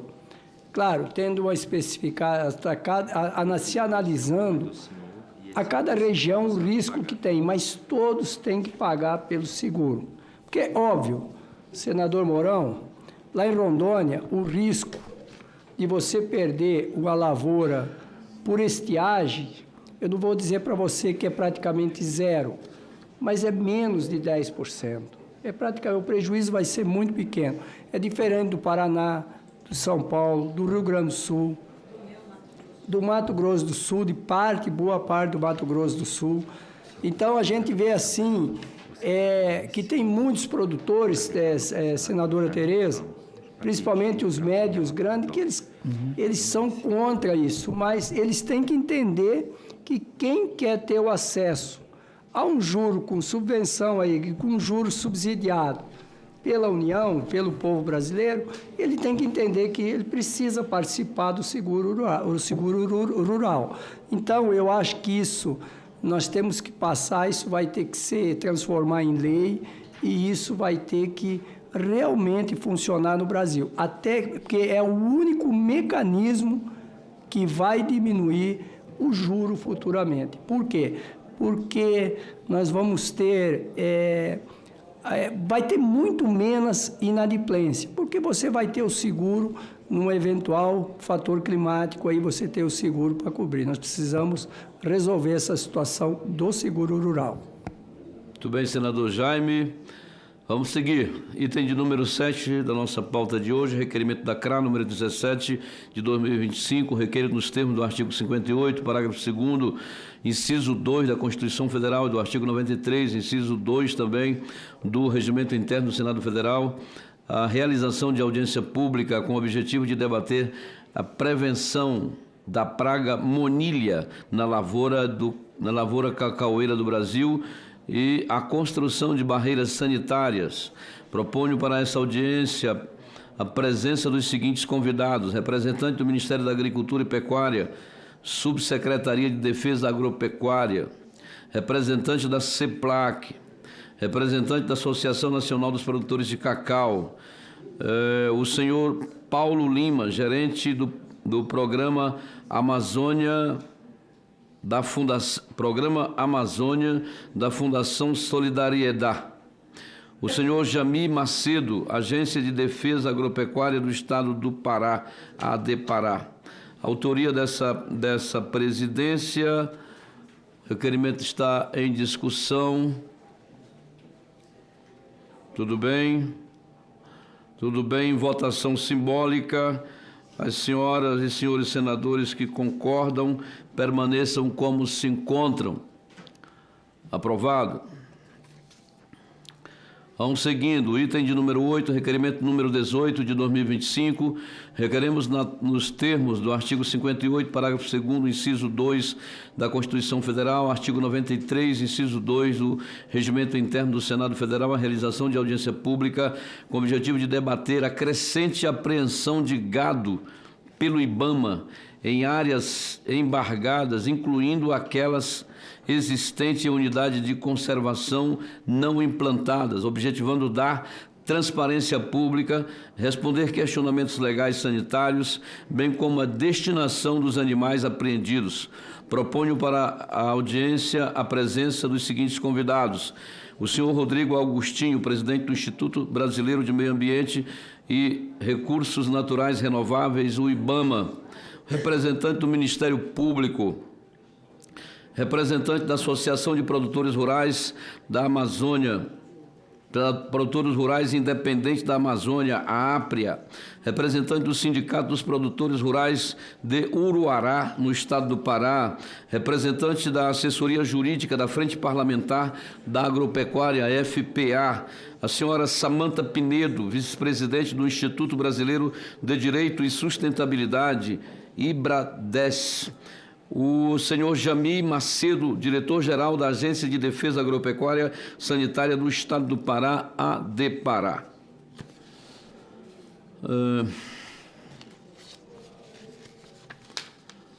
A autoria do requerimento é nossa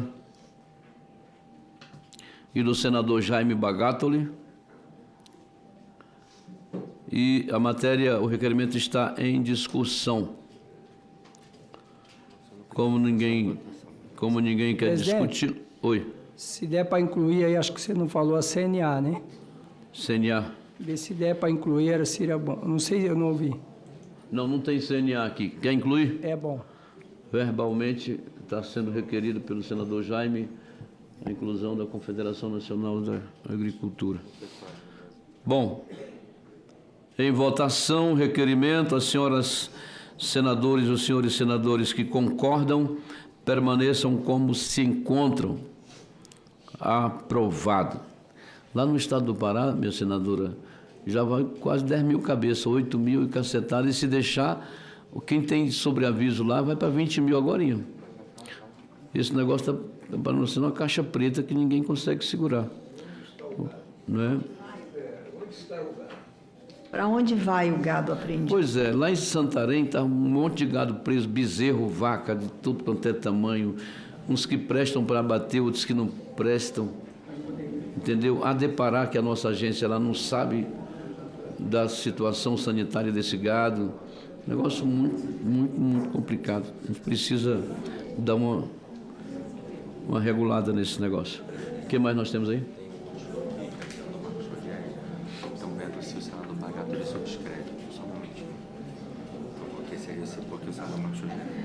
Senador Bagatoli, o senador Marco Rogério tem um requerimento aqui e eu quero saber se Vossa Excelência o subscreve, porque o Marco Rogério não pôde comparecer. Tudo bem? Está junto? Estamos juntos, tanto eu quanto a Tereza podia ter feito isso. Podemos fazer isso. Por que a gente está pedindo uma nova audiência pública? Que a gente teve aquele compromisso na Argentina e nós precisamos debater mais profundamente essa situação da moratória da soja, que é uma situação bem complexa e nós precisamos resolver. Sabemos que teve aquelas decisões no Mato Grosso sobre os incentivos fiscais lá das empresas, principalmente das esmagadoras de soja, mas nós precisamos resolver a situação da moratória da soja, da moratória do boi. Nós precisamos resolver essa situação porque está sendo muito complicado para as pessoas, para o produtor que está exportando, e esse entrave das trades não estar comprando produtos de desmatamento após 2008. Obrigado, presidente. Muito obrigado, senador Jaime. Item de número 6, requerimento número 16 de 2025, requeiro nos termos do artigo 58, parágrafo 2º, inciso 2 da Constituição Federal e do artigo 93, inciso 2 do Regimento Interno do Senado Federal, a realização de audiência pública com o objetivo de discutir os efeitos jurídicos, econômicos, institucionais e sociais da chamada moratória da soja, onde a referida prática tem gerado graves distorções à ordem econômica, ao cumprimento da função social da terra, ao direito constitucional à livre iniciativa e ao desenvolvimento regional. Para tanto, sugerem-se os seguintes convidados: representante da AproSoja de Rondônia, representante da AproSoja do Estado do Pará, senhor Vanderlei Silva, representante da CNA, representante da ABIOV, representante da ANEC, representante dos produtores de soja dos estados da Amazônia. E aqui está sobrepondo um bocado de coisa, mas vamos lá. Representante do Ministério da Agricultura e Pecuária, representante do Conselho Administrativo de Defesa Econômica, CAD, que é interessante isso aqui, representante da Frente Parlamentar da Agricultura, FPA, representante do Instituto Pensar Agropecuário, IPA, autoria, senador Marcos Rogério, subscrito pelo senador Jaime Bagatoli. A votação será simbólica. Concedo a palavra ao senador Jaime, se quiser utilizar como coautor também.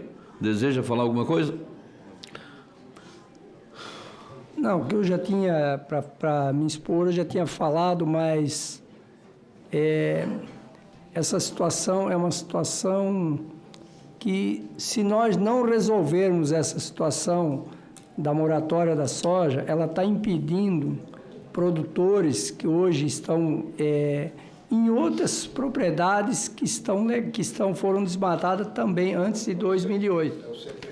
Porque o que eles estão levando em consideração é o CPF. E desde que o produtor plantou, você imagina, eu vi as pessoas de Sinop, tive numa audiência pública na Câmara dos Deputados, o senador, ele chegava a chorar, ele era madeireiro, tinha 10 mil hectares, nunca derrubou nada. Depois de 2008, você veja bem como que chegou a que ponto que nós chegamos. Se ele tivesse pego essa propriedade e derrubado 100% antes de 2008, e só preservado os remanescentes dos rios, o que acontecia? Ele só comprava a reserva e estava tudo legal, estava certo, antes de 2008. Após 2008, ele foi lá, colocou a verbação de 80%, abriu os 20%, dentro da lei, igual manda o Código Florestal, e hoje não pode vender nada. Então, essa situação tem que ser resolvida. Nós precisamos chegar a um ponto, porque com a lei ambiental, com o Código Ambiental, igual nós temos, um dos mais rígidos do planeta, não é possível que nós não vamos conseguir ter êxito e resolver essa situação. Muito obrigado, senador Jaime, pelo encaminhamento. Senador Zequinha. Senadora Tereza? Pois não, eu acho que mais uma audiência pública ela será muito proveitosa, até porque essa semana passada houve uma decisão monocrática do senador Flávio Dino sobre essa matéria, né? Em que ele analisou vários pontos, tomou algumas decisões. Então, é muito importante a gente ter conhecimento e a discussão desse assunto. Tem coisas pró e coisas contra, mas, enfim, eu acho que temos que ter um entendimento aqui que realmente é um assunto delicado que atinge a muitos produtores, assim como o Jaime está aí contando aí um caso, né, isso aí tem milhares, mas que a gente precisa entender e isso precisa ter um encaminhamento, porque tem prejudicado muito os produtores e nós temos aí outras coisas para acontecer durante esse ano, lei antidesmatamento na Europa, enfim. E o Brasil tem que ter uma posição muito firme a respeito dessa moratória da soja, se ela continua. Ela foi feita em 2006, então nós precisamos saber se ela realmente fica de pé ou não. Mas esse debate tem que ser feito aqui com muita responsabilidade e principalmente a favor dos produtores brasileiros, de soja do Brasil. Muito obrigado, senadora Tereza Cristina. Em votação, o requerimento. As senhoras senadoras e os senhores senadores que concordam permaneçam como se encontram.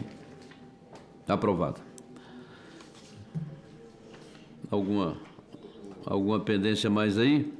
Bom, nada mais havendo a tratar, declaro encerrada a presente reunião, agradecendo a todos os senhores senadores, assessores, imprensa. Muito obrigado, até a próxima semana. Selva.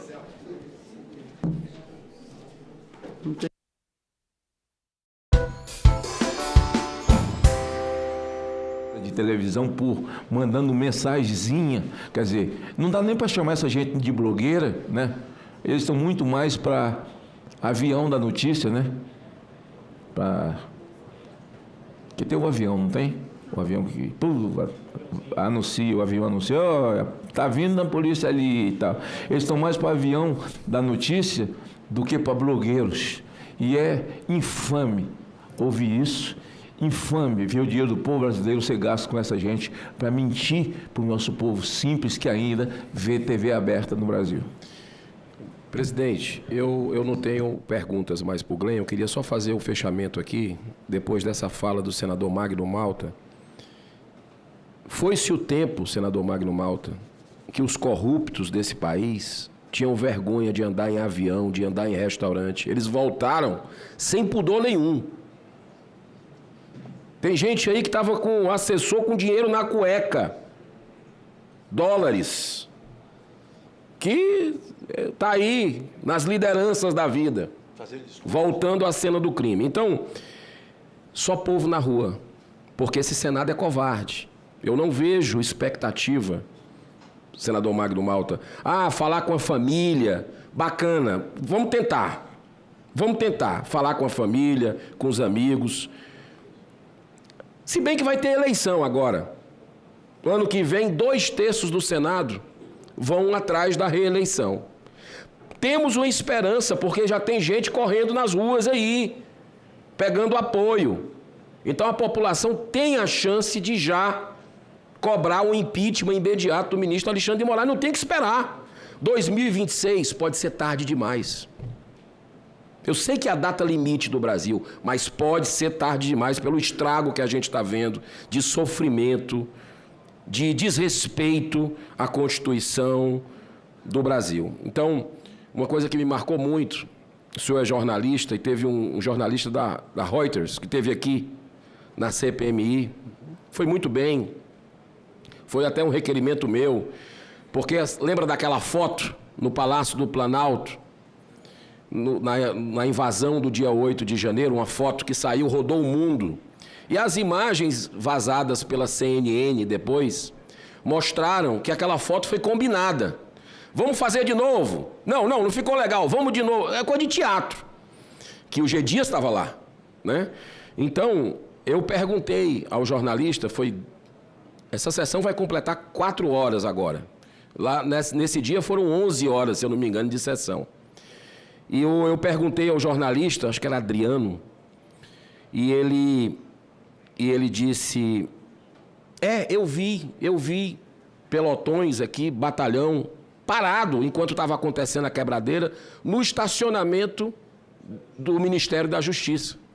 E depois nós chamamos outras pessoas que confirmaram aquilo. Então, quer dizer, só que o governo Lula blindou que a gente conseguisse as imagens, conseguisse buscar a verdade naquela CPMI, mas ainda bem que nós temos rede social. Não sei se teremos amanhã.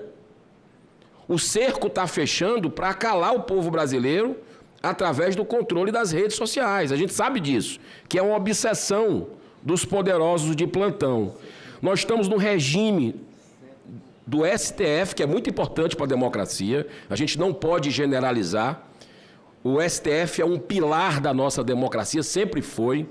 Mas pelo abuso de alguns ministros do Supremo, esse regime Lula e alguns ministros do STF está causando esse estrago. E só o Senado Federal, o brasileiro já entendeu, pode fazer alguma coisa. Então, nós temos um pedido de impeachment, senador Flávio Bolsonaro, com 152 deputados federais assinando. 34 senadores assinando agora, recente, no ano passado, que está lá na mesa do presidente do Senado. Isso aqui resolveria o problema. Então, as manifestações no Brasil sempre mudaram o cenário, sempre foram importantes na história do nosso país, de viradas positivas. Nós não podemos sair das ruas de forma ordeira, pacífica, respeitosa, como sempre foram as manifestações que nós tivemos ao longo da história do Brasil. Nós não podemos sair das ruas e precisamos cobrar não apenas a anistia. Sei que vai ter um evento dia 7 de maio agora. Estarei presente da praça dia 7 de maio, ali da Torre, às 16 horas, caminhando até o Congresso Nacional. Estaremos juntos, né, senador? Estaremos juntos com a população e não podemos sair. Tem que ser mensalmente, porque está ecoando aqui dentro. As pessoas pensam que não desista do Brasil. Está ecoando aqui dentro os gritos das ruas. Vamos continuar, é persistência. Água mole em pedra dura, tanto bate até que fura, até que essa ditadura caia. E ela vai cair, especialmente com os brasileiros. Tem movimentos internacionais. O mundo está acordando para a juristocracia que existe no Brasil, mas o brasileiro vai ser importante, não desistindo. Quem continuar orando está ajudando muito o Brasil. Nós somos a maior nação católica do mundo, a maior nação espírita do mundo, a segunda maior evangélica, quase chegando na primeira. Muita gente orando pelo Brasil, continue orando, mas haja também com a influência que você puder no seu condomínio, no seu trabalho e nas ruas, porque os nossos filhos e netos precisam agora da nossa coragem. Então, senador Flávio, parabéns, não apenas pelo seu aniversário, mas pela condução que o senhor teve nessa sessão, uma condução exemplar, de forma muito serena, dando voz a todos os parlamentares. Não sei se o senhor vai abrir também para alguém que queira se posicionar, mas eu acho que foi muito produtiva já a nossa sessão aqui no Senado Federal, com as revelações corajosas trazidas pelo Glenn, pelo Sérgio Tavares. Muito obrigado. Deus abençoe a todos. Senhor presidente, eu só quero ler aqui, porque foi uma pessoa muito importante que me mandou. A gente falou em G. Dias, e G. Dias algumas vezes foi defendido. Aqui o general Girão só lamentou porque foi colega dele de turma e não esperava nunca nada disso, e a gente sempre soube que ele era da turma, né? Que ele faz parte da patota, ele está fora, 36 indiciados, ele não participa de nada disso, o nome dele está fora de tudo, ninguém toca no nome desse cara, foi quem facilitou tudo, participou desse plano macabro que já caiu por terra. General G. Dias, novembro de 1975, preso por 20 dias na Academia Militar das Agulhas Negras, AMAN, por ter colado na prova. Na Bahia fala filar, o cara está filando na prova. O cara colando numa academia militar, né? E normalmente o cara que frauda, ele é pego, né? E G. Dias, bom, pela idade que tem, vai ser pego de frauda, né? Não é pelo fraude. Agora tem aqui, ó, Capitão Bolsonaro, outubro de 1975, elogiado na AMAN por ter acusado grau maior em prova. E ele pediu para diminuir sua nota. Quem é quem? Dá para comparar o quê? Então o sistema, o ódio do sistema, também, você hoje, para a esquerda, é só um blogueiro, né? Um blogueiro que se vendeu, um fascista que agora é bolsonarista. O ódio é porque Bolsonaro é honesto. O sistema que navega há tantos anos encontrou... Você já viu essas máquinas de fazer caldo de cana, assim, mas é manual, assim, de ficar rodando, tem muito em parque no interior, e tem aquela roda dentada, uma na outra, né? Jair Bolsonaro foi mais ou menos um parafuso que caiu ali dentro, entre uma roda dentada e outra, e o trem emperrou, e eles estão empurrando assim para tentar amassar aquele troço, para ver se tira dali, tá aquele parafuso ficou ali dentro amassado, desse tamanhozinho. e que incomoda o sistema. É igual você está na churrascaria e fica uma lasquinha de carne entre um dente e outro e você não acha um palito. Que desespero do caramba! Que desespero do caramba! Então eles estão atrás desse palito e não estão achando. Não estão achando. Porque Jair Bolsonaro, né, chegou aí, caiu um cisco no olho e você entra em desespero. Jair Bolsonaro é cisco no olho. Então a honestidade de Jair Bolsonaro contra a desonestidade e a carreira de G. Dias prova muito bem, porque G. Dias é tão colado ao sistema, porque ele é capaz de fazer as execuções pelo esgoto, de andar por dentro do esgoto, e é tão diferente de um que tão somente é capitão, né? E que tem uma vida honrada. Você não gosta de Bolsonaro? Ele é grosseiro, você conversa muita coisa com ele só fala tá ok para você, e muitas vezes não está nem olhando para você, fala tá ok, sem olhar para você, certo? Chega um filho dele fazendo festa, ei pai, não sei o que, ele falou, tá bom, ele bate nas costas, né? Aí você fala, caramba, e Flávio abrindo os braços e ele tomou 2 tapinhas nas costas, tá bom, mas ele não é ladrão, ele não é desonesto, ele teve coragem de colocar, de se tornar aquela parafusinho que caiu dentro, ali no meio da roda dentada e emperrou o sistema. E o sistema, então, escolheu ele para Cristo. Agora você vê uma coisa. Eu não sei se chama ele de Jair Bolsonaro ou se chama de Wolverine. Acho que é Jair Wolverine Bolsonaro. Porque o bicho não morre. Diz que gato tem 7 vidas. Mas Jair Bolsonaro tem vida de 7 gatos. E vai ficar difícil. Porque... não sei qual é a sua confissão de fé, mas acredito que crê em Deus. E vou concluir dizendo o seguinte, não vai dar, a hora vai chegar mesmo, porque Jair Bolsonaro não é Jair Bolsonaro de si. Deus escolheu, Deus levantou, goste você ou não, goste da postura dele ou não, do que ele fala ou não. Agora, você é um jornalista inteligente. Você já imaginou essas assertivas dele? No auge do Covid, ele fala assim, ele aparece com a caixa de ivermectina na mão, aí ele vira o terraplanista, ele vira o genocida do mundo, depois a ciência diz, não, a ivermectina é a vacina das vacinas. Não tem uma coisa assim, do cara fala, não, a economia a gente vê depois, né? Vamos trancar o povo dentro de casa. O cara não queria. E no meio de um tumulto daquele, você é um cara inteligente. Você já refletiu sobre isso? Que o cara não deixou ninguém passar fome. O cara inaugurou a transposição do São Francisco. No meio daquilo tudo, o cara conversou com o Putin para não faltar aqui fertilizante aqui para o Brasil. Criou um auxílio emergencial. Não acha que tem a mão de Deus nesse negócio? Agora, você sabe que o esquerdista normalmente é ateu, porque o Estado é Deus. Se o Estado é Deus, não tem nada a ver com o Deus que nós cremos. E não há qualquer relação de amor da Bíblia e de princípios com os princípios pregados pelo marxismo. Por exemplo, acuso daquilo que você é. Por exemplo, hoje eu sou antidemocrático. Sabe o que eu estou fazendo aqui agora? Um ato antidemocrático. Democrático é Alexandre de Moraes. Ele que protege a democracia, ele e Barroso. Nós todos estamos aqui, inclusive você agora, que é um fascista. Você está aqui comprometendo a democracia do Brasil. Você que é um americano. E eles estão com muita raiva de Trump e tal, porque Trump está, assim, botando o nome das pessoas, né? Mulher é mulher, homem é homem e tal, assim, ali para colocar nos seus passaportes, e ele está indo contra as faculdades, o cara está lá defendendo o Hamas, estudando de graça, vindo de outro país, lá dentro dos Estados Unidos. Então, sim, o Trump está fazendo muita raiva a muita gente, mas é o sistema.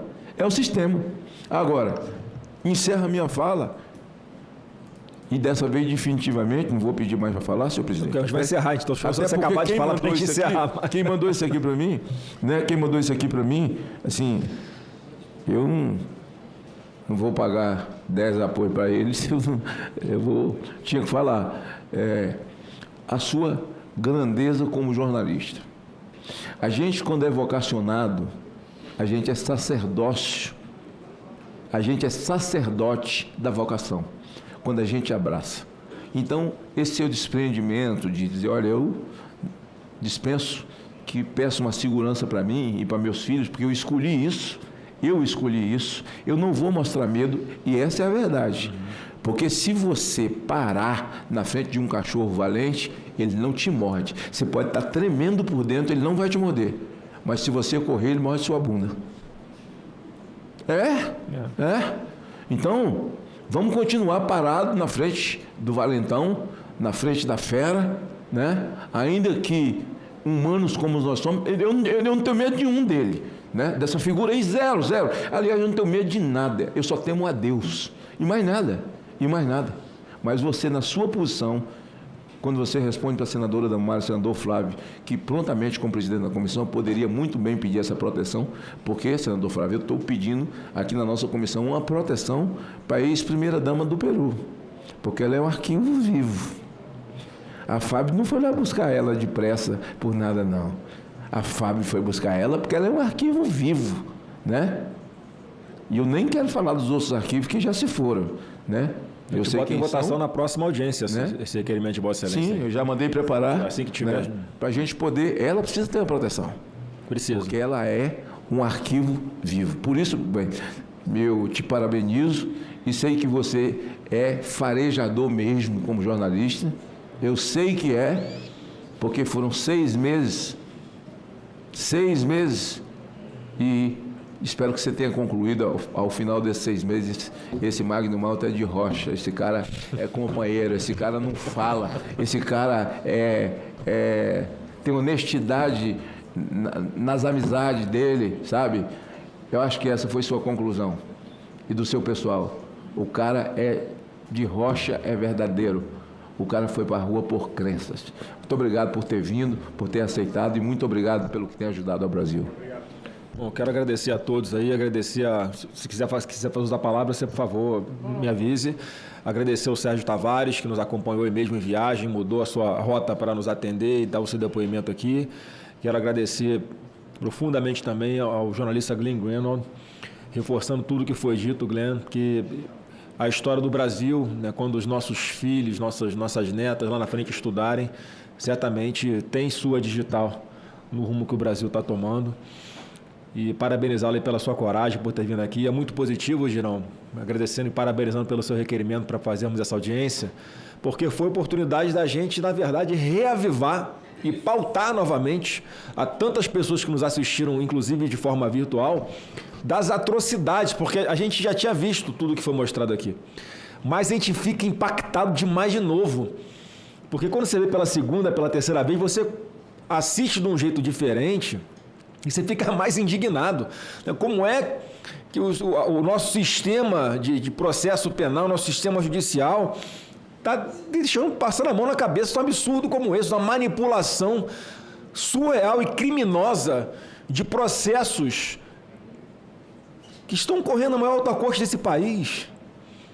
E a conclusão que eu chego é a seguinte, tem essa parte importante da gente novamente estar relembrando as pessoas para que se indignem, para que nós consigamos ganhar, sim, ainda mais apoio popular para que ande aqui impeachment de ministro Alexandre de Moraes, porque já está protocolado, mas é só a pressão popular que vai acontecer. Então, por enquanto, a gente ainda tem alguma dificuldade, mas quem sabe daqui a um tempo, com a conscientização maior dessas pessoas ou com coisas que podem vir a acontecer, como o que aconteceu ao vivo para quem nos acompanhou aqui, o próprio Tagliaferro, um ex-auxiliar do ministro Alexandre de Moraes, dizendo que está pronto em algum momento, no futuro próximo, para falar tudo o que ele testemunhou, enquanto uma pessoa que foi usada por Alexandre de Moraes e quando não prestava mais foi cuspida e jogada na lata do lixo. E hoje tem medo de morrer e medo do mal que podem fazer para suas filhas. Esse é o Dr. Tagliaferro, que mais uma vez eu quero agradecer pelo contato conosco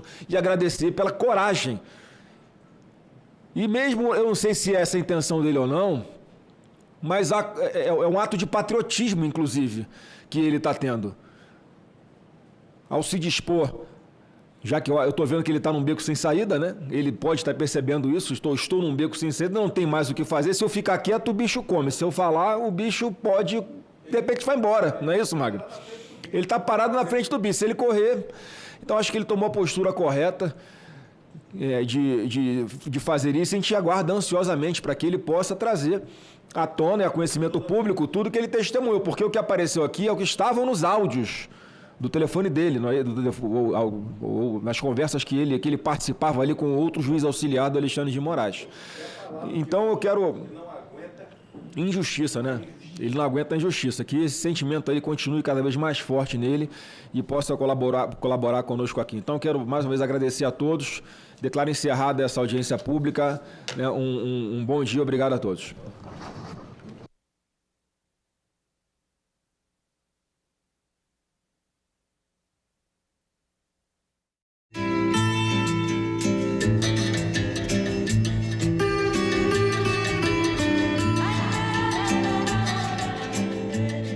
Aqui as fossas, quando enche, transborda, fica vazando pela rua. É muito triste você ir para a escola todo sujo, por ter contato diretamente com o lixo. Uma mudança legislativa em 2020 que introduziu novas metas para a universalização do saneamento. A gente traz uma legislação que saneamento básico vai ser reconhecido também como direitos sociais. Em discussão, nesta quinta, 20h, aqui na TV Senado. No meu tempo, a gente não tinha oportunidade de estudar, não. No meu tempo era só trabalhar, escravo. E eu fui morar numa outra fazenda, nessa fazenda era escravidão. Com 25 anos, eu nessa fazenda, quando eu falei que ia sair da fazenda, o fazendeiro falou comigo, tá mais fácil eu te cortar de rei que você sair daqui. Saí na valentona. A fazenda é a serviço e ameaça. Quando eu saí da fazenda, falei, ô patrão, o senhor já bateu demais, deu de lá de 7 anos com a punha na sua mão. Agora eu acho que não vai dar para o senhor fazer isso comigo mais, não. Se o senhor quiser bater, o senhor experimenta aqui de uma vez.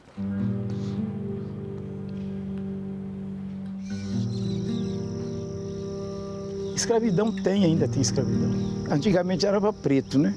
Para branco analfabeto tem escravidão.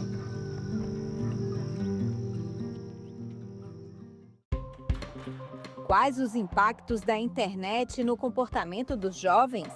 Como educá-los para o uso das tecnologias? E qual o papel dos responsáveis? O psiquiatra Arthur Caillé e a professora da Faculdade de Educação da USP, Vivian Batista, respondem a essas e outras perguntas. TV Senado Live, nesta sexta, 20h30.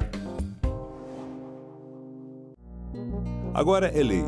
É obrigatório o exame clínico destinado a identificar a fibrodisplasia ossificante progressiva nos recém-nascidos na triagem neonatal das redes pública e privada de saúde com cobertura do Sistema Único de Saúde, o SUS. O exame abrange todos os recém-nascidos no âmbito do território nacional. O Senado votou, agora é lei.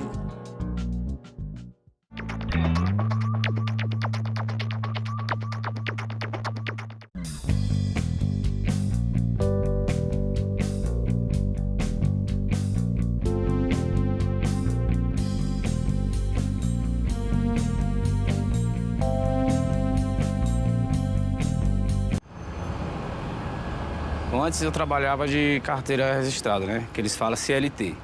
Aí eu resolvi ficar só na plataforma, que eu tiro superior, tipo, que eu faço num mês para ganhar na CLT, eu tiro numa semana. Quem já acostumou a trabalhar dessa forma, de fazer só escala, só corrida, já não quer voltar para CLT. Está praticamente no meio de uma guerra, né? Por quê? Porque a maioria dos motoboys não querem aceitar. A maioria fala que é melhor ficar do jeito que está agora e sem benefício, sem nada. Eu sou um dos poucos, na verdade, que não prefere o meio CLT, né? Porque o CLT traria pra gente mais segurança na questão de carga horária, também de salário fixo e benefícios. Se há recolhimento de imposto, melhora o SUS, melhora a educação. A gente tem até como exigir. E sem recolhimento, só quem lucra é a grande empresa.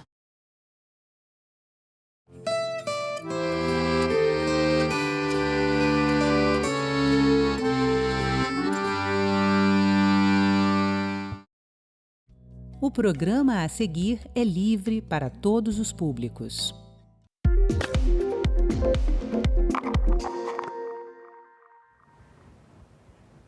Expansão da hidrovia do Arco Norte pode mudar a realidade do transporte de cargas no Brasil, gerando muito mais competitividade e desenvolvimento regional.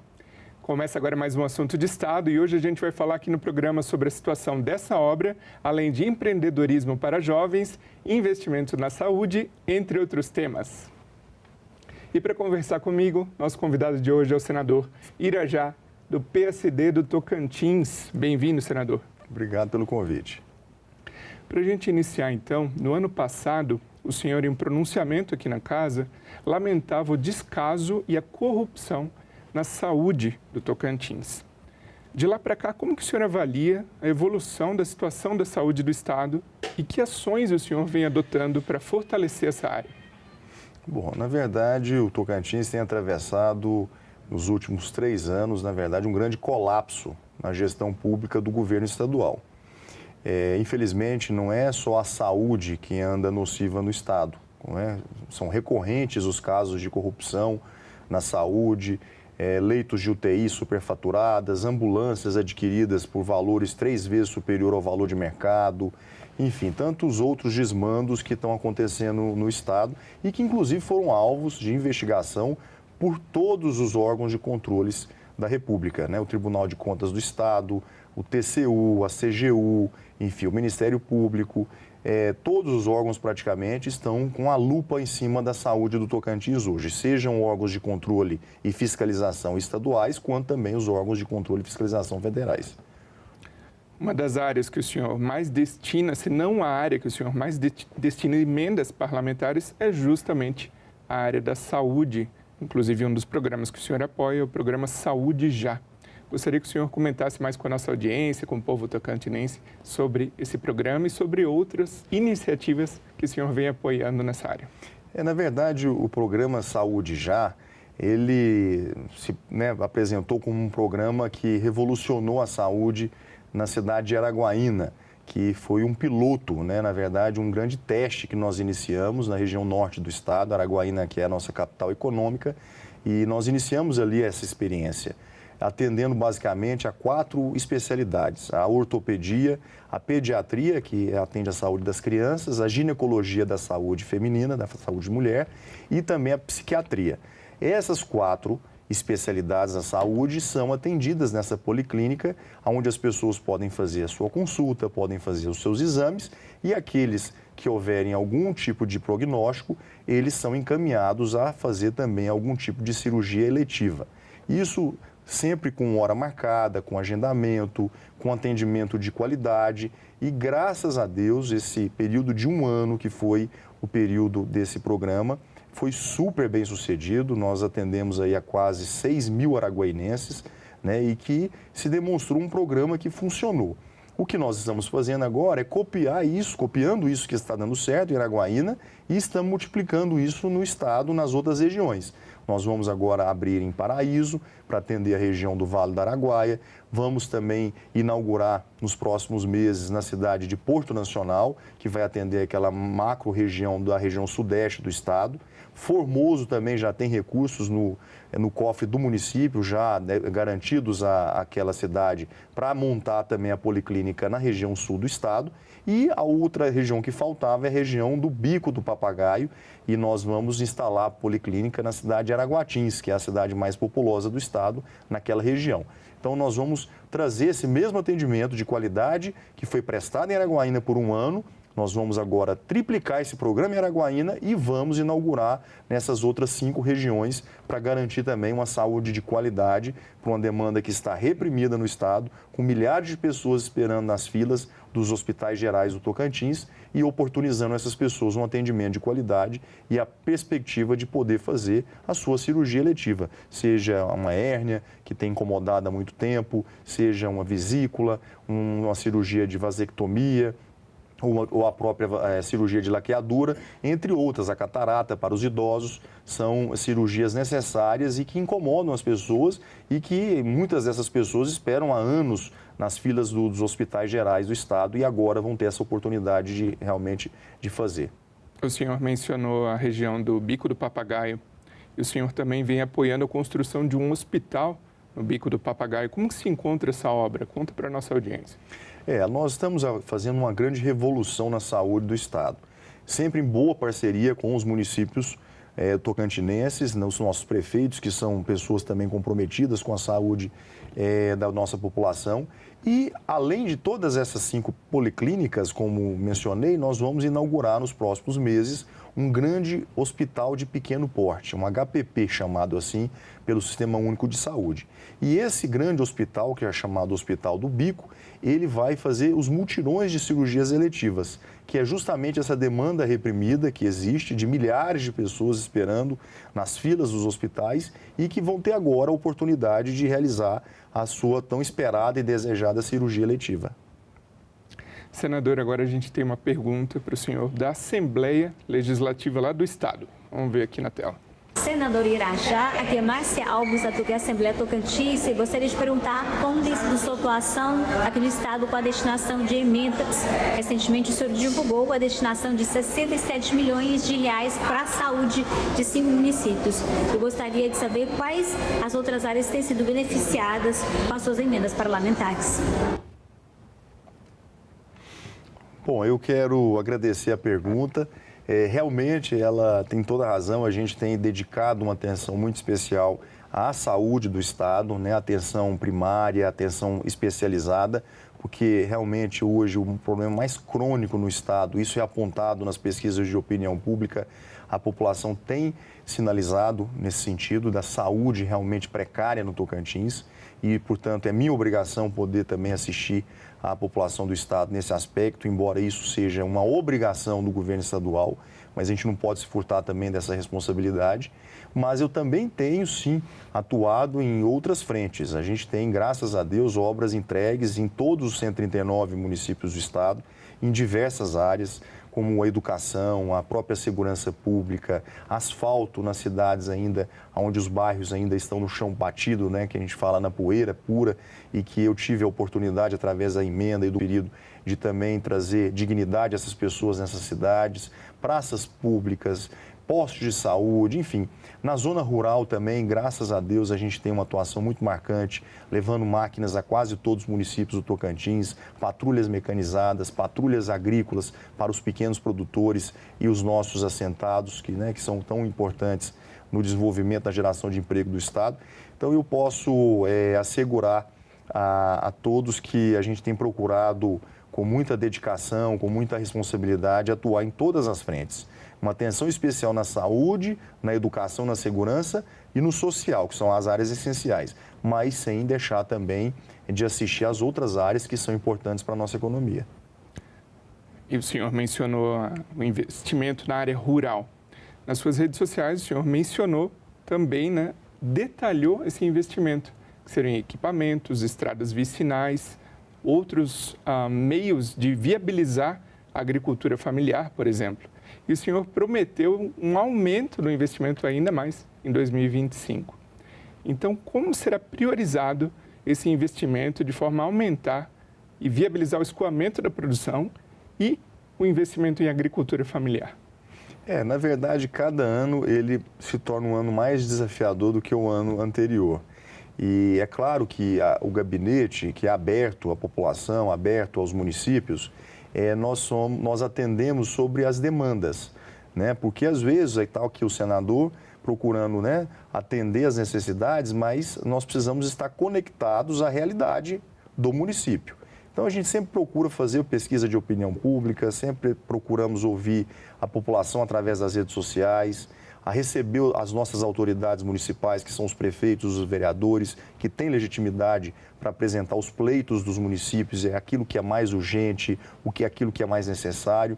E eu concordo, eu acho que a zona rural, sem desmerecer a zona urbana, que é onde as pessoas, a grande parte da população do Estado vive, nas cidades, mas nós temos também uma representação muito grande na zona rural.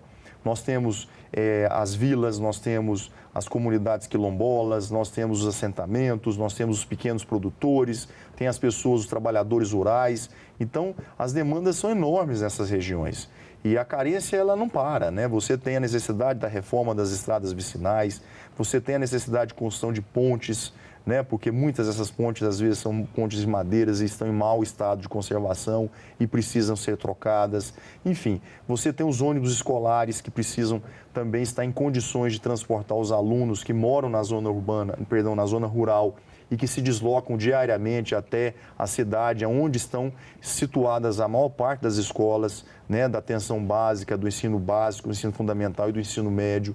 Então, assim, são grandes os desafios e a gente precisa estar sempre muito conectados e atentos a essas demandas que nos são apresentadas no dia a dia. Senador Irajá, no início do programa eu destaquei a importância da hidrovia do Arco Norte, que vai trazer desenvolvimento regional não só para o Tocantins, mas para outros estados da região dessa hidrovia e também competitividade ao produto brasileiro em relação ao internacional. Qual que é a situação desse projeto e quais os principais desafios pela frente para que se concretize essa obra? A hidrovia do Arco Norte, ela, na verdade, é uma hidrovia que nós sonhamos há décadas, né? Que esse sonho possa se tornar uma grande realidade. O Tocantins, ele já tem o privilégio de ter dois grandes modais, dois grandes sistemas de transporte, que é a nossa ferrovia Norte-Sul e também a nossa Belém-Brasília, que é a rodovia federal. Só que nós temos também a hidrovia, que infelizmente ainda não foi viabilizada em função de um grande projeto que ainda está em fase de implantação, que é a derrocagem do Pedral do Lourenço. Com essa derrocagem do Pedral do Lourenço, que é um trecho de pedras que, infelizmente, impede que as barcaças possam transportar a nossa produção de alimentos, a mineração, que é um segmento também importante da nossa economia, durante 6 meses do ano, esse trecho de pedras impede que essas barcaças possam ser transportadas, né? E essa produção escoada para serem exportadas para a Europa, para a China, para os Estados Unidos e outros mercados consumidores. E é exatamente esse o nosso sonho, é que a hidrovia do Tocantins, que é chamada do projeto do Arco Norte, que vai atender a todos os estados ali da região que estão situados acima do paralelo 16, como, por exemplo, o estado da Bahia, o estado do Maranhão, o estado do Piauí, o próprio Mato Grosso, né, além do estado do Pará e o Tocantins, todos esses estados serão impactados por essa grande hidrovia, que será um grande Mississippi. Assim como o rio Mississippi, que é um rio americano, transporta 80% da produção americana de alimentos, nós temos no Tocantins, no rio Tocantins, esse grande Mississippi adormecido já há muito tempo e que nós queremos que ele se torne um modal que possa garantir o escoamento da nossa produção e, claro, de uma forma mais barata. Por isso que a hidrovia ele é um modal mais competitivo. Assim, tanto os estados que são exportadores de alimentos, como também grandes produtores de minérios, poderão oferecer ao mercado internacional produtos com um custo muito mais competitivo do que outros concorrentes do Brasil. Então, nós precisamos definitivamente fazer desse projeto, que é um sonho, uma grande realidade, porque nós passaremos nós nos tornaremos um país ainda mais competitivos na produção de alimentos e também na exportação de minérios. E o senhor acredita que esse sonho se tornará realidade num horizonte de quanto tempo? Olha, nós já temos trabalhado esse sonho, acho que há quase 30 anos. Mas, definitivamente, eu acho que esse grande projeto, ele passa a se tornar uma realidade para os próximos 2 anos. Senador, um relatório da OCDE indicou que 1 a cada 4 brasileiros jovens, na faixa dos 16 aos 24 anos, não estuda e nem trabalha. E, para melhorar essa situação, o senhor é autor de um projeto que cria o Programa Microempreendedor Jovem. A gente tem um infográfico aqui na tela para ver alguns dos benefícios potenciais. Então, para os jovens, um dos benefícios seria reduzir a burocracia e os custos tributários. Para o governo, aumentaria a arrecadação e também reduz a informalidade. Para a economia, no geral, gera mais emprego, renda e inovação. E para a sociedade, diminui a vulnerabilidade social. Esse projeto se encontra na Comissão de Assuntos Sociais. Gostaria que o senhor comentasse a respeito e o que falta para que ele se torne lei e tornar esses benefícios potenciais realidade. Bom, eu mais do que ninguém sou entusiasta do projeto, até porque eu apresentei na condição de autor. Eu acho que ele vai ser um grande empurrão aos nossos jovens que estão vocacionados a serem empreendedores no Brasil, ou seja, aqueles jovens que sonham em ter seu pequeno negócio criado, né, a sua pequena empresa, seja uma fintech, seja um salão de cabeleireiro, seja uma lanchonete, seja qualquer tipo de negócio. Só que, infelizmente, eles, né, muitos deles deixam de criar, de montar o seu negócio por causa da burocracia, por causa do custo tributário. Então, esse MEI jovem, ele é aquele MEI tradicional que todos nós já conhecemos, que se provou ser uma decisão muito acertada e que tem funcionado, só que nós vamos transformar esse MEI para o público jovem, que são aquelas pessoas que têm entre 16 e 29 anos e que ainda não tiveram uma pequena empresa montada. Seria a primeira empresa. Então, o governo estaria criando um ambiente favorável e daria um grande empurrão para que esse jovem, vocacionado a empreender no Brasil, ele possa abrir sua pequena grande empresa.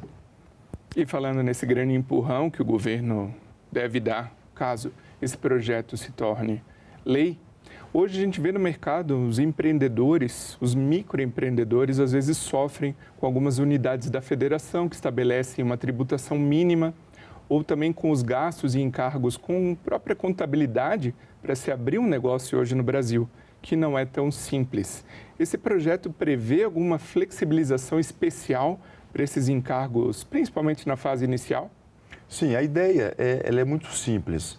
Ela atribui os mesmos benefícios do MEI tradicional, né, que é uma faixa de faturamento aí em torno de R$120 mil por ano, para que eles passam a pagar um valor fixo anual, um valor baixo, né, e não uma alíquota fixa, e que ele possa, ao longo de 2, 3 anos, se estabelecer como empresário.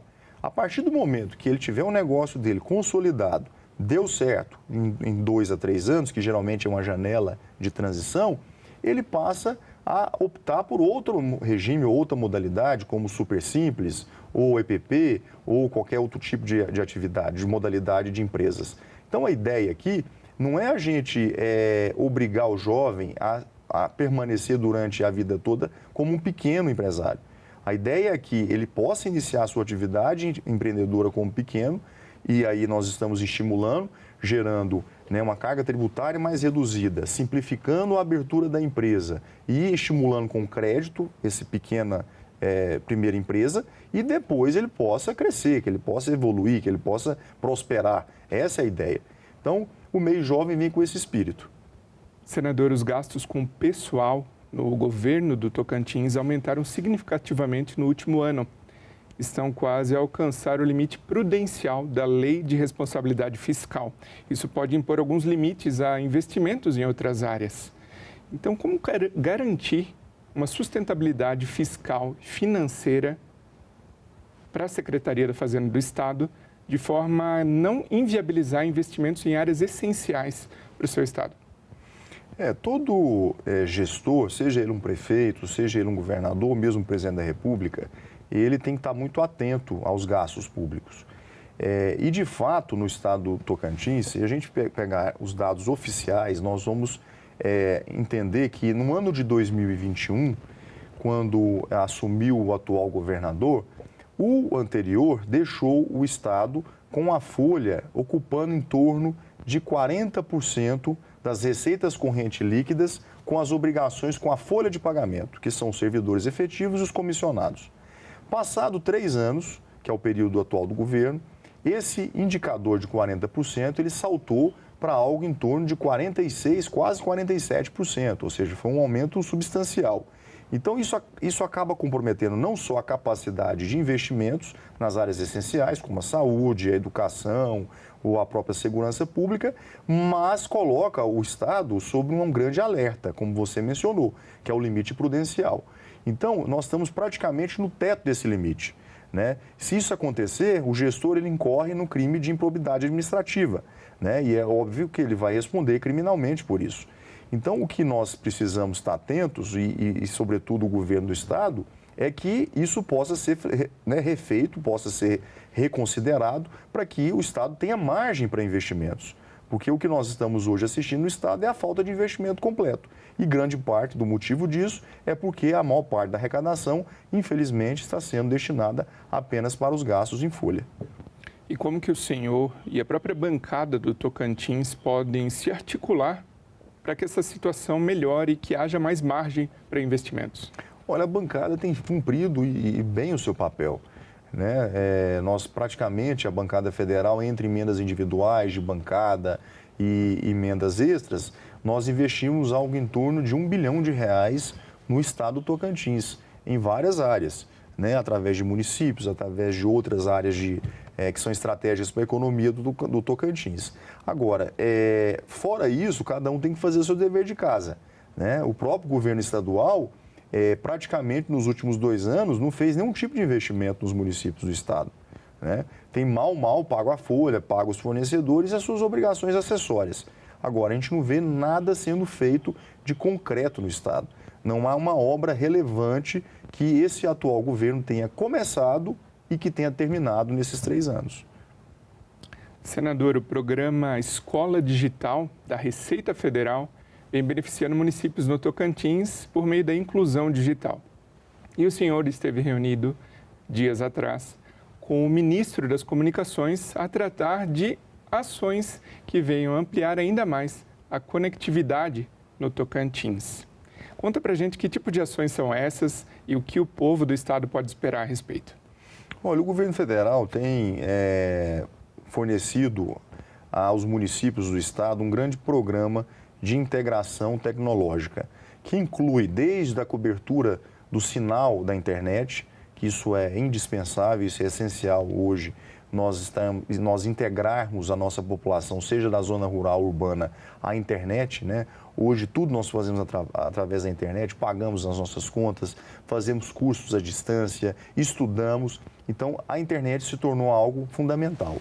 Então, o governo tem feito um grande programa no sentido de ampliar o sinal de cobertura, sobretudo nas regiões mais distantes, né, e remotas do Tocantins, na região mais do interior dos municípios, como um trabalho também de fornecimento de tecnologia, que são os equipamentos, são os computadores, são os laptops, né, são os notebooks, os tablets da vida, que precisam também serem disponibilizadas, principalmente na rede pública de ensino. Então, esse programa que envolve a internet e que envolve equipamentos é a pauta que eu tive recentemente tratando com o ministro das Comunicações, o deputado federal Juscelino, porque o meu desejo é que a gente possa levar isso a todos os 139 municípios do estado. Então, esse foi o pleito, o ministro está atento a essa agenda, ele, inclusive, nessa mesma audiência, manifestou já o anúncio de algumas cidades que serão, inclusive, atendidas através desse pleito que nós fizemos, sem contar a possibilidade de levar alguns distritos que são urbanos, mais distantes do estado do Tocantins, que estão completamente isolados da cobertura da internet, a possibilidade de montar as antenas para que esses lugares possam ser cobertos também pelo sinal da internet. Agora, senador, uma área que é subaproveitada não só no Tocantins, mas no Brasil inteiro, é o turismo. E as razões são as mais diversas, como segurança pública, infraestrutura, até educação. Que ações o senhor pode promover aqui do Senado Federal para impulsionar o turismo do Tocantins? Olha, o turismo no estado é uma grande vocação adormecida ainda. Que eu acredito muito no turismo, acho que vai ser uma grande indústria no estado do Tocantins e uma nova vocação do Tocantins também.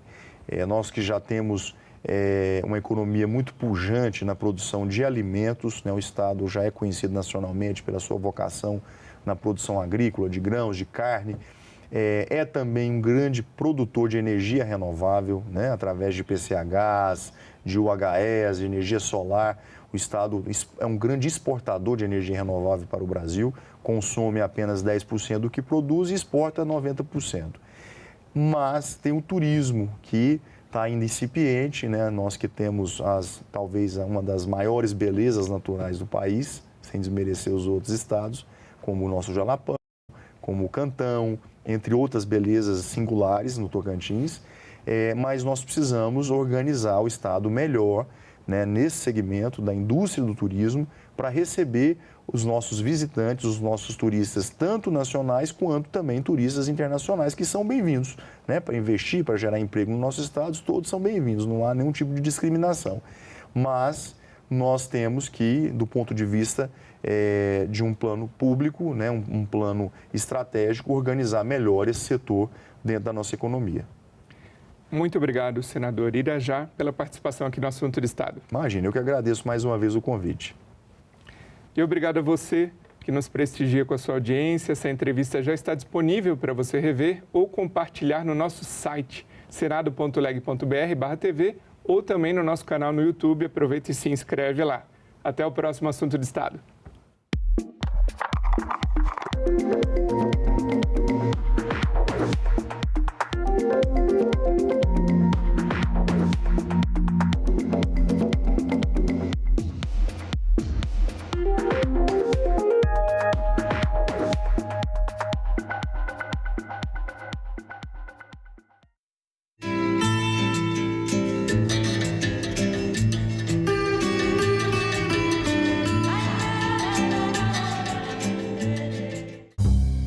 O professor é o principal instrumento, é insubstituível. Pode botar quantas máquinas quiser. Mas a valorização dos professores ainda é um grande desafio também para o país. A obrigação do MEC é atualizar o valor do piso todo ano. Mas quem paga são os estados e os municípios. Aí começa a confusão. Salão Nobre, hoje, 8 horas da noite, aqui na TV Senado. Antes eu trabalhava de carteira registrada, né? Que eles falam CLT. Aí eu resolvi ficar só na plataforma, que eu tiro superior, tipo, que eu faço num mês para ganhar na CLT, eu tiro numa semana. Quem já acostumou a trabalhar dessa forma, de fazer só as escalas, só corrida, já não quer voltar para CLT. Está praticamente no meio de uma guerra, né? Por quê? Porque a maioria dos motoboys não querem aceitar. A maioria fala que é melhor ficar do jeito que está agora e sem benefício, sem nada. Eu sou um dos poucos, na verdade, que não prefere o meio CLT, né? Porque o CLT traria pra gente mais segurança na questão de carga horária, também de salário fixo e benefícios. Se há recolhimento de imposto, melhora o SUS, melhora a educação. A gente tem até como exigir. E sem recolhimento, só quem lucra é a grande empresa.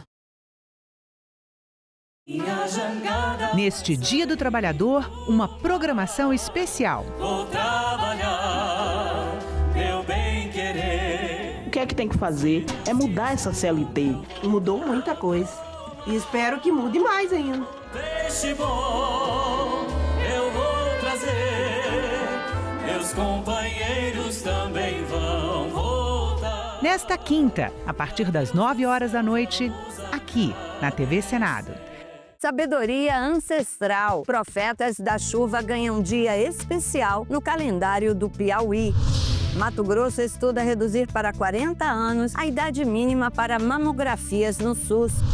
Sabia que os cemitérios nem sempre foram como são hoje? Conheça o cemitério municipal mais antigo de Curitiba. Tudo isso você vê no Parlamento Brasil. Parlamento Brasil, toda sexta, 8 horas da noite, aqui na TV Senado. O site do Senado agora mostra projetos de lei em linguagem simplificada. É o Senado Explica, uma ferramenta de inteligência artificial combinada com revisão humana que torna mais fácil entender e acompanhar as leis em debate aqui no Senado. Na página de tramitação das matérias e no portal E-Cidadania, Senado Explica.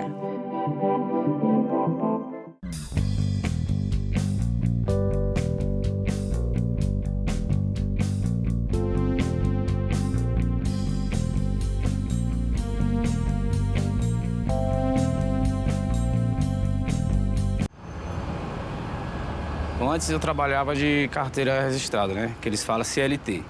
Aí eu resolvi ficar só na plataforma, que eu tiro superior, tipo, que eu faço num mês para ganhar na CLT, eu tiro numa semana. Quem já acostumou a trabalhar dessa forma, de fazer só as escalas, só corrida, já não quer voltar para CLT. Está praticamente no meio de uma guerra, né? Por quê? Porque a maioria dos motoboys não querem aceitar. A maioria fala que é melhor ficar do jeito que está agora e sem benefício, sem nada. Eu sou um dos poucos, na verdade, que não prefere o meio CLT, né? porque o CLT traria para a gente mais segurança na questão de carga horária, também de salário fixo e benefícios. Se há recolhimento de imposto, melhora o SUS, melhora a educação. A gente tem até como exigir.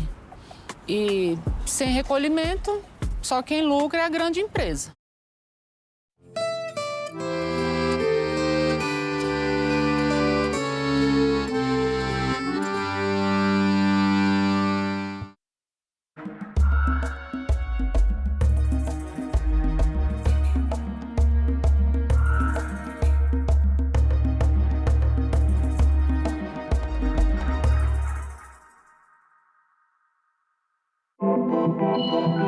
O site do Senado agora mostra projetos de lei em linguagem simplificada.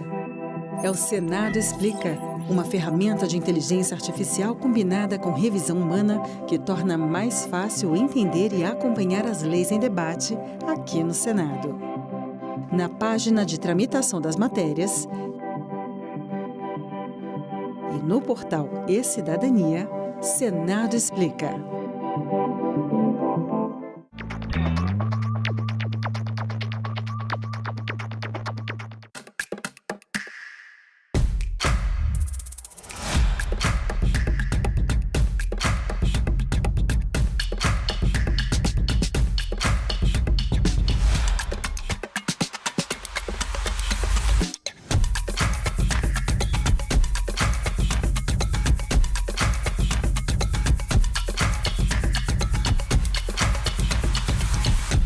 TV Senado. Democracia todo dia.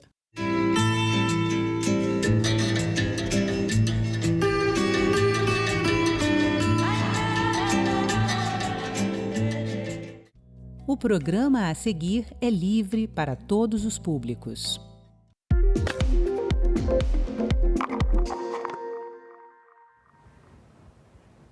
Expansão da hidrovia do Arco Norte pode mudar a realidade do transporte de cargas no Brasil, gerando muito mais competitividade e desenvolvimento regional.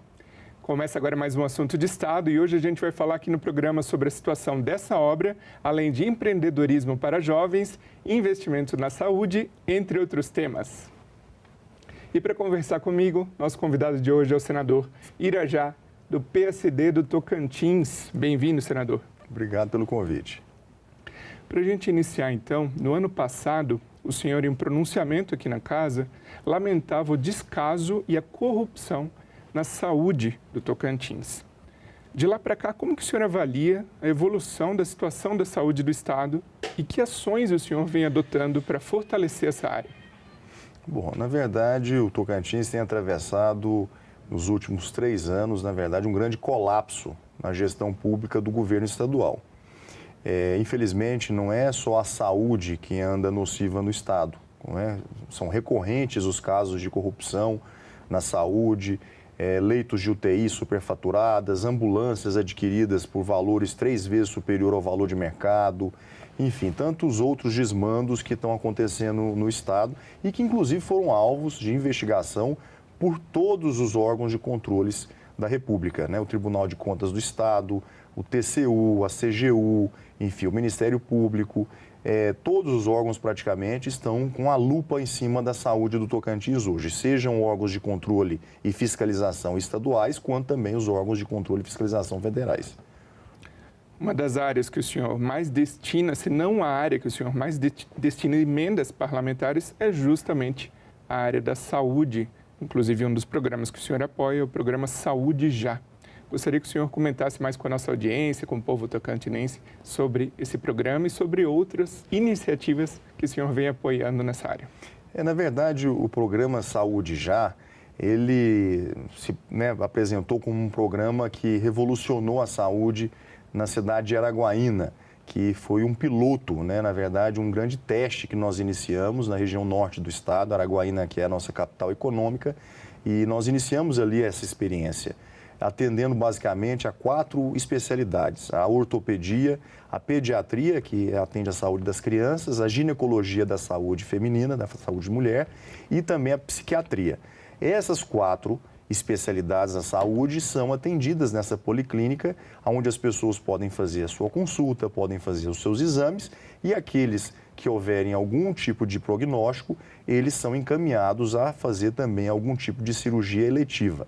Isso sempre com hora marcada, com agendamento, com atendimento de qualidade e, graças a Deus, esse período de 1 ano, que foi o período desse programa, foi super bem sucedido. Nós atendemos aí a quase 6 mil araguainenses, né, e que se demonstrou um programa que funcionou. O que nós estamos fazendo agora é copiando isso que está dando certo em Araguaína e estamos multiplicando isso no estado, nas outras regiões. Nós vamos agora abrir em Paraíso para atender a região do Vale do Araguaia. Vamos também inaugurar nos próximos meses na cidade de Porto Nacional, que vai atender aquela macro região da região sudeste do estado. Formoso também já tem recursos no cofre do município, já garantidos àquela cidade, para montar também a policlínica na região sul do estado. E a outra região que faltava é a região do Bico do Papagaio, e nós vamos instalar a policlínica na cidade de Araguatins, que é a cidade mais populosa do estado, naquela região. Então, nós vamos trazer esse mesmo atendimento de qualidade que foi prestado em Araguaína por 1 ano. Nós vamos agora triplicar esse programa em Araguaína e vamos inaugurar nessas outras 5 regiões para garantir também uma saúde de qualidade para uma demanda que está reprimida no estado, com milhares de pessoas esperando nas filas dos hospitais gerais do Tocantins e oportunizando essas pessoas um atendimento de qualidade e a perspectiva de poder fazer a sua cirurgia eletiva, seja uma hérnia que tem incomodado há muito tempo, seja uma vesícula, uma cirurgia de vasectomia, ou a própria cirurgia de laqueadura, entre outras. A catarata para os idosos são cirurgias necessárias e que incomodam as pessoas e que muitas dessas pessoas esperam há anos nas filas dos hospitais gerais do estado e agora vão ter essa oportunidade de realmente de fazer. O senhor mencionou a região do Bico do Papagaio e o senhor também vem apoiando a construção de um hospital no Bico do Papagaio. Como se encontra essa obra? Conta para a nossa audiência. Nós estamos fazendo uma grande revolução na saúde do estado, sempre em boa parceria com os municípios tocantinenses, os nossos prefeitos, que são pessoas também comprometidas com a saúde da nossa população. E, além de todas essas 5 policlínicas, como mencionei, nós vamos inaugurar nos próximos meses um grande hospital de pequeno porte, um HPP chamado assim, pelo Sistema Único de Saúde. E esse grande hospital, que é chamado Hospital do Bico, ele vai fazer os mutirões de cirurgias eletivas, que é justamente essa demanda reprimida que existe de milhares de pessoas esperando nas filas dos hospitais e que vão ter agora a oportunidade de realizar a sua tão esperada e desejada cirurgia eletiva. Senador, agora a gente tem uma pergunta para o senhor da Assembleia Legislativa lá do Estado. Vamos ver aqui na tela. Senador Irajá, aqui é Márcia Alves, da Assembleia Tocantins, e gostaria de perguntar como tem sido sua atuação aqui no Estado com a destinação de emendas. Recentemente o senhor divulgou a destinação de 67 milhões de reais para a saúde de 5 municípios. Eu gostaria de saber quais as outras áreas têm sido beneficiadas com as suas emendas parlamentares. Bom, eu quero agradecer a pergunta. Realmente, ela tem toda a razão. A gente tem dedicado uma atenção muito especial à saúde do estado, né? Atenção primária, atenção especializada, porque realmente hoje o problema mais crônico no estado, isso é apontado nas pesquisas de opinião pública, a população tem sinalizado nesse sentido da saúde realmente precária no Tocantins e, portanto, é minha obrigação poder também assistir a população do estado nesse aspecto, embora isso seja uma obrigação do governo estadual, mas a gente não pode se furtar também dessa responsabilidade. Mas eu também tenho, sim, atuado em outras frentes. A gente tem, graças a Deus, obras entregues em todos os 139 municípios do estado, em diversas áreas, como a educação, a própria segurança pública, asfalto nas cidades ainda, onde os bairros ainda estão no chão batido, né, que a gente fala na poeira pura, e que eu tive a oportunidade, através da emenda e do mandato que me foi conferido, de também trazer dignidade a essas pessoas nessas cidades, praças públicas, postos de saúde, enfim. Na zona rural também, graças a Deus, a gente tem uma atuação muito marcante, levando máquinas a quase todos os municípios do Tocantins, patrulhas mecanizadas, patrulhas agrícolas para os pequenos produtores e os nossos assentados, que são tão importantes no desenvolvimento da geração de emprego do Estado. Então, eu posso assegurar a todos que a gente tem procurado, com muita dedicação, com muita responsabilidade, atuar em todas as frentes. Uma atenção especial na saúde, na educação, na segurança e no social, que são as áreas essenciais, mas sem deixar também de assistir às outras áreas que são importantes para a nossa economia. E o senhor mencionou o investimento na área rural. Nas suas redes sociais, o senhor mencionou também, detalhou esse investimento, que seriam equipamentos, estradas vicinais, outros meios de viabilizar a agricultura familiar, por exemplo. E o senhor prometeu um aumento no investimento ainda mais em 2025. Então, como será priorizado esse investimento de forma a aumentar e viabilizar o escoamento da produção e o investimento em agricultura familiar? Na verdade, cada ano ele se torna um ano mais desafiador do que o ano anterior. E é claro que o gabinete, que é aberto à população, aberto aos municípios, nós atendemos sobre as demandas, porque às vezes está aqui o senador procurando atender as necessidades, mas nós precisamos estar conectados à realidade do município. Então, a gente sempre procura fazer pesquisa de opinião pública, sempre procuramos ouvir a população através das redes sociais, a receber as nossas autoridades municipais, que são os prefeitos, os vereadores, que têm legitimidade para apresentar os pleitos dos municípios, aquilo que é mais urgente, aquilo que é mais necessário. E eu concordo, eu acho que a zona rural, sem desmerecer a zona urbana, que é onde as pessoas, a grande parte da população do estado vive, nas cidades, mas nós temos também uma representação muito grande na zona rural. Nós temos as vilas, nós temos as comunidades quilombolas, nós temos os assentamentos, nós temos os pequenos produtores, tem as pessoas, os trabalhadores rurais. Então, as demandas são enormes nessas regiões. E a carência, ela não para, Você tem a necessidade da reforma das estradas vicinais, você tem a necessidade de construção de pontes, porque muitas dessas pontes, às vezes, são pontes de madeiras e estão em mau estado de conservação e precisam ser trocadas. Enfim, você tem os ônibus escolares que precisam também estar em condições de transportar os alunos que moram na zona na zona rural e que se deslocam diariamente até a cidade, onde estão situadas a maior parte das escolas, da atenção básica, do ensino básico, do ensino fundamental e do ensino médio. Então, assim, são grandes os desafios e a gente precisa estar sempre muito conectados e atentos a essas demandas que nos são apresentadas no dia a dia. Senador Irajá, no início do programa eu destaquei a importância da hidrovia do Arco Norte, que vai trazer desenvolvimento regional não só para o Tocantins, mas para outros estados da região dessa hidrovia e também competitividade ao produto brasileiro em relação ao internacional. Qual que é a situação desse projeto e quais os principais desafios pela frente para que se concretize essa obra? A hidrovia do Arco Norte, ela, na verdade, é uma hidrovia que nós sonhamos há décadas, que esse sonho possa se tornar uma grande realidade. O Tocantins, ele já tem o privilégio de ter dois grandes modais, dois grandes sistemas de transporte, que é a nossa ferrovia Norte-Sul e também a nossa Belém-Brasília, que é a rodovia federal. Só que nós temos também a hidrovia, que infelizmente ainda não foi viabilizada em função de um grande projeto que ainda está em fase de implantação, que é a derrocagem do Pedral do Lourenço. Com essa derrocagem do Pedral do Lourenço, que é um trecho de pedras que infelizmente impede que as barcaças possam transportar a nossa produção de alimentos, a mineração, que é um segmento também importante da nossa economia, durante 6 meses do ano, esse trecho de pedras impede que essas barcaças possam ser transportadas, e essa produção escoada para serem exportadas para a Europa, para a China, para os Estados Unidos e outros mercados consumidores.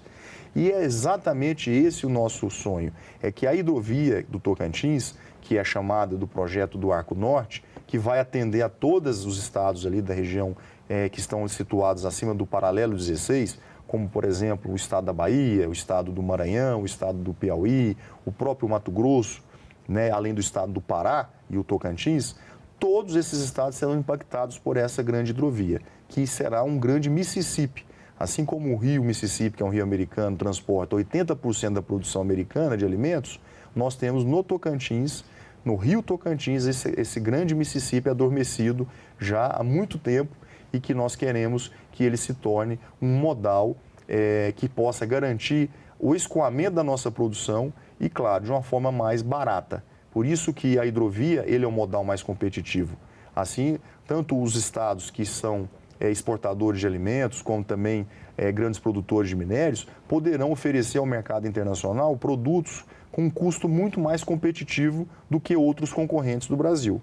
Então, nós precisamos definitivamente fazer desse projeto, que é um sonho, uma grande realidade, porque nós passaremos nós nos tornaremos um país ainda mais competitivos na produção de alimentos e também na exportação de minérios. E o senhor acredita que esse sonho se tornará realidade num horizonte de quanto tempo? Olha, nós já temos trabalhado esse sonho, acho que há quase 30 anos, mas definitivamente eu acho que esse grande projeto ele passa a se tornar uma realidade para os próximos 2 anos. Senador, um relatório da OCDE indicou que 1 a cada 4 brasileiros jovens, na faixa dos 16 aos 24 anos, não estuda e nem trabalha. E para melhorar essa situação, o senhor é autor de um projeto que cria o Programa Microempreendedor Jovem. A gente tem um infográfico aqui na tela para ver alguns dos benefícios potenciais. Então, para os jovens, um dos benefícios seria reduzir a burocracia e os custos tributários. Para o governo, aumentaria a arrecadação e também reduz a informalidade. Para a economia, no geral, gera mais emprego, renda e inovação.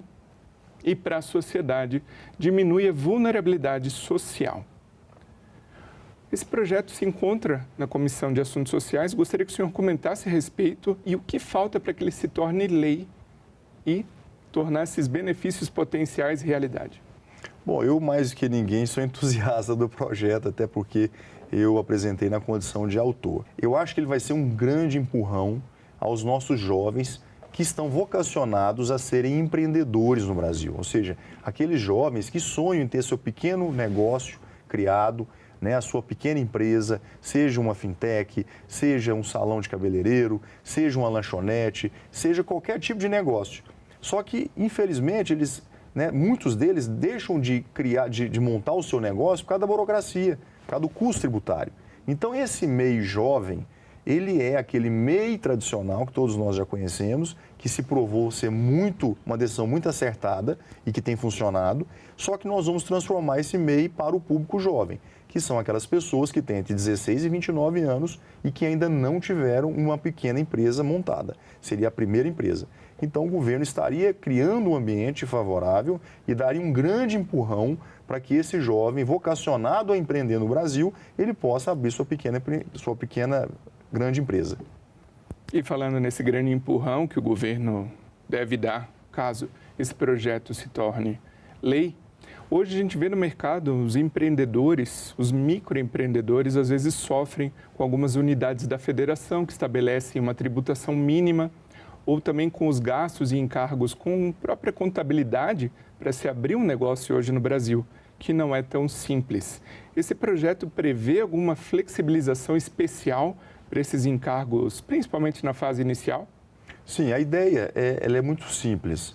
Ela atribui os mesmos benefícios do MEI tradicional, que é uma faixa de faturamento aí em torno de R$120 mil por ano, para que eles passam a pagar um valor fixo anual, um valor baixo, e não uma alíquota fixa, e que ele possa, ao longo de 2, 3 anos, se estabelecer como empresário.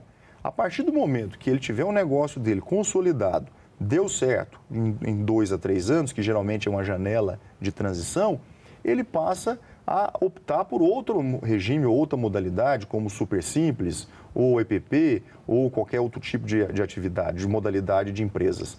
Então, a ideia aqui não é a gente obrigar o jovem a permanecer durante a vida toda como um pequeno empresário.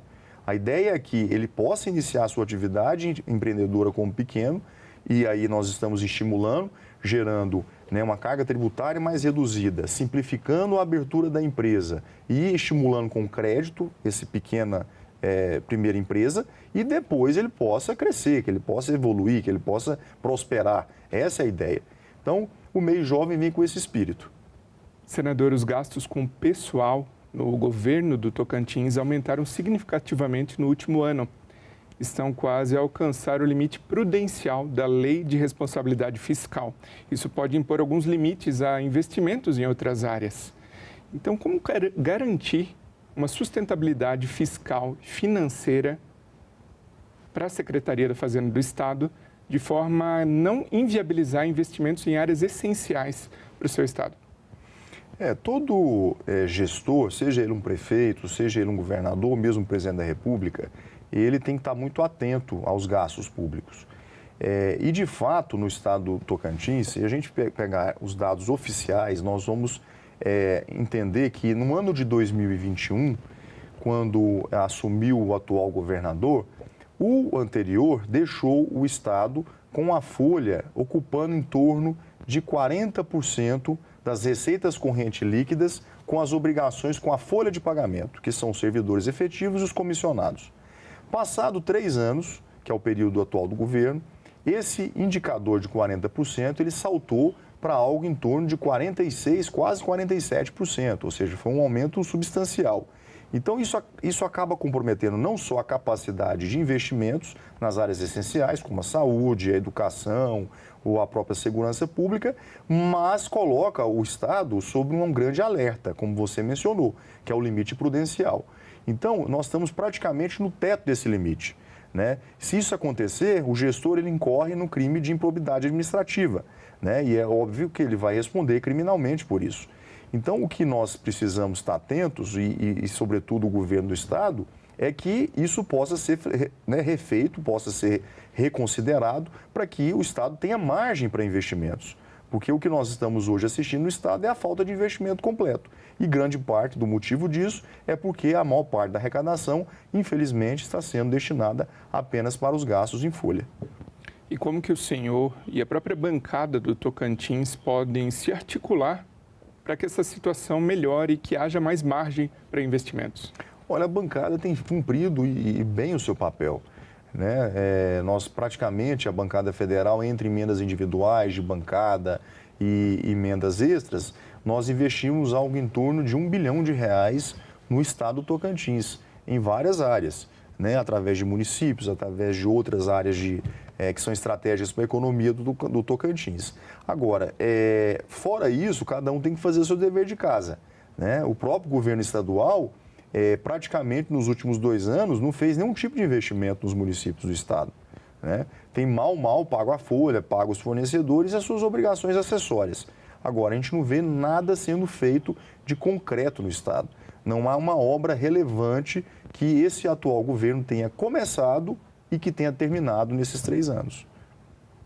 Senador, o programa Escola Digital da Receita Federal vem beneficiando municípios no Tocantins por meio da inclusão digital. E o senhor esteve reunido, dias atrás, com o ministro das Comunicações a tratar de ações que venham ampliar ainda mais a conectividade no Tocantins. Conta pra gente que tipo de ações são essas e o que o povo do estado pode esperar a respeito. Olha, o governo federal tem fornecido aos municípios do estado um grande programa de integração tecnológica, que inclui desde a cobertura do sinal da internet, que isso é indispensável, isso é essencial hoje, nós integrarmos a nossa população, seja da zona rural ou urbana, à internet, né? Hoje tudo nós fazemos através da internet, pagamos as nossas contas, fazemos cursos à distância, estudamos. Então, a internet se tornou algo fundamental.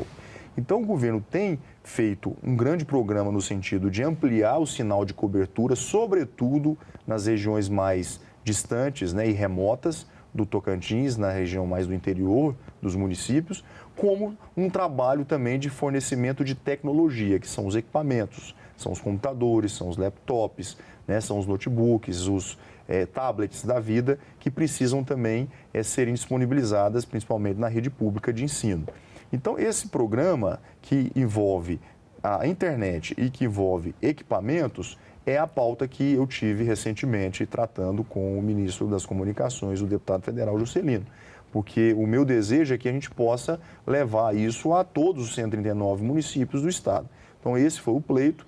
O ministro está atento a essa agenda. Ele, inclusive, nessa mesma audiência, manifestou já o anúncio de algumas cidades que serão, inclusive, atendidas através desse pleito que nós fizemos, sem contar a possibilidade de levar alguns distritos que são urbanos, mais distantes do estado do Tocantins, que estão completamente isolados da cobertura da internet, a possibilidade de montar as antenas para que esses lugares possam ser cobertos também pelo sinal da internet. Agora, senador, uma área que é subaproveitada não só no Tocantins, mas no Brasil inteiro, é o turismo. E as razões são as mais diversas, como segurança pública, infraestrutura, até educação. Que ações o senhor pode promover aqui do Senado Federal para impulsionar o turismo do Tocantins? Olha, o turismo no estado é uma grande vocação adormecida ainda. Que eu acredito muito no turismo, acho que vai ser uma grande indústria no estado do Tocantins e uma nova vocação do Tocantins também. Nós que já temos uma economia muito pujante na produção de alimentos, né? O estado já é conhecido nacionalmente pela sua vocação na produção agrícola, de grãos, de carne.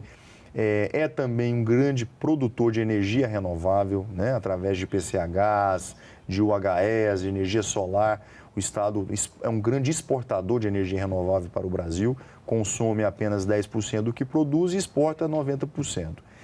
Mas tem o turismo, que está ainda incipiente, né? Nós que temos talvez uma das maiores belezas naturais do país, sem desmerecer os outros estados, como o nosso Jalapão, como o Cantão, entre outras belezas singulares no Tocantins, mas nós precisamos organizar o estado melhor, né, nesse segmento da indústria do turismo, para receber os nossos visitantes, os nossos turistas, tanto nacionais quanto também turistas internacionais, que são bem-vindos, né, para investir, para gerar emprego no nosso estado, todos são bem-vindos, não há nenhum tipo de discriminação.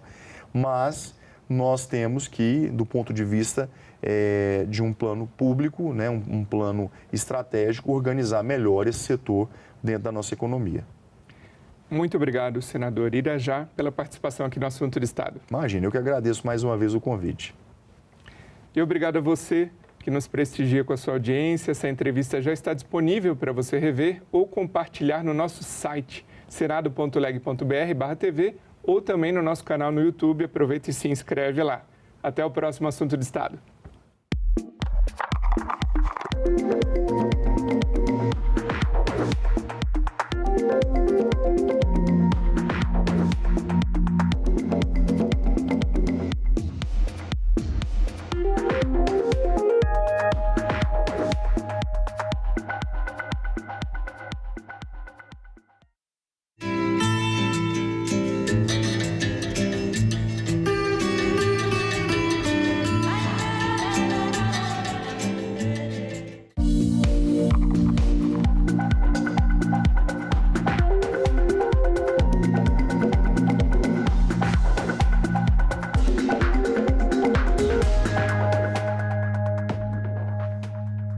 Meu nome é Lara Torres, eu nasci em 1985, sou empreendedora no mercado de vinhos. Eu não vivi a época da ditadura, nasci com a redemocratização. Eu acho que tem uma palavra essencial, que é liberdade. Liberdade de escolha. Eu participava muito de jantares, onde eu percebia que as mulheres bebiam um vinho e o homem bebia outro tipo de vinho. Então eu comecei com um curso de vinhos somente para elas. O mercado de vinho ele tem mudado muito nesse sentido porque ele era um mercado muito masculino. Mas a gente tem visto cada vez mais muitas mulheres inseridas. Mulheres sommeliers, mulheres enólogas. A democracia para mim é o alicerce. É muito gratificante saber que de alguma forma eu estou colaborando para que as mulheres se tornem mais independentes. Meu nome é Lara e eu nasci com a democracia.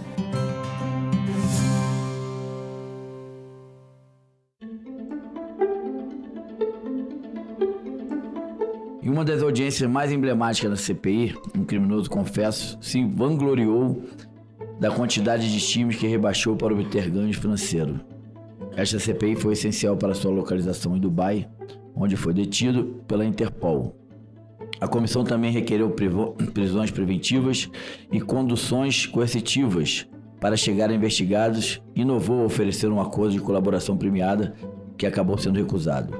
Com base nas investigações, sugerimos o indiciamento de 3 investigados com apoio em fortes indícios colhidos. Ajustamos a redação dos crimes de corrupção esportiva e fraude de resultado. Também criamos o crime de fraude ao mercado de apostas, inexistente até então. Além disso, propomos penas para atletas que forneçam informações privilegiadas usadas para obtenção de vantagem nesse mercado. Propomos ainda o crime de divulgação ou propaganda de ganhos regulares e reais em apostas. No relatório apresentado, eu entendo que nós temos essas apreciações a fazer. Entre elas, destaca-se a falta de recomendação para que sejam desencadeadas pelos órgãos públicos de apuração e persecução penal, como a Procuradoria-Geral da República e a Polícia Federal, investigações sobre a suposta ação perpetrada pelo deputado Felipe, o qual teria cobrado 35 milhões de reais à Associação Nacional de Jogos e Loterias, então presidida por Wesley Cárdia. A proposta que eu faço é que na comissão de esportes ele seja convocado para que ele fale, para que ele responda, e na comissão de esportes haverá uma decisão.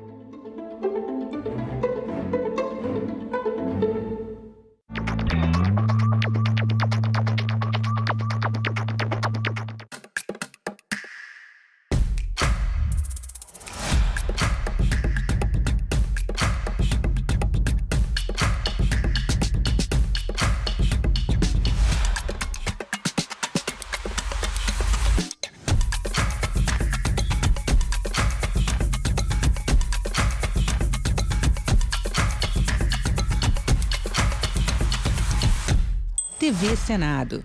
Democracia todo dia.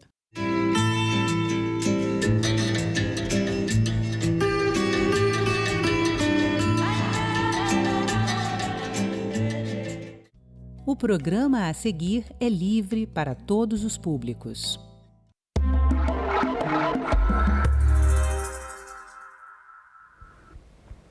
Em 2025 registrou o mês de janeiro mais quente da história. A temperatura média global no último mês, aliás, nos últimos 18 meses, ficou acima de 1,5 graus centígrados, considerando os 19 últimos meses. Esse aumento da temperatura põe em xeque o chamado Acordo de Paris, um acordo assinado por 190 países que tem, entre as suas metas, manter a temperatura global preferencialmente abaixo de 1,5 graus centígrados. Aquecimento do planeta é assunto de cidadania. E é sobre isso que eu converso agora com a meteorologista do INMET, Daniele Ferreira. Daniele, bem-vindo ao nosso programa, obrigado pela sua participação no Cidadania. Seja bem-vindo ao estúdio da TV Senado. Nós que agradecemos o convite, é uma satisfação estar aqui. Então, Daniele, esse aumento acima de 1,5, né, que era defendido, ele chega num ponto acima do que era previsto pelo Acordo de Paris, que foi assinado em 2015. O que significa para a emergência climática, para a situação em que vivemos de aquecimento do planeta, que já deixou de ser uma ameaça e passa a ser uma realidade a olhos vistos, o que esse 1,5 representa em termos de aquecimento global e de ameaça, né, a toda a vida no planeta? Então, esse aquecimento de 1,5 graus, ele já estava previsto para ocorrer em 2030. Porém, ele começou a ocorrer já agora em 2024. Então, isso acende um alerta para que toda a população se atente a isso, a questão da redução dos gases do efeito estufa. Então, é necessário que sejam tomadas medidas rapidamente para que essas medidas sejam tomadas e possamos reduzir esses gases, a emissão desses gases, né? Sim, a gente tem a ação humana que aparentemente, né? Alguns cientistas até questionam isso, mas me parece que fica cada dia mais difícil questionar os impactos da atividade humana no aquecimento global, na emissão de gases. Mas alguns fenômenos, especialmente o El Niño e o Laninha, eles têm uma responsabilidade, diria assim, né? um efeito bastante significativo sobre a temperatura média global. Eu queria que você explicasse um pouco para a gente o que é isso, né? Como é que se forma, o que é o El Niño e o que é o Laninha e quais desses dois fenômenos climáticos nós estamos vivendo agora em 2025. Então, agora nós começamos a ter o efeito da Laninha. E a Laninha, ela é o resfriamento das águas do Pacífico Equatorial. Em contrapartida, temos o El Niño, que é o aquecimento dessas águas, né, superficiais na bacia do Pacífico Equatorial.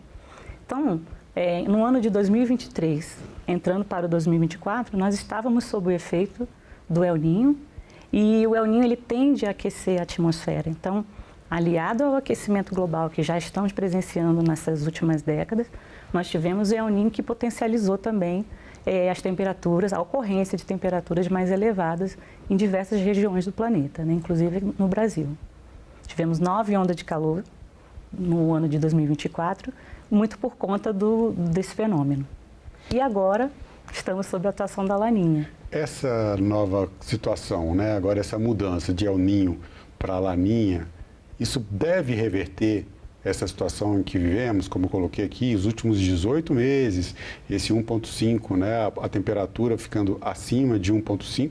É bom a gente colocar também referente, né, esse 1,5 compara com a temperatura do planeta no período pré-industrial.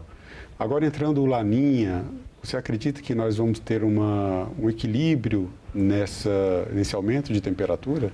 Então, como o El Niño ele tende a aquecer a atmosfera, a Laninha ela tende a resfriar a atmosfera. Porém, nós temos eles são fenômenos naturais, né? Mas a gente, sob efeito do aquecimento global, fica muito difícil definir os padrões. Então, é difícil que essa Laninha reverta esse padrão de aquecimento. Tanto é que agora, no mês de janeiro, nós tivemos já 2 ondas de calor no Rio Grande do Sul, com recorde aí de 43,9 graus em Quaraí, né, no Rio Grande do Sul. Então, assim, mesmo sob o efeito da Laninha, a gente ainda não consegue reverter essa tendência de aquecimento da atmosfera em função do aquecimento global. E esses fenômenos extremos, como, por exemplo, você citou agora o Rio Grande do Sul, no começo do ano, registrando temperaturas mais elevadas do que a média, recordes de temperatura. No ano passado, o mesmo estado, a mesma região, estava sob fortes chuvas, né, problemas gravíssimos que afetaram o estado, mais ou menos nesse mesmo período do ano. O que esses eventos extremos têm a ver? Qual é a relação disso com essa situação de aquecimento gradual da temperatura média do planeta? Falando sobre o El Niño, né, ainda, ele tem a tendência de aquecer, além de provocar chuvas excessivas na região sul e, ao contrário, no norte e nordeste nós temos seca, em anos de El Niño, como se fosse um padrão. Só que em tempos de mudanças climáticas, a gente não pode mais falar de padrões climáticos, porque os eventos estão cada vez mais extremos, tanto as ondas de calor quanto as ondas de frio, e assim também com as inundações e também secas mais extremas. Então, é isso que o aquecimento global faz, essa mudança do clima, que você tinha um padrão há 30 anos atrás e você não tem mais. Assim, chuvas mais excessivas agora em um curto período de tempo. E isso prejudica muito, né? Causa enchentes, como foi essa tragédia do Rio Grande do Sul entre os meses de abril e maio do ano passado. Agora, quando a gente fala em temperatura média, aumento da temperatura média global, obviamente, né, como bem diz a própria expressão, a gente está fazendo uma média de todo o planeta. Então, em alguns pontos, a elevação foi acima da média de 1,5, né? A elevação média foi acima de 1,5 graus centígrados. Em outros pontos, ficou acima ainda, em alguns pontos da Europa, por exemplo, chegou a 1,79, a 1,8, até um pouco acima disso. Mas, por outro lado, em alguns lugares, né, em alguns outros pontos do planeta, a temperatura registrou baixa, né, diminuição de temperatura e, às vezes, uma diminuição até significativa. Essa diferença em pontos não atenuaria um pouco essa questão do aquecimento médio do planeta? Como é que vocês tratam isso do ponto de vista da ciência? Essas medições, elas são feitas em cada país, né? Então, são distribuídas ao longo do planeta estações meteorológicas que estão registrando as temperaturas, assim como a chuva, e esses valores são enviados para uma organização que compila todos esses dados, né, que é a Organização Meteorológica Mundial. Então, com certeza, alguns lugares estão aquecendo mais, outros menos, mas esse 1,5 seria a média de todo o globo, né? Então, mascara algumas vezes.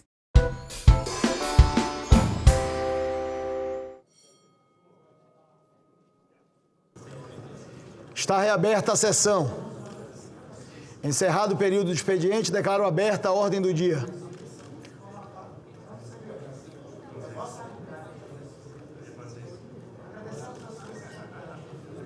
Foi apresentado o requerimento número 336 de 2025, de autoria do presidente senador Rodrigo Otávio Soares Pacheco, que solicita, nos termos do artigo 222 do Regimento Interno do Senado Federal, a inserção em ata de voto de aplauso ao jurista José Afonso da Silva, mineiro de origem e radicado em São Paulo, por ocasião da comemoração de seus 100 anos de vida, hoje, dia 30 de abril de 2025.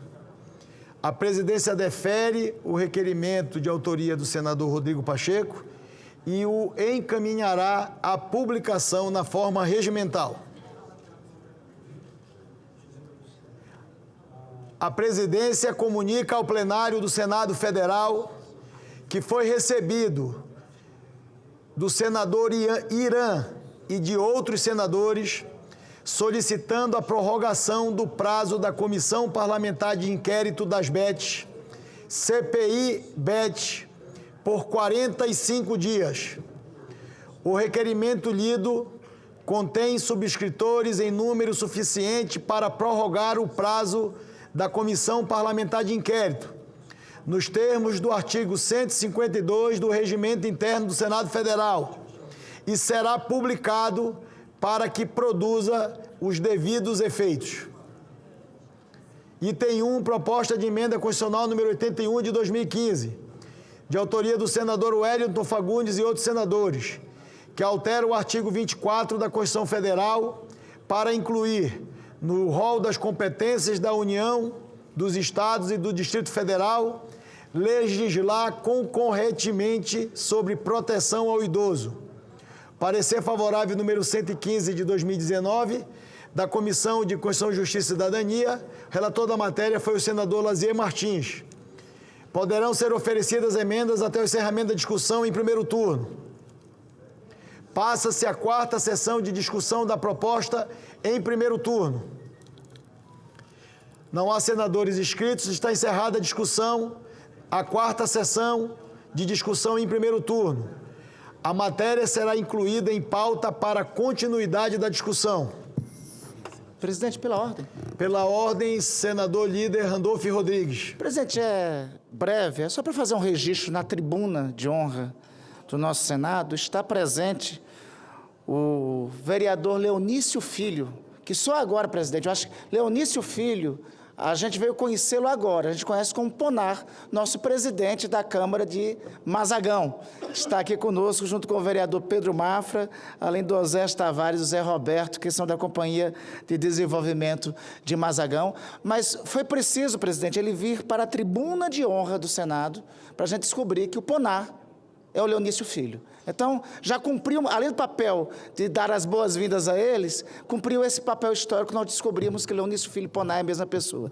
Mas só para fazer o registro, presidente.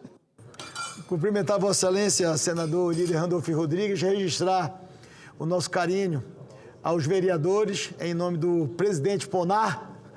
Vou ficar com o Ponar. Presidente Ponar, vereador do município de Mazagão, no meu estado, no estado do senador Randolfo Rodrigues, no estado do senador Lucas Barreto. Cumprimentar a Vossa Excelência, Ponar, dizer para você que leve o abraço ao prefeito Chico Nó, ao prefeito Dudão, aos seus colegas vereadores e vereadoras do município de Mazagão e fazer um registro importante da transformação que Mazagão vem vivendo nos últimos anos sob a liderança desse grupo político que lidera a cidade de Mazagão, liderados pelo prefeito Chico Nó, pelo prefeito Dudão e pelos vereadores e vereadoras, claro, capitaneados pelo povo de Mazagão. Sejam muito bem-vindos ao Senado Federal.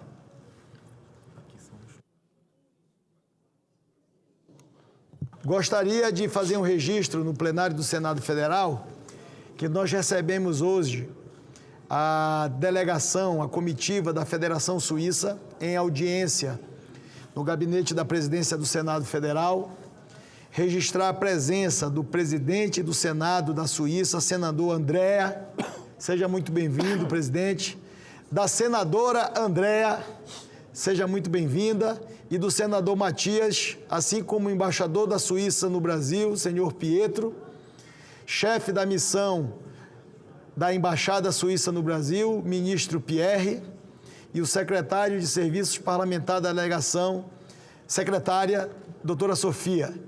Sejam muito bem-vindos ao Senado Federal, meu reconhecimento e a nossa gratidão de recebê-los na presidência do Senado Federal do Brasil. Senador Exalci Lucas, queria fazer uma ponderação a Vossa Excelência. O projeto de lei complementar, que é o item 2º da pauta, precisa de uma votação, já que se trata de um PLP, de 41 votos favoráveis e o quórum não está adequado. Eu queria propor a Vossa Excelência que nós retirássemos e voltaríamos na próxima sessão deliberativa com um quórum mais adequado. Presidente, eu ia fazer essa ponderação, mas eu queria pedir ao líder do governo, porque houve, presidente, um entendimento de uma alteração na redação. O governo já concordou, mas tem que fazer a mudança. Então, eu vou pedir para que o governo agilize essa mudança para a gente já votar o texto correto que foi acordado com o líder do governo, porque não será, a representação empresarial não será por Estado, mas por atividade, como é na Sudene, na Sudam. Então, é só pedir para agilizar, para na próxima sessão a gente já ter o texto definitivo, presidente. Senador Exalci, então ia ter que retirar de qualquer maneira, porque tem essa construção política que está sendo feita com atores do governo, e o relator também, o senador Wilder, não está presente. Então, vamos retirar. Tá bom. Retirar. Então nós vamos retirar, e Vossa Excelência fez um alerta. Eu peço à Secretaria-Geral que informe o gabinete da liderança do governo, do líder senador Jacques Wagner, que o senador Wilder precisa refazer o relatório apresentado para voltar na próxima terça-feira. Obrigado, presidente. Projeto de lei número 1769 de 2019, de autoria do senador Zequinha Marinho, que estabelece definições e características para os produtos derivados de cacau, percentual mínimo de cacau nos chocolates e disciplina a informação do percentual de total de cacau nos rótulos desses produtos, nacionais e importados, comercializados em todo o território nacional.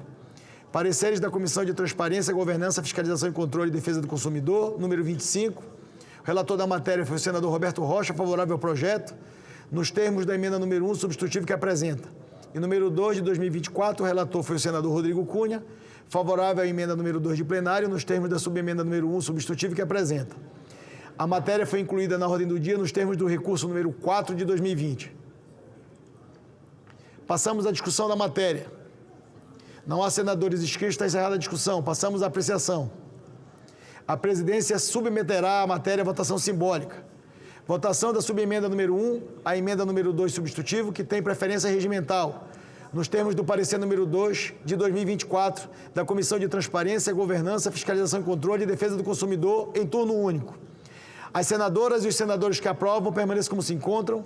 Aprovado a subemenda número 1, a emenda número 2 substitutivo, ficam prejudicados o projeto e as demais emendas apresentadas.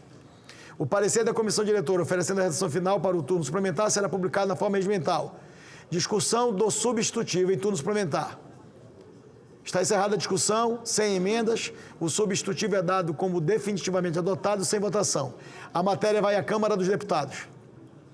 Projeto de lei número 2.875 de 2019, de autoria da deputada Tereza Nelma, que altera o Estatuto da Cidade, o Estatuto da Pessoa com Deficiência e a Lei número 10.098 de 2000, para dispor sobre requisitos mínimos de acessibilidade em praias.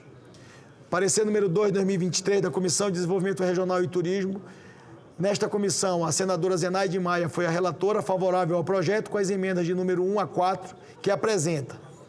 E parecer número 7 de 2024 da Comissão de Direitos Humanos e Legislação Participativa.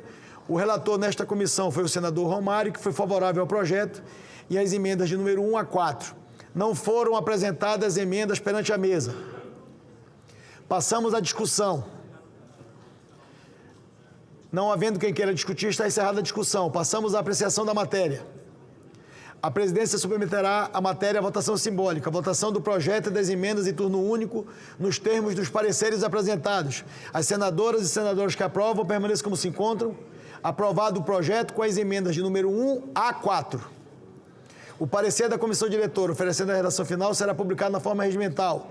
Discussão da redação final. Encerrada a discussão, em votação.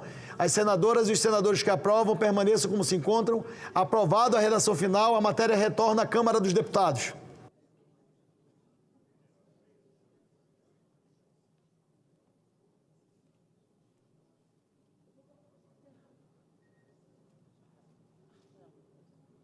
Projeto de lei número 363 de 2025, de autoria do deputado federal José Guimarães, que altera a lei número 8.685 de 1993 e a medida provisória número 2.228-1 de 2001 para prorrogar benefícios fiscais nelas previstos, a lei número 13.594 de 2018, a fim de prorrogar o prazo para a utilização do regime especial de tributação para o desenvolvimento da atividade de exibição cinematográfica Recine, e também a lei número 14.399 de 2022 e revoga a medida provisória 1.280 de 2024. Perante a mesa foram apresentadas as emendas de número 1 e 2 de redação. Já foram disponibilizadas na tramitação da matéria e que serão encaminhadas à sua publicação. Foi apresentado o requerimento número 335 de 2025, de iniciativa dos líderes parlamentares solicitando a urgência da matéria. Em votação, requerimento. Que matéria, presidente? Só para entender, que matéria é essa? Perdão. Porque está... É o projeto de lei que trata da atividade de exibição cinematográfica Recine, que também revoga a medida provisória que trata da Lei de Incentivo da Cultura do Brasil. Foi votada na Câmara dos Deputados ontem e hoje é o último dia de vigência da medida provisória. Por isso foi inclusão pelos líderes de... Ok, presidente. Obrigado. Então fica aprovado o requerimento de iniciativa dos líderes solicitando a urgência da matéria.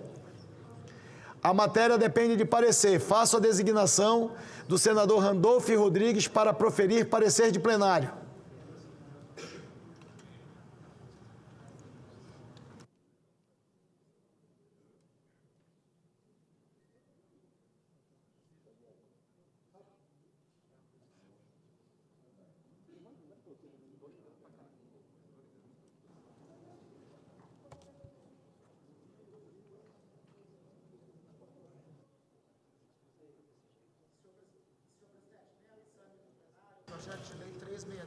Só um minuto, líder, querido. Estamos com um problema no áudio aí. O som. Som da tribuna esquerda. Para quem está em cima da mesa, para quem está embaixo da mesa da direita.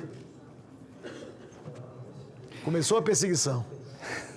Com a palavra, Vossa Excelência. Só foi a gente chegar aqui na tribuna, presidente, mas ainda bem que o senhor me salvou a tempo. Obrigado, caríssimo presidente. Eu quero, em primeiro lugar, presidente, fazer aqui um registro para todos os agentes da cultura brasileira, da sensibilidade de Vossa Excelência. Essa matéria chegou ainda ontem, aqui no plenário do Senado Federal. Essa matéria mobiliza, trata do financiamento do audiovisual brasileiro. O audiovisual brasileiro é responsável na atualidade por grandes glórias, sobretudo do cinema brasileiro. Pela primeira vez na história, nós tivemos um filme brasileiro que foi premiado no Oscar.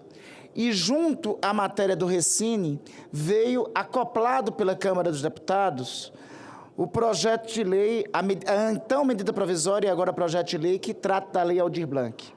A Lei Aldir Blanc já aprovada, neste caso, que trata da prorrogação da Lei Aldir Blanc. A Lei Aldir Blanc já aprovada no plenário deste Senado, e oriunda, inclusive, desse Senado, é importante que faça um registro originalmente relatada pelo nosso colega senador Eduardo Gomes, é responsável pela mobilização de quase 15 bilhões de reais para agentes produtores culturais de todo o Brasil. Aí é a produção cultural do pequeno produtor cultural, daquele que sonha em ter projetado a sua peça de teatro, daquele que estima em apresentar a sua peça musical, daquele que organiza a sua produção audiovisual. Para se ter uma ideia, presidente Davi, só para o estado do Amapá, a Lei Aldir Blanc mobilizará neste ano 15 milhões de reais para os municípios do estado do Amapá, outros 5 milhões de reais para o estado do Amapá, mobilizando mais de 23 milhões de reais para os agentes da cultura do Amapá. Esse projeto é derivado de uma medida provisória que expira nesse 1º de maio. Então, eu queria aqui, presidente, lhe homenagear. Eu acho que a minha homenagem é em nome de todos os agentes da cultura do Brasil, de todos os produtores culturais do Brasil, porque essa matéria chegou aqui no Senado ontem à noite. Vossa Excelência, de imediato, nos designou relator e colocou na pauta do dia de hoje. Com isso, Vossa Excelência está salvando a produção cultural do Brasil, está salvando aquele nosso pequeno produtor cultural do bairro do Congóis, lá no Amapá, do Perpétuo Socorro, do Oiapoque, do município de Pracuúba, porque a cultura entranhou a mobilização cultural. A cultura é a identidade de um povo, mas a produção cultural entranhou nos rincões do Brasil com a Lei Aldir Blanc. Eu faço também homenagem ao senador Eduardo Gomes, que foi o primeiro a relatar essa matéria aqui no plenário do Senado, e eu, então, senador também Paulo Rocha, que apresentou o projeto de lei. E cumprimento Vossa Excelência pela sensibilidade por ter colocado essa matéria para votação já no dia de hoje. Indo diretamente e rapidamente ao relatório. Vem ao exame do plenário o projeto de lei 363 de 2025, do deputado José Guimarães, que altera a lei 8685 de 20 de julho de 1993 e a medida provisória 2281 de 6 de setembro de 2001 para prorrogar benefícios fiscais nelas previstos e também alterar a lei número 13594 de 5 de janeiro de 2018 a fim de prorrogar o prazo para utilização do regime especial de tributação para desenvolvimento da atividade de exibição cinematográfica e a lei 14399 de 8 de julho de 2022 e também revogando a medida provisória 280 de 23 de dezembro de 2020. Então, passando diretamente ao voto, ante o exposto sobre a matéria, o voto é pela constitucionalidade, juridicidade e boa técnica legislativa do projeto de lei número 363 de 2025.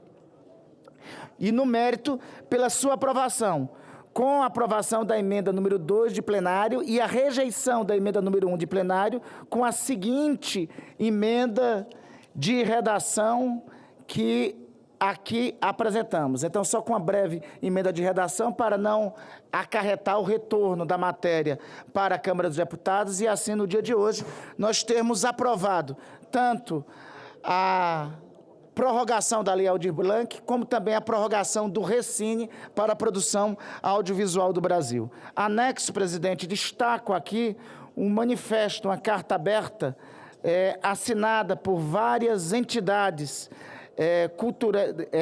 de produção cultural de todo o Brasil, entre elas a Associação Brasileira de Emissoras de Rádio, a ABERT, a Associação Brasileira de Autores e Roteiristas, a Associação Brasileira de Cineastas, a Associação Brasileira de Empresas e Produtores de Animação, Fórum dos Festivais, Fundação de Cinema, Sindicato da Indústria Audiovisual, todas essas manifestações ressaltando a necessidade não somente da aprovação da Lei Aldir Blanc, mas, sobretudo, de aprovação do Recine, que consta também nesse projeto de lei número 363. Diante disso, presidente, o parecer pela boa técnica legislativa, pela juridicidade no mérito, pela aprovação do projeto de lei 363, oriundo da Câmara dos Deputados, que prorroga a lei Aldir Blanc e o Recine para a produção cultural do Brasil. Este é o relatório, presidente.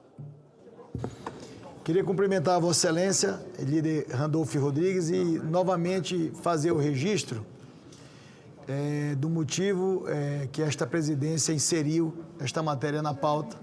Foi um acordo construído na Câmara dos Deputados, por conta do prazo de vigência da medida provisória, e esses recursos são os recursos que estão financiando a cultura no Brasil. Nós fizemos a inclusão, pegamos o apoio regimental de todos os líderes para a inclusão na pauta, e eu queria agradecer a compreensão de Vossas Excelências em relação a acatar essa decisão da mesa de deliberarmos sobre esse assunto relevante para a cultura brasileira. O parecer é favorável ao projeto, a emenda número 2 de redação, com a emenda número 3 de redação que apresenta e pela rejeição da emenda número 1. Completada a instrução da matéria, passamos à discussão. Senador líder Eduardo Girão para discutir. Muito obrigado, senhor presidente. Longe de mim de querer atrapalhar os trabalhos do Senado Federal, muito pelo contrário. Tanto é que não tive nenhuma objeção em colocar agora de urgência na pauta, mas eu já aprendi, eu entrei aqui em 2019, que essas coisas de última hora que acontecem aqui sempre podem ter algum jabuti, podem ter algo que não é bom para a sociedade. Eu aprendi aqui. Então, senhor presidente, eu venho da cultura, tenho um histórico de produção de filmes, de teatro, e quero dizer para o senhor o seguinte, que eu tenho um apreço pelos artistas, pela cultura, que no Brasil passou um tempo ruim, inclusive no governo anterior, um tempo ruim. Agora, dá um cheque em branco de 15 bilhões de reais, no momento que o Brasil passa por uma situação difícil, financeira, onde a gente está vendo, estava conversando agora aqui com o general Mourão, faltando dinheiro até para as munições, onde a gente está tendo um problema de um roubo escancarado que aconteceu no INSS, nos aposentados, nas pessoas idosas, que ganham um salário mínimo, grande parte delas, e a gente está vendo que vai faltar dinheiro, dito pelo próprio governo Lula, vai faltar dinheiro para a saúde, para a educação em 2027, e a gente colocar 15 bilhões num cheque em branco. Lá na Câmara dos Deputados, ontem passou a noite, chegou aqui, nessa noite passada, e não sei se o senhor sabe, lá a oposição foi toda contrária, né? Inclusive os partidos de oposição todos fecharam questão, votaram contra esse projeto, e eu queria deixar aqui, de forma assodada, eu não concordo, sem ler os termos, sem olhar exatamente para onde é que vai cada centavo. Eu quero declarar, presidente, não sei se o senhor vai fazer as orientações dos partidos, mas o Novo é contra, meu voto é contrário. Concedo a palavra à senadora Zenaide Maia.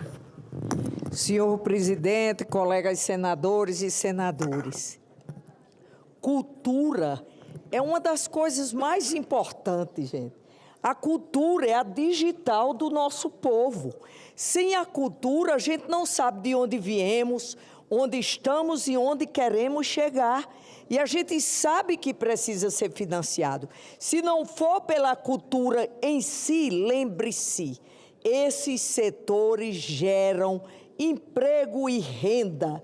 Esses setores da cultura tiram crianças, adolescentes, porque não é só limitado o audiovisual, é a tudo. Eu sou do interior e vejo isso, e era a cultura, com mamulembo, com tudo, que fazia com que a gente se alegrasse.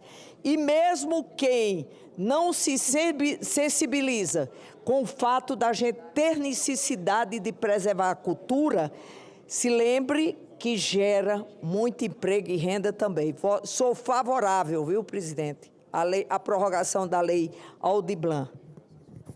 Concedo a palavra ao senador líder Rogério Carvalho, em seguida a senadora Tereza Leitão. Presidente, eu queria cumprimentar o senador Randolfo Rodrigues Cumprimentar Vossa Excelência por ter pautado no dia de hoje o texto da medida provisória, que caducaria hoje, se a gente não votasse. E, como disse a senadora Zenaide Maia, esse é um ativo que os brasileiros precisam e que este setor movimenta milhares de trabalhadores no Brasil.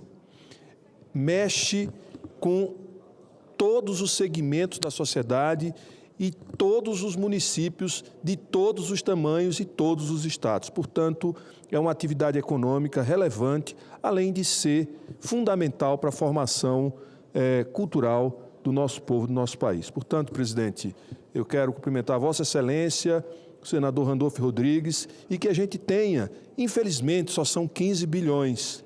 Se fossem 30 bilhões, seria ainda melhor, porque a gente estaria levando mais discernimento e mais compreensão da sociedade sobre a sua própria existência. Muito obrigado, senhor presidente.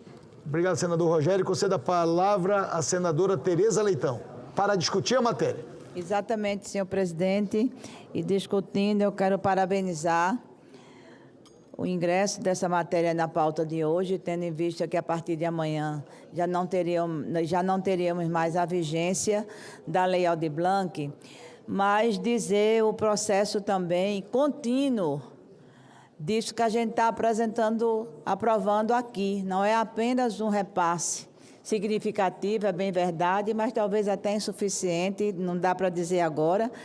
Mas o que esse projeto de lei também está trazendo é um ponto de consolidação a partir da Lei Aldir Blanc, ou com o fomento à Lei Aldir Blanc, do Sistema Nacional de Cultura. Porque a partir de 2027, só poderão receber os recursos aqueles municípios que tiverem seus fundos de cultura implantados. E isso sim é um processo de transparência importante, é um processo que estimula o controle social, um processo, portanto, condizente com a política de cultura. Nós aprovamos já aqui nesse exercício vários instrumentos importantes da política cultural do Brasil e essa medida vem só se agregar a mais um aperfeiçoamento. É um projeto de aperfeiçoamento, como bem disse o senador Randolfo Rodrigues. Eu acho que o relatório ele está muito preciso. Ontem eu já comemorava o relatório da deputada Jandira Fregali e agora comemoro também o relatório do senador Randolfo. E acho que nós devemos sim, senador, aprovar do jeito que ele está, não apenas pelo prazo, mas, sobretudo, para além do prazo, o que esse projeto vai produzir de aperfeiçoamento na Lei Aldir Blanc. Próximo senador inscrito, senadora Soraya Tronic. Senhor presidente, antes de mais nada, é bom destacar que nós precisamos tomar uma atitude em relação ao fato de sermos carimbadores. Realmente, todos os projetos, senador Girão, precisam ser discutidos. Só que nós não iremos aqui atrapalhar, impedir que o setor que mais emprega no país, que é o setor de serviços, deixe de crescer por conta de um fomento. O agronegócio é o setor que mais tem subsídio, que mais tem fomento e é o que mais cresce. Nós temos de lembrar que aquelas letrinhas, senadora Tereza, que aparecem depois do filme, depois da novela, aquelas letrinhas, elas não são letrinhas, são nomes de pessoas. São pessoas que têm famílias e que sustentam, por meio da cultura, muita gente. É um dos setores que mais emprega. E, além de tudo, nós precisamos valorizar a arte. A arte está dentro da cultura. E daí a importância da aprovação deste PL, senador Randolfo, parabéns pela relatoria, a jato, mas de suma importância para o crescimento do nosso país. E que possamos, sim, além da obrigatoriedade que a senadora Tereza Leitão citou para os municípios, em termos da transparência e termos um diagnóstico da implementação desses recursos, 15 bi é pouco. É pouco. O agro, que é a força motriz do nosso país, que segura o agroempresarial, segura a nossa balança comercial, emprega menos.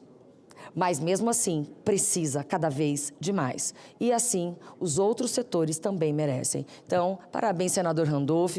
Presidente Davi, por favor, a outra casa precisa nos respeitar. Eu não sou advogado, senadora Soraya. Me permita fazer apenas um comentário do presidente Hugo Mota. Mas, há alguns dias, nós tivemos uma reunião na residência oficial da Câmara, e é até importante fazer esse registro, que já é de conhecimento dos senadores e das senadoras.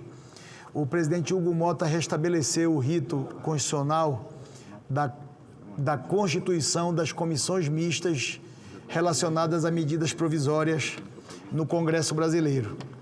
Então, eu sei que, infelizmente, este caso chegou em cima da hora, que é um caso concreto, que nós precisávamos deliberar, mas o presidente Hugo Mota tem tido esse carinho e essa atenção respeitosa com a Casa da Federação. Então, eu tenho que fazer esse registro, dizer a Vossa Excelência que Vossa Excelência está certo neste caso concreto, que chegou ontem à noite e ia expirar hoje, mas nós estamos sendo respeitados do ponto de vista da formalização das comissões mistas das medidas provisórias, que ficamos paralisados há muitos anos aqui no Senado, sendo desrespeitados, e agora nós retomamos a possibilidade de instalarmos as comissões mistas.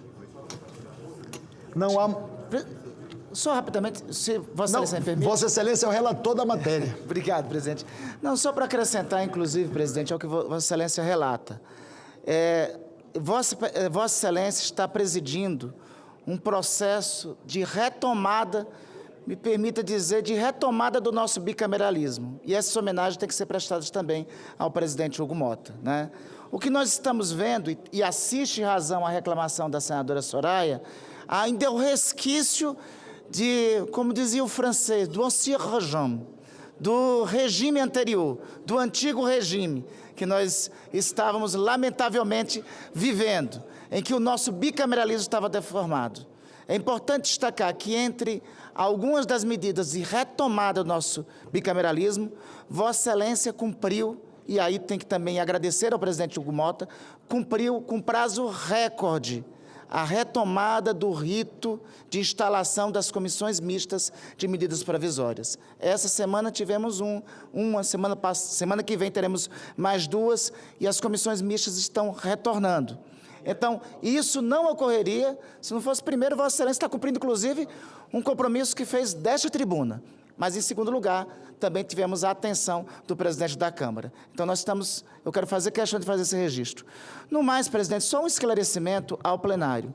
Não tem um centavo a mais, não tem de situação financeira e orçamentária. E foi incorporado nessa medida provisória medidas de transparência em relação à Lei Aldir Blanc.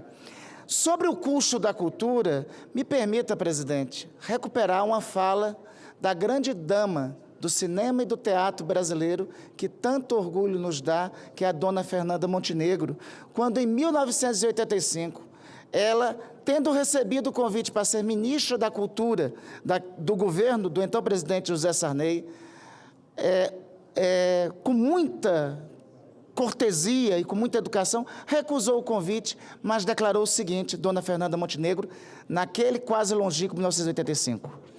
Por mais criativo e competente que o ministro seja, não há como fazer cultura sem dinheiro.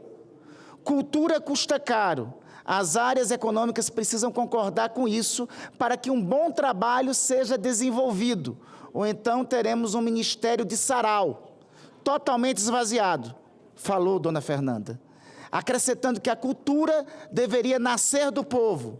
Nossa deformação cultural nos faz pensar que cabe a um segmento da sociedade levar a cultura a outro. Nós temos que buscar a cultura no povo, dando condições para que ela brote. 40 anos depois, o que a Lei Aldir Blanc faz é dar cabo e cumprimento ao que Dona Fernanda Montenegro pediu em 1985. Não há mais senadores inscritos para discutir a matéria. Está encerrada a discussão. Perdão, senador Magno Malta, me perdoe, eu não vi a inscrição de Vossa Excelência. Senador Magno Malta, com a palavra. Senhor presidente, eu também acho temerário, embora já tenha aprovado a urgência, mas nós, Vossa Excelência, existem defeitos que esses defeitos foram criados por conta do próprio sistema como um todo. Veja que a urgência da anistia de quem não cometeu crime e agora quem deu as penas e votou as penas sem respeitar o devido processo legal, criando tipos penais jamais inexistentes ou existentes para o absurdo da letalidade de um crime contra a nação, esses querem um acordo de criação de texto de lei que nada lhes pertence. Na verdade, o que lhes pertence é guardar a Constituição e mais nada. E tomar vergonha, ou sentir vergonha do que falaram aqui. Mas não, eles podem tudo, tem dois poderes afogados e um com o pescoço de fora, dando todas as ordens. Lá, o senhor Hugo Mota colocou em regime de urgência 4 projetos vindo do Supremo, que manda, que desmanda, que faz, que desfaz, amedronta e até chantageia. Porque na minha cabeça esse rapaz está amedrontado, está sendo chantageado, porque esse rapaz, ao ser eleito, ele fez um discurso de estadista.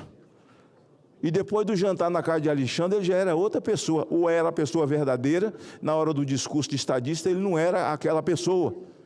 E isso aí não era colocar a urgência da anistia, não, porque não é pauta do povo brasileiro. É pauta de quem, então? É de Marte? É da Lua? É de quem? É de um ET? Não, é do povo brasileiro. E agora, quando eles viram o que fizeram, e o mundo sabe de tudo isso, eles querem agora fazer um acordo, quando eles não têm nada a ver com isso, porque Supremo não é Senado, Supremo não é Câmara. Quero dizer que nada contra a cultura, até porque a lei Aldir Blanc foi aprovada no governo Jair Bolsonaro.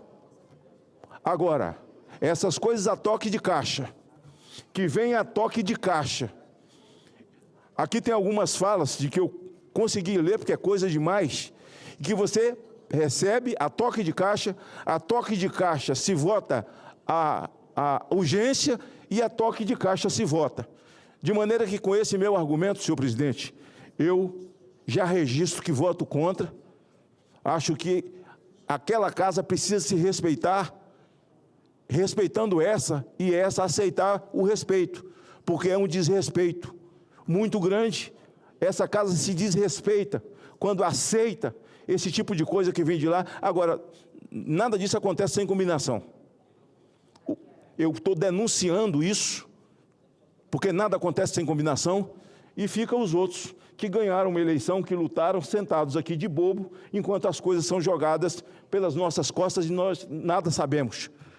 A única coisa que posso fazer é reprovar, é dar minha negativa, é botar as coisas no lugar, nessa casa aqui principalmente, que é quem mais deve à sociedade brasileira. E o meu voto é não. Não há mais senadores inscritos para discutir a matéria. Está encerrada a discussão. Eu queria fazer um compromisso que nós iríamos submeter a matéria à votação simbólica, mas eu percebi que há alguns registros de alguns senadores da República que querem fazer as suas manifestações de voto. Eu vou colocar em votação e me comprometo que aqueles que levantarem a mão para votar contra, eu vou registrar nominalmente. Votação do projeto das emendas em turno único. Não vai ter orientação, presidente? Eu quero registrar, porque se for abrir a orientação, eu prefiro registrar nominalmente. Ok. Votação do projeto e das emendas em turno único nos termos do parecer apresentado pelo relator. As senadoras e os senadores que aprovam permaneçam como se encontram. Aprovado o projeto com as emendas número 2 e 3 de redação e com os votos contrários do senador Eduardo Girão, do senador Magno Malta, da senadora Damares Alves, do senador Hamilton Mourão e do senador Wellington Fagundes. Presidente, só para justificar o voto, né, pois é não, importante, porque a cultura é algo fundamental, inerente do ser humano. Ninguém tem dúvida disso. Ninguém tem dúvida disso, que é o resgate da nossa identidade, da nossa alma. Agora, eu acredito que ninguém leu o que está escrito. A gente tem que pegar o que aconteceu ontem na Câmara. Os deputados ontem, também surpreendidos, fizeram manifestações, senadora Damares, gravíssimas, de que não tem plano de trabalho, de que não tem contrapartida, ou seja, é um cheque em branco enquanto nós estamos vivendo, senador Magno Malta.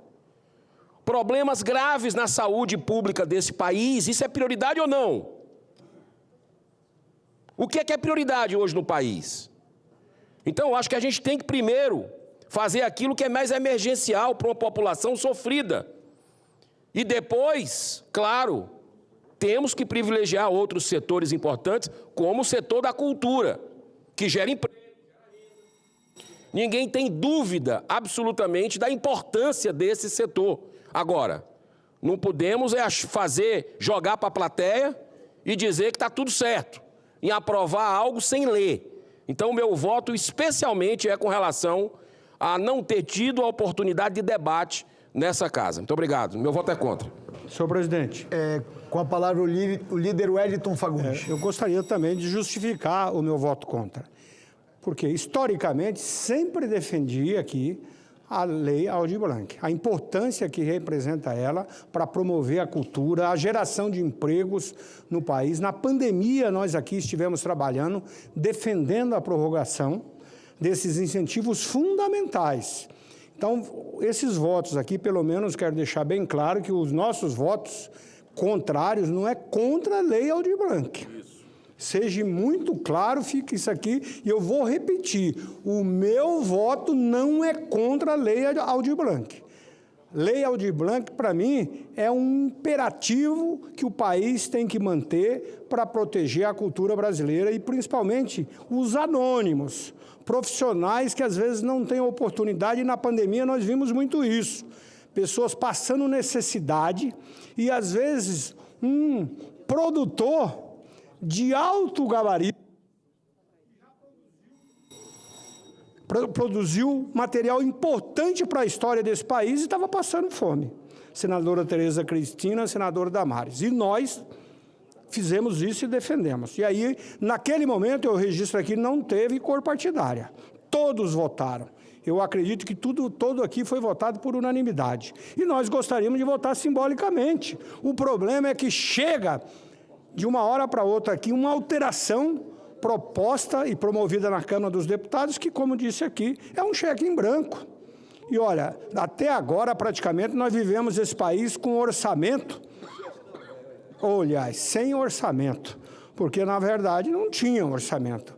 Era o governo trabalhando com duodécimo o tempo todo.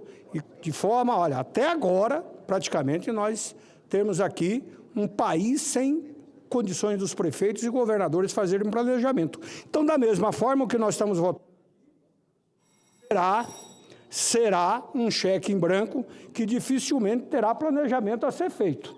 Então, portanto, fica aqui claro, porque não podemos também delongar tanto, que o nosso voto, o voto pessoal do senador Wellington Fagundes, é pela permanência da Lei Aldir Blanc, que cumpriu até hoje um papel extremamente importante. Para registrar o seu voto, conceda a palavra ao senador Magno Malta. Senhor presidente, eu falo em meu nome e em nome de milhões de brasileiros, principalmente do meu estado, que me trouxeram para cá. Eu não vim para cá carimbar nada, não sou carimbador. Essa lei Aldir Blanc foi votada porque eles se sentiram vilipendiados, sem nada, depois das descobertas do mamatório da cultura, senadora Damares. A Lei Rouanet esbanjando com meia dúzia de artistas, e parte desse dinheiro ia para a máfia do Dendê, na Bahia. Só eles recebiam grandes vultos. A máfia do Dendê não acabou, não. Mas tudo bem, foi votado por 3 anos no governo Bolsonaro, 3 bilhões por 3 anos. Agora são 15 bilhões ad eterno. Vamos votar isso sem discutir? Eram 3 bilhões por 3 anos, porque estava vivendo na pandemia, senador Stevenson. Agora está votando 15 bilhões para os mamadores, que são meia dúzia, os artistas pequenos não têm acesso, para grandes cachês, até de pessoas que não alcançaram o nível e tem uma história de aderir a uma ata, e os produtores, que são os mesmos, a mesmo esquema dos lobistas da jogatina. Mas cadê o dinheiro para devolver aos aposentados que foram assaltados? Agora estão votando 15 bilhões ad eterno. E os aposentados? Quem não ouviu a entrevista do Lupe, pelo amor de Deus, dizendo, a gente sabia, de uma denúncia aqui, de outra denúncia aqui, já sabia, mas não sabia que era tanto. Cara de pau! Você não tinha uma denúncia? Investigue a denúncia. Porque o Rio, São Francisco, tem aquela largura toda e chegou no mar, mas começa com um olho d'água. Então, uma denúncia é a ponta do iceberg. Não tinha uma denúncia aqui, outra aqui, a gente sabia e tal, a gente sabia, fala isso 3 vezes. E esse cara ainda não vai ser demitido. É claro que não. Esse é o cara que foi usado com o seu partido para entrar no TSE pedindo a inegibilidade de Jair Bolsonaro. Foi esse Lupe aí do PDT. Ora, quem é contra? Eu não sou contra. Agora, eu acho que cultura é para todo mundo. É para Mambembe, é circo, no interior, os parques das cidades, dos distritos, que essas pessoas tenham acesso, mas não tem. Quem tem acesso são aqueles chamados da MPB. Até uma coisa errada, que MPB, para mim, é música popular brasileira. 1.000 pessoas num show, né? Então, música popular brasileira, para mim, é Zezé de Camargo, César Menotti Fabiano, Amado Batista. Não é uns caras que lotam com 500, 400 pessoas, 200 pessoas num teatro, tocando um violãozinho, e aprovou 15 milhões, 5 milhões, 12 milhões. A riqueza dessa gente não vem da bilheteria, pelo amor de Deus, vem desse mamatório aí. Então, se 3 anos, tudo bem, era pandemia, por 3 anos, 3 bilhões. Agora aprova 15 bilhões ad eterno, senhor presidente. Aí eu estarei sendo covarde com o povo que luta, que está revoltado com o que fizeram com a Previdência, revoltado com os aposentados sendo roubados e vendo votar uma coisa como essa e com discursos bonitos, como se a gente estivesse cortejando e fazendo bem para quem já tem demais e mora em cobertura. Para fazer o registro do voto contrário, conceda a palavra à senadora Damares Alves. Presidente, nada contra a lei, nada contra o segmento, mas a Constituição me garante que a criança é prioridade absoluta. Nós não apreciamos ainda o veto das 1.900 crianças com microcefalia. Eu não me sinto confortável a gente estar aqui apreciando benefício para a área da cultura quando eu estou deixando crianças para trás. Nós temos um acordo também de um veto para as crianças com síndrome de Down e suporte nível 1, que é o BPC. Como vou deixar as crianças para trás e aprovar, votar, manifestar meu voto em benefícios para a área da cultura com tanta emergência? A prioridade absoluta é a criança e a adolescência, por isso que eu manifesto não, enquanto não retornar o benefício para as crianças, voto nenhum outro benefício para nenhum outro segmento. Senadora Damares, até para fazer um registro para Vossa Excelência e para o plenário do Senado Federal, nós fizemos uma reunião também com o líder do governo no Congresso, com os líderes da Câmara dos Deputados, com o presidente Hugo Mota, e combinamos a primeira reunião do Congresso Nacional para deliberarmos no plenário os vetos, e se PLN tivermos também, do Congresso Nacional, no dia 27 de maio. Já será publicado no Diário do Senado Federal e também o presidente Hugo Mota informará os líderes partidários que nós teremos a primeira reunião do Congresso Nacional para a deliberação de vetos pendentes no dia 27 de maio, uma terça-feira. O parecer da comissão diretora oferecendo a redação final será publicado na forma regimental. Em discussão, a redação final, está encerrada a discussão.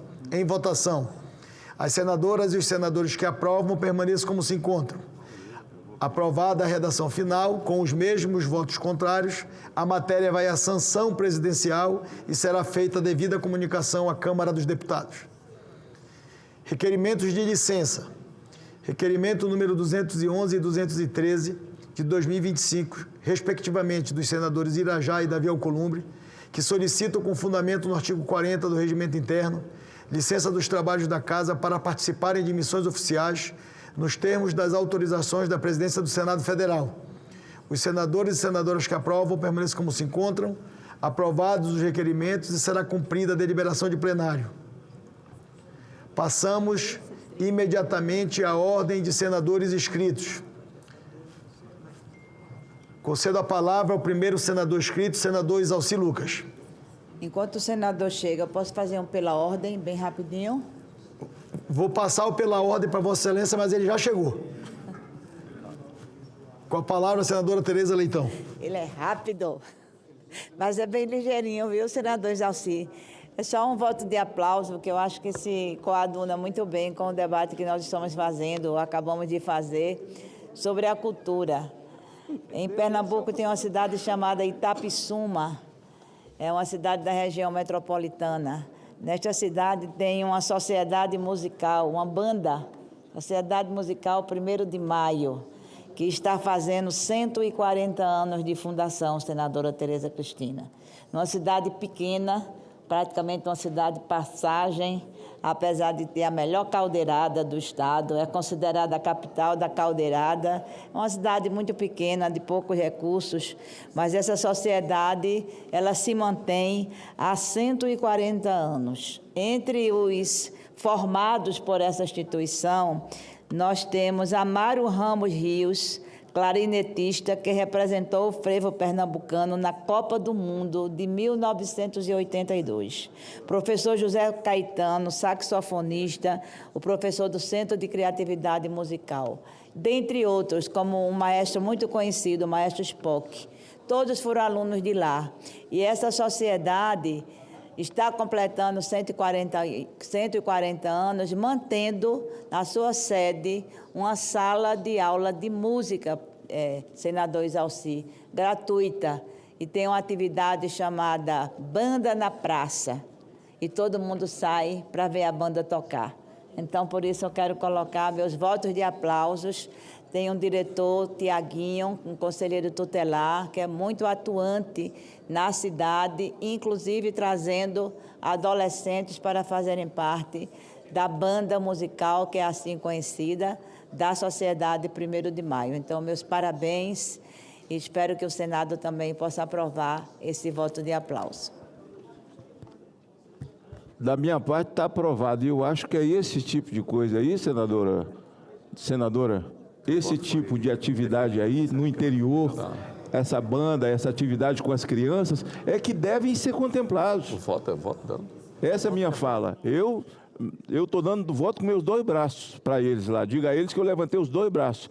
Mas esse tipo, nem sempre, que presta esse tipo de serviço na cultura, dessa forma aí, educando, esses não são contemplados. Mas eu quero parabenizar e meu voto é a favor. Senadora, o seu voto está deferido. Está registrado. E a publicação? Vai à publicação. Senador Isalci, por 10 minutos. Senhor presidente, senhoras e senhores parlamentares, senadores e senadoras, Senhor presidente, cheguei em Brasília em 1970. Me formei em 80 e acompanho as nossas instituições aqui no DF já há algum tempo, né? Pela minha formação como contador, auditor. E eu quero falar hoje aqui, presidente, sobre a questão do BRB. Eu soube pela imprensa que haveria uma proposta do BRB adquirir o Banco Master. E muitos artigos na imprensa questionando uma série de detalhes que eu não conhecia especificamente. Recebi vários documentos, fiz uma análise sobre esses documentos todos e nesses últimos 15 dias, presidente, me dediquei muito conversando com assessores, conversando com advogados e tive também conversa direta com o próprio presidente do BRB. E na prática, talvez por falta de informação, né, o que vai acontecer, o que está pretendendo o BRB é comprar parte do Banco Master.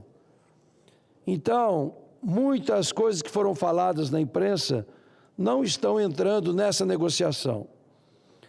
Esse é um segmento muito sensível e eu quero aqui agradecer muitos dos parlamentares, dos senadores e senadoras, que grande parte deles talvez tenha assinado também, muito em função da credibilidade, em função do conhecimento que a gente tem da matéria. Eu que já fui auditor independente, né, hoje não exerço mais, mas de qualquer forma conheço bastante a questão do mercado financeiro e também de contabilidade.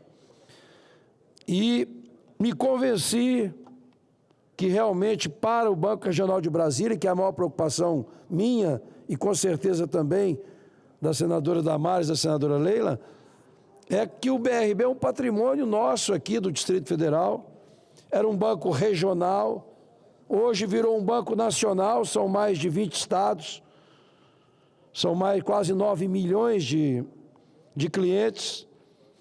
Então eu recebi todo o memorial e todas as dúvidas que tinha relacionado ao BRB, eu consegui tirar as dúvidas. Portanto, tenho aqui já alguns relatórios, tanto do BRB como também do Banco Master, e quero aqui, de certa forma, tranquilizar, porque quando a gente fala numa CPI do mercado financeiro, isso traz, de certa forma, uma preocupação, uma estabilidade e gera algumas questões de mercado. Então, eu quero deixar claro, porque alguns colegas, inclusive, me disseram, senador, o próprio Tribunal de Contas da União agora também está apurando essa negociação.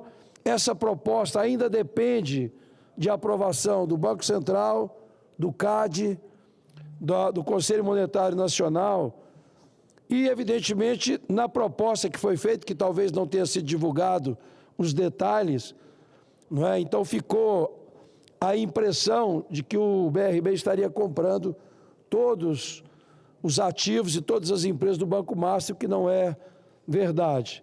Então, o que eu posso dizer e até cumprimentar, esteve comigo por 2 vezes, o presidente Paulo Henrique, que já demonstrou muita competência realmente. O Banco BRB era muito pequeno, hoje é um banco, hoje acho que será agora o 9º banco no país, e para nós aqui do DF ele é muito importante. Então, a senadora Damares está aqui, foi aprovado inclusive na CAI um requerimento, né? Eu recebi as informações, depois eu quero compartilhar com todos aqueles que assinaram, mas em função de tudo isso e desse convencimento, para dar uma tranquilidade para o mercado, né, principalmente aqui em Brasília, do BRB, e que as colocações que foram feitas e as propostas apresentadas, de fato, me tranquiliza muito, senadora Damares. Portanto... Senador, uma parte. Pois não. Eu fico contente que o senhor esteja tranquilo, mas eu ainda não estou. Sim. e nós aprovamos uma audiência pública. Eu entendo que o instrumento CPI, ele é realmente um instrumento, é o último recurso que a gente pode usar. Já está em processo de análise, eu sei que o Banco Central está analisando. Talvez a CPI realmente fosse um remédio bem amargo. Mas a audiência pública aprovada na CAI, com a minha assinatura, a sua de Leila, é uma oportunidade dos dois presidentes, inclusive, explicar publicamente e a população acompanhar essa audiência e a população se convencer que essa é uma operação boa para o BRB, boa para o nosso DF. Então, eu vou continuar insistindo na audiência, uma audiência tranquila, eles apresentem, a população tem o direito de conhecer os documentos que o senhor conheceu. Confio demais no meu colega Exalci, por ser o economista, o homem da área da economia. Estou tranquila com a sua avaliação, mas eu acho que a população gostaria de ouvi-los. Então, acho que uma audiência pública não traria nenhum ruído, uma audiência tranquila, e aí a gente mostraria para a população, com muita transparência, o que aconteceu, porque a sociedade ficou realmente, senador, muito angustiada, porque todo mundo soube da notícia pela imprensa, nem a vice-governadora sabia, e eu soube que nem acionistas sabiam, nós, a bancada federal, não sabíamos. Confio no presidente do BRB, ele deu um choque de gestão no BRB, todo mundo reconhece, mas nós temos também como missão tranquilizar a sociedade. Eu acho que a audiência pública vai ser muito bem-vinda e a gente vai continuar insistindo nela. Senador Damares, só para antes passar para o senhor Soraya e também o senador Petecão, é exatamente o que Vossa Excelência disse. Realmente a CPI, neste momento, é um instrumento muito forte e que intranquiliza o mercado. Então, em função das informações, eu quero dizer que eu estou retirando a tramitação da CPMI e aí vamos discutir a questão da audiência, que Vossa Excelência já, inclusive, apresentou e já foi aprovado. Senadora Soraya. Obrigada pela parte, senador Exalci. Realmente concordo com a senadora Damares, sou membro da CAI, e não há nada de errado e nem não há sequer qualquer prejuízo para que os presidentes desses bancos nos explique, como Vossa Excelência me explicou. Eu tive acesso aos documentos, eu tive acesso a uma explicação prévia, e nós todos, no afã de fazer justiça, naquele alarde todo inicial, precisamos realmente ter certeza daquilo que vamos concentrar as nossas forças. Então, considerando a confiança que eu tenho em Vossa Excelência, a sua forma de agir dentro das CPIs, o senhor é muito visceral, é um grande parceiro, assim como a senadora Damares, e sempre em busca de justiça. Por isso que, no primeiro momento, eu assinei confiando. Eu parabenizo Vossa Excelência pela coragem de recuar e de dizer, ainda não, ou não definitivamente. Mas antes realmente do Banco Central definir, do CAD definir, eu acho muito temerário e vai nos forçar a trabalhar em algo que realmente não é o tempo ainda. Então, parabéns, eu concordo com Vossa Excelência e também concordo, senadora Damares, com Vossa Excelência. Para a CPI não é o momento, então retirei minha assinatura e concordo. Quem não deve, não teme e não treme. Eles devem vir para explicar para a população brasileira como esse banco virou um banco nacional. Parabenizo o Paulo Henrique, que realmente está dando um choque de gestão. Eu preciso parabenizar. Tanto que, quando eu ouvi, eu falei, não acredito. Será que é verdade? E naquele burburinho todo, eu assinei por confiar no senador Exalci. Mas, pé no chão e vamos esperar. Eu acredito que com certeza vai ser muito bom para o Distrito Federal. É um banco de fomento, não só para o Distrito Federal hoje em dia, mas para são 27 unidades. Então tem uma unidade em cada unidade da federação, é isso? Não, por enquanto são 20. Ok, mas são 27 agências total, fora do Distrito Federal. Então, obrigado. Por esse motivo, parabéns pela humildade em recuar. Senador Petecão. Obrigado, senador Isaci.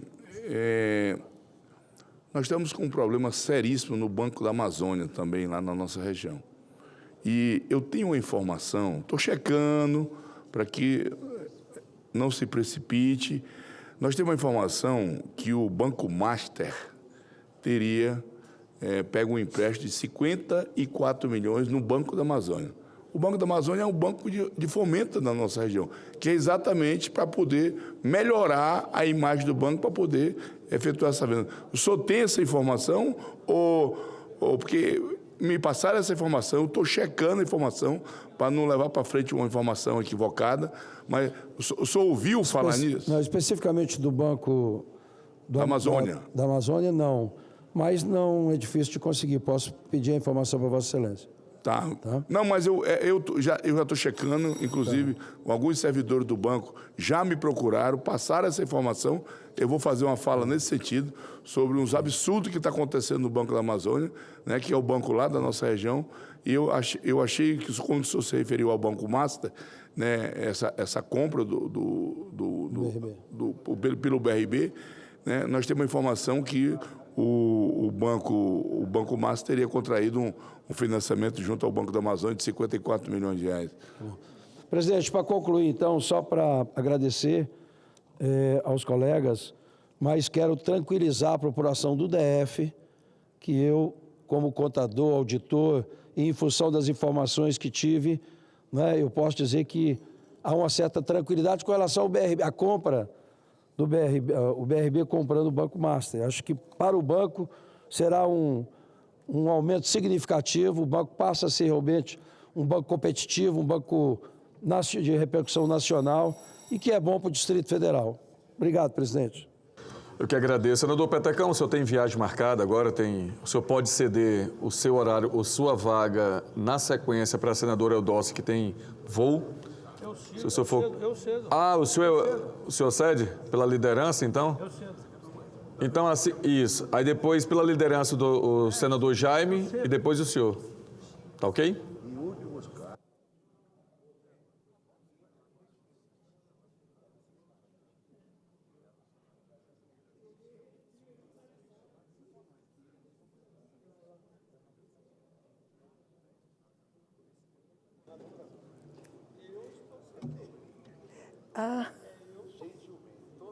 Obrigada, senador. Muito obrigada. Muito obrigada. Muito obrigada. Me sinto lisonjeada. Senhor presidente. Desculpe. A senadora já está na tribuna, perdão. Senhor presidente, senhoras senadoras e senhores senadores, é com profundo senso de esperança que venho registrar a importância da sessão de debate temático que promovemos hoje pela manhã aqui no Senado Federal, dedicada ao debate sobre o desenvolvimento de vacinas contra o câncer, utilizando a biotecnologia do RNA mensageiro. Gostaria de iniciar agradecendo o apoio do presidente Davi Alcolumbre e demais colegas senadoras e senadores. Registro o meu especial agradecimento ao senador Rogério Carvalho, que reconheceu a relevância desta iniciativa e reafirmou seu compromisso com a busca por soluções biotecnológicas que melhorem a qualidade de vida dos pacientes oncológicos no Brasil. Também agradeço ao senador Irajá por suas palavras de incentivo ao trabalho que temos desenvolvido neste mandato, pautado por diálogo e compromisso com temas que afetam positiva e diretamente a vida da população brasileira. A sessão contou com a presença de alguns dos maiores especialistas do Brasil e do mundo, o que reforça a seriedade e o alcance do que estamos tratando aqui. Recebeu o convite dos embaixadores da Rússia e da Austrália para conhecer de perto as inovações já alcançadas naqueles países no desenvolvimento de uma vacina contra o câncer é, para mim, uma honra e um sinal claro de que o Brasil pode e deve integrar esse esforço global. A ciência tem nos mostrado que é possível transformar o futuro da medicina. A doutora Josiane Mourão, coordenadora do Centro de Pesquisa do Hospital de Amor de Barretos, apresentou os avanços que já estão sendo testados aqui em nosso país. Segundo a doutora Josiane, estamos diante de uma das linhas de pesquisa mais promissoras da ciência médica mundial. Neste mesmo sentido, ouvimos os professores Seth Sheatham, da Universidade de Queensland, na Austrália, e Leonard Lee, da Universidade de Oxford, no Reino Unido. Ambos ressaltaram que a utilização do RNA mensageiro como base para uma vacina contra o câncer não é apenas uma possibilidade, mas uma realidade em construção, viável, promissora e que já recebe apoio efetivo de governos, universidades e empresas em seus respectivos países. É esse modelo de cooperação que queremos ver replicado no Brasil. Nosso país abriga talentos extraordinários na medicina e na pesquisa científica, como ficou evidente com a presença nesta sessão de nomes como a doutora Ludmila Já, o doutor Fernando Maluf e o doutor Gustavo Guimarães, que representam instituições de excelência e que dedicam suas vidas à luta contra o câncer. O que está em jogo aqui é mais do que inovação científica. Estamos falando de dignidade, de vidas que podem ser prolongadas ou salvas, de famílias que podem ser preservadas da dor.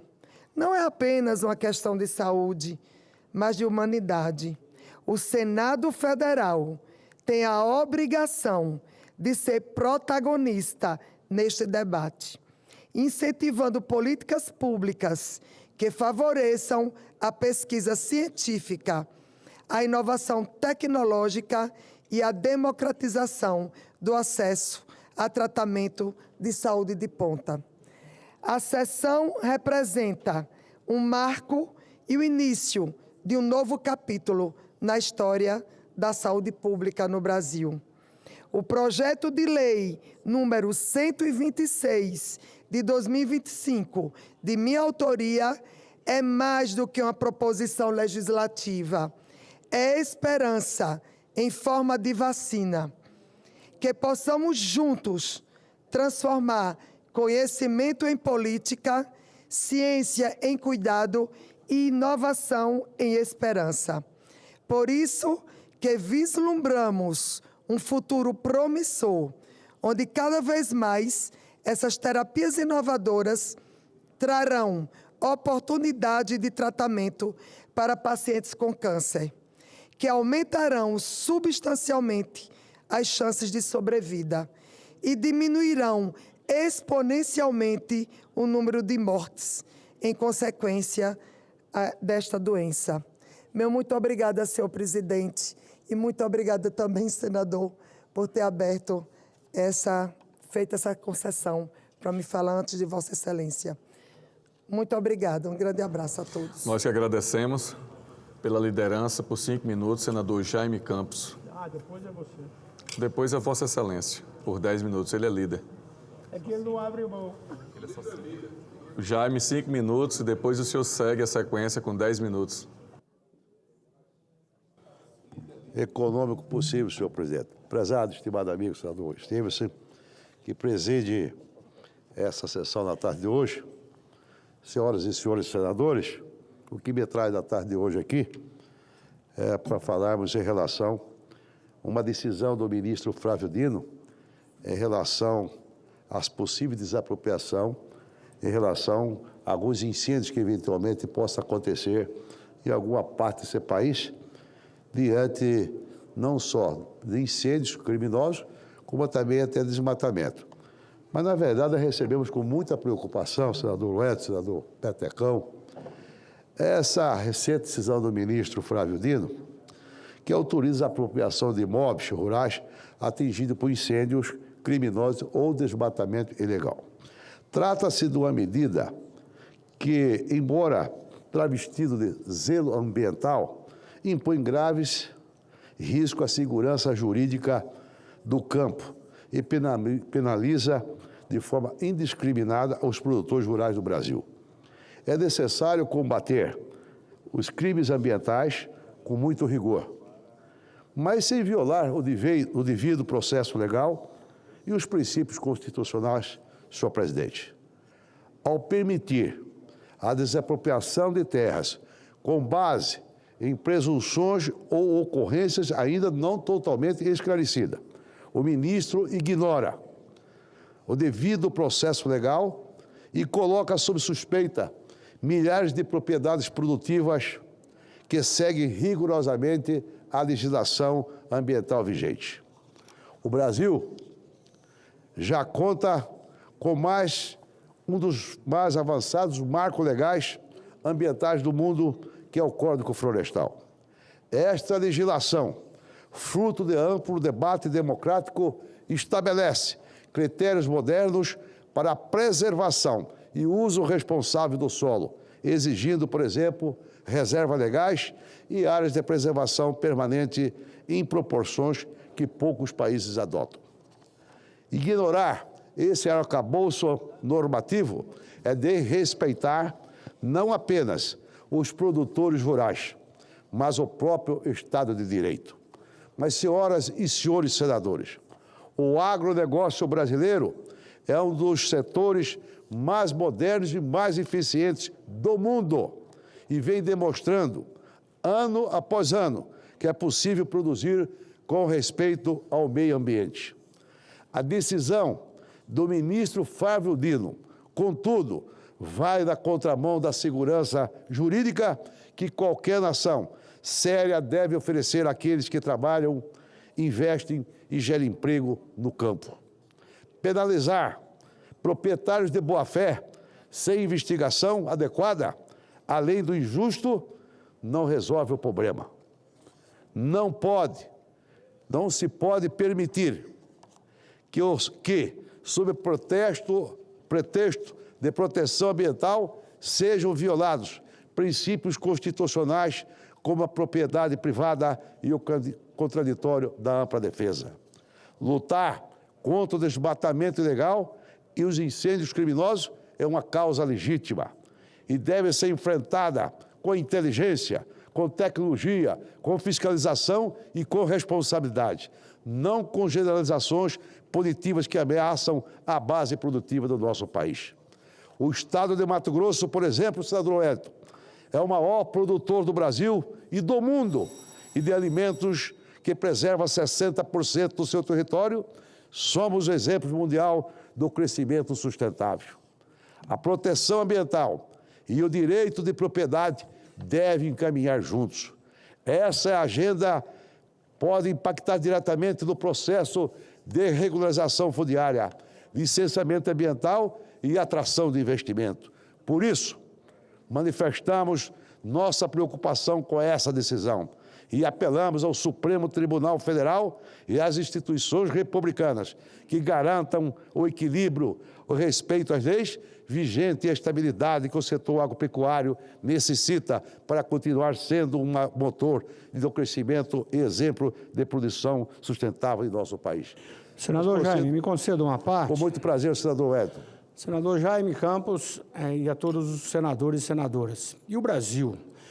Essa semana passada mesmo, nós tivemos na Comissão de Agricultura e Reforma Agrária uma audiência em que discutimos exatamente nessa linha. Querem impor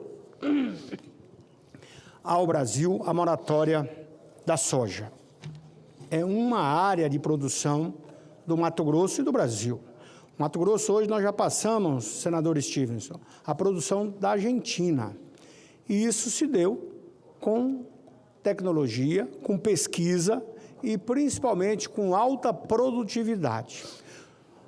No Mato Grosso, a Assembleia Legislativa, através do deputado Catani, e aprovada por toda a Assembleia, aprovou uma lei que o Estado não daria mais incentivos àqueles que quisessem exigir mais do que a lei mais rigorosa, talvez, do mundo, que é o Código Florestal Brasileiro. Que Vossa Excelência, senador Jaime Campos, assim como eu e muitos que estão aqui, votamos, mas depois de muita discussão, o Código Florestal Brasileiro. Então, da mesma linha, não pode ninguém imaginar que, com o Código Florestal Brasileiro, nós, mato-grossenses e a Amazônia principalmente, lá só 20% pode ser desmatado. Mas o grande problema é que muitos querem mais do que isso.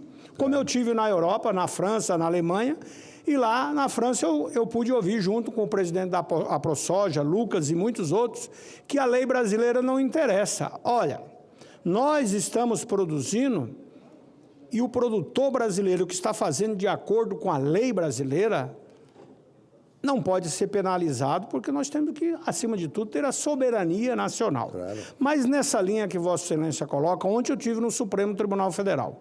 É claro que já o nosso governador Mauro Mendes falou, inclusive, na possibilidade... O governador Mauro falou na possibilidade de expropriação, que seria muito pior.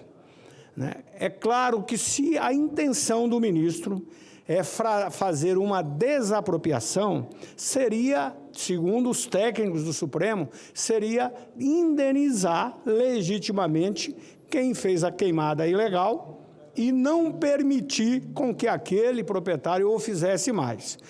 Principalmente no nosso Pantanal, que 93% das propriedades são da iniciativa privada, e hoje o nosso Pantanal está empobrecido, e Vossa Excelência é um grande defensor dela, porque não tem política pública exatamente de apoiar o nosso pantaneiro, o produtor. E, olha, fazer conservação é diferente de preservação. Claro. Tudo que Deus nos deu é exatamente a bem da nossa humanidade. Então, o pantaneiro especial que está ali produzindo, e 93% daquele território é mantido pela iniciativa privada, uma queimada que lá entra tem que ser muito bem analisada do ponto de vista do crime, se existiu ou não. Hoje, o pantaneiro, se puder, muitos deles estão querendo entregar as terras, porque quanto vale hoje, senador Jaime, 1 hectare de terra no Pantanal? 3 mil, 5 mil reais. E aí ele acaba ao pantaneiro, ao proprietário dessas terras, às vezes ser criminalizado. O assunto que Vossa Excelência está falando, eu acho que merece, inclusive, também fazermos uma audiência, claro, para discutirmos esse assunto e saber a intenção e como é realmente essa definição do Supremo. Claro que ela ainda é monocrática e nós vamos, claro, conversar com todo o pleno, com todos os ministros, porque entendemos que a lei, o Código Florestal, é uma lei extremamente rígida e exemplo no mundo. Agradeço a Vossa Excelência, mas, presidente, dá apenas 1 minuto, 2 minutos, eu imagino que o ilustre ministro Petecão me permite, que pede Vossa Excelência está inscrito na hora daqui para falar, mas o senador Edson Fagundes, o que me fica intrigado é na medida que fala assim, se tiver um incêndio vai ser desapropriado. Ora, quero saber qual que é a formatação, qual o critério, como vai ser feita a perícia. Talvez o senador, o ministro Flávio Dino e outros cidadãos desse país aqui não têm conhecimento que quando chega o período da seca, lá por volta do mês de agosto, mês de setembro, o que ocorre? Isso aí é regra geral. Até na colheita do milho, senador Wagner, quando está colhendo milho, se anda um carro para eventualmente apagar o fogo, que muitas vezes, quando está muito quente, qualquer coisinha, faísca que sai, incendia a roça do cidadão, a lavoura dele de milho. Então, como é que o ministro Flávio Dino toma uma decisão dessa aqui, quase unilateral, sem ter conhecimento de causa?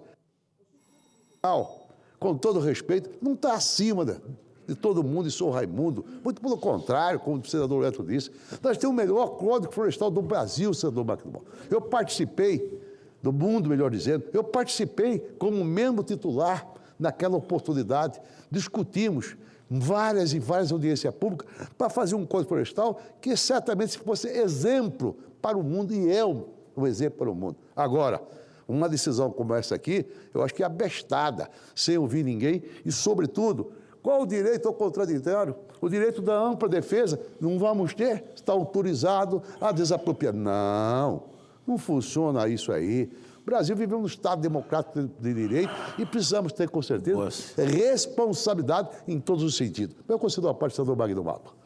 Vossa Excelência está citando Flávio Dino e dizendo com todo respeito. Eu cito ele sem nenhum respeito. Zero de respeito. E não tem nenhum respeito por essa chamada Suprema Corte do Brasil, que é um partido político ideológico. O que, na verdade, eles querem é isso mesmo. Eles querem a destruição sua, eles querem que o MTST tome sua terra, que acabe com a sua plantação, com a sua soja, porque você é fascista. O agro é fascista. O agro é um animal que carrega o país nas costas. Todo mundo sabe disso. 25% da balança comercial desse país. Ai desse país sem o agro. Mas eles querem isso. O que Flávio Dino entende disso? O cara que foi governador no Maranhão, o mais baixo IDH do planeta. Ele entende de miserabilidade, de fazer pobre virar miserável. Isso é que ele entende.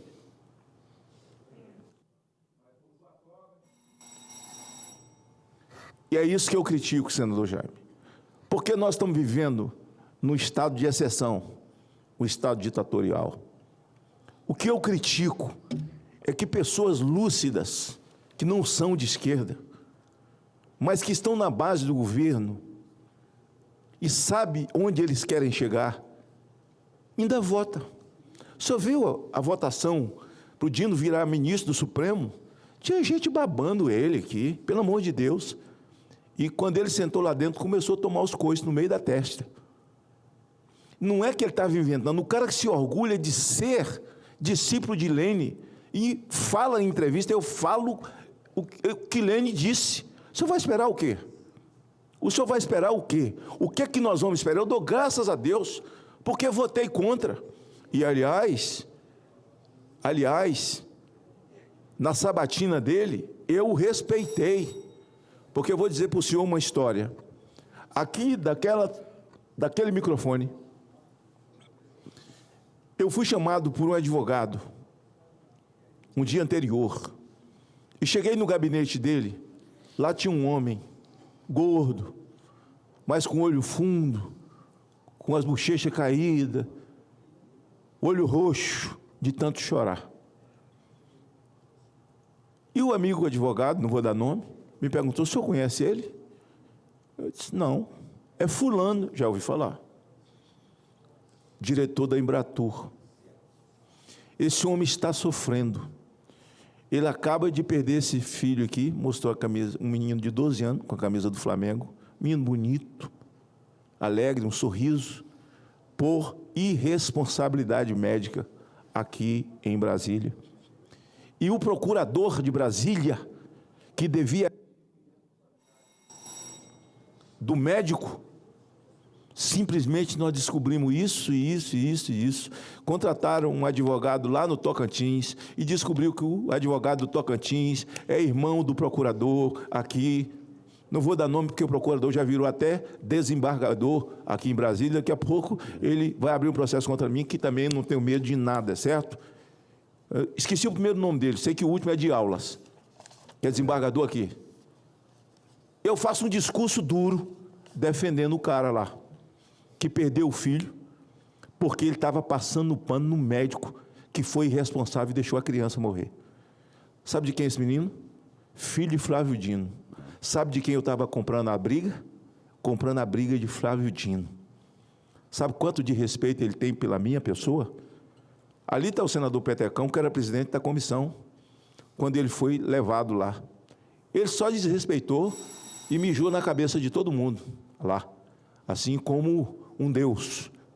E que amor que um leninista tem por quem produz? Nenhum, senhor, nenhum. Então, me desculpe, assim, eu sei o que é o agro, eu sei o que é a agricultura familiar, o que representa terras devolutas, as terras do Mato Grosso, quando lá os gaúchos chegaram e vocês tiveram que fazer uma terra que não tinha vida, voltar à vida para poder produzir, mas eles não estão interessados nisso.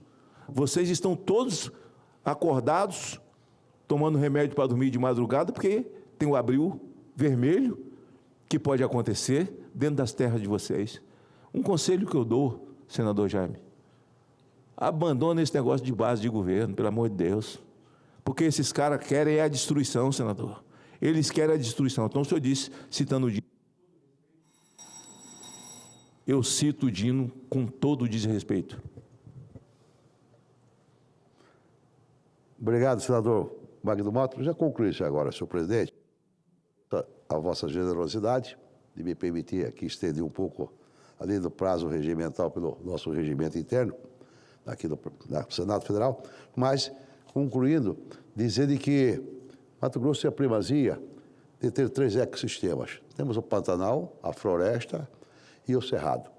Infelizmente, o que se percebe hoje, com muita clara evidência, de uma verdadeira perseguição, um verdadeiro terrorismo que acontece nessa vasta região do Brasil.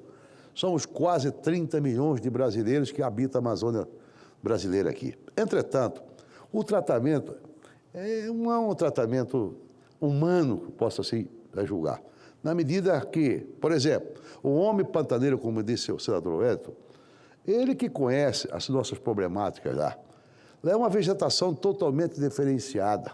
O que nós precisamos de políticas públicas, sobretudo preservando o pantaneiro que ali está, o quilombola, os povos originários. Se o senhor vê lá, quero convidar a Vossa Excelência para nós termos a oportunidade de um fim de semana lá e conhecer a realidade. Dá a sensação que é um país diferenciado daquele que Vossa Excelência conhece do Nordeste, Sul, Sudeste, é outro ambiente. Esse é o privilégio nosso. E lá, infelizmente, não tem nenhuma política pública. Por Vossa Excelência ter conhecimento, até o cavalo pantaneiro, o senador Magno Malta, você talvez não conheça, ele é diferenciado, que ele vive de onde? Vive do Pantanal, nas cheias, fica ali. O casco de outro animal que não seja o pantaneiro, ele amolece. Ele amolece. Do pantaneiro não amolece. É uma genética diferenciada que nós temos lá. O homem pantaneiro, para sujeitar tudo aquilo, ele precisa ser um verdadeiro herói. E nós não temos nenhuma política pública daquela população. E lá na época da seca, lá é um verdadeiro combustão. As macegas que hoje, infelizmente, não é permitido nem fazer a limpeza através, naturalmente, das autorizações, seja do IBAMA ou seja da SEMA. Então, é um ecossistema totalmente diferenciado. Você basta jogar uma pituca de cigarro ali, aquilo é um verdadeiro combustão. E não tem, no ano retrasado, queimou quase 3 milhões de hectares. No ano passado, foi quase 1,5 milhão de hectares. Então, como é que faz? O governo tem que ter o que? Estrutura para combater, não tem políticas para permanecer o homem pantaneiro lá, através da bioeconomia, os incentivos, para nós podemos criar ali o turismo ecológico, etc. Mas não tem. O que tem lá é só determinações como essa do Supremo Tribunal Federal. Você imagina? O cara passa o pituco de cigarro e você está autorizado a desapropriar a terra. Pois bem, qual foi o critério, qual que foi a... Como que você vai praticar perícia? Você não sabe se foi um incêndio doloso ou se foi um incêndio, talvez, eventualmente, até por um fio de energia que passa por cima da terra, ele arrebenta, cai e incendia tudo. De forma que estou fazendo aqui esse registro, com certeza aqui, eu estou falando não só em nome aqui da sociedade mato-grossense, mas isso aqui é uma decisão para o Brasil, não é para o Mato Grosso. É uma decisão que, lamentavelmente, eu acho que não foi em bom momento da decisão do Feliz Flávio Dino, que, inclusive, eu acho que é muito oportuno nós criamos uma comissão aqui, conversando com o senador Vanderlei, e fazer uma visita para ele e ver que ele possa rever essa sua decisão diante, talvez por falta de conhecimento, ele tomou uma decisão inadequada e inoportuna. Muito obrigado, senhor presidente.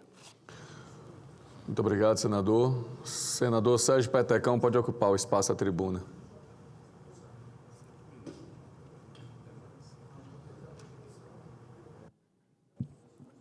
Senhor presidente,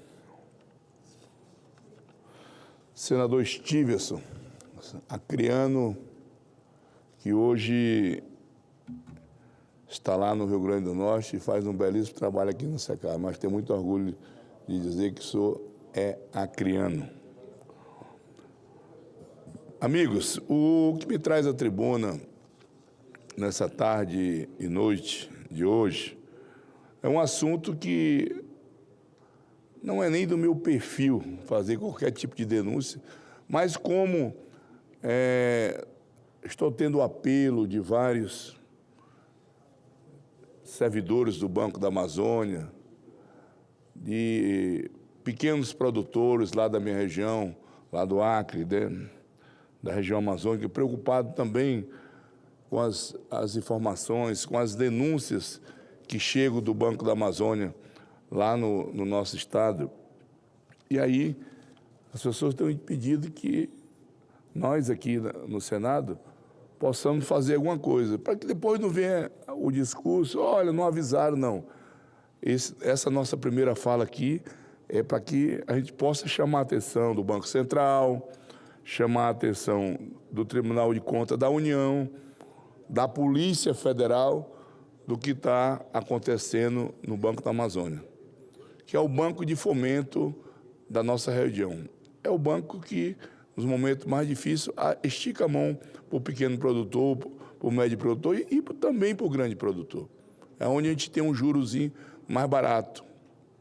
Apesar de ser difícil, né, para o pequeno produtor, para ele acessar, é difícil, mas acessa. E as informações que nós temos aqui são coisas absurdas. E o Isalci fazia uso da tribuna aqui, e ele falava sobre essa compra do Banco Master pelo BRB. Não quero entrar nesse mérito, até porque eu não tenho as informações. Mas uma das informações que nós temos é que esse Banco Master teria contraído um financiamento de já está em 54 milhões, mais de 50 milhões de reais. Isso era dinheiro para estar sendo investido lá no Acre, no FNO, né? Era dinheiro para estar sendo investido lá nos produtores rurais. Não está aí emprestando dinheiro para o Banco Master. Empresta o dinheiro para o Banco Master para ele pegar criar musculatura para poder vender para o BRB. Então, as pessoas que estão aí, os colegas aqui de Brasília, que também já se pronunciaram aqui, preocupados com essa compra desse Banco Master, que eles levantem essas informações. Essa informação chegou para mim, porque esse não é o papel do Banco da Amazônia. Estava financiando o Banco Master. O papel do Banco... o Banco da Amazônia é fomentar o desenvolvimento lá na região amazônica.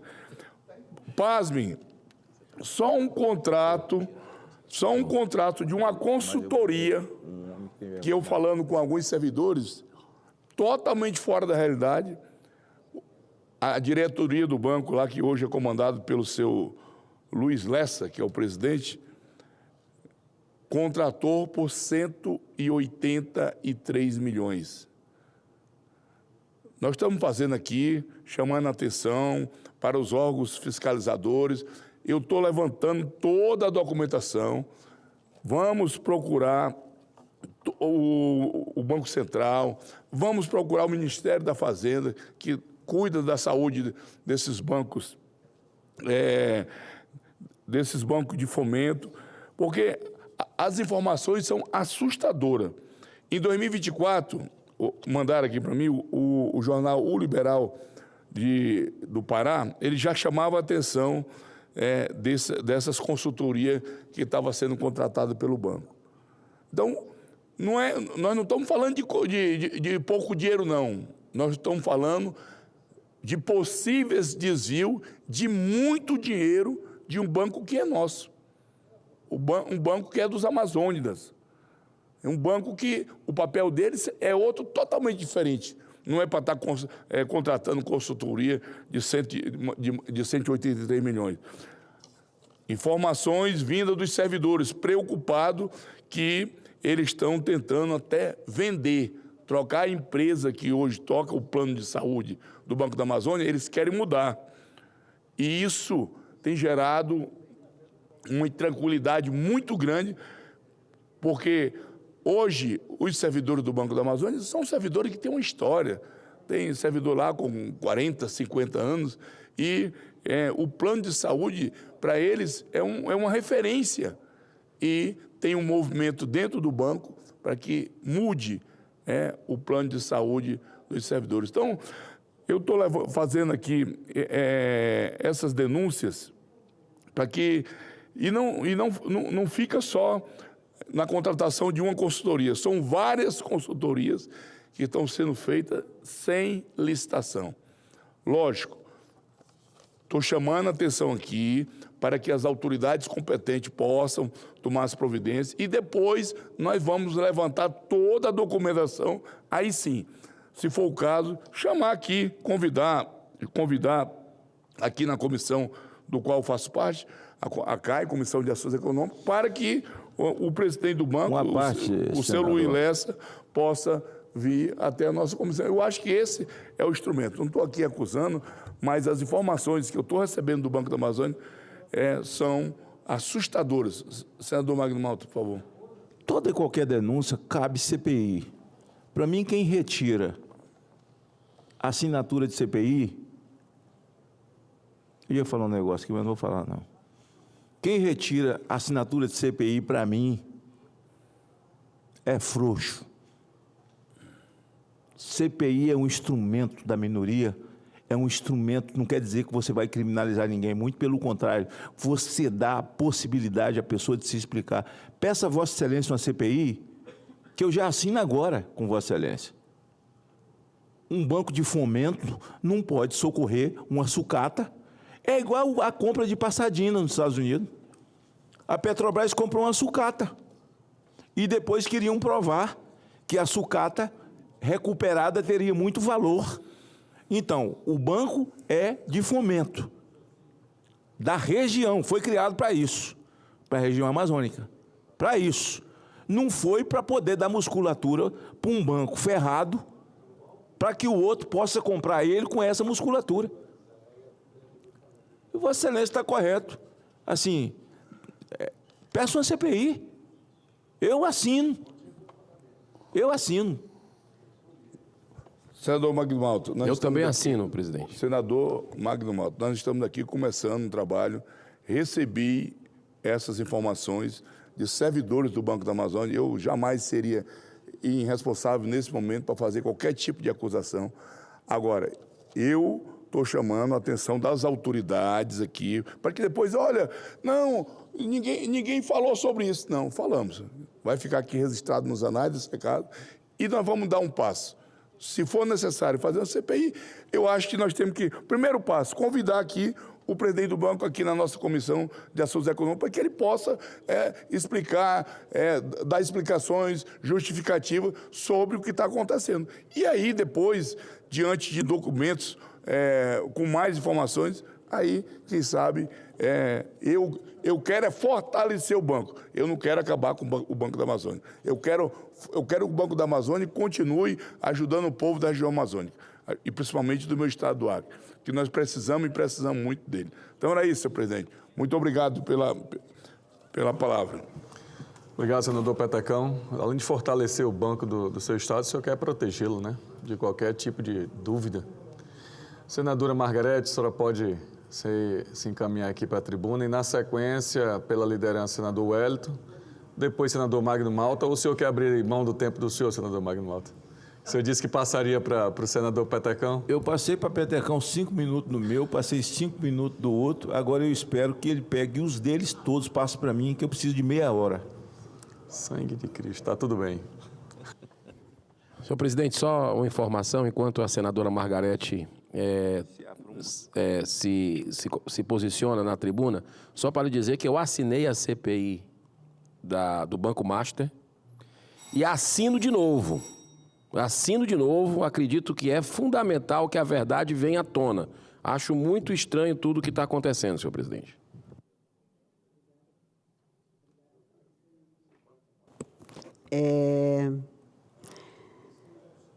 Senhoras e senhores senadores, subo hoje a esta tribuna para defender um projeto que trata de uma questão concreta e urgente, e muitas vezes ignorada por quem vive longe do campo.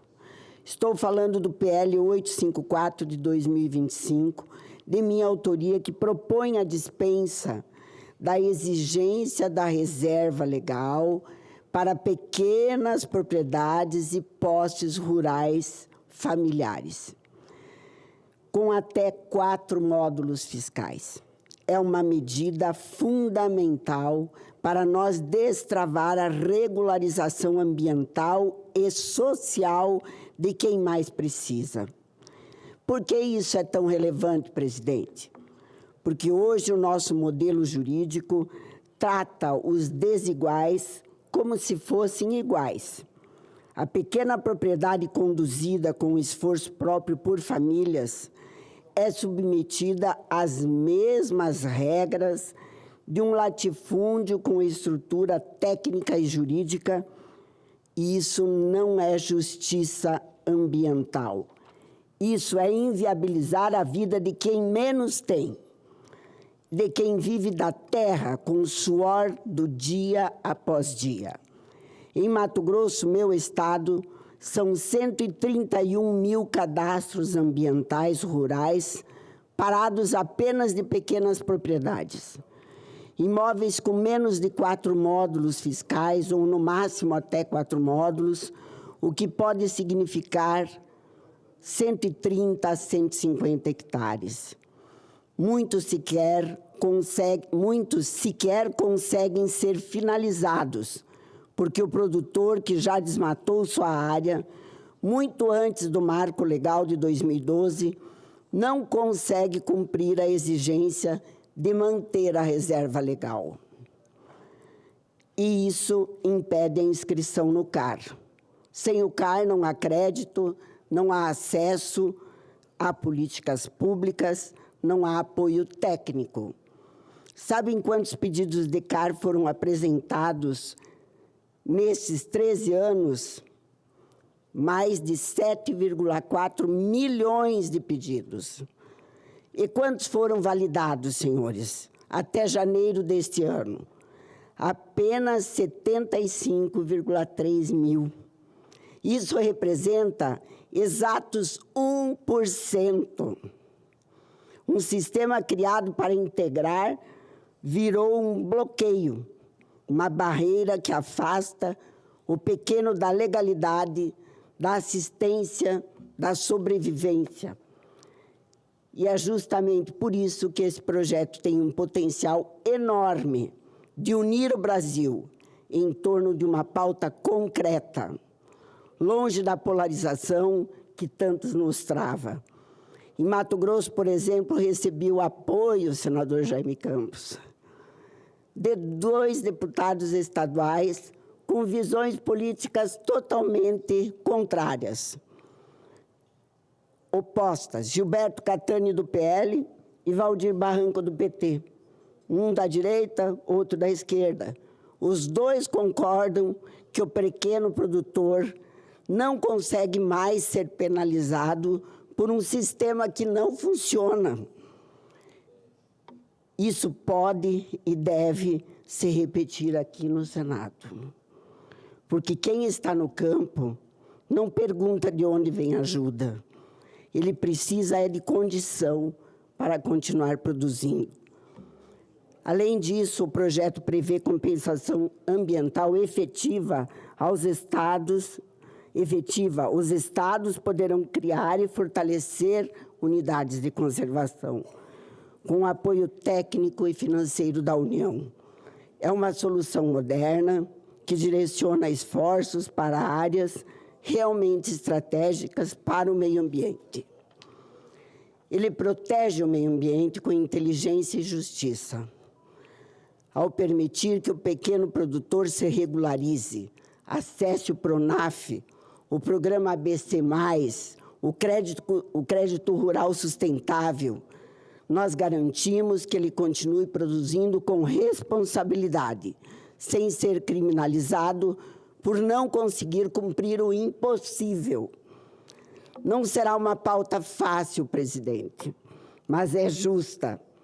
E eu conto com o apoio dos colegas, especialmente da senadora Tereza Cristina, relatora desta proposta, ex-ministra da Agricultura, que conhece como poucos a realidade do campo. Seu olhar técnico e sensível é fundamental para que esse projeto avance com equilíbrio e compromisso com quem realmente faz o Brasil se mover. Mas é importantíssimo que o governo apoie esse projeto. Aliás, é o discurso deste governo. Isso é uma pauta deste governo. A pequena propriedade precisa ser incluída, precisa de segurança jurídica e precisa de caminhos reais para acessar o que o Estado promete. É isso que o PL 854 traz: viabilidade, justiça e equilíbrio. Muito obrigada, presidente. Eu que agradeço, senadora Margarete. Senador Wellington, o senhor tem 5 minutos pela liderança. Na sequência, o senador Magno Malta e o senador Eduardo Girão. O senhor quer... O senhor permite que ele passe na sua frente? Girão passa à frente, então.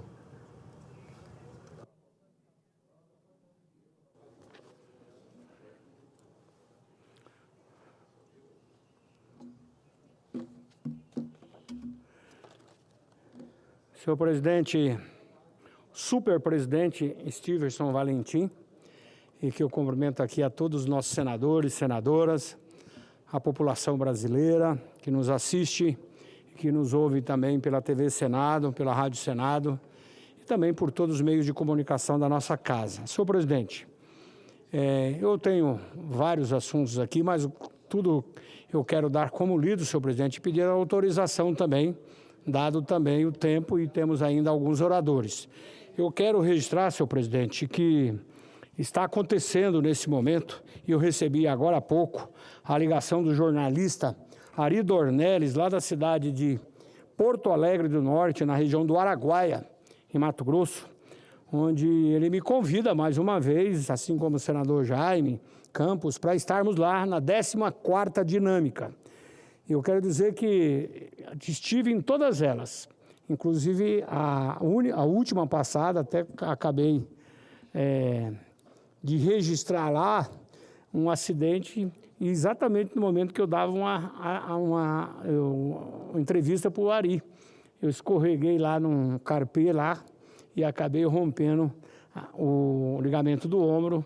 Mas, olha, eu quero dizer da importância que representa a 14ª Dinâmica. Exatamente pelo tempo que já existe, é uma das exposições de negócios, de demonstrar a força do Araguaia, mais importante talvez do centro-oeste brasileiro.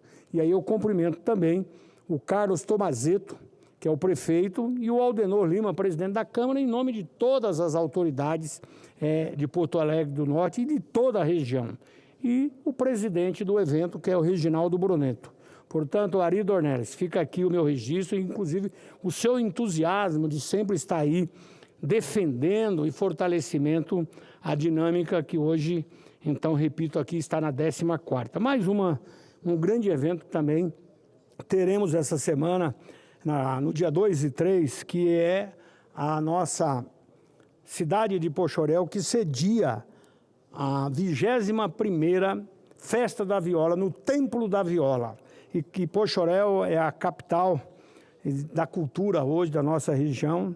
E eu falo aqui com entusiasmo, porque é uma cidade tradicional do garimpo de diamante, que recebeu os nordestinos, dentre eles o meu pai, que foi da Bahia para lá a pé. E eu faço questão de registrar, até porque o ano passado também foi exatamente a Festa da Viola, foi no dia do meu aniversário, dia 1º de junho, e agora acontece no dia 2 e 3 de maio. O ano passado nós estivemos lá com a Bruna Viola, uma grande festa, exatamente porque ela foi lançada e hoje é uma grande estrela nacional. Fica aqui então registrado e estarei lá nesse grande evento. E eu quero também ainda registrar outro grande evento, porque é a economia do meu estado. que é a festa no rolê que vai acontecer amanhã, 1º de maio, lá na cidade de Itapurá. E eu já deixo aqui, amanhã estarei lá pela manhã, abraçando o prefeito Álvaro Galvão e também o prefeito, junto com o presidente da Câmara, né? O prefeito, eu até fiz um compromisso com ele de estarmos lá também trabalhando para a implantação do Instituto Federal da Educação Tecnológica. Vou levar lá o reitor Júlio, até porque coloquei recursos exatamente para a implantação de mais um campus do Instituto Federal da Educação Tecnológica. Eu aproveito para parabenizar o Júlio pela posse que aconteceu ontem, lá na cidade de Cuiabá, ele que foi reeleito como candidato único, primeira vez na história do Instituto Federal da Educação Tecnológica de Mato Grosso, e eu fui também ex-aluno da Escola Agrotécnica de São Vicente, e ele como candidato único pela primeira vez na história, e é a instituição mais antiga, a instituição de ensino do Mato Grosso, mais antiga que a nossa Universidade Federal. Senhor presidente, eu concluo aqui registrando um pronunciamento que eu quero aqui falar da pauta que temos hoje, que trata exatamente da PEC dos idosos. Um projeto que estamos trabalhando, hoje foi a terceiro, me parece, quarto já momento de discussão, e na próxima semana teremos a quinta, né? Que aí poderemos então estar votando esse projeto, que eu quero registrar que o Brasil está envelhecendo. E de acordo com o IBGE, em menos de 2 décadas, teremos mais idosos do que crianças em nosso país. E essa mudança profunda em nossa estrutura demográfica exige mais do que boas intenções, exige ação concreta, legislação eficaz e políticas públicas que estejam em sintonia com as realidades locais. Então, aproveito esse espaço hoje para defender com convicção e senso de urgência a aprovação da proposta de emenda à Constituição número 81 de 2015, de minha autoria, que altera o artigo 24 da nossa Carta Magna para incluir entre as competências legislativas concorrentes da União, dos Estados e do Distrito Federal a matéria de proteção ao idoso. Hoje, senhor presidente, a proteção ao idoso ainda depende quase que exclusivamente de iniciativas da União. Isso limita a capacidade dos estados e também do Distrito Federal de agirem de maneira mais rápida, eficiente e adaptada às necessidades de suas populações. E eu falo aqui, senhor presidente, inclusive em nome da sua mãe, porque eu falo com saudosismo do meu pai e sei que também, da mesma forma, a Vossa Excelência, que cuidou dela até os últimos momentos.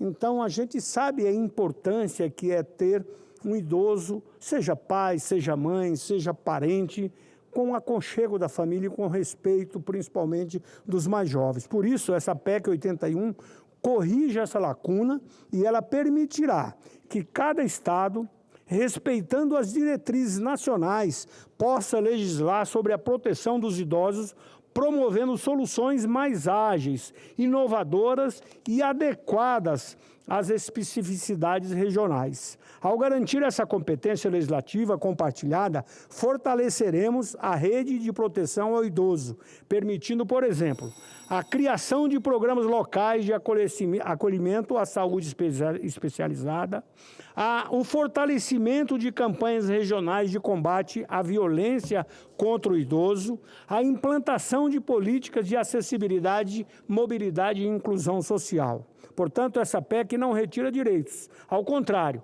ela amplia instrumentos para proteger quem já tanto contribuiu para a construção de nossa sociedade.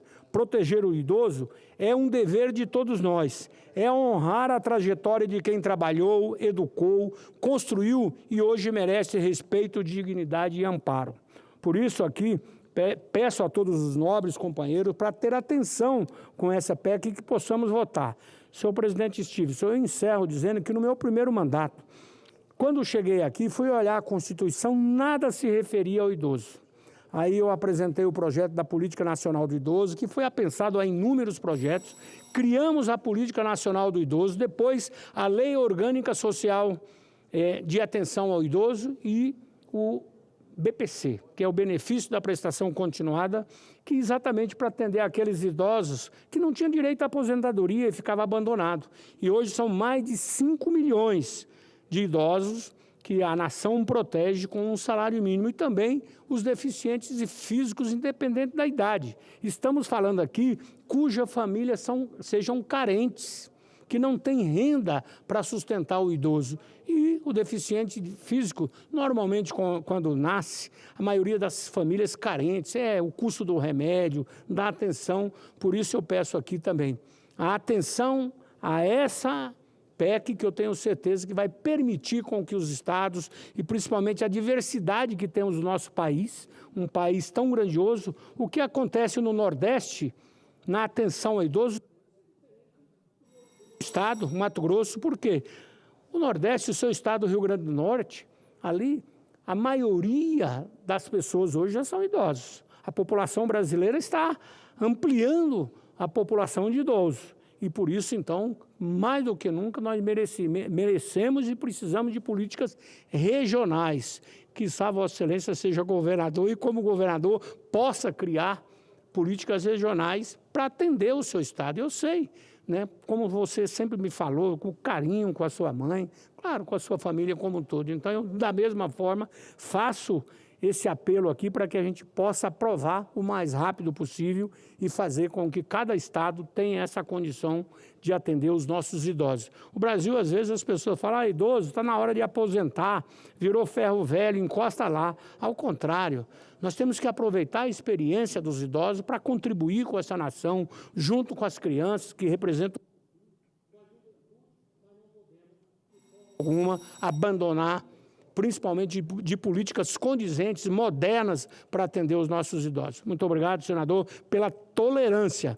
E aqui agradeço também ao senador Girão e ao Magno Malta. E agora, com certeza, o Stevenson disse que está com toda a paciência para ficar até meia-noite, para que Vossas Excelências, com a capacidade sempre muito esplendorosa, né, senador Magno Malta, possa aqui falar, inclusive se Vossa Excelência puder falar um pouquinho mais da por que votamos contra essa situação da Lei Aldir Blanc.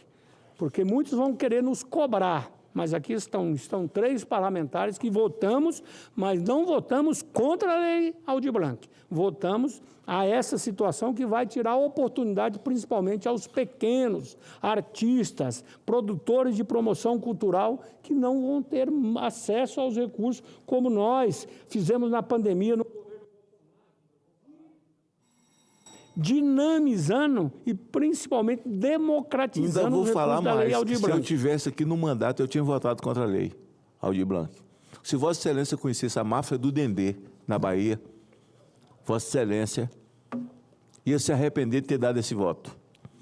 Agora, eu e Girão aqui no plenário, fica um monte de gente com a televisão ligada nos gabinetes, preocupado com o que a gente vai falar. E todo mundo no Supremo com a televisão ligada, e eu vou sentar a porrada. Se Vossa Excelência quiser ficar aí para assistir, Vossa Excelência vai ver. Não, rapidamente, só cumprimentando o senador Wellington Fagundes aí pelo seu... Importante, senador, a sua lembrança. E deixamos claro aqui, nós somos a favor da Lei Aldir Blanc.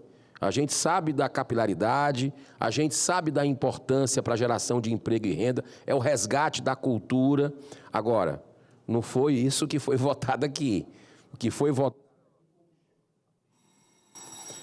votado aqui foi um cheque em branco. Mas, olha, sem contrapartida, sem plano nenhum. E a gente sabe o que é que o governo Lula faz nesse tipo de coisa, para autopromoção.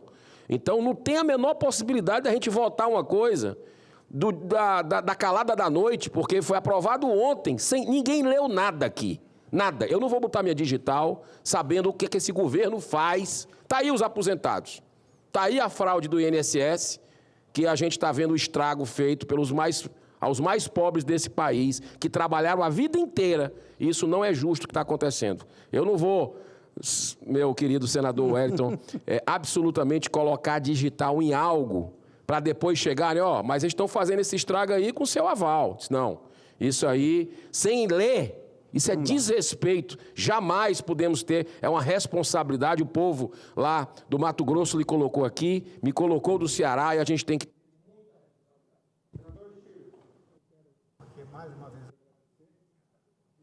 quero agradecer e pedir também para incluir no meu pronunciamento a parte aqui do senador Magno e Girão, e dizer que, olha, já convidei Vossa Excelência para ir muitas vezes ao Mato Grosso. Não, a sua agenda de feriado está farta aí de festa, o senhor vai andar muito.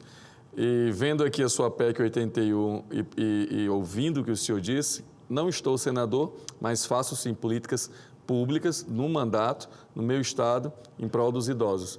Um público que um público esquecido, até pela própria família, quando deixam nos asilos, nos abrigos que não têm condições. Então, a gente está construindo com emendas parlamentares os condomínios de idosos lá no Rio Grande do Norte. Um hotel 5 estrelas para que esses idosos que não têm o respeito nem da própria família, que deixam na rua, a gente acolhe e trata muito bem. Então, a gente já está fazendo bem antes. Sua PEC está de parabéns, senador. Muito obrigado, senador Stevenson. Mais uma vez, fica aqui o convite para ir a Mato Grosso. Mais uma vez, fica aqui o convite para Vossa Excelência ir ao Mato Grosso, todos que nos assistem, e amanhã, inclusive, em Itapurá, nessa festa do rolete, do porco no rolete. E aí eu faço, senhor presidente, porque nós somos hoje um grande produtor de proteína animal, aves, suínos, bovinos. E, Magno Malta, você que sempre gostou do porquinho do Mato Grosso, vamos trazer aqui, para quem sabe a gente fazer aqui no Senado, para que todos possam saborear, né, o porco no rolê de Itapurá. Prefeito, já está convidado para vir aqui e trazer aqui para os nossos senadores, principalmente Magno Malta. Para o Stevenson, eu acho que precisa de uns 3, né? Pelo tamanho. O Magno Malta, ele se contenta com... Agora o Girão também, como nordestino, eu acho que gosta também de um porco no rolê, né? Brasil, muito obrigado, felicidade, que Deus nos abençoe a todos. Obrigado, senador Wellington. Senador Eduardo Girão, sei que o senhor respeita as regras. Como o senador Magno Malta. Não, estou só dizendo que 10 minutos pode ser o suficiente para que vocês se manifestem. Como o Magno Malta disse, que faça a sua explanação, ou atacando ou defendendo as suas ideias. 10 minutos. Muitíssimo obrigado, meu querido irmão, senador Stevenson Valentim. Quero aqui nesse momento falar, senador Magno Malta, senador Wellington Fagundes, brasileiros, brasileiras, funcionários da casa e assessores, que eu tenho 3 pedidos de CPI aqui nessa casa. 3. CPI eu acho um instrumento fundamental quando se quer fazer a coisa séria, quando não se quer fazer pirotecnia, se quer realmente fazer um trabalho independente. E olha quais são as 3 CPIs que o nosso gabinete está recolhendo assinaturas. É a CPI da CBF, todo mundo está vendo o que está acontecendo de denúncias dentro desse órgão máximo do futebol brasileiro, com contratos milionários com institutos cuja participação é da família ou foram fundados por ministro do STF. Está todo mundo vendo o que está acontecendo. Então, eu quero, em primeiro lugar, dizer dessa CPI da CBF. Já assinaram senador Jorge Seife, senador Marcos Duval, senador Magno Malta, senador Carlos Viana, senador Hamilton Mourão, senadora Damares Alves, senador Marcos Rogério, senador Jaime Bagatoli, senador Stevenson Valentim, senador Luiz Carlos Reis, senador Carlos Portinho, senador Cleitinho. São 13 assinaturas. Nós precisamos de 27. Eu gostaria de fazer uma solicitação aos senadores que está disponível no sistema para assinar, para a gente buscar a verdade. Outra CPI, que nós já conseguimos 19 assinaturas, é do INSS. Lucas Barreto, Isalci Lucas, Cleitinho, Espiridião Amin, Damares Alves, Rogério Marinho, Wellington Fagundes, Plínio Valério, Magno Malta, Jaime Bagatoli, Sérgio Moro, Carlos Portinho, Hamilton Mourão, Jorge Seife, Ciro Nogueira, Wilder Moraes, Stevenson Valentim e Luiz Carlos Reis. 19 assinaturas. Muito obrigado a esses senadores. Agora, essa que eu vou falar aqui, para vocês verem a gravidade, eu peço que mais senadores assinem, que é a CPI da venda de sentença, um escândalo no judiciário, que nós temos o dever moral de investigar, 13 senadores assinaram também. Alessandro Vieira, Hamilton Mourão, Rogério Marinho, Carlos Portinho, Cleitinho, Stevenson Valentim, Damares Alves, Luiz Carlos Reis, Jorge Seife, Jorge Cajuru, Magno Malta e Jaime Bagato. Eu peço aos demais, se puderem ter uma atenção, porque é venda de sentença e ninguém aguenta mais o que nós estamos vendo no Brasil com relação à inversão de valores, a denúncias com relação ao judiciário brasileiro. Não sei, o Senador Girão. Senador Wellington Fagundes, o senhor tem a parte. Por favor, eu quero, inclusive, dizer que assinarei todas. Obrigado. Mas eu quero aqui dar um destaque nessa CPI do INSS. Eu acabava de falar aqui da minha PEC do idoso. Falamos aqui, o senador Stevenson falando do seu trabalho também lá no estado do Rio Grande do Norte, onde ele tem feito lá as vilas dos idosos, enfim, atenção ao idoso. Mas essa CPI é exatamente tratar daqueles que tiraram o dinheiro dos nossos idosos. Isso. Das velhinhas, dos velhinhos do INSS. Covardia. E agora, senador Girão, o que o governo está dizendo? Que vai devolver o dinheiro que foi desviado, mas vai devolver com que recurso do próprio INSS. E o que é importante que a população que agora está nos assistindo, e é bom explicar isso, porque quando você tira o dinheiro do INSS desviado, você está tirando da onde? De um fundo de previdência dos nossos idosos, dos velhinhos e das velhinhas brasileiras. E você pagar com o mesmo dinheiro, você está tirando novamente o dinheiro da previdência dos nossos velhinhos e velhinhas aposentados.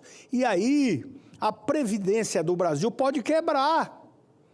Amanhã, outro governo vai pegar o INSS quebrado e pode não ter dinheiro para pagar os nossos idosos que hoje são aposentados. E por quê? Porque contribuíram. Todo aposentado do INSS, ele contribuiu na sua vida com trabalho e parte do seu salário foi para lá. E olha o que falou o ministro, que houve, ele reconheceu, olha a palavra que o ministro usou, o ministro da Previdência, que houve sim safadeza no INSS. Só que essa safadeza, o Tribunal de Contas já tinha falado há 2 anos atrás. Portanto, o ministro conhecia a existência da safadeza. E o que acontece, senador Girão? Neste governo, essa safadeza ela foi subindo igual, eu acho que nem estupi, como é que é? Esses grandes foguetes estão conseguindo. Olha, a patamares, e eu quero aqui lembrar, o presidente Bolsonaro, o Rogério Marinho, na época, eles alertaram a nação e o governo cobrou e foi lá e fez com que as fiscalizações fossem feitas. E olha só, então, portanto, é uma herança que eles querem dizer desde o governo passado. Só que agora não, explodiu. É claro que todos os programas sociais pode haver desvio, mas esse desvio é responsabilidade de cada governo controlar, fiscalizar. Mas esse governo sabia, o ministro sabia logo no começo, foi avisado, foi alertado pelo Tribunal de Contas. Portanto, por que eu assinei a CPI que Vossa Excelência está propondo? Porque nós precisamos esclarecer isso para o Brasil. Além de saber quanto foi desviado, quem desviou, fazer com que esses que desviaram devolvam o dinheiro dos nossos idosos, dos nossos aposentados, dos velhinhos e das velhinhas. Porque mesmo que seja um aposentado que está começando agora, ele tem que ter a preocupação, porque é a vida dele futura. Porque pode ter amanhã uma Previdência do Brasil quebrada e não ter como pagar. Por isso eu assinei a CPI e vamos trabalhar. Eu nunca fui muito presente, atuante nas CPIs, mas essa eu quero ser, porque isso trata exatamente de cuidar daquilo que é mais importante. Quem contribuiu a vida inteira, já pensou chegar ao avançado da idade e não ter mais direito à sua aposentadoria porque quebrou, quebrou a Previdência do Brasil. E esses rombos, porque nós estamos falando de bilhões, não é de 100 mil reais, não, são bilhões que foram desviados da nossa Previdência. Então, portanto, parabenizo a Vossa Excelência, olha, e quero estimular a Vossa Excelência que, olha, que vamos trabalhar dia e noite para conseguir instalar essa CPI. Inclusive, pedir aqui à mesa diretora, quem sabe, dar prioridade. Tem uma fila, mas é possível, dentro aqui com a aprovação da maioria, a gente poder, inclusive, dar prioridade a essa CPI tão importante que trata-se do INSS, das fraudes, do rombo do INSS. Perfeito, senador Wellington Fagundes. Eu peço que a presidência incorpore no meu discurso a parte do senador Wellington Fagundes, lembrando que é apropriação indébita. Inclusive, isso é reconheceu apropriação o tempo, indébita. porque ele falou 6 minutos. São 6 bi, senador Wellington Fagundes, 6 bilhões e 300 milhões. E o senhor lembrou bem, Carlos Lupe, que é o ministro, ele já sabia, porque há 4 meses tinha sido informado de duas umas. Ele disse que é safadeza. Uma, ele é incompetente, e a outra, ele é conivente com a safadeza. De duas uma. Então a gente precisa realmente... Agora o pior é continuar. E o governo Lula não tomar medidas com relação à permanência dele. Senhor presidente, eu queria pedir ao senhor, se puder, porque eu vou agora começar, né, se puder repor aí os 8 minutos, porque eu vou fazer aqui, eu lhe agradeço demais, falar da CPI do STJ, certo? Que é uma CPI da venda de sentenças. Né? Eu estou coletando assinaturas, já li os nomes dos senadores que já assinaram, peço aos outros que, por favor, nos ajude, para a instalação de uma comissão parlamentar de inquérito destinada a investigar possíveis desvios de membros do Superior Tribunal de Justiça. Estaria ocorrendo um esquema de comercialização de decisões jurídicas juntamente com advogados, lobistas e empresários. Segundo matéria de jornalismo investigativo publicado pela revista Veja, vem funcionando há anos no estado de Mato Grosso um esquema conduzido pelo advogado Roberto Zampieri, muito conhecido como alguém com forte influência em setores do judiciário, e pelo empresário Anderson de Oliveira Gonçalves, que atua no ramo de transporte de cargas. A função de Zampieri era a captação de clientes com interesse em ações em tramitação no STJ, Superior Tribunal de Justiça, enquanto Gonçalves fazia valer sua vasta rede de contatos políticos em Brasília. No dia 5 de dezembro de 2023, Zampieri foi assassinado com 10 tiros dentro de seu veículo e de frente ao seu escritório em Cuiabá. Em seu celular foram descobertos vários áudios, mensagens e documentos que demonstram a operação de venda de sentenças. As operações conduzidas por Zampieri envolveram, a princípio, o gabinete de 4 ministros do STJ, incluindo comprovantes de repasses financeiros.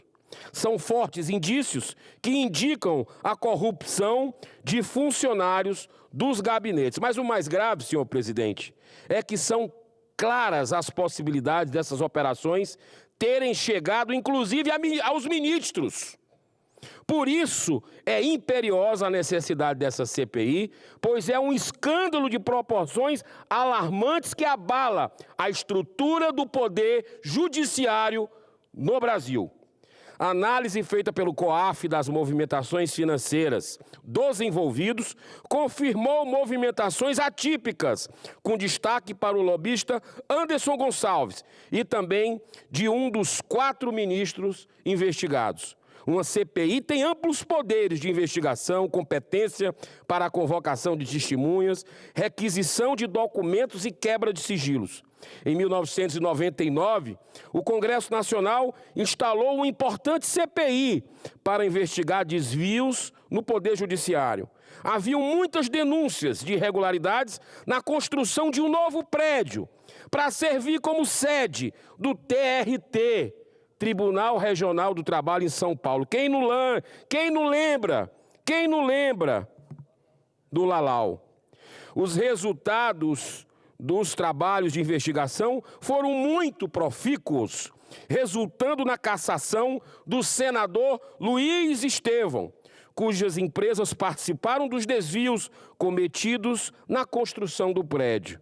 O mais importante foi a prisão do juiz Nicolau dos Santos Neto, que na época era o presidente do TRT de São Paulo. Mas o resultado mais importante dessa CPI foi a criação do CNJ, Conselho Nacional de Justiça, com o claro objetivo de buscar algum nível do controle do judiciário. Agora, olha, o senador Magno Malta sempre fala do CNJ, a inversão que aconteceu depois disso. O CNJ virou um instrumento ali do STF, né, de um instrumento, muitas vezes, que a gente vê decisões esdrúxulas tomadas em outras áreas, né, muitas vezes até quando a gente vê perseguições ocorrerem no Brasil a quem cumpre o seu dever, a pautas importantes da nação, como nós tivemos resolução do caso como nós vimos das exatamente comunidades terapêuticas, né, CNJ tomando decisão da questão manicomial, né, colocando o país numa situação de insegurança pública completa, num caos institucional, e a gente vê que o presidente do CNJ, quem é que comanda? É o presidente do STF. Então, parece que esse negócio não tem como funcionar. Mas esse tipo de desvio, senhor presidente, para encerrar, não pode continuar. O que aconteceu na época do TRT, do juiz Lalau, o que está acontecendo agora, do que a gente está vendo, quando o magistrado que depois de uma série de penduricários chega a receber mais de R$100 mil por mês, é condenado pelo grave crime de vendas de sentenças, acaba recebendo, sabe o quê, senador Magno Malta? Com esse sistema, na verdade o regime que hoje manda no Brasil, alguns ministros do STF e o governo Lula, você vê que ele acaba recebendo como pena, abro aspas, um verdadeiro prêmio, que é a aposentadoria.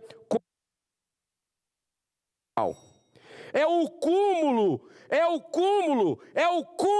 da inversão de valores nesse país. Eu encerro com um profundo pensamento deixado há mais de 2.500 anos por Demócrito. A felicidade ou a miséria de um ser humano não depende da quantidade de propriedades, de ouro, de dinheiro que ele possui. A felicidade ou a miséria residem na alma de cada um. O universo inteiro é o lar de uma alma nobre. Muito obrigado. Concede uma parte, senador? Claro. Vossa Excelência falou do CNJ. Eu já estava aqui quando o CNJ foi criado e o Conselho Nacional de Justiça. Nós criamos 2 manicômios. E eu peço desculpa ao Brasil. O CNJ e o Conselho Nacional do Ministério Público, senador Stevenson, foi criado como um órgão de fiscalização do judiciário. É um órgão para julgar comportamentos. Um conselho de ética, comportamento ético ou não ético, de juízes, e no caso do Conselho do Ministério Público,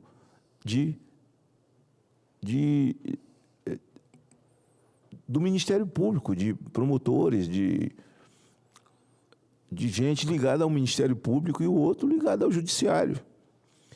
Essas coisas foram crescendo de maneira que eles viraram 2 poderes. E o erro cometido qual foi? O erro crucial foi que, ao criar, deu-se o poder ao presidente do Supremo ser também o presidente do CNJ. Você entregou, nós entregamos. Vocês não estavam aqui. Eu estou fazendo minha culpa porque eu estava aqui. Nós entregamos 2 colegiados para o indivíduo sozinho. Agora, tu pega um ideológico igual Barroso, que aí está, ele tem 2 colegiados. Um sugestiona e o outro aceita a sugestão. Veja como é um troço arrumado. Veja, lembra Vossa Excelência, na época do Covid, que para soltar os presos foi uma sugestão dada pelo CNJ e, nessa sugestão, o Supremo acata, separa o presidente da República das suas atribuições e passa as atribuições para os governadores e prefeitos. E mesmo impedido, e depois o senhor Gilmar Mendes, tomara Deus esteja nos ouvindo, se não estiver nos ouvindo, deve ter alguém ligado que vai passar para ele, e que o faça com rapidez, ele vai àquele programa Roda Viva, lá da TV Cultura, que tem uma audiência enorme. O dia que Vossa Excelência matar uma pessoa, vai dar entrevista lá, viu? Porque ninguém vai lhe achar, a polícia, ninguém vê. Então, ele deu uma entrevista lá, dizendo que o Supremo cometeu alguns erros, o Supremo cometeu algumas ilegalidades, mas foi para o bem da democracia. Aí, quando eles falam em violação do Estado Democrático de Direito, eles falam que livraram o Brasil de uma ditadura. A minha pergunta é, meu Deus, eu fico me perguntando e listando num papel. Senador Stevenson, Vossa Excelência, que já está reeleito? Não, está sim. Vossa Excelência fez por onde, eu sei, eu conheço o seu estado, já estive lá, sei de tudo. Lá tem uma vaga em disputa para 10 querer disputar, mais uma é de Vossa Excelência. Vossa Excelência, e Vossa Excelência fez por onde? Isso não cai do céu, não, você tem que trabalhar. Eu fico listando, senador Girão, um crime de Jair Bolsonaro contra o país. Um crime de Jair Bolsonaro contra a Constituição. Qual crime que Jair Bolsonaro cometeu? O erro de Jair Bolsonaro foi ter coragem de enfrentar o sistema. Eu dizia hoje, na audiência pública, na Comissão de Segurança Pública, e estava falando com Greenhalgh, o jornalista que é muito corajoso, de estar vivendo aqui no Brasil, sendo americano, e falaram em pedir segurança para ele não quis, pela confiança de que está falando a verdade. Eu disse, você se lembra, Vossa Excelência se lembra, nordestino, é claro, né? É da cana moída que se faz a rapadura, como é que a gente não sabe? Mas daquelas manual, que tem aquelas duas rodas dentadas, uma maior e uma menor, que você bota a cana ali, né, vai prensando. Então, assim, o sistema é mais ou menos aquilo. Eles tocavam, eles rodavam aquilo com muita facilidade, né? E tirava muito mel, né? Eles viviam tudo no mel, rodando com facilidade. Jair Bolsonaro foi como se fosse um pedaço de um prego ou um parafuso que se jogou no meio daquelas duas rodas dentadas e emperrou. E ficou difícil de rodar. Difícil de rodar. É assim, é como você vai no restaurante e entra uma lasca de carne no seu dente e te dá uma agonia, você fica doido atrás de um palito e não tem. E você fica tentando tirar com a... Um trocinho desse te incomoda. E Jair Bolsonaro foi isso, um cisco no olho do sistema. Fez nada demais. E o olho ficou vermelho e não sai, e começa a doer, e eles começam a apertar o olho. Ele só foi um cisco. Qual foi o mal que Jair Bolsonaro fez ao Brasil? Eles miraram no indivíduo. E Jair Bolsonaro, mais uma vez eu repito aqui, senador Girão, ele deixou de ser um CPF. Ele não é um CPF, ele está para além de uma ideia, senador Stevenson. Ele representa o próprio conjunto de uma nação que é majoritariamente cristã. E isso incomoda quem não crê em Deus. Por isso que todo país totalitário, comunista, Deus é o Estado. E o povo passa a depender do Estado como Deus. É o que está acontecendo num Brasil que está numa derrocada econômica. Quanto está uma cartela de ovo hoje? Quilo de pé de frango hoje? Café? Quando você vê o povo do Nordeste, não é que foi enganado não, porque nordestino não é besta, mas vivendo na sua adversidade, veio a chamada Bolsa Família, que nem é deles. Eles pegaram os programas de Fernando Henrique, juntaram e pegaram uma palavra. Essa aqui é o que está no inconsciente e essa amizade que está no inconsciente do nordestino e de muitos brasileiros, essa relação de amor com o chamado Bolsa Família é porque Duda Mendonça, o marqueteiro que já morreu, inteligentemente, eu acho que nem foi ele, acho que foi Zé Disseu, que é um grande cérebro de tudo isso, eles foram lá e pegaram uma palavra conservadora. Eles odeiam família. Eles são a favor do aborto, odeiam a família. Lula fez um discurso dizendo, aqui pior que a gente ainda tem que enfrentar essa pauta atrasada de família, de costume. Eles odeiam a família, mas pegaram uma palavra e botaram na mente dos brasileiros e criou um romance, Bolsa Família. Essa palavra é conservadora. Por isso que o povo não desliga desse romance, porque a palavra é conservadora. Família foi um jogo de inteligência, foi uma chave colocada na mente das pessoas. Bolsa Família. Eles odeiam família. Lula disse, olha, quer bater na mulher, vai bater em outro lugar, só não bata dentro de casa. O filho do Lula bateu numa mulher, cadê a feminista? Bateu, tocou em uma, bateu em todas, mexeu com uma, mexeu com todas, conversa fiada. Cadê? Ninguém está falando mais em Marielle. Já sabe quem mandou matar Marielle, eles sabem. Mas Marielle só serviu como palanque político. A cor de Marielle, a morte de Marielle, cadê? Pararam de falar. Pararam de falar. Aí eu fico tentando listar o que de bem esse cara fez dentro de uma pandemia.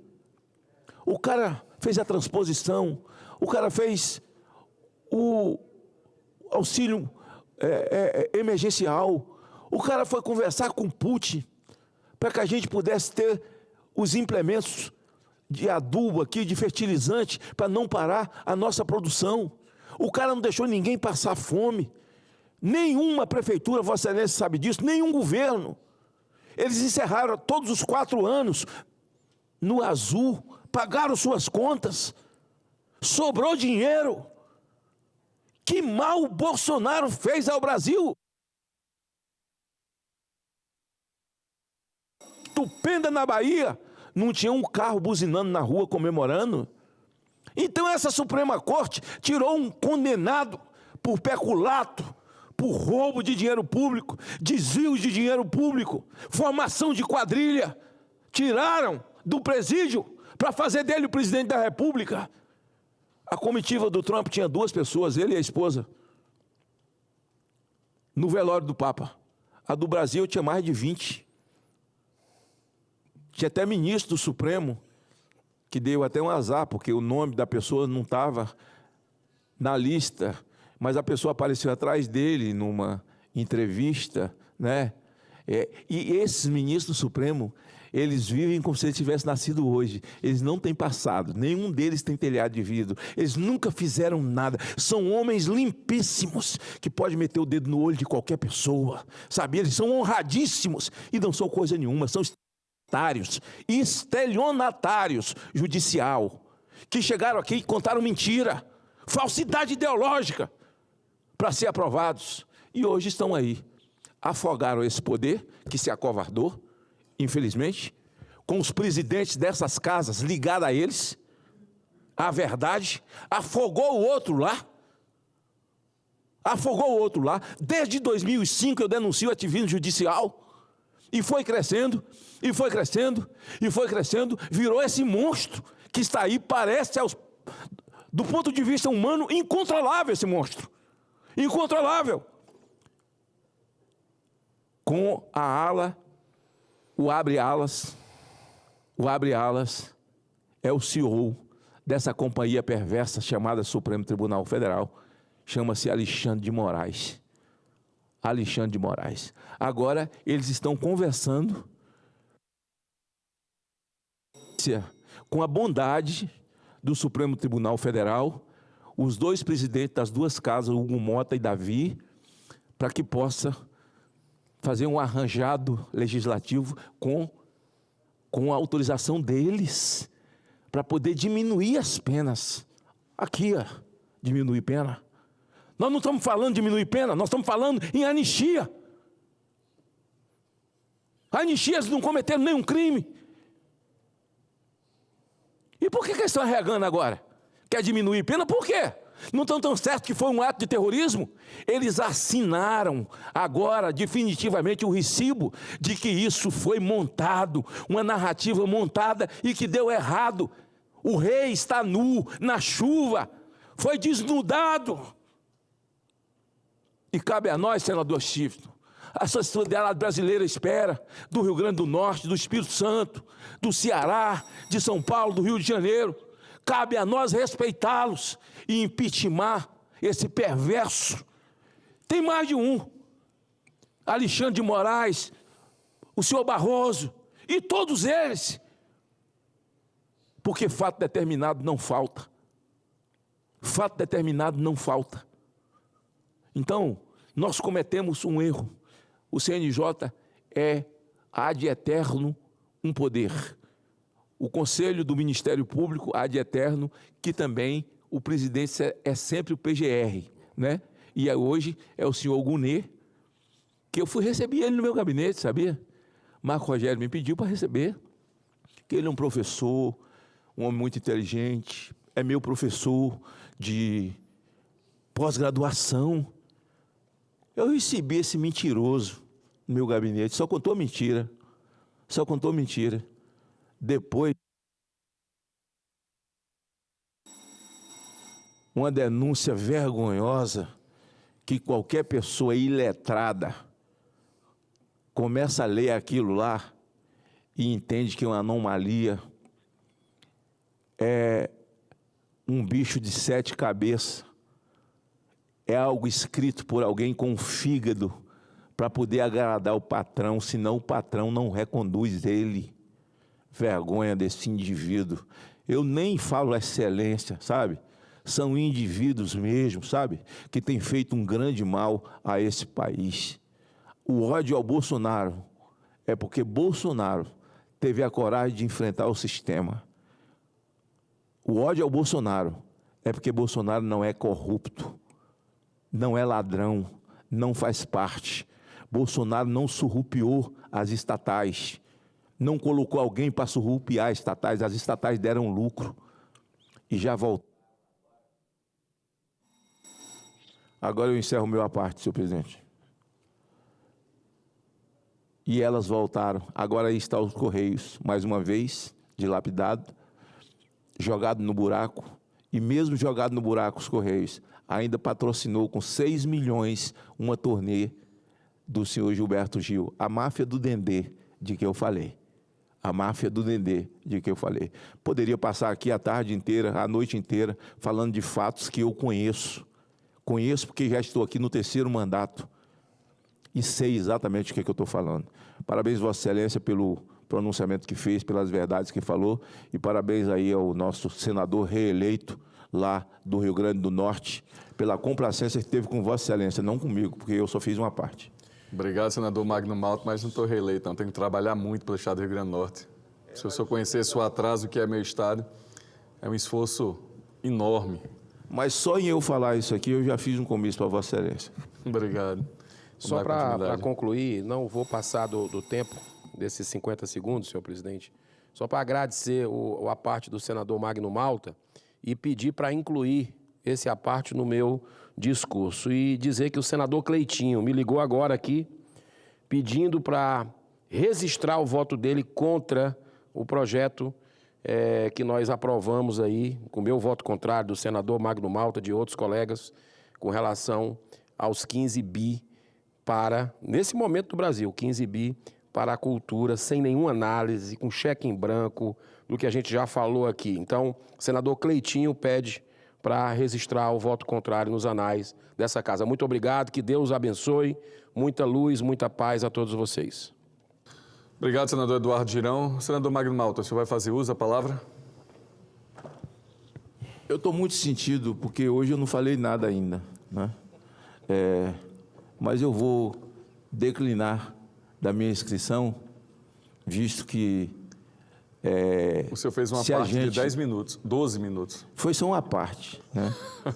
Eu encarnei o espírito de Suplicy quando fazia a parte aqui, tomava o tempo de quem estava na tribuna, né? Mas a casa passou 8 anos sofrendo com mão santa, né? Que levava a sessão até meia-noite, ele mesmo passava a palavra para ele, e ele mesmo devolvia, ele aparteava ele mesmo, depois ele assumia de novo. Então, foi um alívio para a taquigrafia quando Mão Santa não foi reeleito. Então, para mim e o senador Girão não ficar com a fama de Mão Santa, eu vou declinar a minha palavra e vou falar na próxima semana. Obrigado, senador. Obrigado, senador Magno Malta. Cumprida a finalidade dessa sessão deliberativa ordinária do Senado Federal, a presidência declara o seu encerramento. Muito obrigado e boa noite a todos e bom feriado.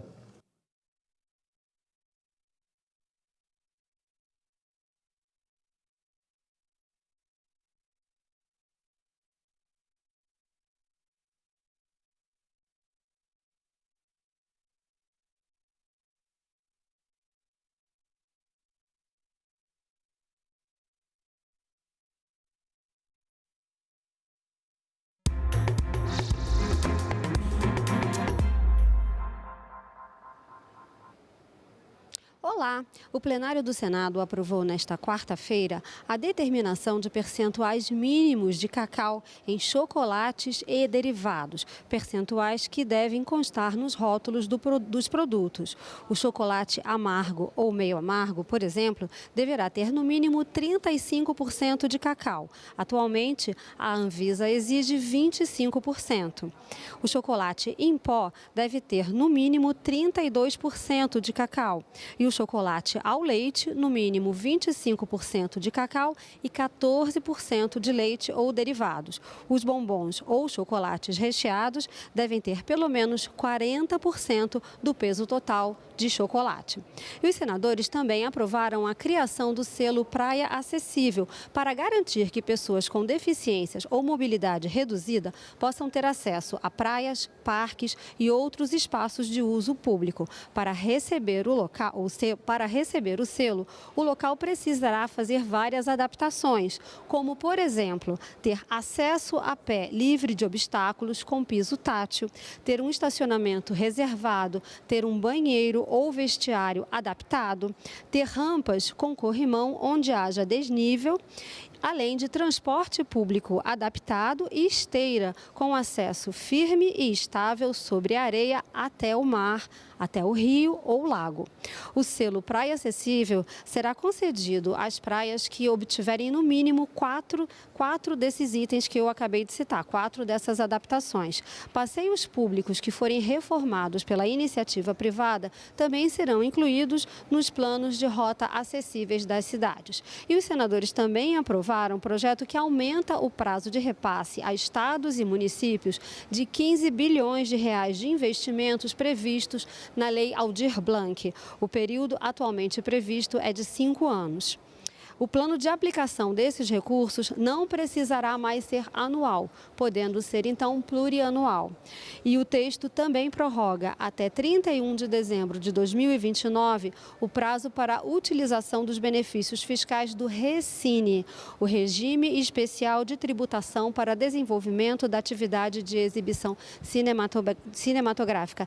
Esse texto foi aprovado ontem pela Câmara dos Deputados e vem de uma medida provisória que perderia a validade amanhã. Então, foi aprovado agorinha há pouco pelo plenário do Senado. Essas foram as principais informações desta quarta-feira aqui no Senado Federal. Você acompanha outras informações, outras notícias pela nossa internet e daqui a pouquinho, às 19h30, no nosso jornal Senado Notícias. Uma boa noite a todos.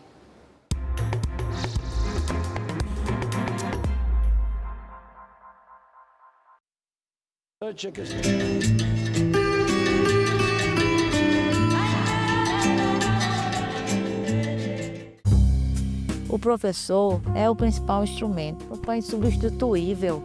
Pode botar quantas máquinas quiser. Mas a valorização dos professores ainda é um grande desafio também para o país. A obrigação do MEC é atualizar o valor do piso todo ano. Mas quem paga são os estados e os municípios. Aí começa a confusão. Salão Nobre, nesta quarta, 20h, aqui na TV Senado. Seria desumano não garantir às empregadas domésticas o que está se garantindo aos trabalhadores como um todo. A quantidade de pessoas que vai deixar de poder contratar empregado doméstico vai diminuir. Você vai crescer exponencialmente a quantidade de demandas judiciais. Evidentemente, se tratando da maioria de mulheres, nós estávamos ali vivendo realmente uma relação similar à escravidão. Declaro aberta a sessão solene destinada à promulgação da Emenda Constitucional número 72 de 2013 para estabelecer a igualdade de direitos trabalhistas entre os trabalhadores domésticos e os demais trabalhadores urbanos e rurais.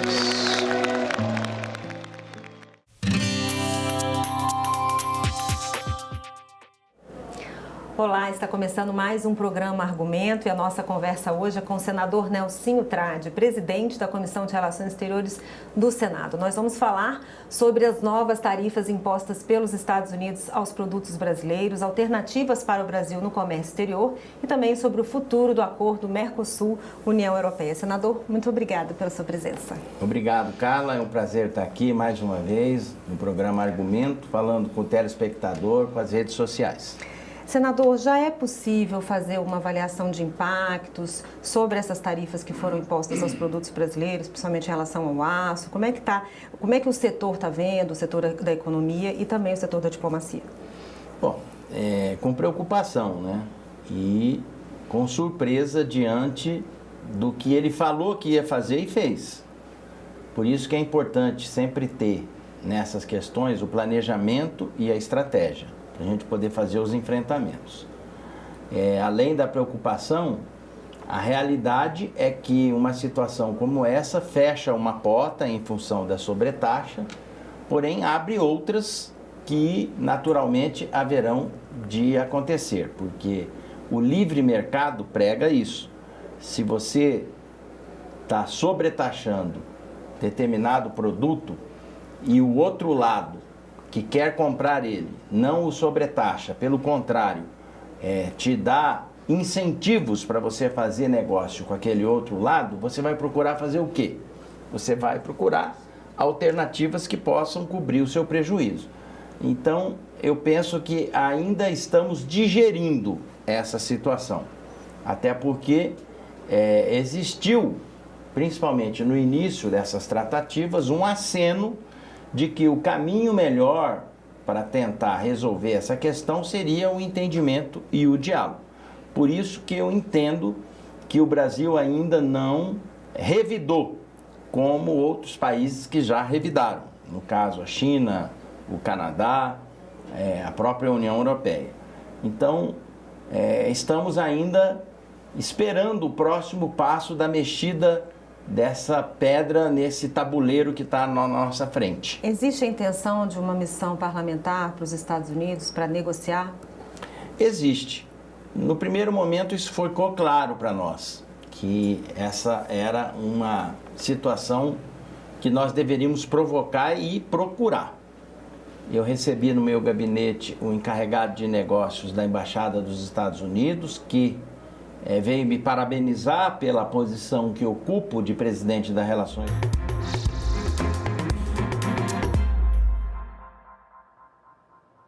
Boa noite. Hoje é quarta-feira, 30 de abril, e o Senado Notícias está no ar. Percentuais mínimos de cacau em chocolates e derivados. É o que prevê um dos projetos aprovados hoje no plenário do Senado. O texto segue para a análise da Câmara dos Deputados. O plenário do Senado aprovou a determinação de percentuais mínimos de cacau em chocolates e derivados, que devem constar dos rótulos dos produtos. O chocolate amargo ou meio amargo deverá ter no mínimo 35% de cacau, sendo pelo menos 18% de manteiga de cacau e 14% sem gordura. Atualmente, a Anvisa exige 25% de cacau. O chocolate em pó deve ter no mínimo 32% de cacau, cacau e o chocolate ao leite, no mínimo 25% de cacau e 14% de leite ou derivados. Os bombons ou chocolates recheados devem ter pelo menos 40% do peso total de chocolate. Pará e Bahia são os maiores produtores nacionais, responsáveis por mais de 90% da produção, segundo o IBGE. E outros estados têm grande potencial para expansão, mas, segundo o texto, é necessário que a indústria de chocolates acompanhe o esforço dos produtores de cacau para desenvolver um mercado que priorize produtos de qualidade reconhecida. Os senadores também aprovaram a criação do selo Praia Acessível para garantir que pessoas com deficiência ou mobilidade reduzida possam ter acesso a praias, parques e outros espaços de uso público. Para receber o selo, o local precisará ter adaptações, como acesso a pé livre de obstáculos com piso tátil, estacionamento reservado, banheiro ou vestiário adaptado e rampas com corrimão onde houver desnível, além de transporte público adaptado e esteira com acesso firme e estável sobre a areia até o mar, rio ou lago. O selo Praia Acessível será concedido às praias que oferecerem no mínimo 4 dessas adaptações. Passeios públicos reformados pela iniciativa privada serão incluídos nos planos de rotas acessíveis das cidades. Também foi aprovado o projeto que aumenta o prazo de repasse a estados e municípios de 15 bilhões de reais de investimentos previstos na Lei Aldir Blanc. O período atualmente previsto é de 5 anos. O plano de aplicação de recursos não precisará mais ser anual, podendo ser plurianual. E o texto também prorroga até 31 de dezembro de 2029 o prazo para a utilização dos benefícios fiscais do RECINE, o Regime Especial de Tributação para Desenvolvimento da Atividade de Exibição Cinematográfica. Aí é a produção cultural do pequeno produtor cultural, daquele que sonha em ter projetado a sua peça de teatro, daquele que estima em apresentar a sua peça musical, daquele que organiza a sua produção audiovisual. Os deputados ontem também surpreendidos fizeram manifestações, senadora Damares, gravíssimas, de que não tem plano de trabalho, de que não tem contrapartida, ou seja, é um cheque em branco enquanto nós estamos vivendo, senador Magno Malta. Problemas graves na saúde pública desse país, isso é prioridade ou não? Foi um acordo construído na Câmara dos Deputados, por conta do prazo de vigência da medida provisória. Eu queria agradecer a compreensão de Vossas Excelências em relação a acatar essa decisão da mesa de deliberarmos sobre esse assunto relevante para a cultura brasileira. O presidente do Senado, Davi Alcolumbre, recebeu hoje o presidente do Senado suíço em visita oficial ao Congresso Nacional. A audiência realizada na presidência do Senado integrou a programação diplomática da delegação suíça no Brasil, que inclui compromissos em Brasília, Rio de Janeiro e São Paulo. O objetivo do encontro foi reforçar os laços históricos entre os dois países. Entre os temas discutidos, destacaram-se o avanço das negociações comerciais entre o Mercosul e a Associação Europeia de Livre Comércio e o apoio da Suíça à entrada do Brasil na Organização para a Cooperação e Desenvolvimento Econômico, OCDE. Além de André Caroni, presidente do Senado suíço, integraram a comitiva outros senadores e o embaixador da Suíça no Brasil, Pietro Lazzeri. Sejam muito bem-vindos ao Senado Federal, meu reconhecimento e a nossa gratidão de recebê-los na presidência do Senado Federal do Brasil. O Senado e a Câmara dos Deputados vão sediar o 11º Fórum Parlamentar do BRICS, de 3 a 5 de junho. Com o tema O papel dos parlamentos do BRICS na construção de uma governança global mais inclusiva e sustentável, esse fórum vai reunir presidentes de parlamentos e parlamentares dos 11 países membros do BRICS: Brasil, Rússia, Índia, China, África do Sul, Arábia Saudita, Egito, Emirados Árabes Unidos, Etiópia, Indonésia e Irã, e também dos 9 países parceiros: Belarus, Bolívia, Cazaquistão, Cuba, Malásia, Nigéria, Tailândia, Uganda e Uzbequistão. O primeiro dia vai ser dedicado à reunião de mulheres parlamentares do BRICS e à reunião dos presidentes das comissões de relações exteriores dos parlamentos do bloco, com boas-vindas simultâneas das 9 às 10h30. Para a reunião de mulheres parlamentares, a primeira sessão vai ser das 10h30 ao meio-dia, com o tema Mulheres na Era da Inteligência Artificial, entre a proteção de direitos e inclusão feminina na economia digital. De meio-dia às 14h, há uma pausa para almoço. Às 14h começa a segunda reunião, com o tema Fortalecendo as Mulheres para enfrentar a crise climática, perspectivas do BRICS. A terceira reunião começa às 15h30, com o tema Construindo o Futuro, as mulheres parlamentares e a Agenda BRICS 2025. Essas 3 reuniões vão acontecer na Câmara dos Deputados. Já a reunião dos presidentes das comissões de relações exteriores dos parlamentos do BRICS vai começar com uma sessão às 10h30 da manhã.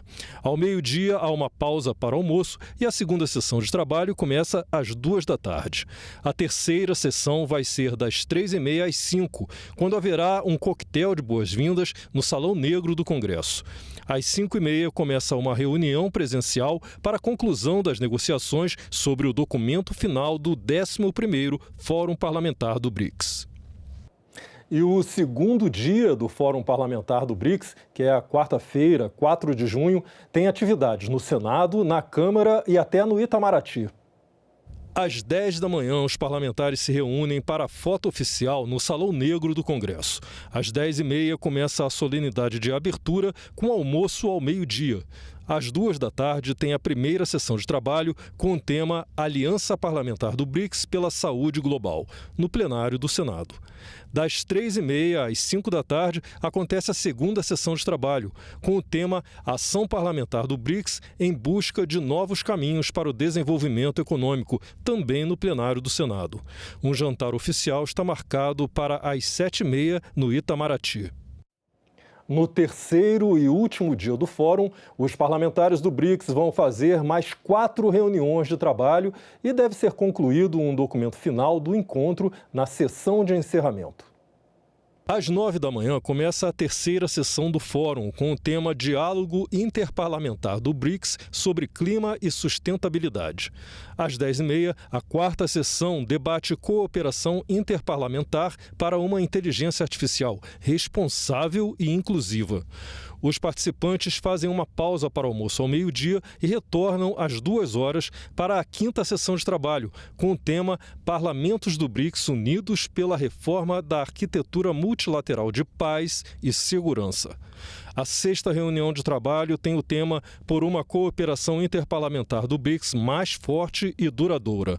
A sessão de encerramento está prevista para acontecer das 5 às 6 da tarde, com a adoção do documento final e falas de encerramento no plenário do Senado. A Comissão de Agricultura e Reforma Agrária aprovou hoje o plano de trabalho para avaliar a política nacional da reforma agrária.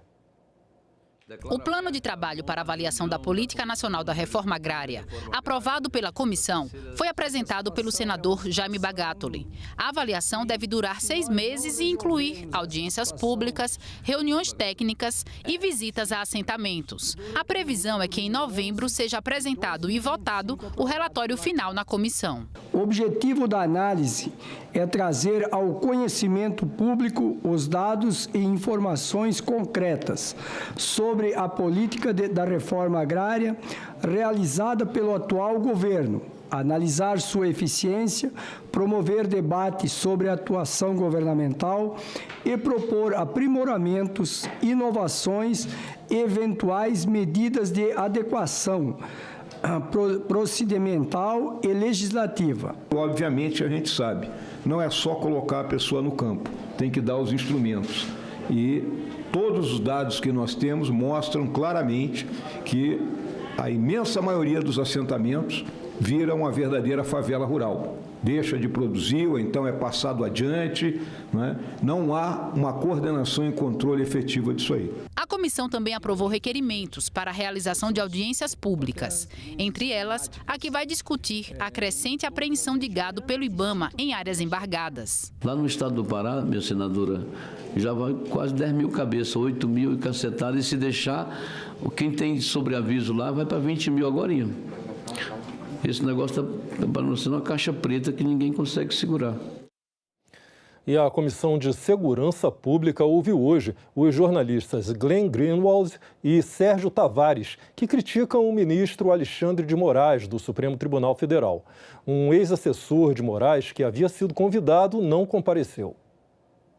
Eduardo Tagliaferro foi nomeado em 2022 pelo ministro Alexandre de Moraes como assessor-chefe da Assessoria Especial de Enfrentamento à Desinformação. Ele foi investigado e indiciado pela Polícia Federal como responsável pelo vazamento de informações para o jornal Folha de São Paulo, quando Moraes era presidente do TSE.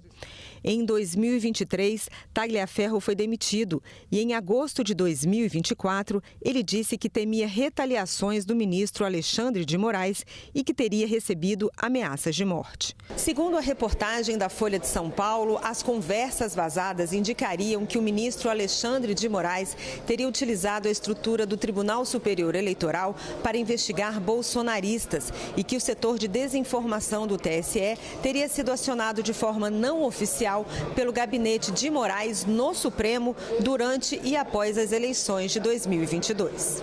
O gabinete do ministro Alexandre de Moraes informou à época que, no curso das investigações, diversas determinações, requisições e solicitações foram feitas a vários órgãos, inclusive ao TSE, e que os relatórios descreviam as postagens ilícitas realizadas nas redes sociais e que estavam ligadas às investigações de milícias digitais. Eduardo Tagliaferro não compareceu à audiência pública, mas o jornalista da Folha de São Paulo, Glenn Greenwald, contou aos senadores que as justificativas de Alexandre de Moraes não eram verdadeiras. Vou te dar só um exemplo. Quando ele se defendeu, ele disse que todos os pedidos dele para investigar pessoas, para pedir o TSE para investigar pessoas, tudo foi levado para o plenário do STF e também tinha a participação do PGR, o Ministério Público e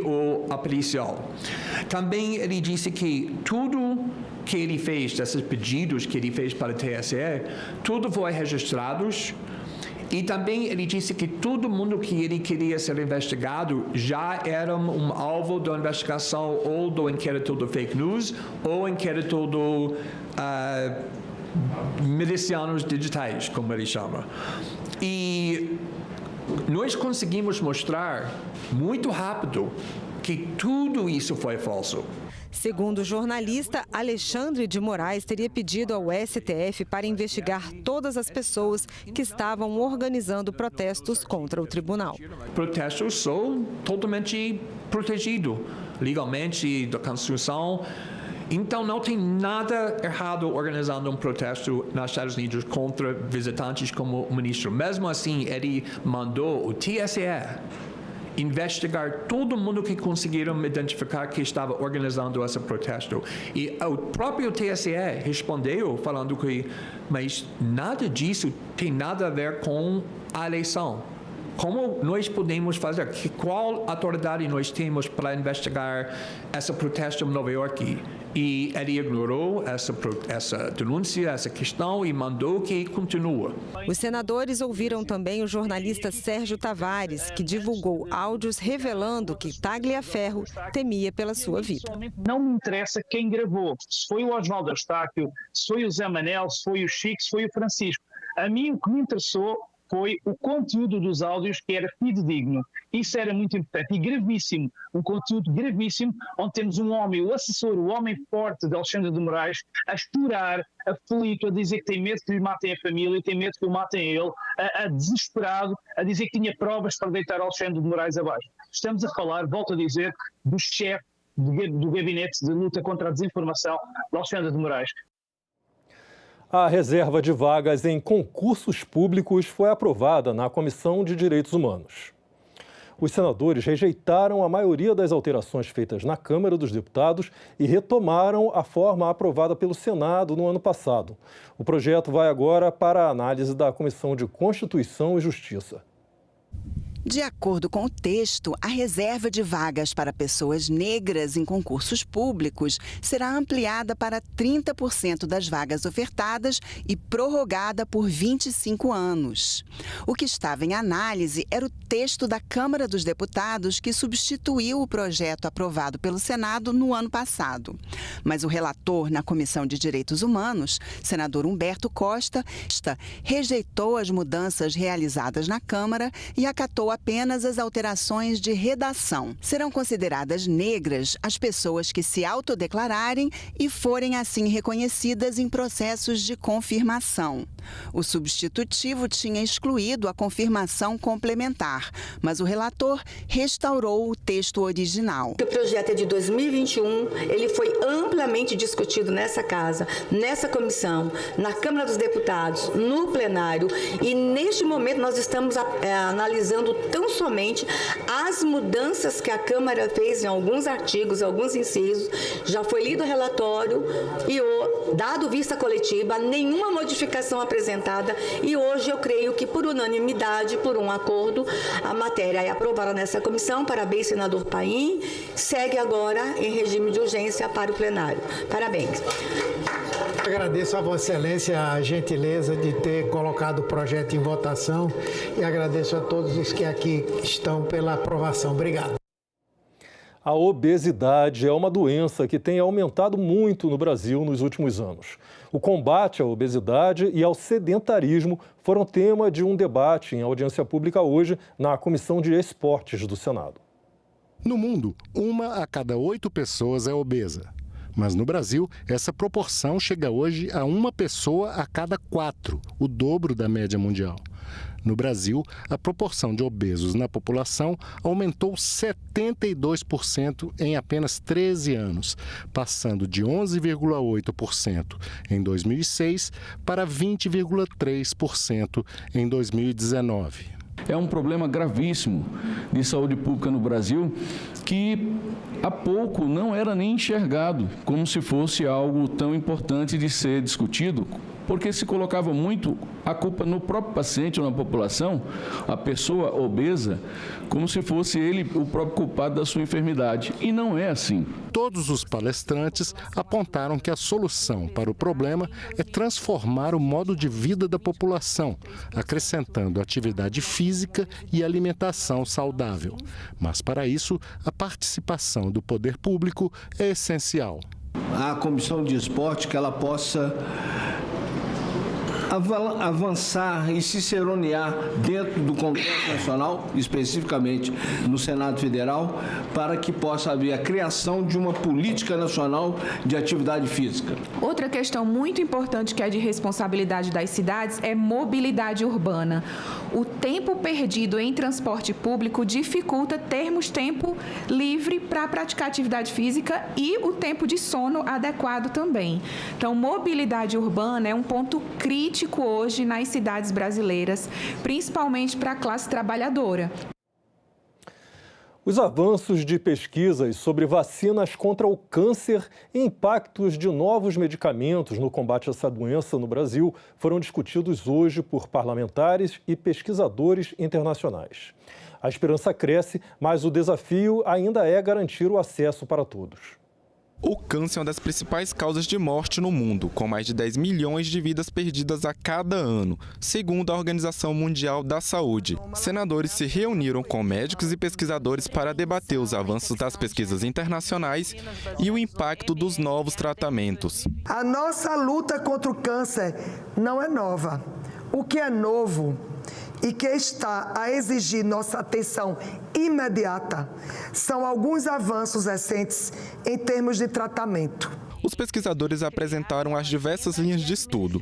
Na Austrália, fala-se das vacinas de prateleira e das vacinas mais personalizadas. 2 tipos principais de vacinas do câncer, falando mais amplamente, uma das quais é comprada diretamente das prateleiras. E essas vacinas, nas quais a molécula que você está tentando fazer o sistema imune reconhecer melhor, é uma que está presente em vários tipos de câncer. Então, você está criando uma vacina que pode ser usada por várias pessoas e até para diferentes tipos de câncer.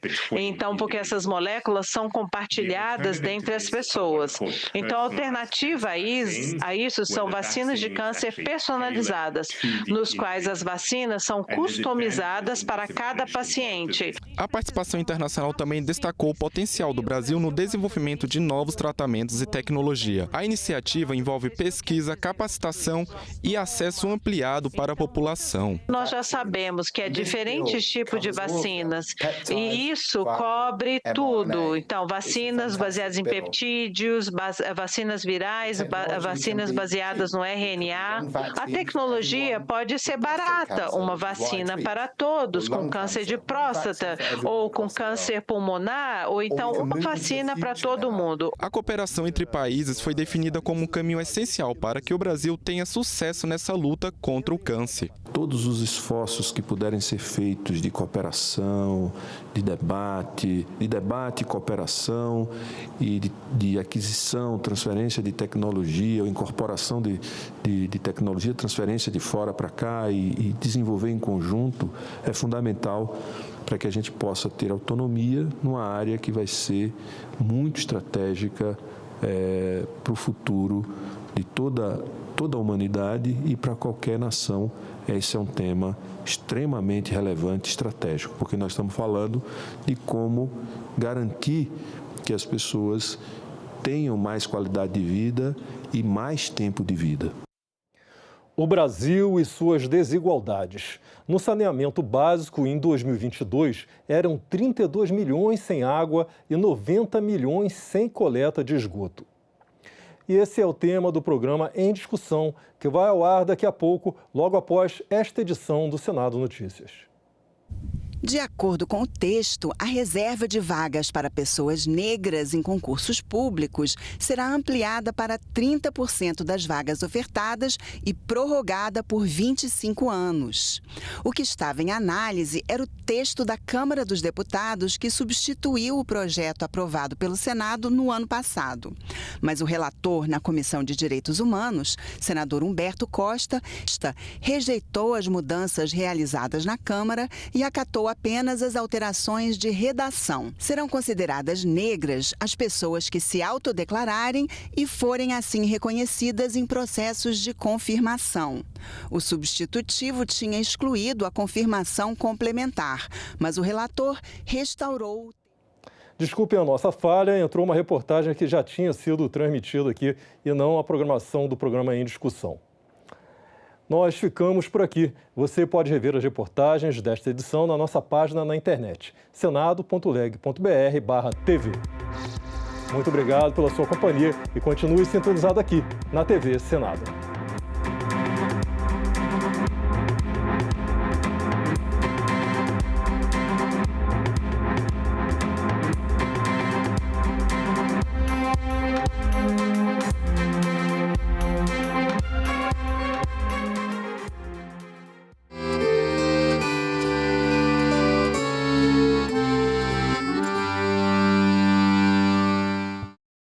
Marcos Pestana, o relatório da AIF prevê que o governo vai conseguir fechar as contas de 2025 ali no 0 a 0. Mas isso significa o quê? E qual é a perspectiva futura? O governo deve cumprir a meta em 25 e com alguma dificuldade em 26. Mas o horizonte é muito ruim. Dívida explodindo e investimento caindo. Agenda Econômica. Hoje, 20h, aqui na TV Senado. Neste Dia do Trabalhador, uma programação especial. Vou trabalhar, meu bem-querer. O que é que tem que fazer é mudar essa CLT. Mudou muita coisa. E espero que mude mais ainda. Deixe bom, eu vou trazer meus Os companheiros também vão voltar. Nesta quinta, a partir das 9 horas da noite, aqui na TV Senado. Vai votar? Passou no concurso público? Vai tirar o passaporte? Então você precisa ter o título de eleitor. Ainda não tem o seu? Calma, vem comigo no passo a passo. Você vai acessar o site do TSE. Depois vai clicar na aba Autoatendimento Eleitoral. Na sequência, em Título Eleitoral. E no final, tire seu título eleitoral. Nessa próxima etapa, muita atenção. Você vai preencher com seus dados, enviar os documentos pedidos, escolher o local de votação e informar endereço e telefone para contato. Prontinho. Depois, você recebe o número de protocolo para acompanhar a solicitação. E para isso, é só acessar o site, ir em Autoatendimento Eleitoral e depois clicar na aba Acompanhe uma solicitação. Importante, antes de receber a primeira via do título, você tem 30 dias para ir ao cartório eleitoral cadastrar a biometria. Consulte o TRE do seu estado para ver como funciona o agendamento. Lembrando que dá para tirar o título de eleitor com 15 anos, desde que você complete 16 antes das eleições. E militares em serviço obrigatório não podem emitir o documento. Então já sabe, né? Corre para tirar o título de eleitor.